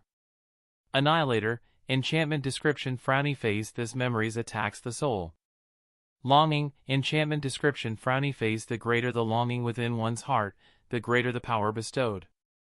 Sun Blade, enchantment description: Frowny face. This memory has no fixed form, it can coat any weapon it touches. Sun Armor, enchantment description: Frowny face. This memory can coat any armor. Solitude, enchantment description: Frowny face. During moments of true solitude, this memory shields its wielder. Firekeeper, enchantment description: Frowny face. This memory can store and preserve flames within it. What a powerful memory, and a tragic one. The description explained the last part of the Forgotten Shore history. The terror had come to be because it, after all. She had longed for her lost purity, her past and her people, and when even that longing was finally corroded by the endless torment, Saint Mary had fully succumbed to corruption, losing herself forever. Saint Mary. I will remember and cherish that name as long as I live. The thought was a quiet vow in Hugo's heart. Though, remembering her and her fallen civilization didn't change their fate, it still felt important. It gave him a strange, somber sense of relief, which something he needed right now. This memory will come in handy later. A transcendent memory of the sixth tier was a treasure beyond all measures. One that could grant him power within certain conditions, protect him, augment his gear, and store elemental for. It was incredibly versatile and a perfect tool for what was coming. Hugo exhaled as he moved to take a step, but before he could go far, he heard the sound of rushing footsteps from behind. Turning, he saw Nephis climb the last crumbling steps into the ravaged chamber, her armor scorched and her face set in its usual stern mask. Not far behind her, Sonny emerged from a pool of darkness, his expression hidden behind the onyx visor of his dark armor. Nephi's sharp eyes swept the scene, the destroyed chamber, the hollow artificial sun, the scorched and melted floor from the terror's final attacks, and most importantly, the terror missing from the scene. Her gaze finally settled on Hugo. She hesitated for a fraction of a second before asking, "You killed it?" "Yes," Hugo said, his voice rough. "But more importantly, why the hell are you two still here?" "I told you to go." "We couldn't just leave you," Sonny began, but his sentence was cut off as the spire itself gave a groaning shudder. Above them, the husk of the artificial sun, now devoid of all energy, cracked audibly. Fine dust and debris started to rain from the ceiling. Of course it would crumble. The power source, its main conduit and the very purpose of the structure, was gone. The ancient magic holding it together was unraveling at an alarming speed. Hugo's eyes narrowed. Through a jagged hole in the wall, he could see the distant gateway flicker erratically, its light growing weak and dim. Of course, that too was tied to the spire's mechanisms, and unluckily for them, it was failing. "Get on top of me, now!" Hugo shouted, his body already straining as he prepared to carry them. "What?" Sonny said with a baffled expression. Sadly, there was no time to argue. Hugo lunged forward, his large arms sweeping up both Nephi's and Sonny off the ground before they could offer any resistance.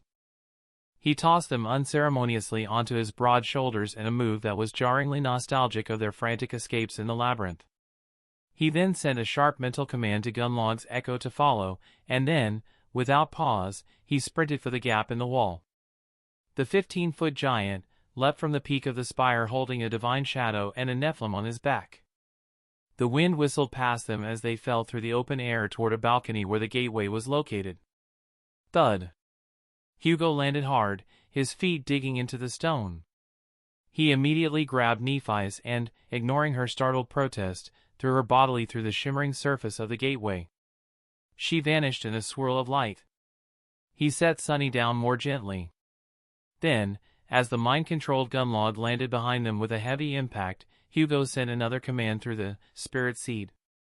Gunlog walked stiffly towards Sonny. As he moved, the magnificent golden echoes surrounding him dematerialized into a shower of white sparks and transported to Sonny. What was revealed underneath was grotesque and wrong, Gunlog's true body, now a fused mess of human flesh and woody roots. At its center, pulsing like a diseased heart, was the spirit seed, glowing with a sinister red light. Hugo turned from the puppet to face Sonny. "As I promised. Here's your transcendent echo. Now get the hell out of here." Sonny stared at the seed embedded in the monstrous form for a moment, then turned his head to Hugo. "I appreciate it," Sonny said quietly as he began to walk toward the flickering gateway, but then he suddenly paused, his head tilting slightly. "Why aren't you going through?" Hugo froze. He had long been anticipating and dreading this moment. Now that it was here, he found himself strangely empty. After all, he couldn't go through the gateway. Because he was dead. The tether to his physical body in the waking world was gone, hollow and empty. The Omnitrix had confirmed his worst suspicions months ago when he asked its AI. He was what the world called a lost. But he couldn't just say that. Not now, and certainly not to Sunny, who wouldn't leave a friend behind just like that. You go first, Q. I still have a matter to settle with this asshole, Hugo said, jerking a thumb toward the mind-controlled husk. That's all right. Settle it now. Or better yet, let me kill him myself. I already have blood on my hands from killing Haru's and the other hunters on the way here.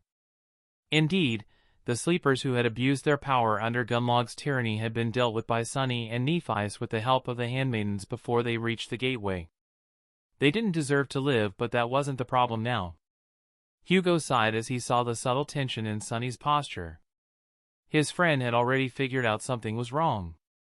You were always the clever one, weren't you? Hugo looked at his friend, his expression solemn and tired. I can't go through the gateway, Sunny. Why the fuck not? The shadowy sleeper's voice was a low snarl from behind his visor. My body is dead, don't ask me how I know, I just do. Now go, before the gateway closes. Sunny took a slow step away from the gateway, his hands shaking a little. Then why the fuck did you do all of this for? You tried your best to save everyone and reach the gateway despite the fact you wouldn't be able to pass through. Sunny was in a foul mood upon hearing the truth. Of course he was. I already told you, Sunny. I wanted to save. Cut the bullshit. Sunny's voice was laced with venom. You and Nephi's really love your fucking savior shit, don't you? Oh, the noble paragon of purity sacrifices himself for the sake of humanity. That's just the perfect story, isn't it? Hugo stayed silent for a moment, his hands clenched at his sides. In truth, his motivation for saving the sleepers was not truly selfless. He had wanted to prove to himself that he wasn't a bad person and that he was someone his mother would have been proud of. But was that truly selfish? What even was a good person in their broken world? He didn't know, but he knew one thing for certain: he was getting Sunny through that gate, whether he liked it or not. Without warning, Hugo rushed forward, using his awakened tyrant's superior speed and strength. Sunny's eyes widened behind his visor as Hugo grabbed him in one massive hand. Goodbye, son, Hugo began, pivoting to hurl him toward the gateway. But before he could do that, a gigantic shadow erupted from Sunny's own shadow. The carapace scavenger, now darker and more menacing than before, slammed into Hugo with brutal force, sending him stumbling backwards. Hugo gritted his teeth. Stop being so difficult. Just go through that fucking gate, he shouted. Don't tell me what to do, was Sunny's flat reply. Hugo's frown deepened as he glanced at the Omnitrix on his wrist, still recharging, and the increasingly unstable gateway. Just what the hell are you playing at? If you stay here, you'll die, he said, his voice raspy and tired. Do you think I want to stay here and sacrifice heroically? If I could go through that gateway, I would have gladly left you here instead. The words were harsh and cruel, and above all else a lie. Hugo would never sacrifice any of his friends, but he had to convince Sunny somehow. Sunny was acting strangely at this moment. Uncharacteristically so. I already left you once, I'm not going to do it again.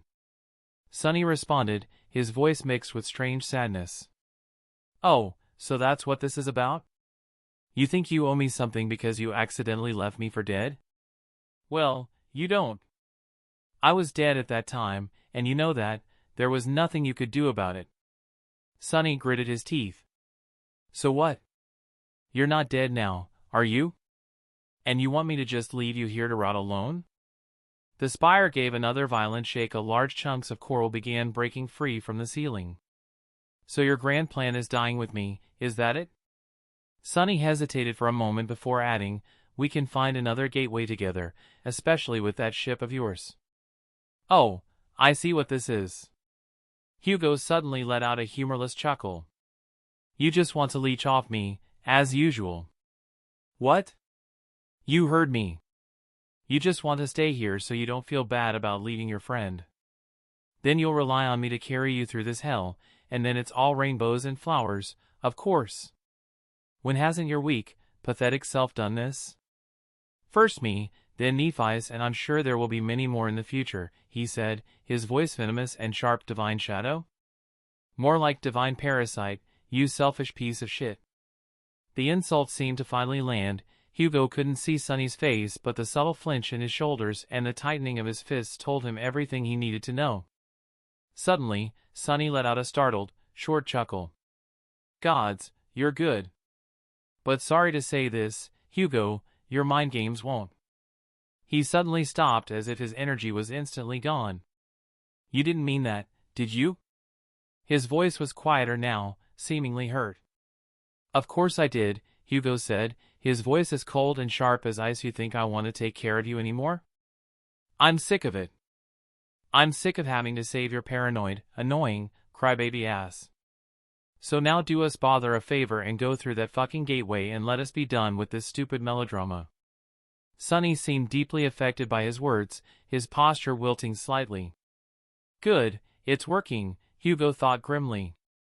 In his emotional state, Sunny had forgotten about the mind-controlled gunlog standing right next to him. The same gunlog that housed the spirit seed, and now, that same seed had been slowly influencing Sunny's mind ever since Hugo had given him gunlog Golden Echo. Hugo hated using such a trick on his friend, but he knew how stubborn Sunny could be once H puts his mind on something. "You." Sunny paused, then his head turned slightly toward gunlog. A dawning horror seemed to seize him all of a sudden.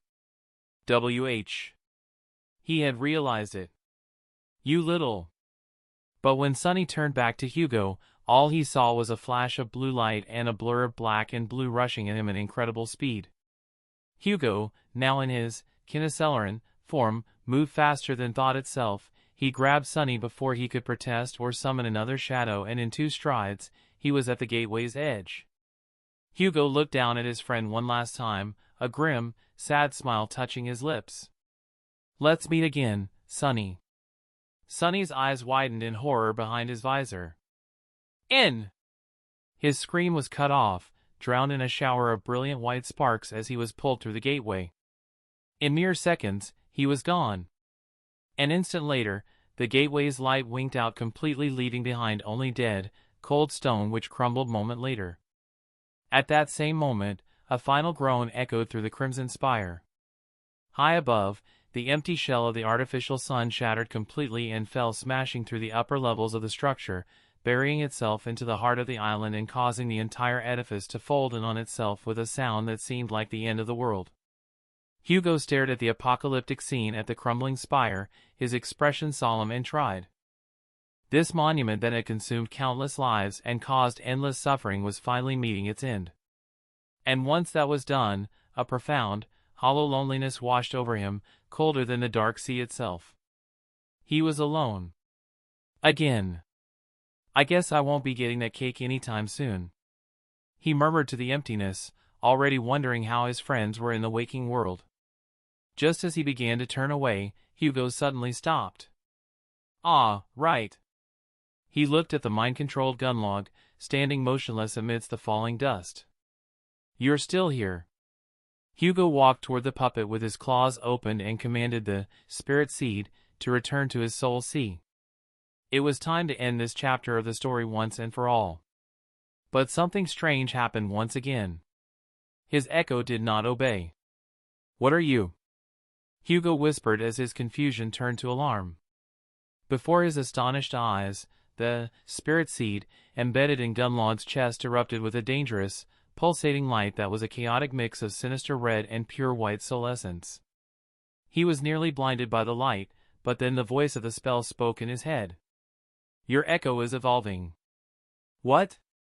Quickly, he summoned the echo's runes. Echo, spirit seed. Echo rank, awakened. Echo class, terror. Echo description, frowny face. A sacred seed once sprouted from a mountain of corpses after a cataclysmic battle. It was the last sapling of the world tree, meant to be a bastion of life and beauty. But its hunger knew no bounds, leading corruption to fester within its heart. The seed grew into a harrowing fiend, enthralling thousands of souls to its service, until one day it made the fatal mistake of enthralling a treacherous shadow, a wicked Nephilim, and an insidious shapeshifter. Echo attributes: frowny face, hunger, sacred, spirit, hardwood. Hunger, attribute description, frowny face. This seed is a child of heart, and thus its hunger for growth is insatiable. Sacred, attribute description frowny face. This seed is of a sacred, divine origin. Spirit, attribute description frowny face. This seed can reside within the body and soul of its master. Heartwood, attribute description frowny face. This seed's core possesses numerous holy qualities. Echo abilities frowny face. Enthrall, harvest, soul fruit, soul weaver. Enthrall, ability description frowny face. This seed can manipulate the minds of weaker creatures. Harvest, ability description frowny face. This seed can absorb the souls of the fallen. Souls harvested frowny face 10,100ths. Soul fruit, ability description frowny face. This seed can transform harvested souls into soul fruits. Soul weaver, ability description frowny face. This seed can manipulate the souls of weaker creatures. How? Hugo gulped, his eyes fixed on the staggering number of souls harvested. A terrible realization suddenly dawned on him, this one more horrifying than the last. His echo, in its boundless hunger, had somehow absorbed the entire reservoir of sacrificed souls contained within the spire's failing machinery. Before he could react, countless thick, woody roots erupted from Gunlog's body. They lashed out with terrifying speed, wrapping around Gunlog limbs and torso in a parasitic manner. The roots coiled tighter, lifting him off the ground and weaving a dense, living cocoon of glowing divine wood around him before falling to the ground with a thud. Elsewhere, in the waking world, sleeper Gunlog bodies suddenly glowed with an ominous light before disappearing from the pod without a trace. Hugo was left in the ruins of the Crimson Spire. The sun was dead, plunging the world into absolute darkness. The dark sea was sealed away, and now, his own echo had done the impossible and entered a strange state of chrysalis. What the actual foo dash? Sunny's POV. Sunny woke up in his recovery pod in a somber, heavy mood. He had done it. He was back. He had finally escaped the forgotten shore and returned home as an awakened, one of the most powerful ones at that. By all means, he should be beyond happy, thrilled even. After all, he was strong now and many of his friends had made it out of that hell. But one hadn't. The friend he had wanted to save most was gone once again. Sunny gritted his teeth, anger and frustration boiling under his skin. He punched the pod's glass open, the reinforced material shattering under his awakened strength, and forced his way out. He had been played. Like a damn fool. How could he have been so blind to that cursed echo? Hugo had used their conversation and the echo's subtle mental influence to stall him. To stall long enough for his damn aspect to recharge. It was a devious, masterful trick that made Sunny feel a twisted sense of pride even as fury consumed him. Suddenly, one of the medical nurses responsible for monitoring the sleepers entered the sterile room. Her face was a mask of shock at seeing him awake and out of his pod. Then, a deep blush crept up her cheeks. In his anger, Sunny had forgotten he was naked. Now that he was an awakened demon, no less, he was no longer the scrawny outskirts rat he had been before. His physique was lean but powerfully built, and, as the nurse's flustered gaze inadvertently confirmed the fact that he was proportionately impressive. Rolling his eyes, Sunny summoned the puppeteer's shroud and a torrent of sparks to cover himself. Awakened Sunless. Glad to see that you are back, the nurse stammered, trying and failing to maintain professionalism. Sunny's tired eyes swept over her dismissively. Yeah, whatever. He approached her. Can you take me to Sleeper Hugo's room? The nurse's expression instantly soured at the mention of that name. Her professional mask cracked, revealing pity and discomfort. You mean the paragon of purity? Yes? Sunny said, raising an eyebrow. Why was she reacting so strangely? I'm sorry to say this, but Sleeper Hugo is deceased. He was declared as a hollow 5 months ago. Sunny's eyes widened in shock. A cold, grim realization washed over him. His lips spread into a pained smile and he let out a dry chuckle, making the nurse take a horrified step back. Of course. So that's why. The bastard had actually died, after all. And if he died in the dream realm, wouldn't it make sense that his body in the waking world would perish as well? The small, fragile sense of relief he'd felt for not being the cause of Hugo's first death instantly evaporated. It was because of him, and his cursed plan to take out the carapace demon, that Hugo had died in the first place. And now, because of him, his best friend was stuck, alone, in a death zone on the other side of the dream realm. 2 days later. Awakened Jasmine stood in a dull white room, her posture stiff and exhausted. Next to her, seated in a wheelchair, was a young boy with jet black hair and empty, sightless blue eyes. His expression was blank and his very soul seemed unnaturally absent. 2 days ago, the entire world had been taken by a storm. Hundreds of sleepers, lost for years, had awakened from their deep slumber, returning to the embrace of their families and friends. All but one. Sleeper Hugo. True name, Paragon of Purity. His name was causing a major ruckus throughout the government and the entire world. Hundreds of returned sleepers had recounted incredible, valiant deeds performed by the architect, their testimonies bordering on reverence and worship. They all credited him, above all others, for their survival. It made no sense. Because the Paragon of Purity had died. His body had become a hollow 5 months ago, and their technology certainly was not broken. Jasmine remembered that day clearly, the sadness and pity she felt for the poor boy and the emptiness she felt for the young sleeper. Miss J wasn't someone who got attached quickly, especially not to sleepers, given their horrifying mortality rate, but she couldn't help it. After all, she was still a human. Now, with this new development, she didn't know what to think anymore. Was her student alive? Why hadn't he come back if all the sleepers swore they'd seen him? Was someone impersonating him? Or worse, had some parasitic abomination taken his place? Her thoughts were mangled and crazy, as no such a creature would help humans reach the gateway. The situation was beyond confusing, and that was putting it mildly. And to make it worse, the entirety of the Sleepers' army, including the rising Changing Star and her cohort, were demanding to see the Paragon of Purity. There had been many strange occurrences in the world of the Nightmare spell, but this certainly took the cake.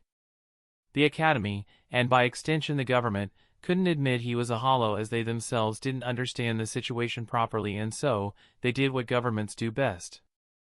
They lied. They fabricated a perfect story. Sleeper Hugo was still in his pod, critically injured from holding off the corrupted terror and unable to pass through the gateway in time. They made him a tragic hero to the world and his fellow sleepers. The lie went through perfectly, because all the sleepers confirmed that Hugo was fighting the terror alone when they escaped, a feat the Academy found impossible to believe, no matter how much they tried to wrap their heads around it. The entire situation was simply too absurd. And all that was left now were hundreds of powerful, newly awakened individuals, perhaps the strongest awakened of all time, all mourning a savior they believed was just out of reach. Awakened Jasmine gritted her teeth, staring at the hollow shell in the wheelchair. It's not fair. Why did it have to be like this? But when has anything been fair in our world to begin with? A raspy, stern voice came from behind her. She didn't need to look, as she knew that voice too well. It was Instructor Rock, her former colleague, and someone who had formed a brief bond with Sleeper Hugo in the month before the winter solstice. Without taking her eyes off Hugo's hollow body, Jasmine said in a low voice, "Hey, Rock. Do you think he's dead?" Awakened Rock finished, his own gaze fixed on the hollow body. That boy? He was already impossibly strong for a sleeper, but after hearing what he did on the Forgotten Shore, I don't think there's a force in this world or the other capable of killing him for good. A dry, fragile smile found its way to her lips. I suppose so. But still, no child should go through what he did, especially not now, all alone in that hell. Instructor Rock sighed. His attempt to lift the mood had failed because he wasn't certain of his own words either. I can only pray for another miracle. Even though I didn't know the boy for long, he said solemnly, knowing full well his prayer would not be answered. After all, the gods were long dead. A miracle, yes. That would be nice. Her voice was strangely wistful. She finally looked at him, her crimson eyes meeting his amber eyes. Hey, Rock. Yes? How would you like some cake right now? All this stress over the last few days has really increased my appetite. Rock looked at her with a dumbfounded expression before sighing in resignation. You never change, do you? But sure. Let's go have some cake. The duo took one final, somber look at the hollow form of Hugo, then turned and left the sterile room. Unbeknownst to them, a certain shadow had been clinging to the darkest corner of the room throughout their entire conversation. It had observed them, and more importantly, it had observed the empty vessel on the wheelchair. A whisper, so soft it was almost inaudible, drifted through the still air. I'm sorry. Then, the shadow was gone as well. Once again, Hugo was alone. Chapter 47, Alone in Hell. Next. A strange, silent ship of green and silver soared through the profound darkness that had once been the forgotten shore, a solitary speck of alien technology moving against a canvas of the eternal night. There was no stars in sight, nor even the moon. For this land was dead. The ship then approached the indistinct boundary of the dead region, a place where the oppressive darkness suddenly stopped as if cut by a knife. Beyond that boundary, a new realm began with shocking abruptness. It was an endless expanse of blinding white stretched to the horizon, dominated by an incandescent sun that bathed the landscape in eternal heat, contrast to the forgotten shore which had possessed no true sun, only the trapped, artificial light of the spire. The sands of the desert were flawlessly, painfully white, reflecting the glare until it hurt to look. The sky above was a deep, boundless azure that seemed to hide too many secrets. In the distance, the ruins of some lost civilization rose from beneath the dunes, inky black spires and shattered arches, scattered like the half-buried bones of a colossal giant. Such sights, while alien, were not impossible here. After all, the dream realm was not a singular world but a fractured tapestry of countless conflicting regions somehow stitched together by the spell's magic. This desert was one such piece, and it was currently the ship's destination. Within the ship, the sole occupant was a picture of listless despair. A tall, alien creature with light green skin and a mass of restless tentacles lay sprawled on the deck, staring blankly at the ceiling. On his wrist, a blue device with a familiar hourglass symbol glowed with a soft azure light. On the other hand, he absently tossed a perfectly formed crystal ball into the air, caught it, and repeated the process over and over again, becoming the only thing that was breaking the perfect silence of the vessel. On one throw, his timing suddenly faltered. The crystal ball, sharp-edged and heavy, fell and struck him squarely on the forehead with a solid thunk. A thin line of crimson blood welled up and trickled down his temple, painting it red. The creature didn't even bother to wipe it away. He just let out a long sigh that echoed in the empty chamber.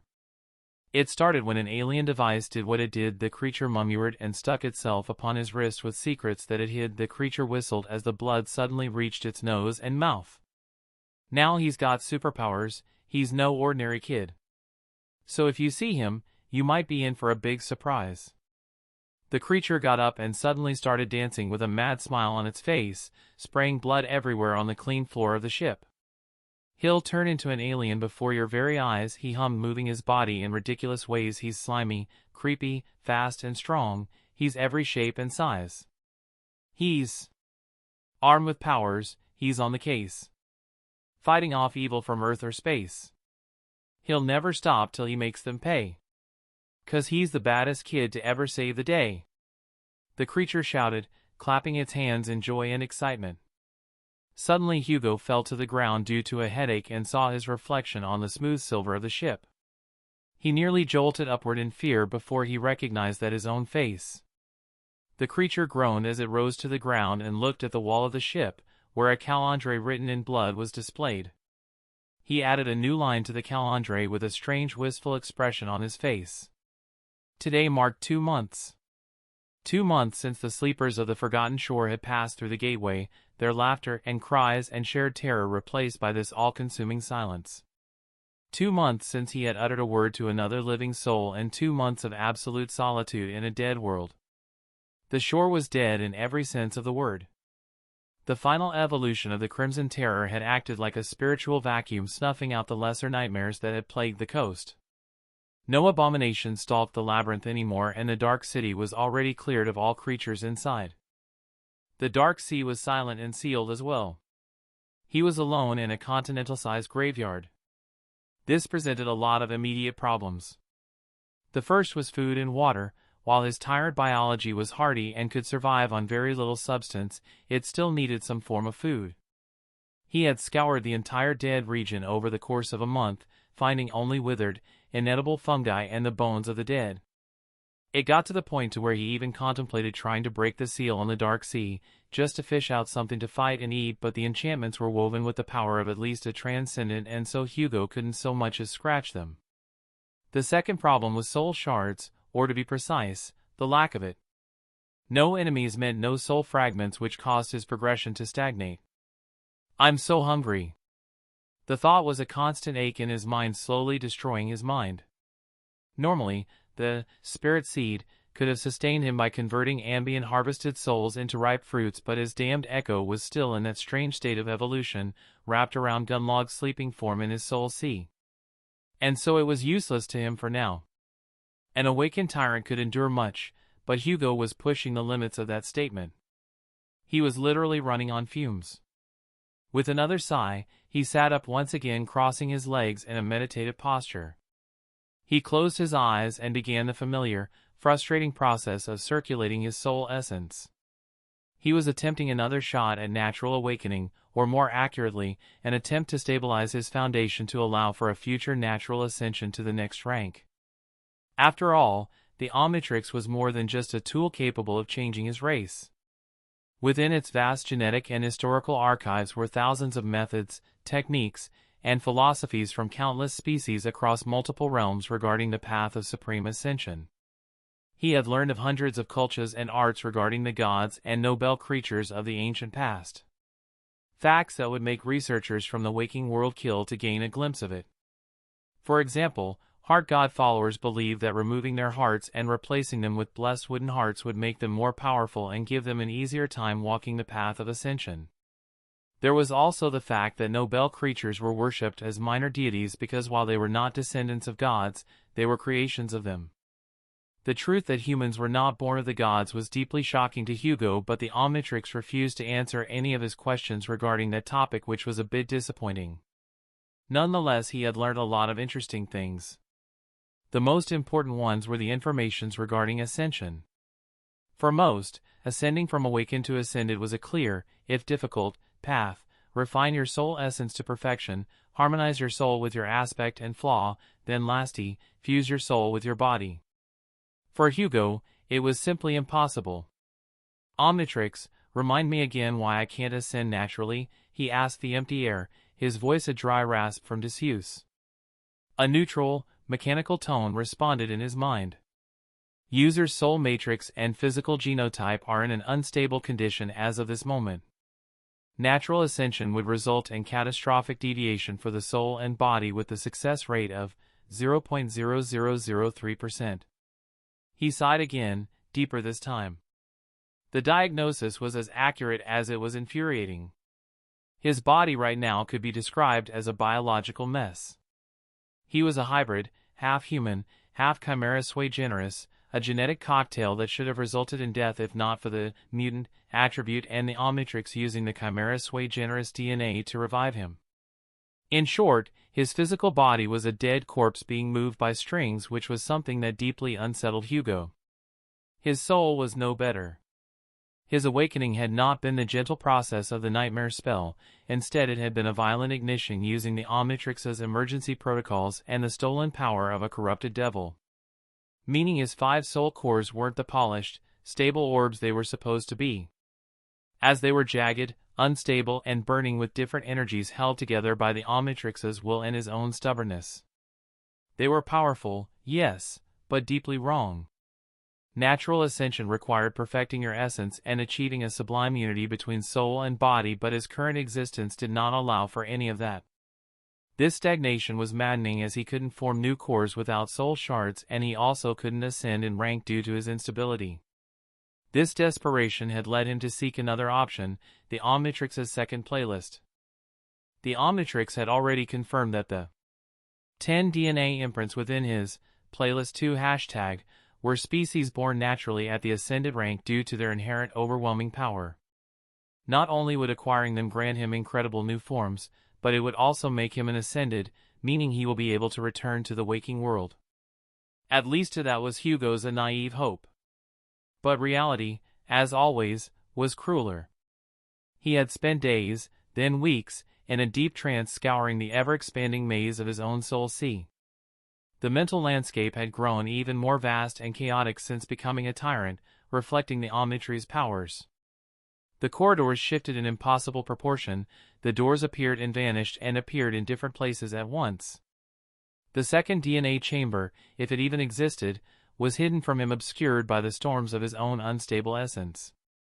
The Omnitrix, when he asked it about the topic, would only reply with information locked. It was another door slammed in his face. His only remaining option was the classic, brutal path of the spell: find a nightmare seed and conquer a new nightmare. Preferably his second nightmare, of course, as Hugo wasn't that arrogant to think he could take on a third nightmare or higher. But the Forgotten Shore had no seeds within them, which was surprising. A place like that should have had dozens of seeds, considering its dark history and the fact that no awakened existed, meaning there would be no one who could clear them. The regions surrounding the Deadlands were terrifying even to scout from the sky, the strangely scorched forest west and the unnatural mist from the hollow mountain, which left only the desert to the east, while hostile felt simpler. It was more of you will die in agony rather than even death will not save you, and more importantly, his Primus trait of soulbound attribute was pointing at that direction whenever he activated it. Hugo did not know what Primus was, if it was a person, a place, or an item. But he knew it was important to his survival. Or at least, it would play a big role in his life. And so Hugo had chosen that area as his destination. To prepare for whatever lay ahead, Hugo had thrown himself into 2 forms of training over the past 2 months. First was mastering the 16 available transformations he currently possessed. He needed to know every imprint in his active playlist like an extension of his own body, and so Hugo had given them nicknames to make the training easier.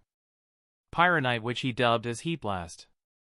Petrosapian, which Hugo called Diamond Head. Tetramand, as Sunny had named it in the Labyrinth, for arms. Galvanic Mechamorph, upgrade. Kinocelerin, XLR8. Florana, Wildvine. Vulpimancer, Wildmutt. Ectoneurite, Ghost Freak. Nosodinian, Buzzshock. Arburian Pelorota, Cannon Bolt. Galvan, Grey Matter. Pisxisvalian, Ripjaws. The remaining 4 imprint, Clintarian, Stone Saint, Blessed Herald, and Soul Serpent, kept their species names for the sake of simplicity, as their natures felt too profound for casual nicknames. This constant rotation of forms, of mindsets and physiologies was disorienting and caused Hugo's already fragile mind to crumble faster. But it was the only way to improve currently available to him. It was a gruesome solution, as Hugo slowly forget what his own face looked like. Although this tortuous training did yield some positive results, for example, his nascent battle art, born from countless fights in the Labyrinth and on the Dark City, had evolved. And it was because of the Stone Saint's innate mastery of combat, which surpassed even Forearm's combat mastery, had blended with his own spear style perfectly. Where before he had once used a single, relentless thrusting style that matched his size, he now had a dual spear approach, one long, one short, allowing for defensive-offensive combinations that were suited for non-humanoid creatures. He was currently trying to add Nephi's own battle style, which focused on adaptation into his own style to try and make his battle art suitable for all his imprints, but this was still a long-term project. Secondly, there was the fundamental part of understanding his nature.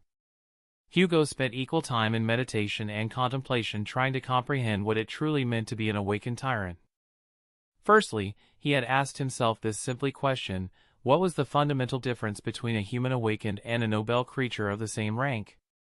For humans, power came from a sacred trinity, one sole core, with rare exceptions such as divine aspect wielders, one's aspect, a unique power, and most importantly, one's rank. This granted them incredible potential to slay beings of higher ranks and classes, which is why humanity managed to survive the descent of the nightmare spell.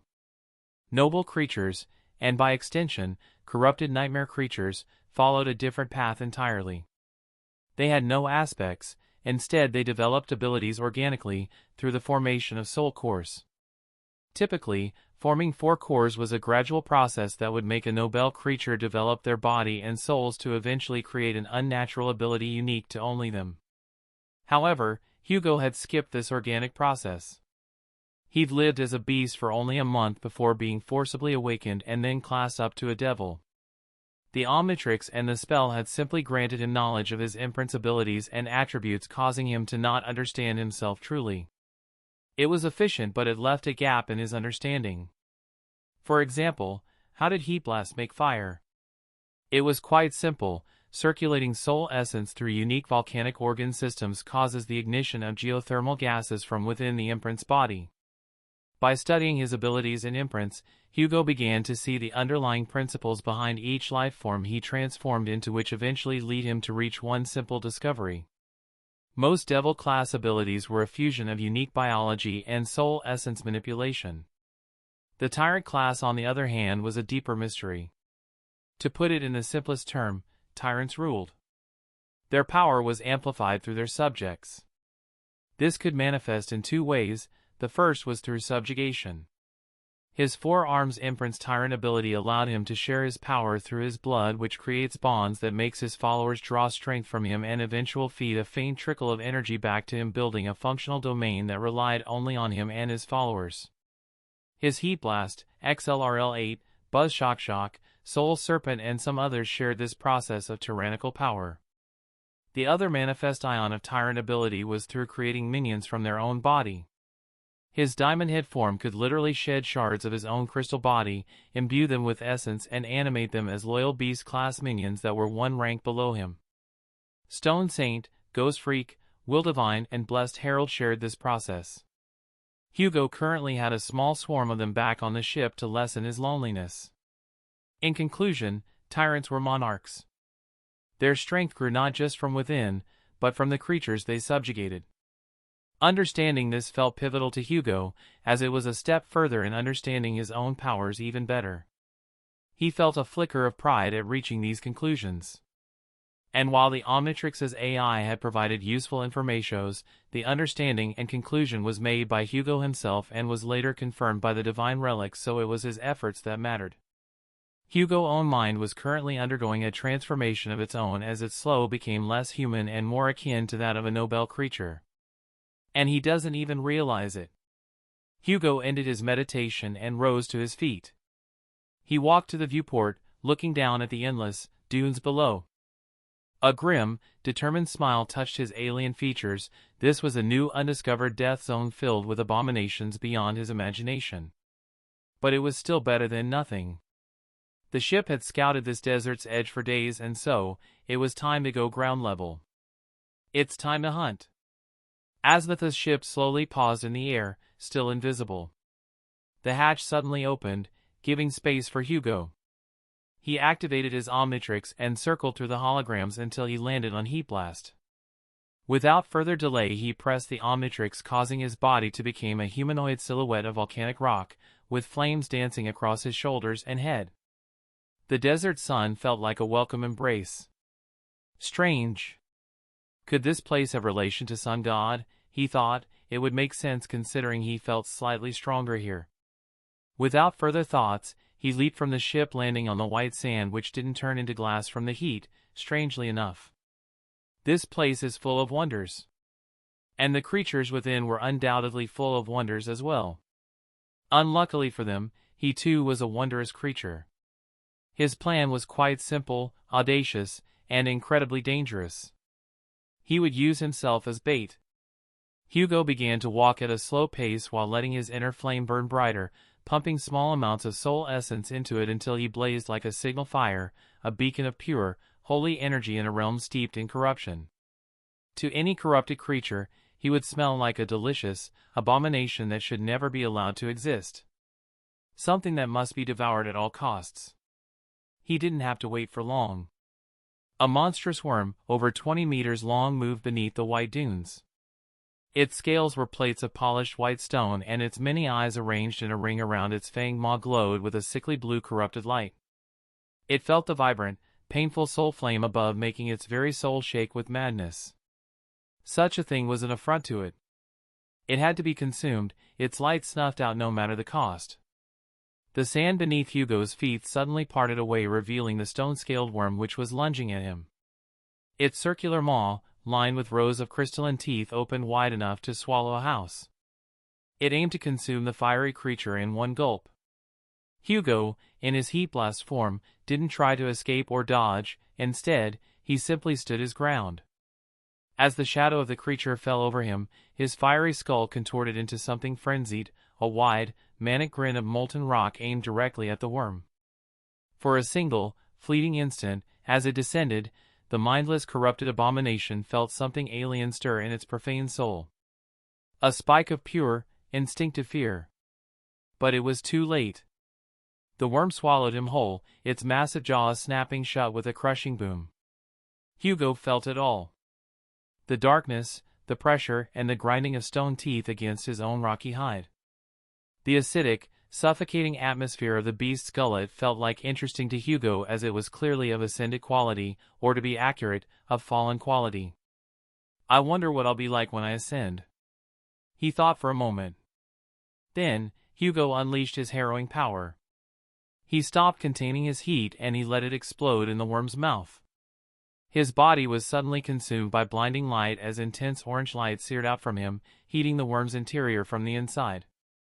Its flesh cooked instantly, starting with its tongue, then crystal teeth superheated and cracked violently. The worm's body lit up from within like a grotesque lantern, its silhouette visible from the outside as it writhed in agony on the sand. A horrific, screeching sound echoed across the dunes as the abominable creature thrashed around in a violent mess, trying to vomit out the sun it had swallowed, but it was futile. You have slain a fallen beast, disciple of doubt. Inside the beast, the inferno slowly ceased. Hugo, superheated body burned whatever fluids made up the creature's body, but that was not enough for him. And so he slammed his Omnitrix once again. Where Heat Blast had been, now stood Wildmutt. The orange, eyeless canine form was practically built for situations like these. With a furious snarl, Hugo extended his powerful clawed limbs and started ripping apart the creature inside. He tore through the steaming, cooked flesh from the inside, carving a ragged exit while tasting some of its flesh. He emerged from the carcass into the blinding sun, panting and covered in foul viscera. He shook himself like a wet dog, sending the gore flying from his fur. The hunting tactic was absolutely insane. If a corrupted ant creature, or even a powerful fallen creature, had taken the bait, then he'd be dead now. He had no sure counter for that level of power yet, unlike the previous corrupted creatures he fought against in the past. But it had worked. And now, his bestial nose twitched slightly as he started smelling the flesh of the worm. Beneath the stench of death and corruption, there was the smell of cooked meat. A lot of it. His Wildmutt face split into a gruesome, toothy grin. After all, he was starving and he had a mountain of food in front of him, however vile its source. And so, without delay, he fell upon the carcass with the tearing feasting of a wild beast. It was tough considering the durability of the creature, but it was also absolutely delicious. Matter of fact, it reminded Hugo of the roasted turkey his mother used to make. Later, sated for the first time in 2 months, Hugo absorbed the soul shard from the slain beast. The next plan would be to get back on the ship. But Hugo felt a little adventurous today. He didn't know if it was because of the fact he was cooped up in the ship for a month or because of his Wildmutt form affecting his mind. But it did not matter. Hugo sent a mental command for the ship to follow him and began to run through the harrowingly beautiful sand. He ran across the dunes, powerful legs propelling him in leaping bounds. The wind rushed through his fur, carrying 1,000 scents, dust, strange minerals, distant ozone, and the oppressive ever-present hint of corruption. But these were all tucked into the back of his mind for now. Because, for the first time in 2 months, he felt a spark of something besides despair or mindless determination. He felt free. Truly and utterly free. Here, there was no one to judge him, no one for him to save, no one to disappoint. He was just a monster running through a monstrous land, and for a moment, he embraced that alien feeling. I wonder if I'll find a citadel out here, he mused as he ran. It was possible. This was an uncharted region of the dream realm after all, and discovering a lost stronghold would be a monumental find that would increase the forces of humanity and allows them to expand into new lands. It was also a piece of history which possesses the potential to contain a treasure trove of knowledge. Not that it would help his immediate predicament, as he wouldn't be able to return to the waking world either way, but it was still a nice thought to have. Suddenly, Hugo came to a sudden stop. His supreme senses, echolocation, scent tracking, thermal vision, all merged into a seamless, 360-degree perception of the world that was actively scanning for any nearby danger. He could hear the sand shifting miles away, smell the moisture trapped deep under a dune, and see the heat haze distorting the horizon. Then, just as he did that, a shiver ran through his spine. His senses had painted a picture for him, a dreadful one at that. Around 5 kilometers away, something stood on a high dune staring at one of the many buried buildings. It was a humanoid creature, roughly 6 feet tall. Its head was an unnatural fusion of a sharp, black beak like a carrion bird and a wolf. Its body was covered in long, matted, ink-black fur adorned with worn-down golden jewels that gave it an unnatural beauty. It was also utterly still, as if frozen in place. But the most terrifying detail about it, the one that made the primal part of his wild mud brain freeze, was its orientation. It was facing him directly. And it was staring directly at him. Before Hugo could slam the Omnitrix and transform into Ghost Freak to flee, the creature moved. One moment it was a speck on a distant dune, the next, the air in front of Hugo warped, as if the world itself folded around the figure. The creature was simply there, standing 5 feet in front of him and looking at him with a dreadful expression on its mouth. Hugo's enhanced senses screamed at him. It was telling him to run, or bury himself into the sand to avoid the creature's wrath. It was at that moment Hugo had realized something very important that should have been obvious. He was alone in hell, and the devil has come to greet him. Chapter 48, Great Terror. Hugo was shaking violently. He suddenly lost all control over his body, blocking all paths to retreat, every muscle freezing in terror as he gazed at the creature before him. No. Gaze was the wrong word. His wild mutt form possessed no eyes and thus could not see in the conventional sense, but that only made it worse. So much worse. Wild mutt senses were extraordinary, extending beyond the physical into the realm of souls. And so, Hugo didn't just see the abomination, he felt it. He felt its vastness, a depth of existence that was unlike anything he had seen before. He felt its profound, suffocating stillness, a vacuum in the fabric of the world that drank all light, sound, and hope. Most of all, he felt its profanity, a defilement so complete it made the Crimson Terror's corruption seem like a minor stain. The terror had been a mere corrupted terror after all. But this was something else. It was the pressure of 6 harrowing soul cores, each displaying a perfected, refined defilement unlike no other. The weight of its corrupted drowned Hugo, threatening to break his already fragile mind and infect him with corruption. A great terror. The words felt so hollow, so bitter, and so heartbreaking in his mind. How could the spell be so cruel? No. This wasn't the spell's fault, it was his. He had no one to blame but himself for getting into this situation. How could he have been so foolish? Why had he not immediately fled back to the ship the moment he killed that worm? Was his loneliness and desperate need to act so powerful that it overrode the most basic survival instinct? After all, to wander a death zone and assume he was the apex predator as a mere awakened was the height of suicidal arrogance. The creature looked down at him, unaware of his internal panic. It did not move. It did not even breath, instead it simply stood there gazing down at him like a fallen god. Then, a wicked smile split its beaked visage, an action so terrifying than any scream or roar he had heard during his time in the dream realm. What a curious thing you are. You will be an excellent vessel. That voice. No, it was not a voice. The abomination did not know his language, instead it simply willed its thoughts towards Hugo. Then without any gesture, the Great Terror suddenly did something. It did not rip apart his body, it did not assault him mentally, and it did not even unleash a harrowing soul attack. It simply spread into him. Corruption, vile and unholy, flowed from it like an invisible tide, drowning Hugo's soul and body. This was nothing like the corruption within the corrupted devil of nothingness, nor was it even similar to the corruption the Crimson Spire possessed. It simply was far greater than the two of them combined, to the point it did not even feel like corruption. Instead, it felt like a natural state of existence far higher than Hugo's own. It seeped into the air Hugo's wild mutt form breathed, into the sand beneath his claws, and directly into the fabric of his soul. Agony, cold and unrelenting, speared through him like a wave, making Hugo feel his very soul being torn apart. But the worst thing was not the pain, it was the fact that he knew this sensation very well, the feeling of his very self being unraveled and rewritten by something vile and alien. A pained roar tore from his beastly throat, breaking the silence of the desert.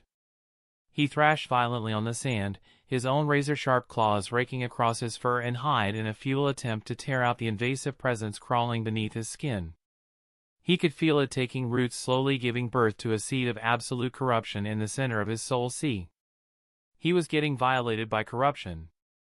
Again. Host life in danger. The Omnitrix's voice tore through his broken mind, bringing him back to sanity before losing his mind once again in an endless cycle of despair. Parasitic assault detected. Error. Corruption detected. Activating failsafe protocols. Unlike when the corrupted devil had invaded him, the Omnitrix was now fully awakened, possessing 5 Omnicores to draw power from. The soulbound attribute and its failsafe trait were active. Its only mission was preservation of the user life at all cost. It would attempt to save him from anything, from a falling rock to the strike of a godly being. And so, the Omnitrix willed its wielder to survive. A brilliant, azure light erupted from the center of Hugo's convulsing form, saturating his broken body with omni-energy. The light did not attack the terror, as that was not its purpose, instead it turned inwardly. Inside Hugo's soul, the nascent seed of corruption was met with an overwhelming tide of pure omni-energy. Although something was different this time around, unlike before, the energy didn't destroy the corruption through force, as it lacked the sheer power to do so.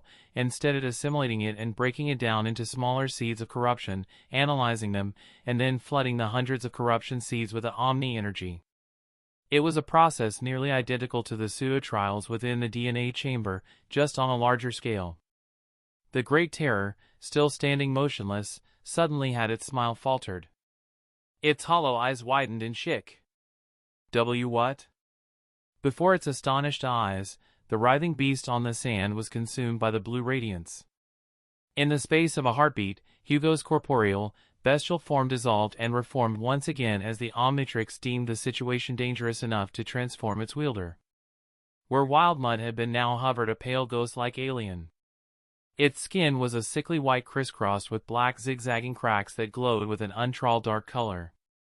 It had a gaunt, humanoid torso, but its lower body ended in a grotesque tail of ectoplasm. Sharp clawed hands twitched at its sides. Its head was dominated by a single, massive eye covered by a semi-transparent membrane. This was his ectoneurite imprint, or as he'd taken to calling it, Ghost Freak. The transformation, forced by the failsafe, was a clever move by the Omnitrix. Instead of trying to purge the corruption from his body, the divine relic simply transformed him into a creature that didn't possess a body. In that moment, clarity suddenly returned to Hugo's broken mind, filling him with terror. In his Ghost Freak form, he wheeled himself upwards, flying at an incredible putting 20, then 50 meters between himself and the abomination below. The Great Terror's head tilted, following his ascent effortlessly. It could still see him, despite Ghost Freak's natural invisibility to most forms of sight. Its psychic voice brushed his mind again, now more violent and annoyed. One of Heart's children, how peculiar. Then the abomination moved for the first time since their meeting. The creature bent its knee, gathering force, then it jumped upward, causing thousands of sand grains to explode from the sheer power of its body. A clawed, furred hand reached for Hugo, moving with deceptive casual slowness that was somehow too fast for him to perceive. Hugo poured every ounce of will into intangibility, becoming insubstantial as mist. The Terror's hand passed through his ectoplasmic form, and for a moment, he felt a cold so profound that he almost thought his soul was about to defreeze. It did not take a genius to figure out that the creature's touch meant death. Phasing through the air itself, Hugo shot like a specter toward where he'd left the Aznatha's ship. Hugo reached the spot and willed the hatch to open just for him. He streamed inside, the hatch sealing shut behind him the instant he passed through. Hugo was somehow shaking despite not having a physical form anymore. After all, how could he not? A great terror was something that threatened to wipe out the entirety of humanity even with the saints back on Earth. But for a moment, Hugo thought he was safe. Surely a great terror could not breach a divine memory of the seventh tier. Right? A thunderous boom shook the ship, rattling it violently. On the external display, Hugo saw the Great Terror standing on the ship's hull, having found its concealed location somehow. Not only that, but the creature was attacking it from below. It was latched to the lower part of the ship, sticking to it and defying all logic. It raised a fist and brought it down once more. The ship shuddered again, a deep gong-like sound echoing through its massive frame, but luckily, there was no cracks on its interior. The divine memory held without a scratch. After all, the difference in rank between the attacker and the memory's defensive capabilities was simply an unbridgeable chasm. The terror might as well have been punching a mountain. It paused, its beaked head looking down at the unmarked hull where it had with a frustrated expression on its bestial head. Hugo watched the creature in horror, his heart beating violently despite his lack of a body. The situation was terrible, yes, but it wasn't that bad. One thing was clear right now was that it couldn't get in, but it was locked in the same place as him. He was trapped. And sadly for him, the Great Terror could simply wait. It could follow. And it'd eventually find a way to rip him apart from the ship. Hugo floated around for a moment, panicking about the situation. What to do? He was tired, hurt and still reeling from earlier attack, but he had to do something about the Great Terror outside of his ship. What would Sonny do in this situation? The shadowy sleeper would probably curse his luck and manage to run away somehow. But then Hugo thought about something. What would Nephis think? First she would make a small speech and say something like, "If that's my will, then who dares to stop me?" and then she kills the creature somehow. She would nuke the creature. He suddenly stopped mid-flight. Nuke! Hugo immediately summoned the ship's runes, remembering something. Armory, enchantment description, this memory's weapons to match its station. The enchantment was an active one capable of unleashing the weapons within this ship. It was an attack of divine quality. In theory, it could kill an unholy god. Without delay, Hugo activated the enchantment. And instantly regretted it.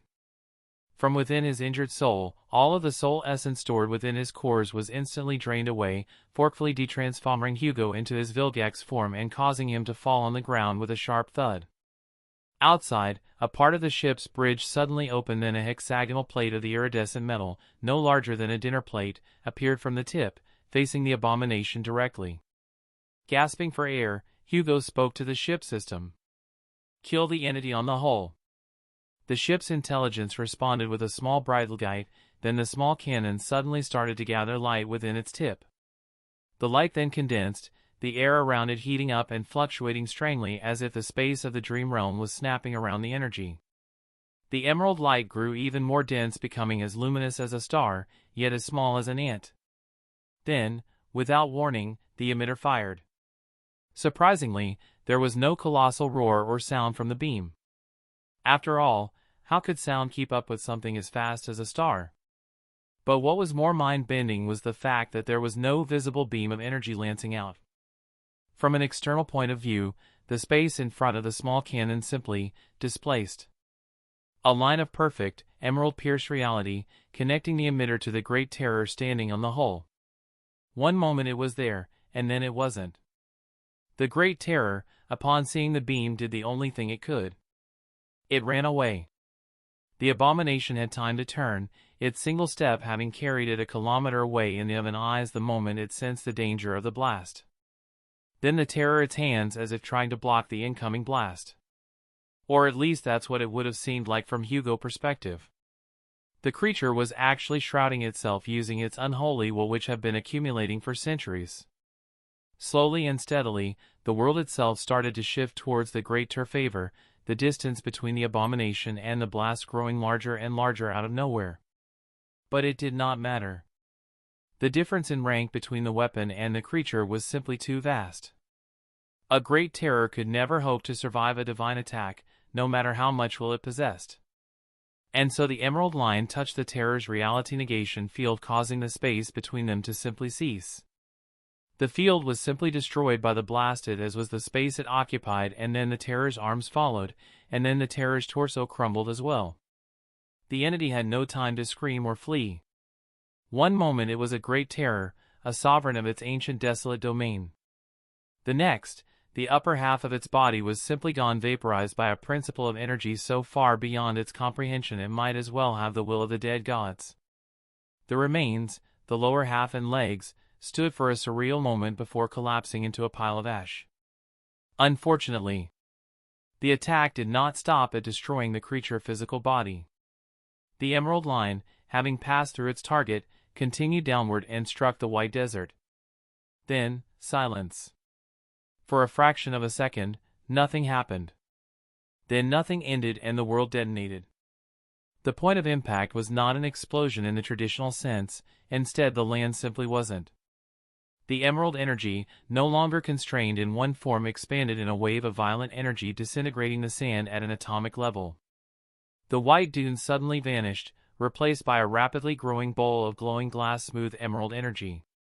The wave continued to expand at an alarming speed. 1 kilometer. 10, 50, and then it spiked, reaching hundreds to thousands and eventually settling in the millions. The distant black ruins were suddenly engulfed, dissolving into motes of light that were then extinguished as well. The very air in the sphere was purified, then erased as well, creating a dangerous vacuum in its place. A continent-sized crater was being carved into the face of the dream realm. Hugo, paralyzed from exhausting his essence, titled his head to the side, watching the explosion. He was a speck witnessing the wrath of a god's tool. The crater grew to a size that dwarfed the entirety of the forgotten shore. Hugo was mortified. Such a blast could destroy Earth entirely. The only reasoning the planet they were in wasn't destroyed was because the dream realm was too bizarre and didn't possess layers of ground like Earth did, otherwise Hugo would have been drifting in space right now. The energy from the explosion stretched to the horizon in every direction, the heat from its creation causing the remaining desert beyond to crack and blaze. Finally, the wave of destruction spent itself, leaving behind a perfectly smooth, shallow basin hundreds of kilometers across, glowing faintly from radiation. The silence that followed was deeper than any Hugo had ever known. He stared silently for a moment, waiting as if waiting for something. He waited for the spell's announcement of a kill. Nothing. No notification came. His eyes suddenly twitched. He knew for certain he didn't miss the spell notification, which meant only one thing. The Great Terror was still alive. How? How could anything survive that? Not only was the Great Terror alive, but the spell hadn't announced the death of any abomination. It simply made no sense. How could such an attack not kill anything?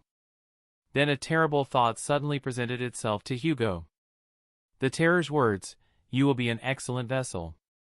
The phrasing was not something that Hugo had missed despite his fear at the moment. Its method of attacks was also strange, not the reality-bending part, but the type of attacks it used was parasitic in nature. So far all the parasitic abominations Hugo had came across had a stable form and was only able to parasitize a single body at a time, but then again, this was a great terror. Humanity might have faced great abominations before, but they did not know the extent of their unholy power. Well, Hugo surely didn't. The divine beam might have annihilated the vessel, but the consciousness of the great terror might have already fled, or worse, it could have another vessel elsewhere. That still didn't explain why he got no kill notification from other creatures in the era, but that wasn't the main concern right now. The Great Terror was still out there and it was now very interested in him. Or there maybe the spell simply hadn't credited him with the kill. But Hugo refused to believe this. It was the dream realm after all, it was safer to expect the worst option as the reality of his situation. Hugo stared at the ship's ceiling with a tired expression. He was hurt, hungry, thirsty, scared, and did not want to be here anymore. What did he do to deserve such a fate? And why was it always him to be put in these types of situations? The unfairness of it all was simply too much for him. He wanted to scream and curse the spell, curse the day he got the Omnitrix, and curse everything else in this godforsaken land. But then again, what was the point of screaming? No one would hear him, his friends were gone and his family was all but dead. Even the gods were dead. Strangely, no tear appeared in his eyes. This was due to the strange biology of the chimera sui generis. Or perhaps it was due to the strange hybrid-like state he was in right now. In the end it did not matter. Ship, resume the destination back to Primus. As he said that, Hugo sent a mental command to the Omnitrix to activate Primus trait, which pointed west. Aznatha's ship hummed slightly, somehow connecting with the divine relic, before it resumed its journey at a moderate speed moving west. A large part of the region had been destroyed by the blast, with the crater already beginning to fill with the unnatural sand, but that did not mean the entire region was destroyed. Hugo did not know how big this place, but it was gigantic, to the point this gigantic crater might not even be a quarter of it. Whatever the case was, it did not matter much. The only thing that mattered right now was getting the hell out of this place. 2 days have passed. The endless desert simply knew no bound. Hugo had long passed the area where the crater was and was met with the same sand. Not only that, he had seen night. Due to the long time spent on the forgotten shore, he had forgotten that there was such a cycle. Just like the coast, the desert had its own harrowing phenomenon during the night. Once the sun sets and the moon rise, the dead rise from the dead with it. Ancient skeletons, hundreds of thousands, if not millions, all rise from the ground, each with different sizes. Some were giant, some were smaller than infants, some belonged to bizarre Nobel creatures, all rose from the sand and started fighting each other. They clashed with a horrifying intensity, resuming a long-gone war. Hugo had found out why he hadn't gotten any notification from other creatures. It was because these skeletons were immortal. They simply refused to stay dead no matter what you throw at them. He saw some abominations get disintegrated by pure force and then rise again from the ashes. Hugo had always thought that the adults were overreacting about how terrifying the dream realm was. But he was wrong. So wrong. The dream realm was hell. 5 days later, Hugo sat on a crystal chair in diamond head form, watching the great expanses of the great desert. Now that his essence was replenished, he could transform into other Nobel creatures to forget about his hunger and thirst for a short while. Not to mention that he had found his friends again. "Hey Sonny! Where are you hiding?" Hugo got up from his chair and went to the back of the ship, finding a short crystal minion wearing a robe resembling puppeteer shroud. Near it was 2 other crystal minions, one having short crystal hair while the other had long hair and a blindfold made of crystals. Hugo beamed when he saw them. "Nephis, Cassie. You two are here as well." The crystal minions, confused, nodded to their master. "Oh, you guys managed to reach the forgotten shore and came to this desert to save me. Oh, that's so sweet. You shouldn't have." He grabbed the 3 crystal minions and hugged them tightly. "I knew you guys would come for me. I never doubted it. Now come and let's eat." Hugo led his friends to a large crystal table filled with crystallized food and drinks. "Come and eat to your heart content. I worked hard to prepare the food." The trio gobbled up the food at an incredible speed, all while they chatted about various topics like what they have been doing in the last 3 months. Apparently, they conquered the second nightmare only a month after their awakening, becoming masters. Not only that, they challenged the third nightmare right after, and became saints. Then they crossed the Hollow Mountains with the help of Cassie's new seer abilities and found him. Now they could teleport him out of this hell. Ah, that was good. Now guys, let go. Staying in here any longer would drive me crazy. Could you imagine? Me, mentally unstable? Ridiculous, he laughed as he grabbed Sunny's shoulder. "All right, Sunny, teleport me." Sunny stared at him in confusion, not understanding what he was supposed to do. "Oh, Common! Stop goofing around, you're a saint. You can take people in and out of the dream realm." Sunny simply shrugged, explaining how he couldn't. You're so annoying, you know. Hugo said in an agitated tone. Fine, Nephi's and Cassie will take me.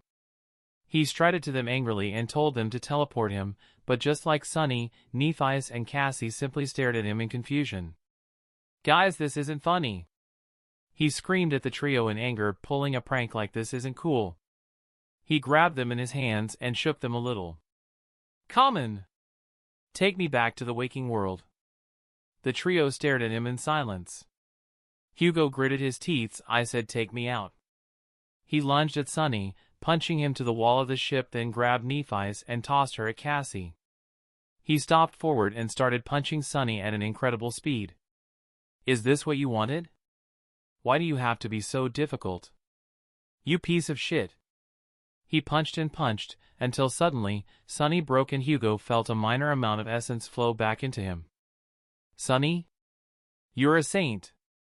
I shouldn't have been able to injure you seriously. Sunny suddenly crumbled into crystal shards in his hands. In anger he materialized a crystal spear and threw it at Nephi's and Cassie, killing his friends. He felt the same amount of essence enter his soul when they died. No, no, no, no. Why? He held their crystals in his hand. It wasn't supposed to go like this. He suddenly started crying tears of crystals, holding the remains of his friends. In his anger and sadness, Hugo barely noticed a peculiar sight in the nightmare desert. In the endless expanse of sand, on one particular hill, a tree suddenly appeared on the vast plain. Wiping his tears, Hugo suddenly got up, throwing the remains of his friends and getting closer to the translucent hull of the ship. He summoned Emerald Spyglass and used it to see the distance. Just beneath the tree was a strange reflective light. His eyes widened as he realized what that was. Water! It's water, he shouted and smiled to the remains of his friends. Hugo opened the ship's hull and jumped out, ignoring the paranoia that has been saving him for a while now. He landed violently on the sand before slapping the Omnitrix on his chest, causing blue light to engulf him. He transformed into XLR-8 and activated his ability, rushing towards the tree at an incredible speed. In mere moments he was in front of the puddle. It's real! Oh God, it's real! He shouted with a wide grin on his face, not noticing the two skeletons hanged on the tree. Without delay Hugo jumped into the water, drinking greedily and showering at the same time, which was quite disgusting to say the least. One of the skeleton on the tree tilted their head looking at its pair. Yuri's, do you see this shit? The skeleton besides it lifted its head and said, Yes, I do. It seems noble creatures of the modern era aren't so noble after all. Hugo suddenly paused, looking at the skeletons. Sunny, is that you?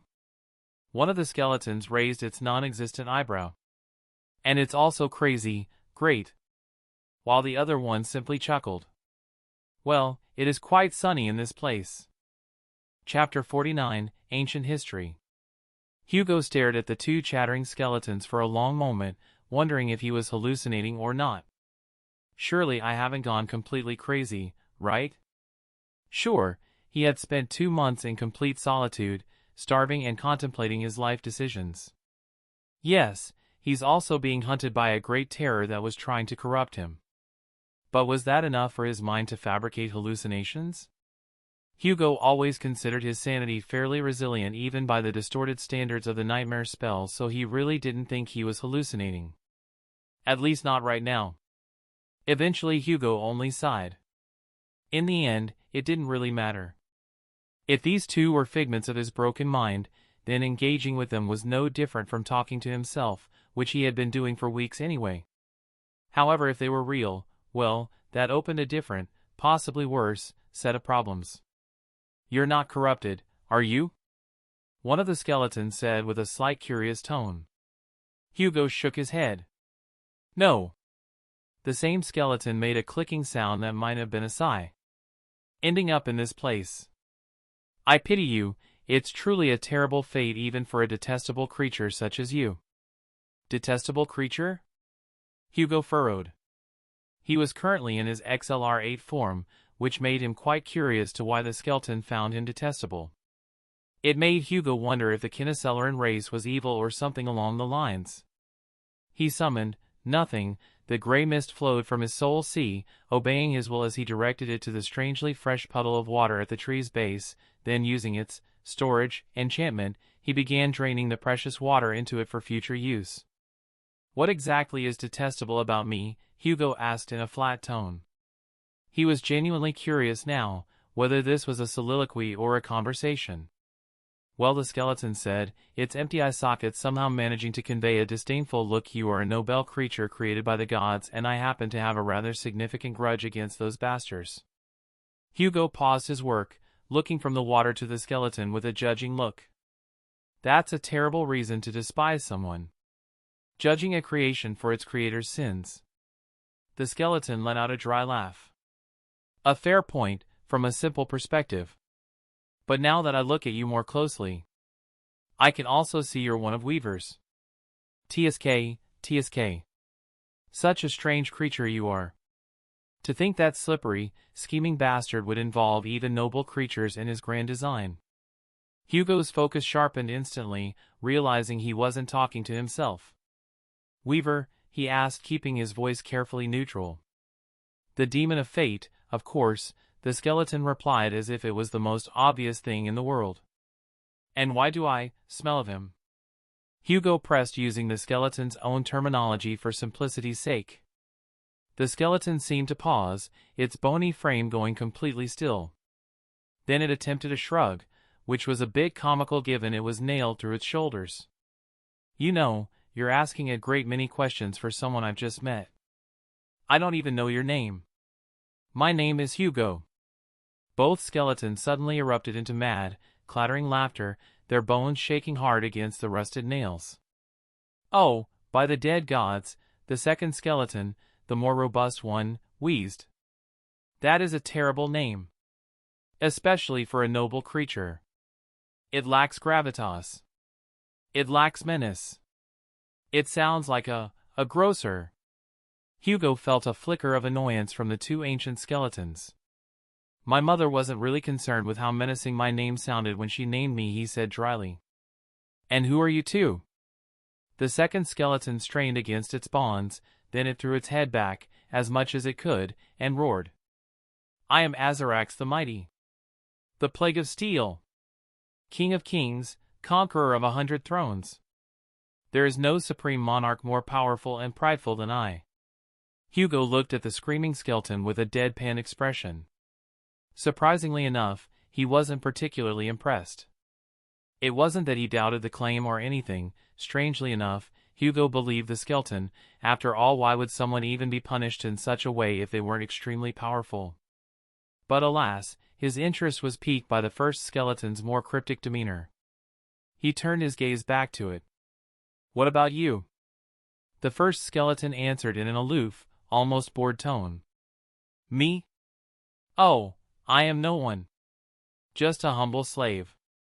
"For some reason, I doubt you were simply a humble slave," Hugo said with a smile, finishing the water collection and dismissing nothing back to his soul sea. Then he continued. "So why were you guys nailed on this tree?" The skeleton, who had called himself Azarax, snarled. "Don't you know where you are, abominable creature? I am here because I led my legions into the Great War, slaughtered a myriad of soul, and was punished for my strength and pride. A king's rightful due, twisted into chains." Hugo ignored him, keeping his eyes on the first skeleton, which was grinning madly. "What about you?" Hugo asked. "Well, if you must know," it said, its tone easygoing. "I slit a god's throat. My, oh my. One could say it was a misunderstanding." Really, was there any need for the others to be so terribly petty about it? The way the first skeleton casually boasted about an impossible deed reminded Hugo of a certain treacherous shadow, making him smile slightly. Behind them, the sun was beginning its descent, staining the white desert blood orange. In the far distance, the faint, collective rattling of bone began to rise as the undead legion stirred from their slumber, preparing to resume their eternal battle. This wasn't that alarming to Hugo, but another matter was a more immediate worry than this. The Great Terror. It was out there, hunting and drawing closer with each minute he stayed here. "Anyway," the first skeleton said, "what brings you to this harrowing place anyway?"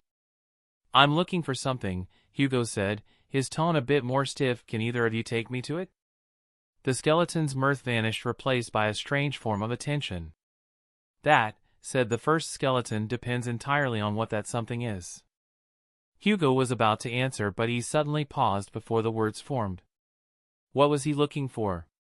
His immediate goal was survival and escaping from the terror, while his medium-term goal was finding a second nightmare seed to get himself a new body and return to the waking world, and lastly, his long-term, almost hopeless goal was finding Primus, the legendary home of the Omnitrix's creator, which might hold the answers he had been looking for. Hugo doubted the skeletons knew about nightmare seeds, but Primus, that was another story. He took a deep breath. A place called Primus. The playful aura around the first skeleton suddenly vanished, replaced by an unnatural stillness. The boastful energy of Azarax dimmed into wary silence, as if he was sacred of the topic. The very air around the dead trees seemed to grow heavier and colder. The first skeleton turned its head, and though it had no eyes, Hugo felt like it was glaring at him sharply. Boy, it said, its voice now a razor's edge, devoid of all mockery. How do you know that name? Answer carefully and don't even think about lying to me. A cold dread different from the terrors, deeper, older and more intellectual, suddenly washed over Hugo. It was as if he was standing in front of a god. A dead, chained god, but a god nonetheless. It's complicated. Hugo managed to speak despite the powerful pressure. The skeleton's gaze didn't waver, it seemed to look past his face, past his flesh, locking onto the center of his soul. That device. The Omnitrix. How did you come by it? It asked, its voice shocked. Hugo's breath hitched at the mention of the divine relic's name. The Omnitrix's importance in this world's ancient history was confirmed, and it was clearly monumental enough for these two prisoners to know about it. Hugo opened his mouth to form a response, but a sudden familiar wrongness prickled at the edge of his senses, making him pause. He snapped his head east, scanning the horizon using his visor. Amidst the slowly rising sea of clattering skeletons, far in the distance, stood a single, still figure. It was monstrous and inhuman, its details blurred by heat, haze and range, but its utter stillness amidst the chaos was the very concept of wrongness itself. The posture, the aura of patience it radiated. Hugo recognized the creature instantly. It was wearing a different face today, but he knew what it truly was. The Great Terror had found his trail again. He turned back to the first skeleton, his fear of the Great Terror overriding the pressure he was feeling. Hey, listen, I can answer whatever you want later, but I need to get the hell out of here, right now. There's a Great Terror chasing me. Azarax suddenly let out an impressed whistle. Oh, you poor, cursed wretch. Not only have you bonded with that abominable device, but you've drawn the eye of such a harrowing creature? A life of fascinating misfortune. The first skeleton, Hugo remembered Azarax calling him Uris, was silent for a moment, as if weighing his options. Finally, he gave a slight, bony nod. Very well. Get us down. What? Just like that? Azarax began, but Hugo was already moving towards the tree. He walked up to the beautiful tree, examining the thick, corroded nails pinning the skeletons. He braced himself, gripped the shaft of the nail holding Yuri's, and pulled as hard as he could. It was immovable at first, he then shifted his stance, augmented himself with essence, and then using his full tyrannical strength, Hugo pulled again. His muscles corded in his arms and back. Then, with a shriek of metal and dead wood, the nail began to slide, inch by inch, until it pulled free with a final, sickening crunch. He repeated the process for Azarax, whose protests turned to triumphant as soon as his legs touched the ground. Freedom! Ha! Suck on a Nephilim's D $, you shadow-casting bastard. Azarax yelled, shaking a bony fist at the darkening sky before performing an inappropriate gesture. Yuri's, once free, simply stood on the sand, his posture straight. He didn't move, but he seemed to be listening to something. As if feeling the world with senses Hugo couldn't even begin to comprehend. A faint sigh rattled through him as he seemed to remember something. However, before Hugo could ask Yuri's, he was interrupted by the other excited skeleton. "Alright, lead on, then. It will be a long journey to anywhere worth going, but anything is better than this cursed desert," Azarax said, beginning to stride westward with a marching gait, his bones clicking against each other. "We're not walking," Hugo said to the confused skeletons. Then he sent a mental command to his memory. High above, cloaked from sight, Azimuth's ship deactivated a small section of its stealth field appearing directly above them, then a hatch irised opened silently, shooting a beam of pale green gravitational force, enveloping the two skeletons and Hugo himself. Azarax yelped in surprise while Yuri's didn't make a single sound. In the span of 3 heartbeats, they were lifted off the desert floor and drawn smoothly up into the ship's main chamber. The hatch sealed behind them, restoring the invisibility of the ship. The gentle hum of the ship's systems and the soft glow of the crystalline control console were a stark contrast to the dead desert below. Hugo let out a breath he didn't realize he'd been holding and pressed the Omnitrix to revert him to his base form. The blue light flashed for a moment, and his body shifted, the alien musculature smoothing back into his hateful hybrid form. Yuri seemed to be already examining the interior of the ship with a slow, sweeping turn of his skull. His gaze, empty yet piercing, finally landed back on Hugo. "Ah, you dreadful bastard, so you're alive after all." Hugo raised an eyebrow, crossing his giant arms. "You're really trying to win a prize for the most confusing conversation ever, aren't you?" "Yes, I'm alive. What did you think I was?" Yuri's took a step closer, the sound of bone on the metallic deck unnaturally loud. "What, indeed? Don't tell me you've lost your memories." Amnesia would be a blessedly simple explanation, but losing your rank is another thing. "Speak, creature, do you really not remember your true self? Or should I say, Villigax?" Hugo sighed once again. Of course this was going to happen. His base form, a hybrid, bore the genetic imprint of Vilgax's species, the Chimera sui generis fused with human DNA, which a result of the Omnitrix's emergency revival protocol after his first death. It was the source of all of his problems. "Sorry to ruin your fun, or your interrogation, or whatever this is," Hugo said, meeting the skeleton's eyeless gaze. "But I'm not Vilgax. I've never met him. I just happen to have some of his DNA. It's a long story." An awkward silence descended upon the chamber as Yuri seemed to realize his mistake, although he made no effort to apologize or explain how he knew the tyrant's name. "Still, this is an odd coincidence. I guess fate really works in mysterious ways." The ancient skeleton then fell silent, joining Azarax in exploring the interior of the ship. Hugo suddenly became acutely aware of how bizarre the situation was. 2 months of absolute solitude, hearing nothing but his own thoughts, and now he was having a tense standoff with 2 ancient talking skeletons, one being a self-proclaimed king and the other a godslayer, in the middle of a death zone. "Look," Hugo said, breaking the silence and gesturing towards the rear of the chamber. "This is a lot and the mood feels incredibly awkward, so how about we sit and talk?" He led them to the crystalline table that he made a while ago. The 2 skeletons sat with a stiff movement as they saw the shattered shards on the ground. Hugo took a seat opposite them and allowed himself to relax a little. The ship was now moving silently westward at his directive, putting as much distance as possible between them and the Terror's latest vessel. "I need to know some things," Hugo began, deciding bluntness was his best tool with these two. "You two clearly know a lot of things that I don't, but you also don't seem to know what happened to the world while you were on that tree, so let's do an information exchange. I'll start by telling you the state of the world as I understand it, then you can fill in the gaps." "All right. Go on."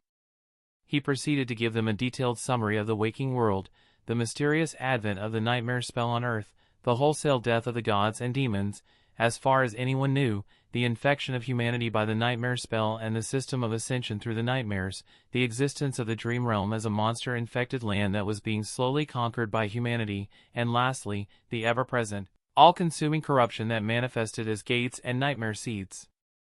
Throughout his explanation, the skeletons listened intently, taking in his words. Azarax seemed vaguely amused by the concept of a mere spell possessing such omnipotent power in the world, while Yuri's was deeply still, absorbing every word. When Hugo finished, Azarax let out a low chuckle. So Weaver's little spell finally grew teeth, did it? Becoming an omnipotent parasite. Why am I only slightly surprised?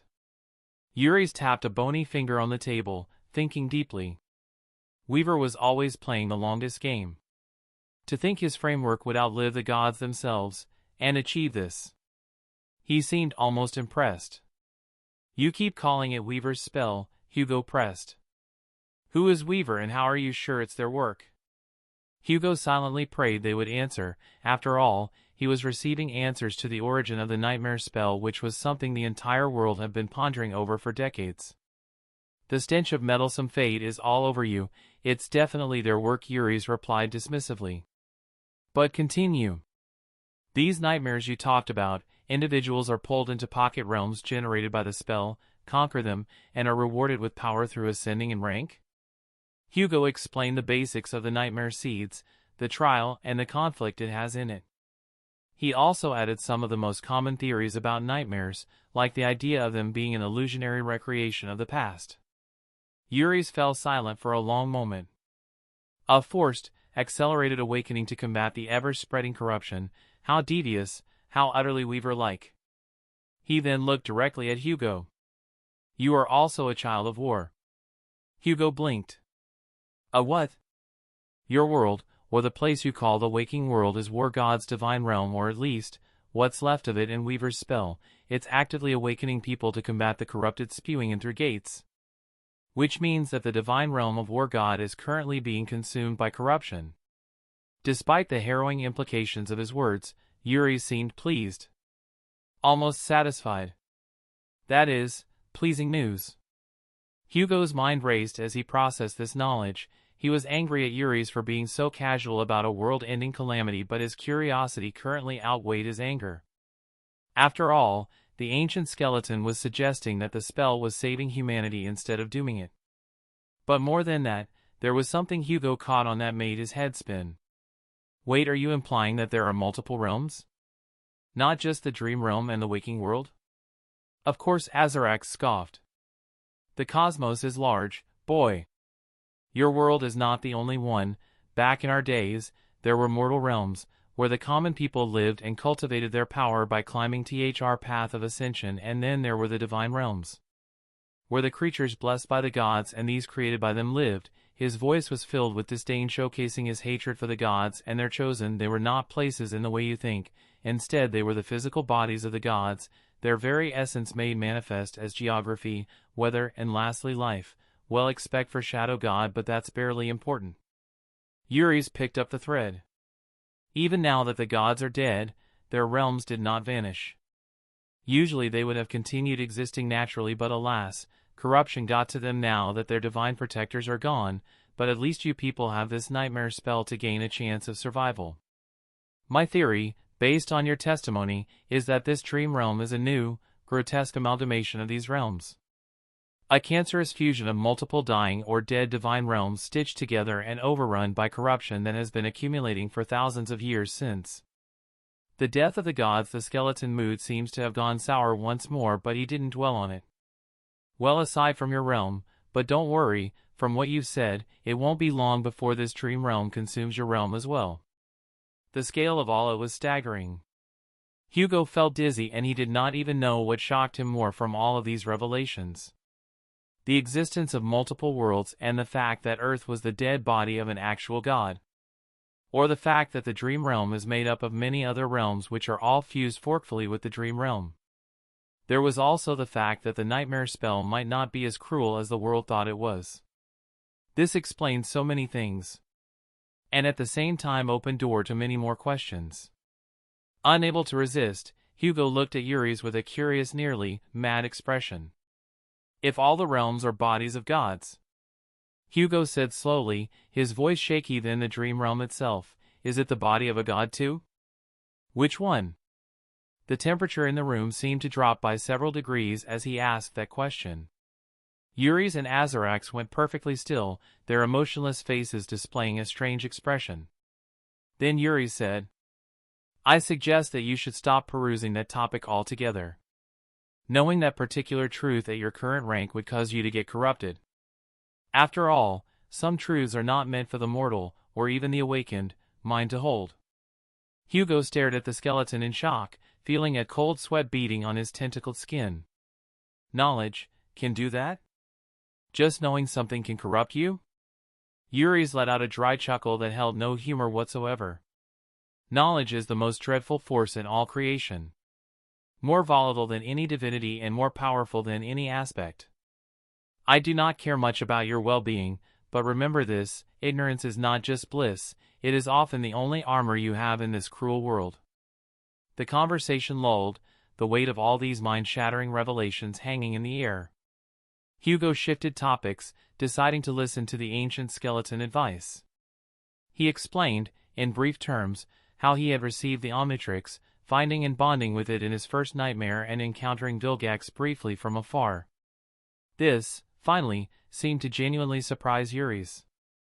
The spell replicated it? As a reward? That should be impossible. The Omnitrix is a singularity, it exists outside the local system of everything that is divine and unholy. For the spell to create a facsimile, or even a direct copy, it implies Weaver's spell has reached the level of a true god. I did not anticipate that. He sounded unnerved by this truth. Is the Omnitrix really that powerful? Hugo asked, though he already knew the answer for that question. He felt its potential in every transformation he took in the vast, locked archives of his soul sea. It was a tool of limitless possibility, simply put. Yuri's chuckle was softer this time, almost wistful. How charmingly naive you are, that device on your wrist is perhaps the most powerful relic across all the realms that ever were. Not the most destructive, mind you, there were weapons that could crack a divine realm in half, but still, it remains the most powerful of them all. Its potential is, for all practical purposes, infinite.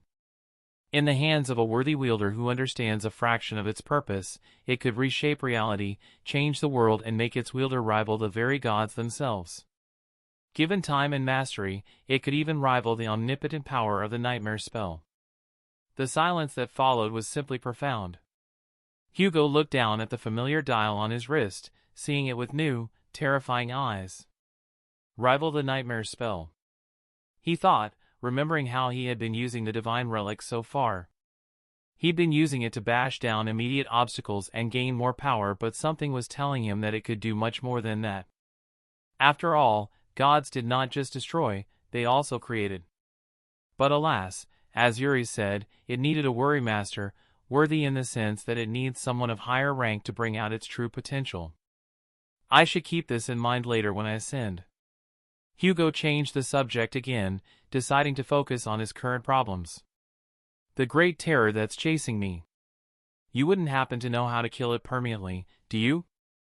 Azarax grimaced at the mention of the abomination. That abomination is still slithering around after all these millennia? Persistent vermin. You know it? Hugo leaned forward. Know of it, Yuri's corrected. That entity was once the supreme avatar of Ariel, the demon of dread. Another demon. Hugo was slowly developing a strange prejudice against these godly beings. After all, they were the source of all his problems. Especially Weaver, the supposed creator of the nightmare spell. A demon as in a divine being? Like Weaver? Yes. They were the first sacred creatures, the pioneers of the path of ascension, but do not ask for a taxonomy. Dangerous knowledge, remember? Hugo nodded, filing it away. But I don't understand. A divine being needs an avatar to interact with the world, right? He said, remembering the available knowledge he managed to get from the Omnitrix. But isn't an avatar supposed to be of the sacred or divine rank? How can a mere supreme be an avatar? Hugo felt a bit wrong to refer to a supreme creature with mirror, but it fit the context when compared to divine beings. Yuri sighed once again, clearly growing tired with Hugo's endless amount of questions. It is uncommon, yes, but not impossible. Most gods and demons chose avatars at a rank appropriate for their needs, often of the divine rank, to unleash a majority of their power. But Ariel was different. He was, by all accounts, peculiarly fond of his mortal followers. The abomination hunting you was once a supreme monarch, or ruler of a vast and wealthy kingdom, whom Ariel chose not as a mere avatar, but as a partner of sorts. The dreadful demon shared his power with the mortal king, eventually earning the love and worship of his people. The ship's ambient temperature seemed to drop again. A demon, Uri's continued, his voice cold, must never be worshipped and must never be loved by mortals, no matter what. The other gods saw this bond, this adoration the kingdom held for their king who shone with a demon's grace, as a threat to the natural order of the world, and so they struck. They sundered the kingdom, destroyed the king's people, and punished Ariel severely for his transgression. They went easier on him than they did on his sister, though Azarax interjected with a morbid chuckle. Regardless, Uri said, the king, through some insidious aspect or sheer stubbornness, survived the death of his body and soul, although what remained wasn't the same person who was blessed by Ariel. Instead, the king was twisted by grief, rage, and the backlash of divine punishment, and so he became one of the corrupted, or as you've taken to calling them, nightmare creatures. Ariel, as stubborn and defiant as ever, managed to capture his fallen chosen. He imprisoned the corrupted king, not to punish him but in the foolish hope that one day he might find a cure for him. But Ariel is long gone by now, and so are the gods. The prison has decayed, and that thing has festered in its cage for eons, growing its power and learning to extend its will through lesser corrupted vessels. You should already know the rest by now. Hugo's shoulders slumped. The tragedy of this tale was immense, like most stories of the ancient past, but it did nothing to solve his problem. So, how do I kill it? Azarax tilted his skull slightly. Simple. Destroy its original body. The corrupted, imprisoned corpse that serves as the anchor for its corrupted soul. And where is that? Somewhere in the heart of the desert, most likely locked in a prison of Ariel's own divine sorcery, but don't even bother searching for it. Breaking that seal is far beyond your current capabilities. Is there any other way? Uri shrugged. Of course there is, boy. Learn this: in this world, if you are clever enough, stubborn enough, and willing to pay a high enough price, you can kill anything, even the gods themselves, well, with the exception of 3 people, but that's a different matter entirely. Hugo clicked his tongue in frustration. This did not answer his question. And how do I kill this nearly immortal great terror aside from targeting its original body? Soul attacks. Its soul is spread thin across vessels, and so if you can find a way to deliver a catastrophic soul attack to its soul, then you can kill it. Hugo nodded, still frustrated by his situation. That was pretty much a useless intel. He had the means of delivering soul attacks, such as the Blade of Darkness, from his stone saint form, or the innate withering touch of his soul serpent form, but they simply weren't powerful enough to annihilate the soul of a great terror. To do that, he'd need to be at least transcendent, or probably a supreme himself. It was evident now that he could not kill a great terror, no matter how hard or lucky he got. Which means he can only try and escape from it, which is also nearly impossible. Hugo sighed as he looked at the 2 skeletons, one brooding and one looking amused. Why was he even transporting them? He had a safe way of transportation, and he knew the way to his destination, so he doesn't even need them as guides. They were also ancient, dangerous, and terribly cryptic, which was not something Hugo liked in the slightest. But they were also the first conversation he had in months, and they held pieces of a history he desperately needed to understand. It was a terrible reason, but it was a reason. Hey, Uri's, Hugo said, breaking another long silence. Why do you know so much about the Omnitrix? You recognized it immediately. You also knew about Vilgax, and you seem to have a vague understanding of what Primus is. The friendly, cryptic skeleton froze once again. The playful glint that he had in his hollow sockets vanished, replaced by a strange, wistful expression. He was silent for so long Hugo thought he wouldn't answer. Then, Uri's let out a soft chuckle that was entirely for himself and no one else. He turned his skull to face Hugo fully, looking at the Omnitrix on his wrist. Because I was once the wielder of the real Omnitrix. The very first wielder, at that. Chapter 50, Sacred God. Hugo stared at the skeleton, utterly dumbfounded. His words echoed in the silent chamber of the ship, replaying in his head over and over again. This talking skeleton before him. He had the Omnitrix. The real one. The sheer impossibility of this situation was simply astounding. Out of the infinite vastness of the dead dream realm, out of all the ruins and corpses of history, he had stumbled upon the one being who had personally wielded the genuine article. It felt less like chance meeting and more like a devious scheme laid by fate itself. You. Hugo finally managed to speak, his voice shaking slightly. How? When? And why? Yuri stared at him with empty sockets, looking at him blankly. You are really quite annoying, you know that? The skeleton let out a long sigh. But, oh well, it's not a story worth telling in full, so I'll give you a short summary. I found it on the outskirts of my home realm, then I used it to commit multiple, nefarious deeds, and then, when the time was right, I unbound myself from it. Hugo absorbed Yuri's words carefully, but they clarified nothing. He'd always assumed that Vilgax had been its primary wielder in the ancient past. But Yuri's was claiming to be the first wielder of the relic, and his casual dismissal of it showed that he didn't care about the subject at all. If he discarded it, where did Vilgax get it? And did he even get it? Was the relic passed down? Stolen? Or destroyed? If not, then where was it today? What sort of nefarious deeds are we talking about? Hugo pressed, leaning forward over the crystalline table. The ancient skeleton chuckled. You know, nothing major. Just the sort of thing one does with unlimited transformative power, like, for instance, turning into a god and slitting the throat of a particularly nasty divine fellow. So you did actually slit a god's throat, Hugo stated. The surrealism of this conversation was getting more ridiculous by the minute. He was discussing ancient history with two skeletons atop a spaceship, being chased by a great terror while also crossing an endless nightmare desert filled with countless abominations. Although the situation was ridiculous, Hugo could not help but believe Yuri's words, specifically the one about slicing a god's throat. After all, slitting a throat and killing were two different things, and the skeleton before him seemed to be using his words in a devious manner to mislead him. Which reminded him of a certain treacherous shadow. What kind of god was it? Hugo asked, trying to pin down the full truth. A divine titan. I gathered, but which one? Not one of the 6 gods. Yuri said, catching himself on the number for some reason. Before Hugo could probe the odd stumble, Azarax chimed in, his voice booming with malicious glee. It was War God's favorite divine avatar. Can you believe the gall?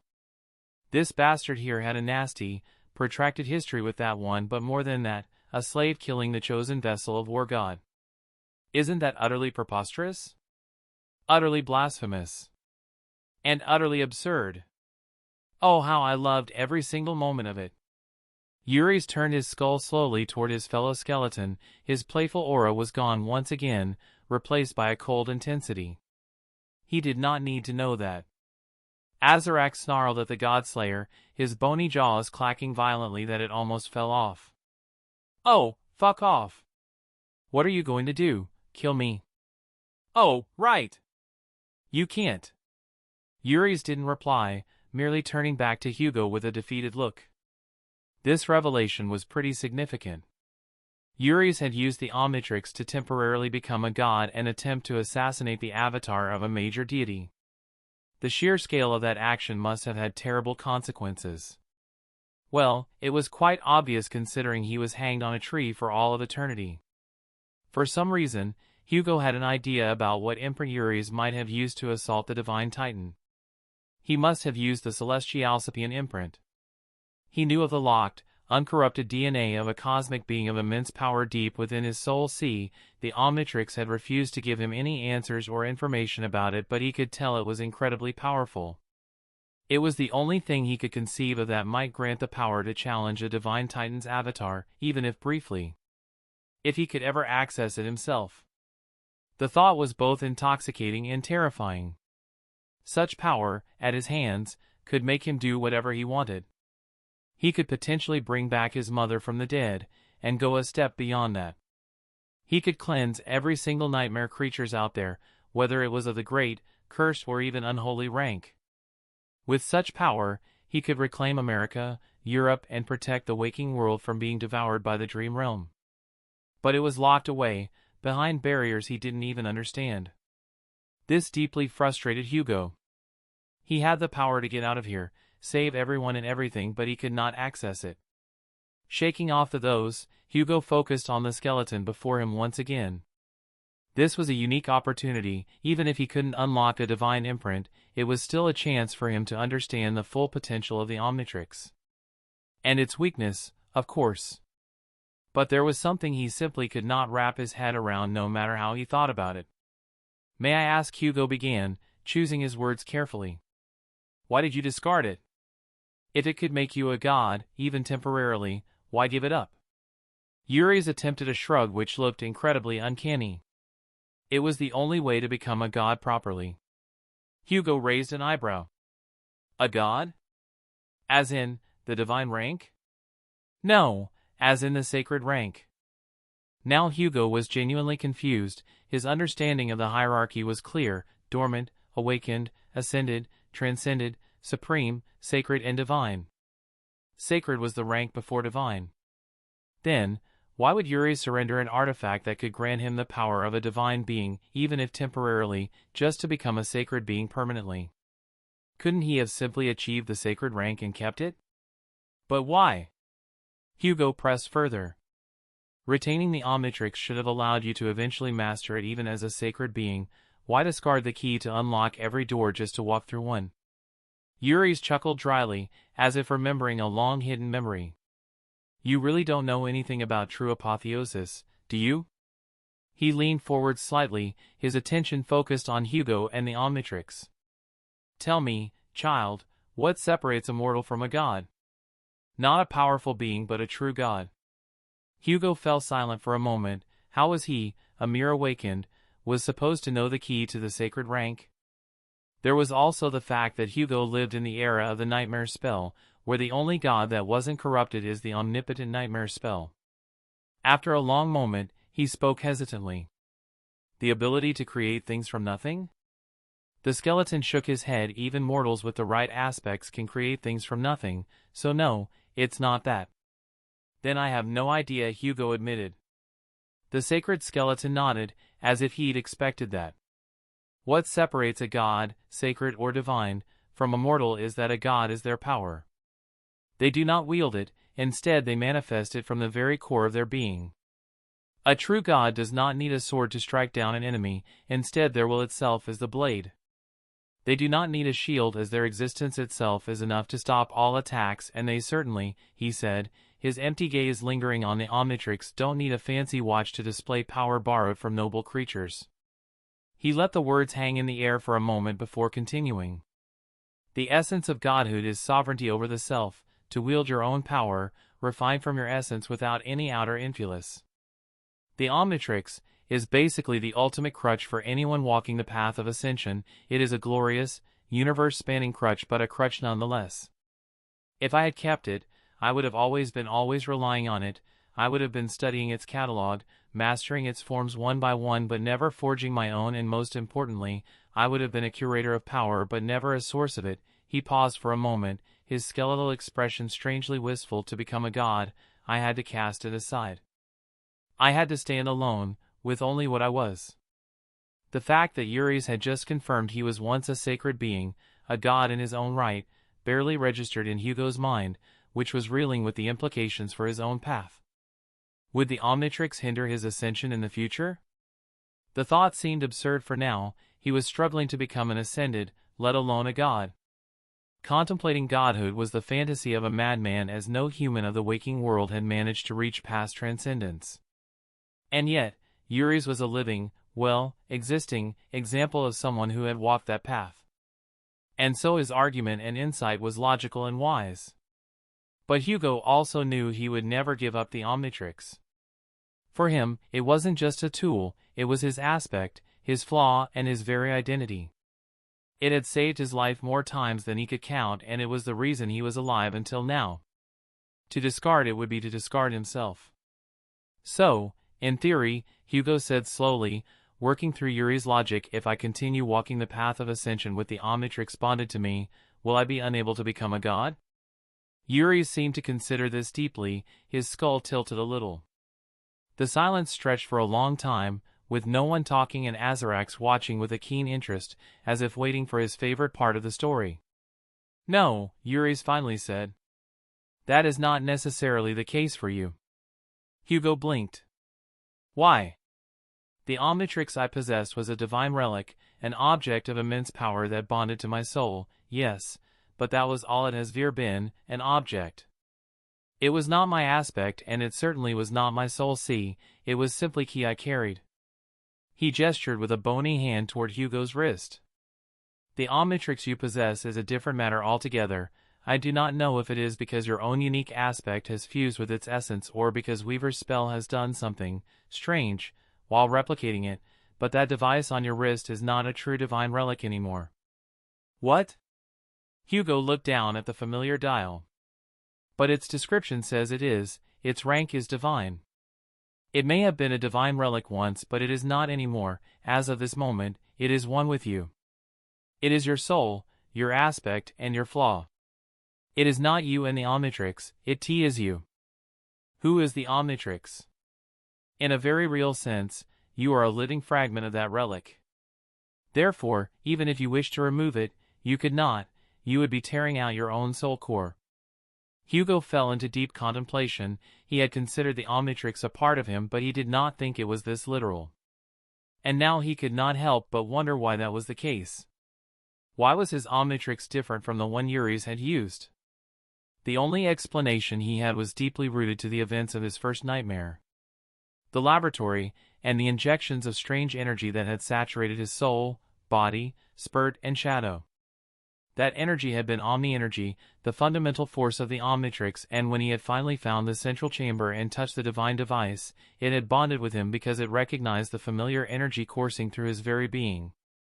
The energy within him had acted as a conduit to fuse him with the divine relic.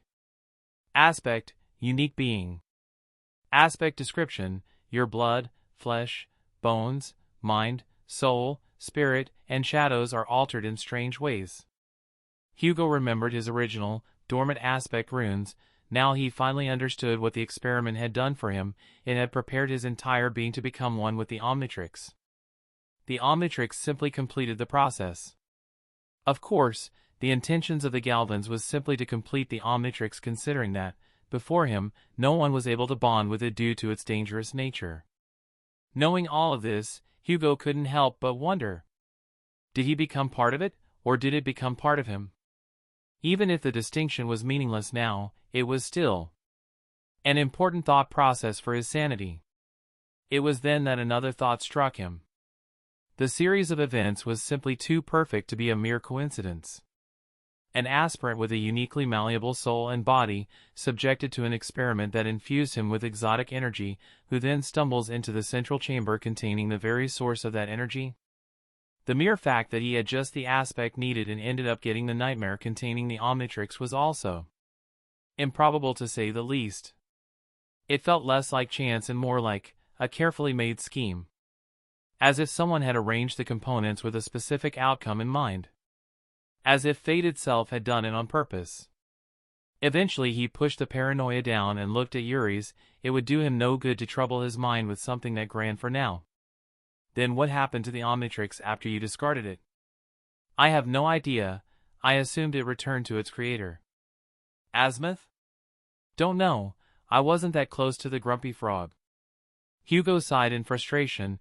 Yuri's was a vault of information, but he only opened it to dispense very cryptic fragments. "Why aren't you willing to tell me directly?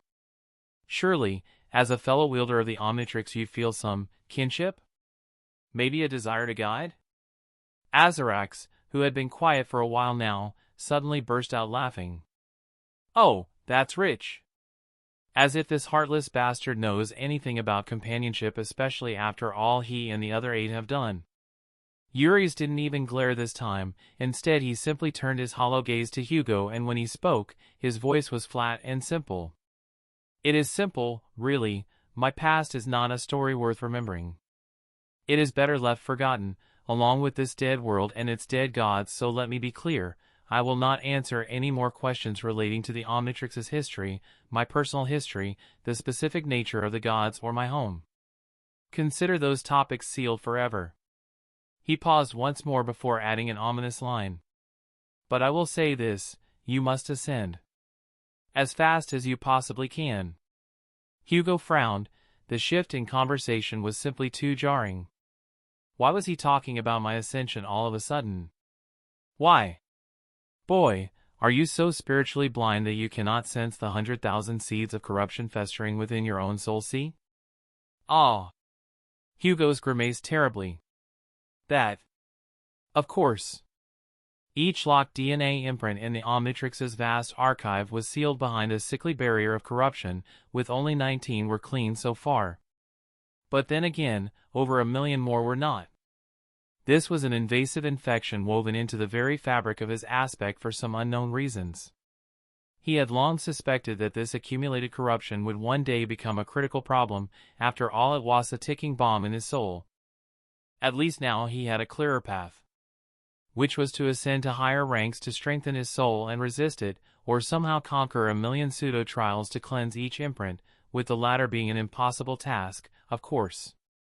Seeing the dark understanding dawn on Hugo's face, Yuri's let out a dry chuckle. Ah, you seem to have finally realized that the omnipotent divine relic comes with a price, hadn't you? A pity to be saddled with such a parasitic potential. Azarax nodded vigorously, bones rattling. Indeed. The poor wretch is a walking paragon of corruption. And at the same time he is bonded with a relic that was meant to preserve all life created by the gods. How utterly vile. How despicably ironic. How sad. Hugo didn't respond.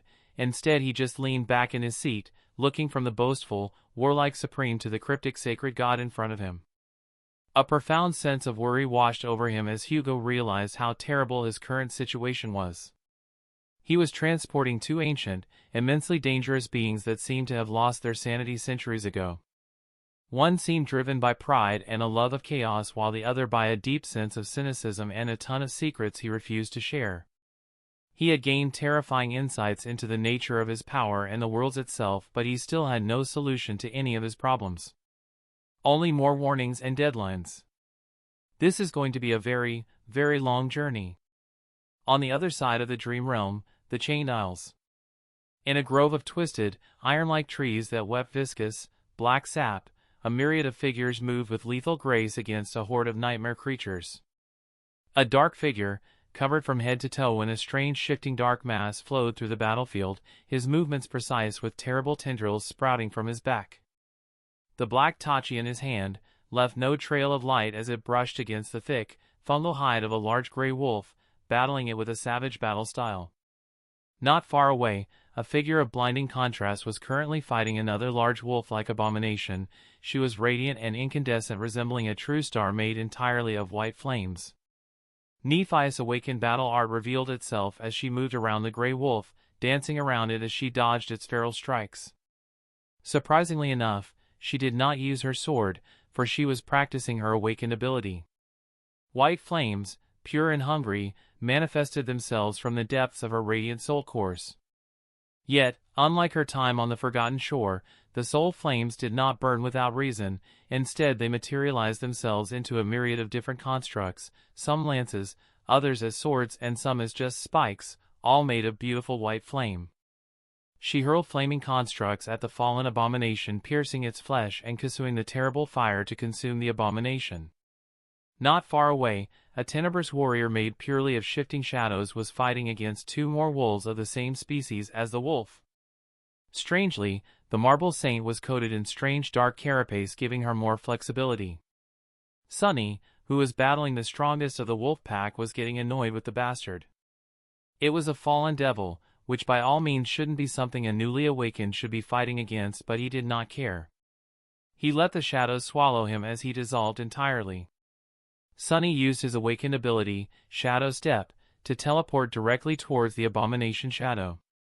He solidified, then shockingly, he turned into a dark mass of tendrils that was supposed to be impossible, considering his body, and jumped towards the wolf, the dark mass of tendrils piercing its skin, then materializing two long dark scythes. He cut off the wolf head directly. There was a wet, shearing sound, and then a heavy thud. The creature writhing ceased. You have slain a fallen devil, Grey Wolf. Your shadow grows stronger. Sunny landed lightly on the decaying forest floor beside the collapsing corpse, reverting into his normal state. He dismissed the upper half of his transcendent shadow, the symbiote retreating from his arms and torso back into his core, leaving him in the dark armor of Mantle of the Underworld. He looked at the scene before him, seeing the dozens of dead wolves. Saint and Nephi's already finished their opponents, leaving the ground painted red. He then looked at Nephi's, who stood a short distance away, the fierce light in her eyes dimming to their usual icy embers. The sustained use of her awakened ability, flame manipulation, left its mark on her due to her flaw. Wordlessly, Sunny summoned the endless spring and tossed it to her. She caught it, offering Sunny a beautiful smile, and drank greedily from it, colors slowly returning to her face. No thanks were exchanged and none were needed. For a moment, they stood in silence, the only sounds being the hiss of the wind and the distant, eerie calls of other horrors from the labyrinth of islands stretching far to the horizon. The chained isles were a harrowing, beautiful islands of floating landmasses, some dwelling with danger and terrifying abominations. Although it was far less dangerous than the Forgotten Shore, especially now that they were awakened. 3 months had passed since their awakening, 3 months in which the world had gone mad over the legend of the Forgotten Shore and its survivors. The tale of Changing Star's leadership and the heroic sacrifice of the Paragon of Purity was on every news feed, in every Academy lecture, and on all social media platforms. There was no Awakened who hasn't heard of the bravery of the shape-shifting monster with a heart of gold. There was even a movie being made to increase the propaganda. But Sunny knew it was all a carefully crafted lie, a narrative spun by the great clans and the government to capitalize on the returned heroes and avoid impossible questions. Hugo hadn't sacrificed himself, he'd been trapped because he didn't have a choice, and Sunny had been an unwitting accomplice. He was the reason his friend was there, alone and possibly dead. All because of a stupid, worthless plan. The guilt was a cold stone in his gut, constantly eroded by sharp edges of frustration and helpless anger. He spent most of his hours in the dream realm hunting and pushing himself and Nephi's to their limits because the alternative was stillness, and in stillness, the memory of Hugo's grim smile before he threw him into the gateway would resurface, followed by terrible pain. He hunted with Nephi's the most because she was the only one who could match his pace, and she also shared his singular, consuming drive for strength. Effie and Kai were powerful allies and his friends, yes, but they had lives, connections, and other matters besides the dream realm and their lives as Awakened, unlike him, who aside from occasionally watching rain from afar, had no actual life in the waking world. While this might have seemed like a dark way to live, it had given him a way to increase his power by an incredible amount in just 3 months. By now, it hasn't even been a full year since his first nightmare, and yet he had gained so much power. And he was still going to gain much more. After all, Cassie's visions had revealed the location and nature of their second nightmare, meaning they could ascend without the help of the government or the great clans. The path was clear, but it required strength they did not yet possess. They needed to gather power, gather more memories, and prepare just a bit more. Although Sunny was still a human. And so he had pressed Cassie relentlessly for any glimpse of Hugo, any shred of information she could get about how he was doing. But the blind seer would always apologize, her face always contorting in sorrow and sadness. Whenever she had dreams and visions relating to Hugo, she saw only a gigantic emptiness, a void that swallowed her sight. It was as if Hugo had been erased from the tapestry of fate itself, which was something Cassie had noted even in the Forgotten Shore ever since his death and resurrection, which made Sunny's head spin with multiple questions. What exactly happened during Hugo's death? Did his resurrection do something to him? Was the creature that helped them on the shore the same Hugo they traveled the labyrinth with? And more importantly, was he even alive?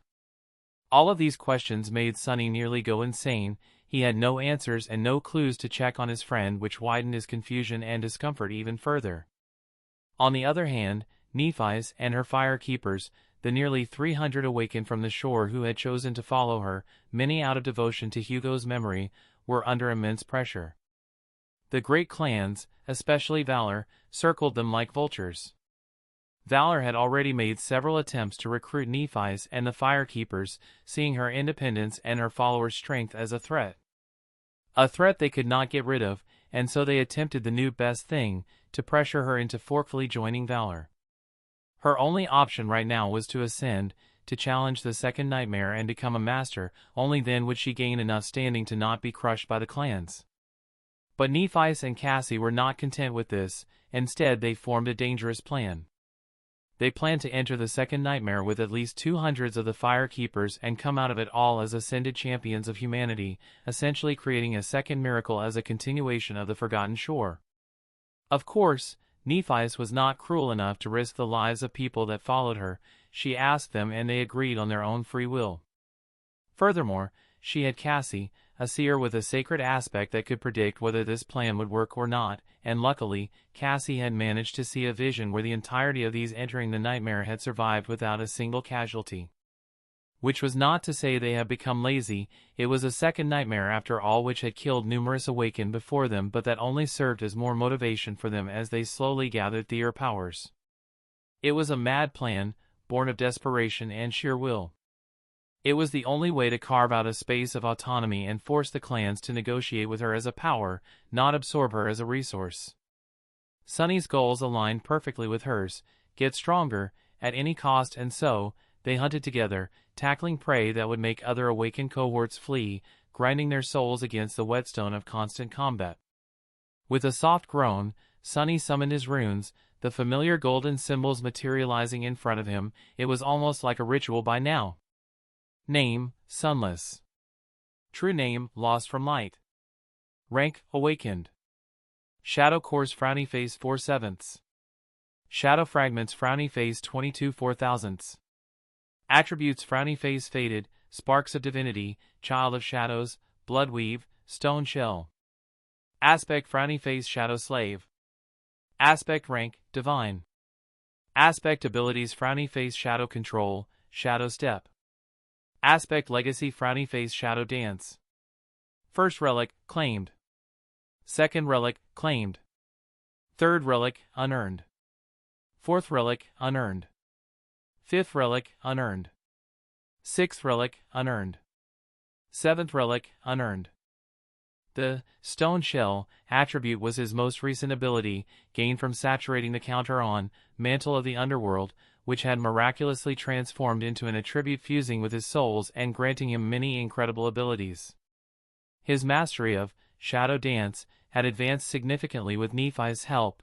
Their sparring was less practice and more mutually assured destruction, forcing breakthroughs and making both of them advance in their own separate combat styles. Serpent had evolved into an awakened devil, gaining Formless ability which was useful if he needed more manpower.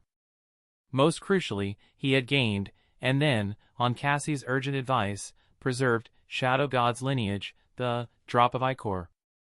Cassie's vision had shown her that his Weaver lineage, dormant and immense, would eventually consume and nullify any other divine lineage he absorbed, and so, he stored the Ichor in his soul sea, hoping that he could absorb it if he learns how to control the Bloodweave attribute in the distant future.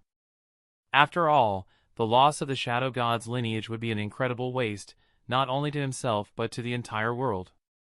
Though he couldn't gain Shadow God lineage for now, he still had his blessing which granted him his own collection of shadows. Shadows, Carapace Shadow, Marble Saint, Soul Serpent, Shadow Symbiote. Carapace Shadow had grown into an awakened devil that was used to augment Marble Saint, which is an ascended demon. Serpent was an awakened devil with incredible versatility, and lastly, there was Shadow Symbiote, the transcendent echo Hugo had given him. Shadow Symbiote. Shadow Rank, Transcendent. Shadow Class, Devil. Shadow Description Frowny Face, and it never stopped searching for its lost twin. Shadow Attributes Frowny Face Superhuman, Healing Factor, Enhanced Senses, Vessel. Shadow Abilities Frowny Face Bond, Shapeshifter, Parasitize, Devourer. Superhuman, Attribute Description, this shadow grants its master increased physical powers. Healing Factor, Attribute Description, this shadow can heal from all attacks. Enhanced Senses, Attribute Description, this shadow's senses are unnatural. Vessel, Attribute Description, this shadow is an ever-changing vessel. Bond, Ability Description, this shadow can bond with its master. Shapeshifter, ability description, this shadow can change its form. Parasitize, ability description, this shadow can forcefully bond with other creatures. Devourer, ability description, this shadow can devour the remains of creatures to gain various abilities.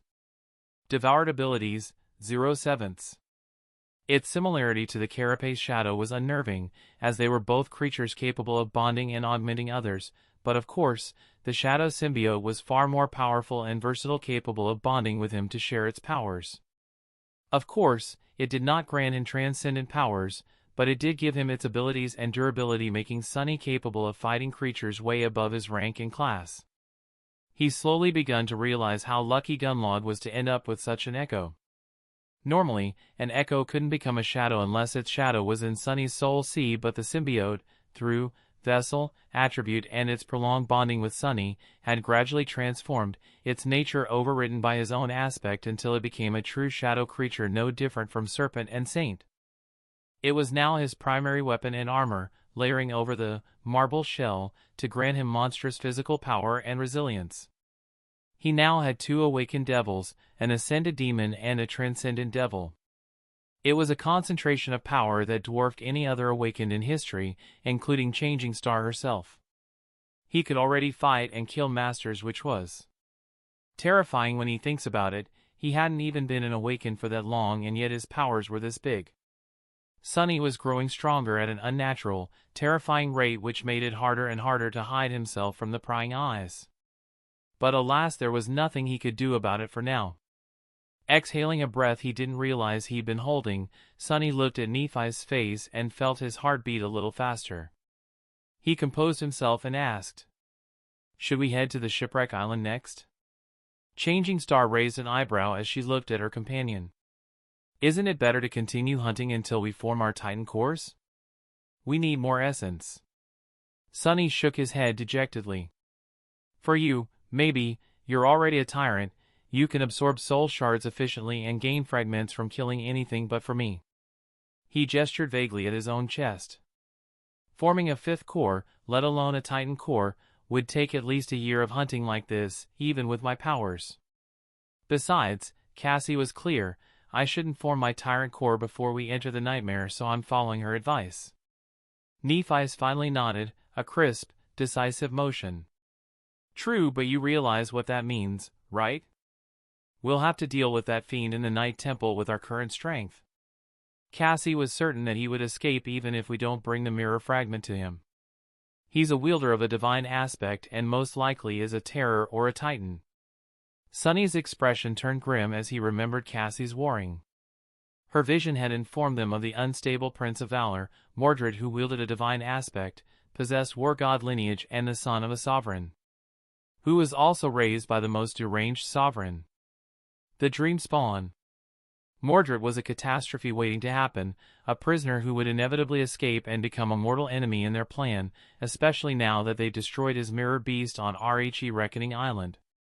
Even though they had taken the mirror fragment dropped from the creature to a very secure place, Cassie still told them that Mordred was fated to escape. Something that agitated Sunny a great deal. Nonetheless, their objective in the Night Temple, to retrieve the final knife, had to be achieved no matter what. After all, it was necessary to complete the nightmare. And if the Prince of Nothing somehow escapes and tried to harm them, Sunny would make him wish for imprisonment. "He can't invade our souls," Sunny said, his voice low. "We're both divine aspect bearers, meaning that his main trick is neutralized against us, so we just have to be smarter, faster, and make sure he never gets anywhere near that shard." Of course, Sunny didn't believe his own reassurance. Someone with a divine aspect, imprisoned for years, festering in hatred, would be cunning, patient, and ruthless beyond measure. Sunny knew that very well, because in his darkest moments, he saw those same traits in himself. Their plan was audacious and dangerous, consisting of many parts. They had to clear the corrupted demon from the shipwreck on the shipwreck island, and then have the Firekeepers and Cassie repair it through the special routes she found. After that, they would have to retrieve 6 of the enchanted knives scattered across the chained isles. Then they would have to reach the Night Temple, retrieve the final knife, and lastly, with all the knives collected, descend into the abyssal sky below and find the entrance to the Ivory Tower, where the second nightmare seed is located, with an army of 200 awakened champions at their backs. Of course, there was still many smaller tasks they would need to perform in between, such as saturating the soul cores of all the fire keepers who were challenging the nightmare with them and gaining some memories and echoes, but they should be able to manage. Even though Sunny was in a foul mood most of the time due to a lot of stuff. He was glad that he wasn't alone, that he had Nephias, Cassie, Kai, and Effie with him. In his mind, he could only hope that Hugo, too, had someone with him, even if that thought seemed nearly impossible. With one final exhale, he and Nephias left the island before the crushing descend upon them. That's the end of this tale for now. Thank you for watching, and I'll see you in part 3. Peace.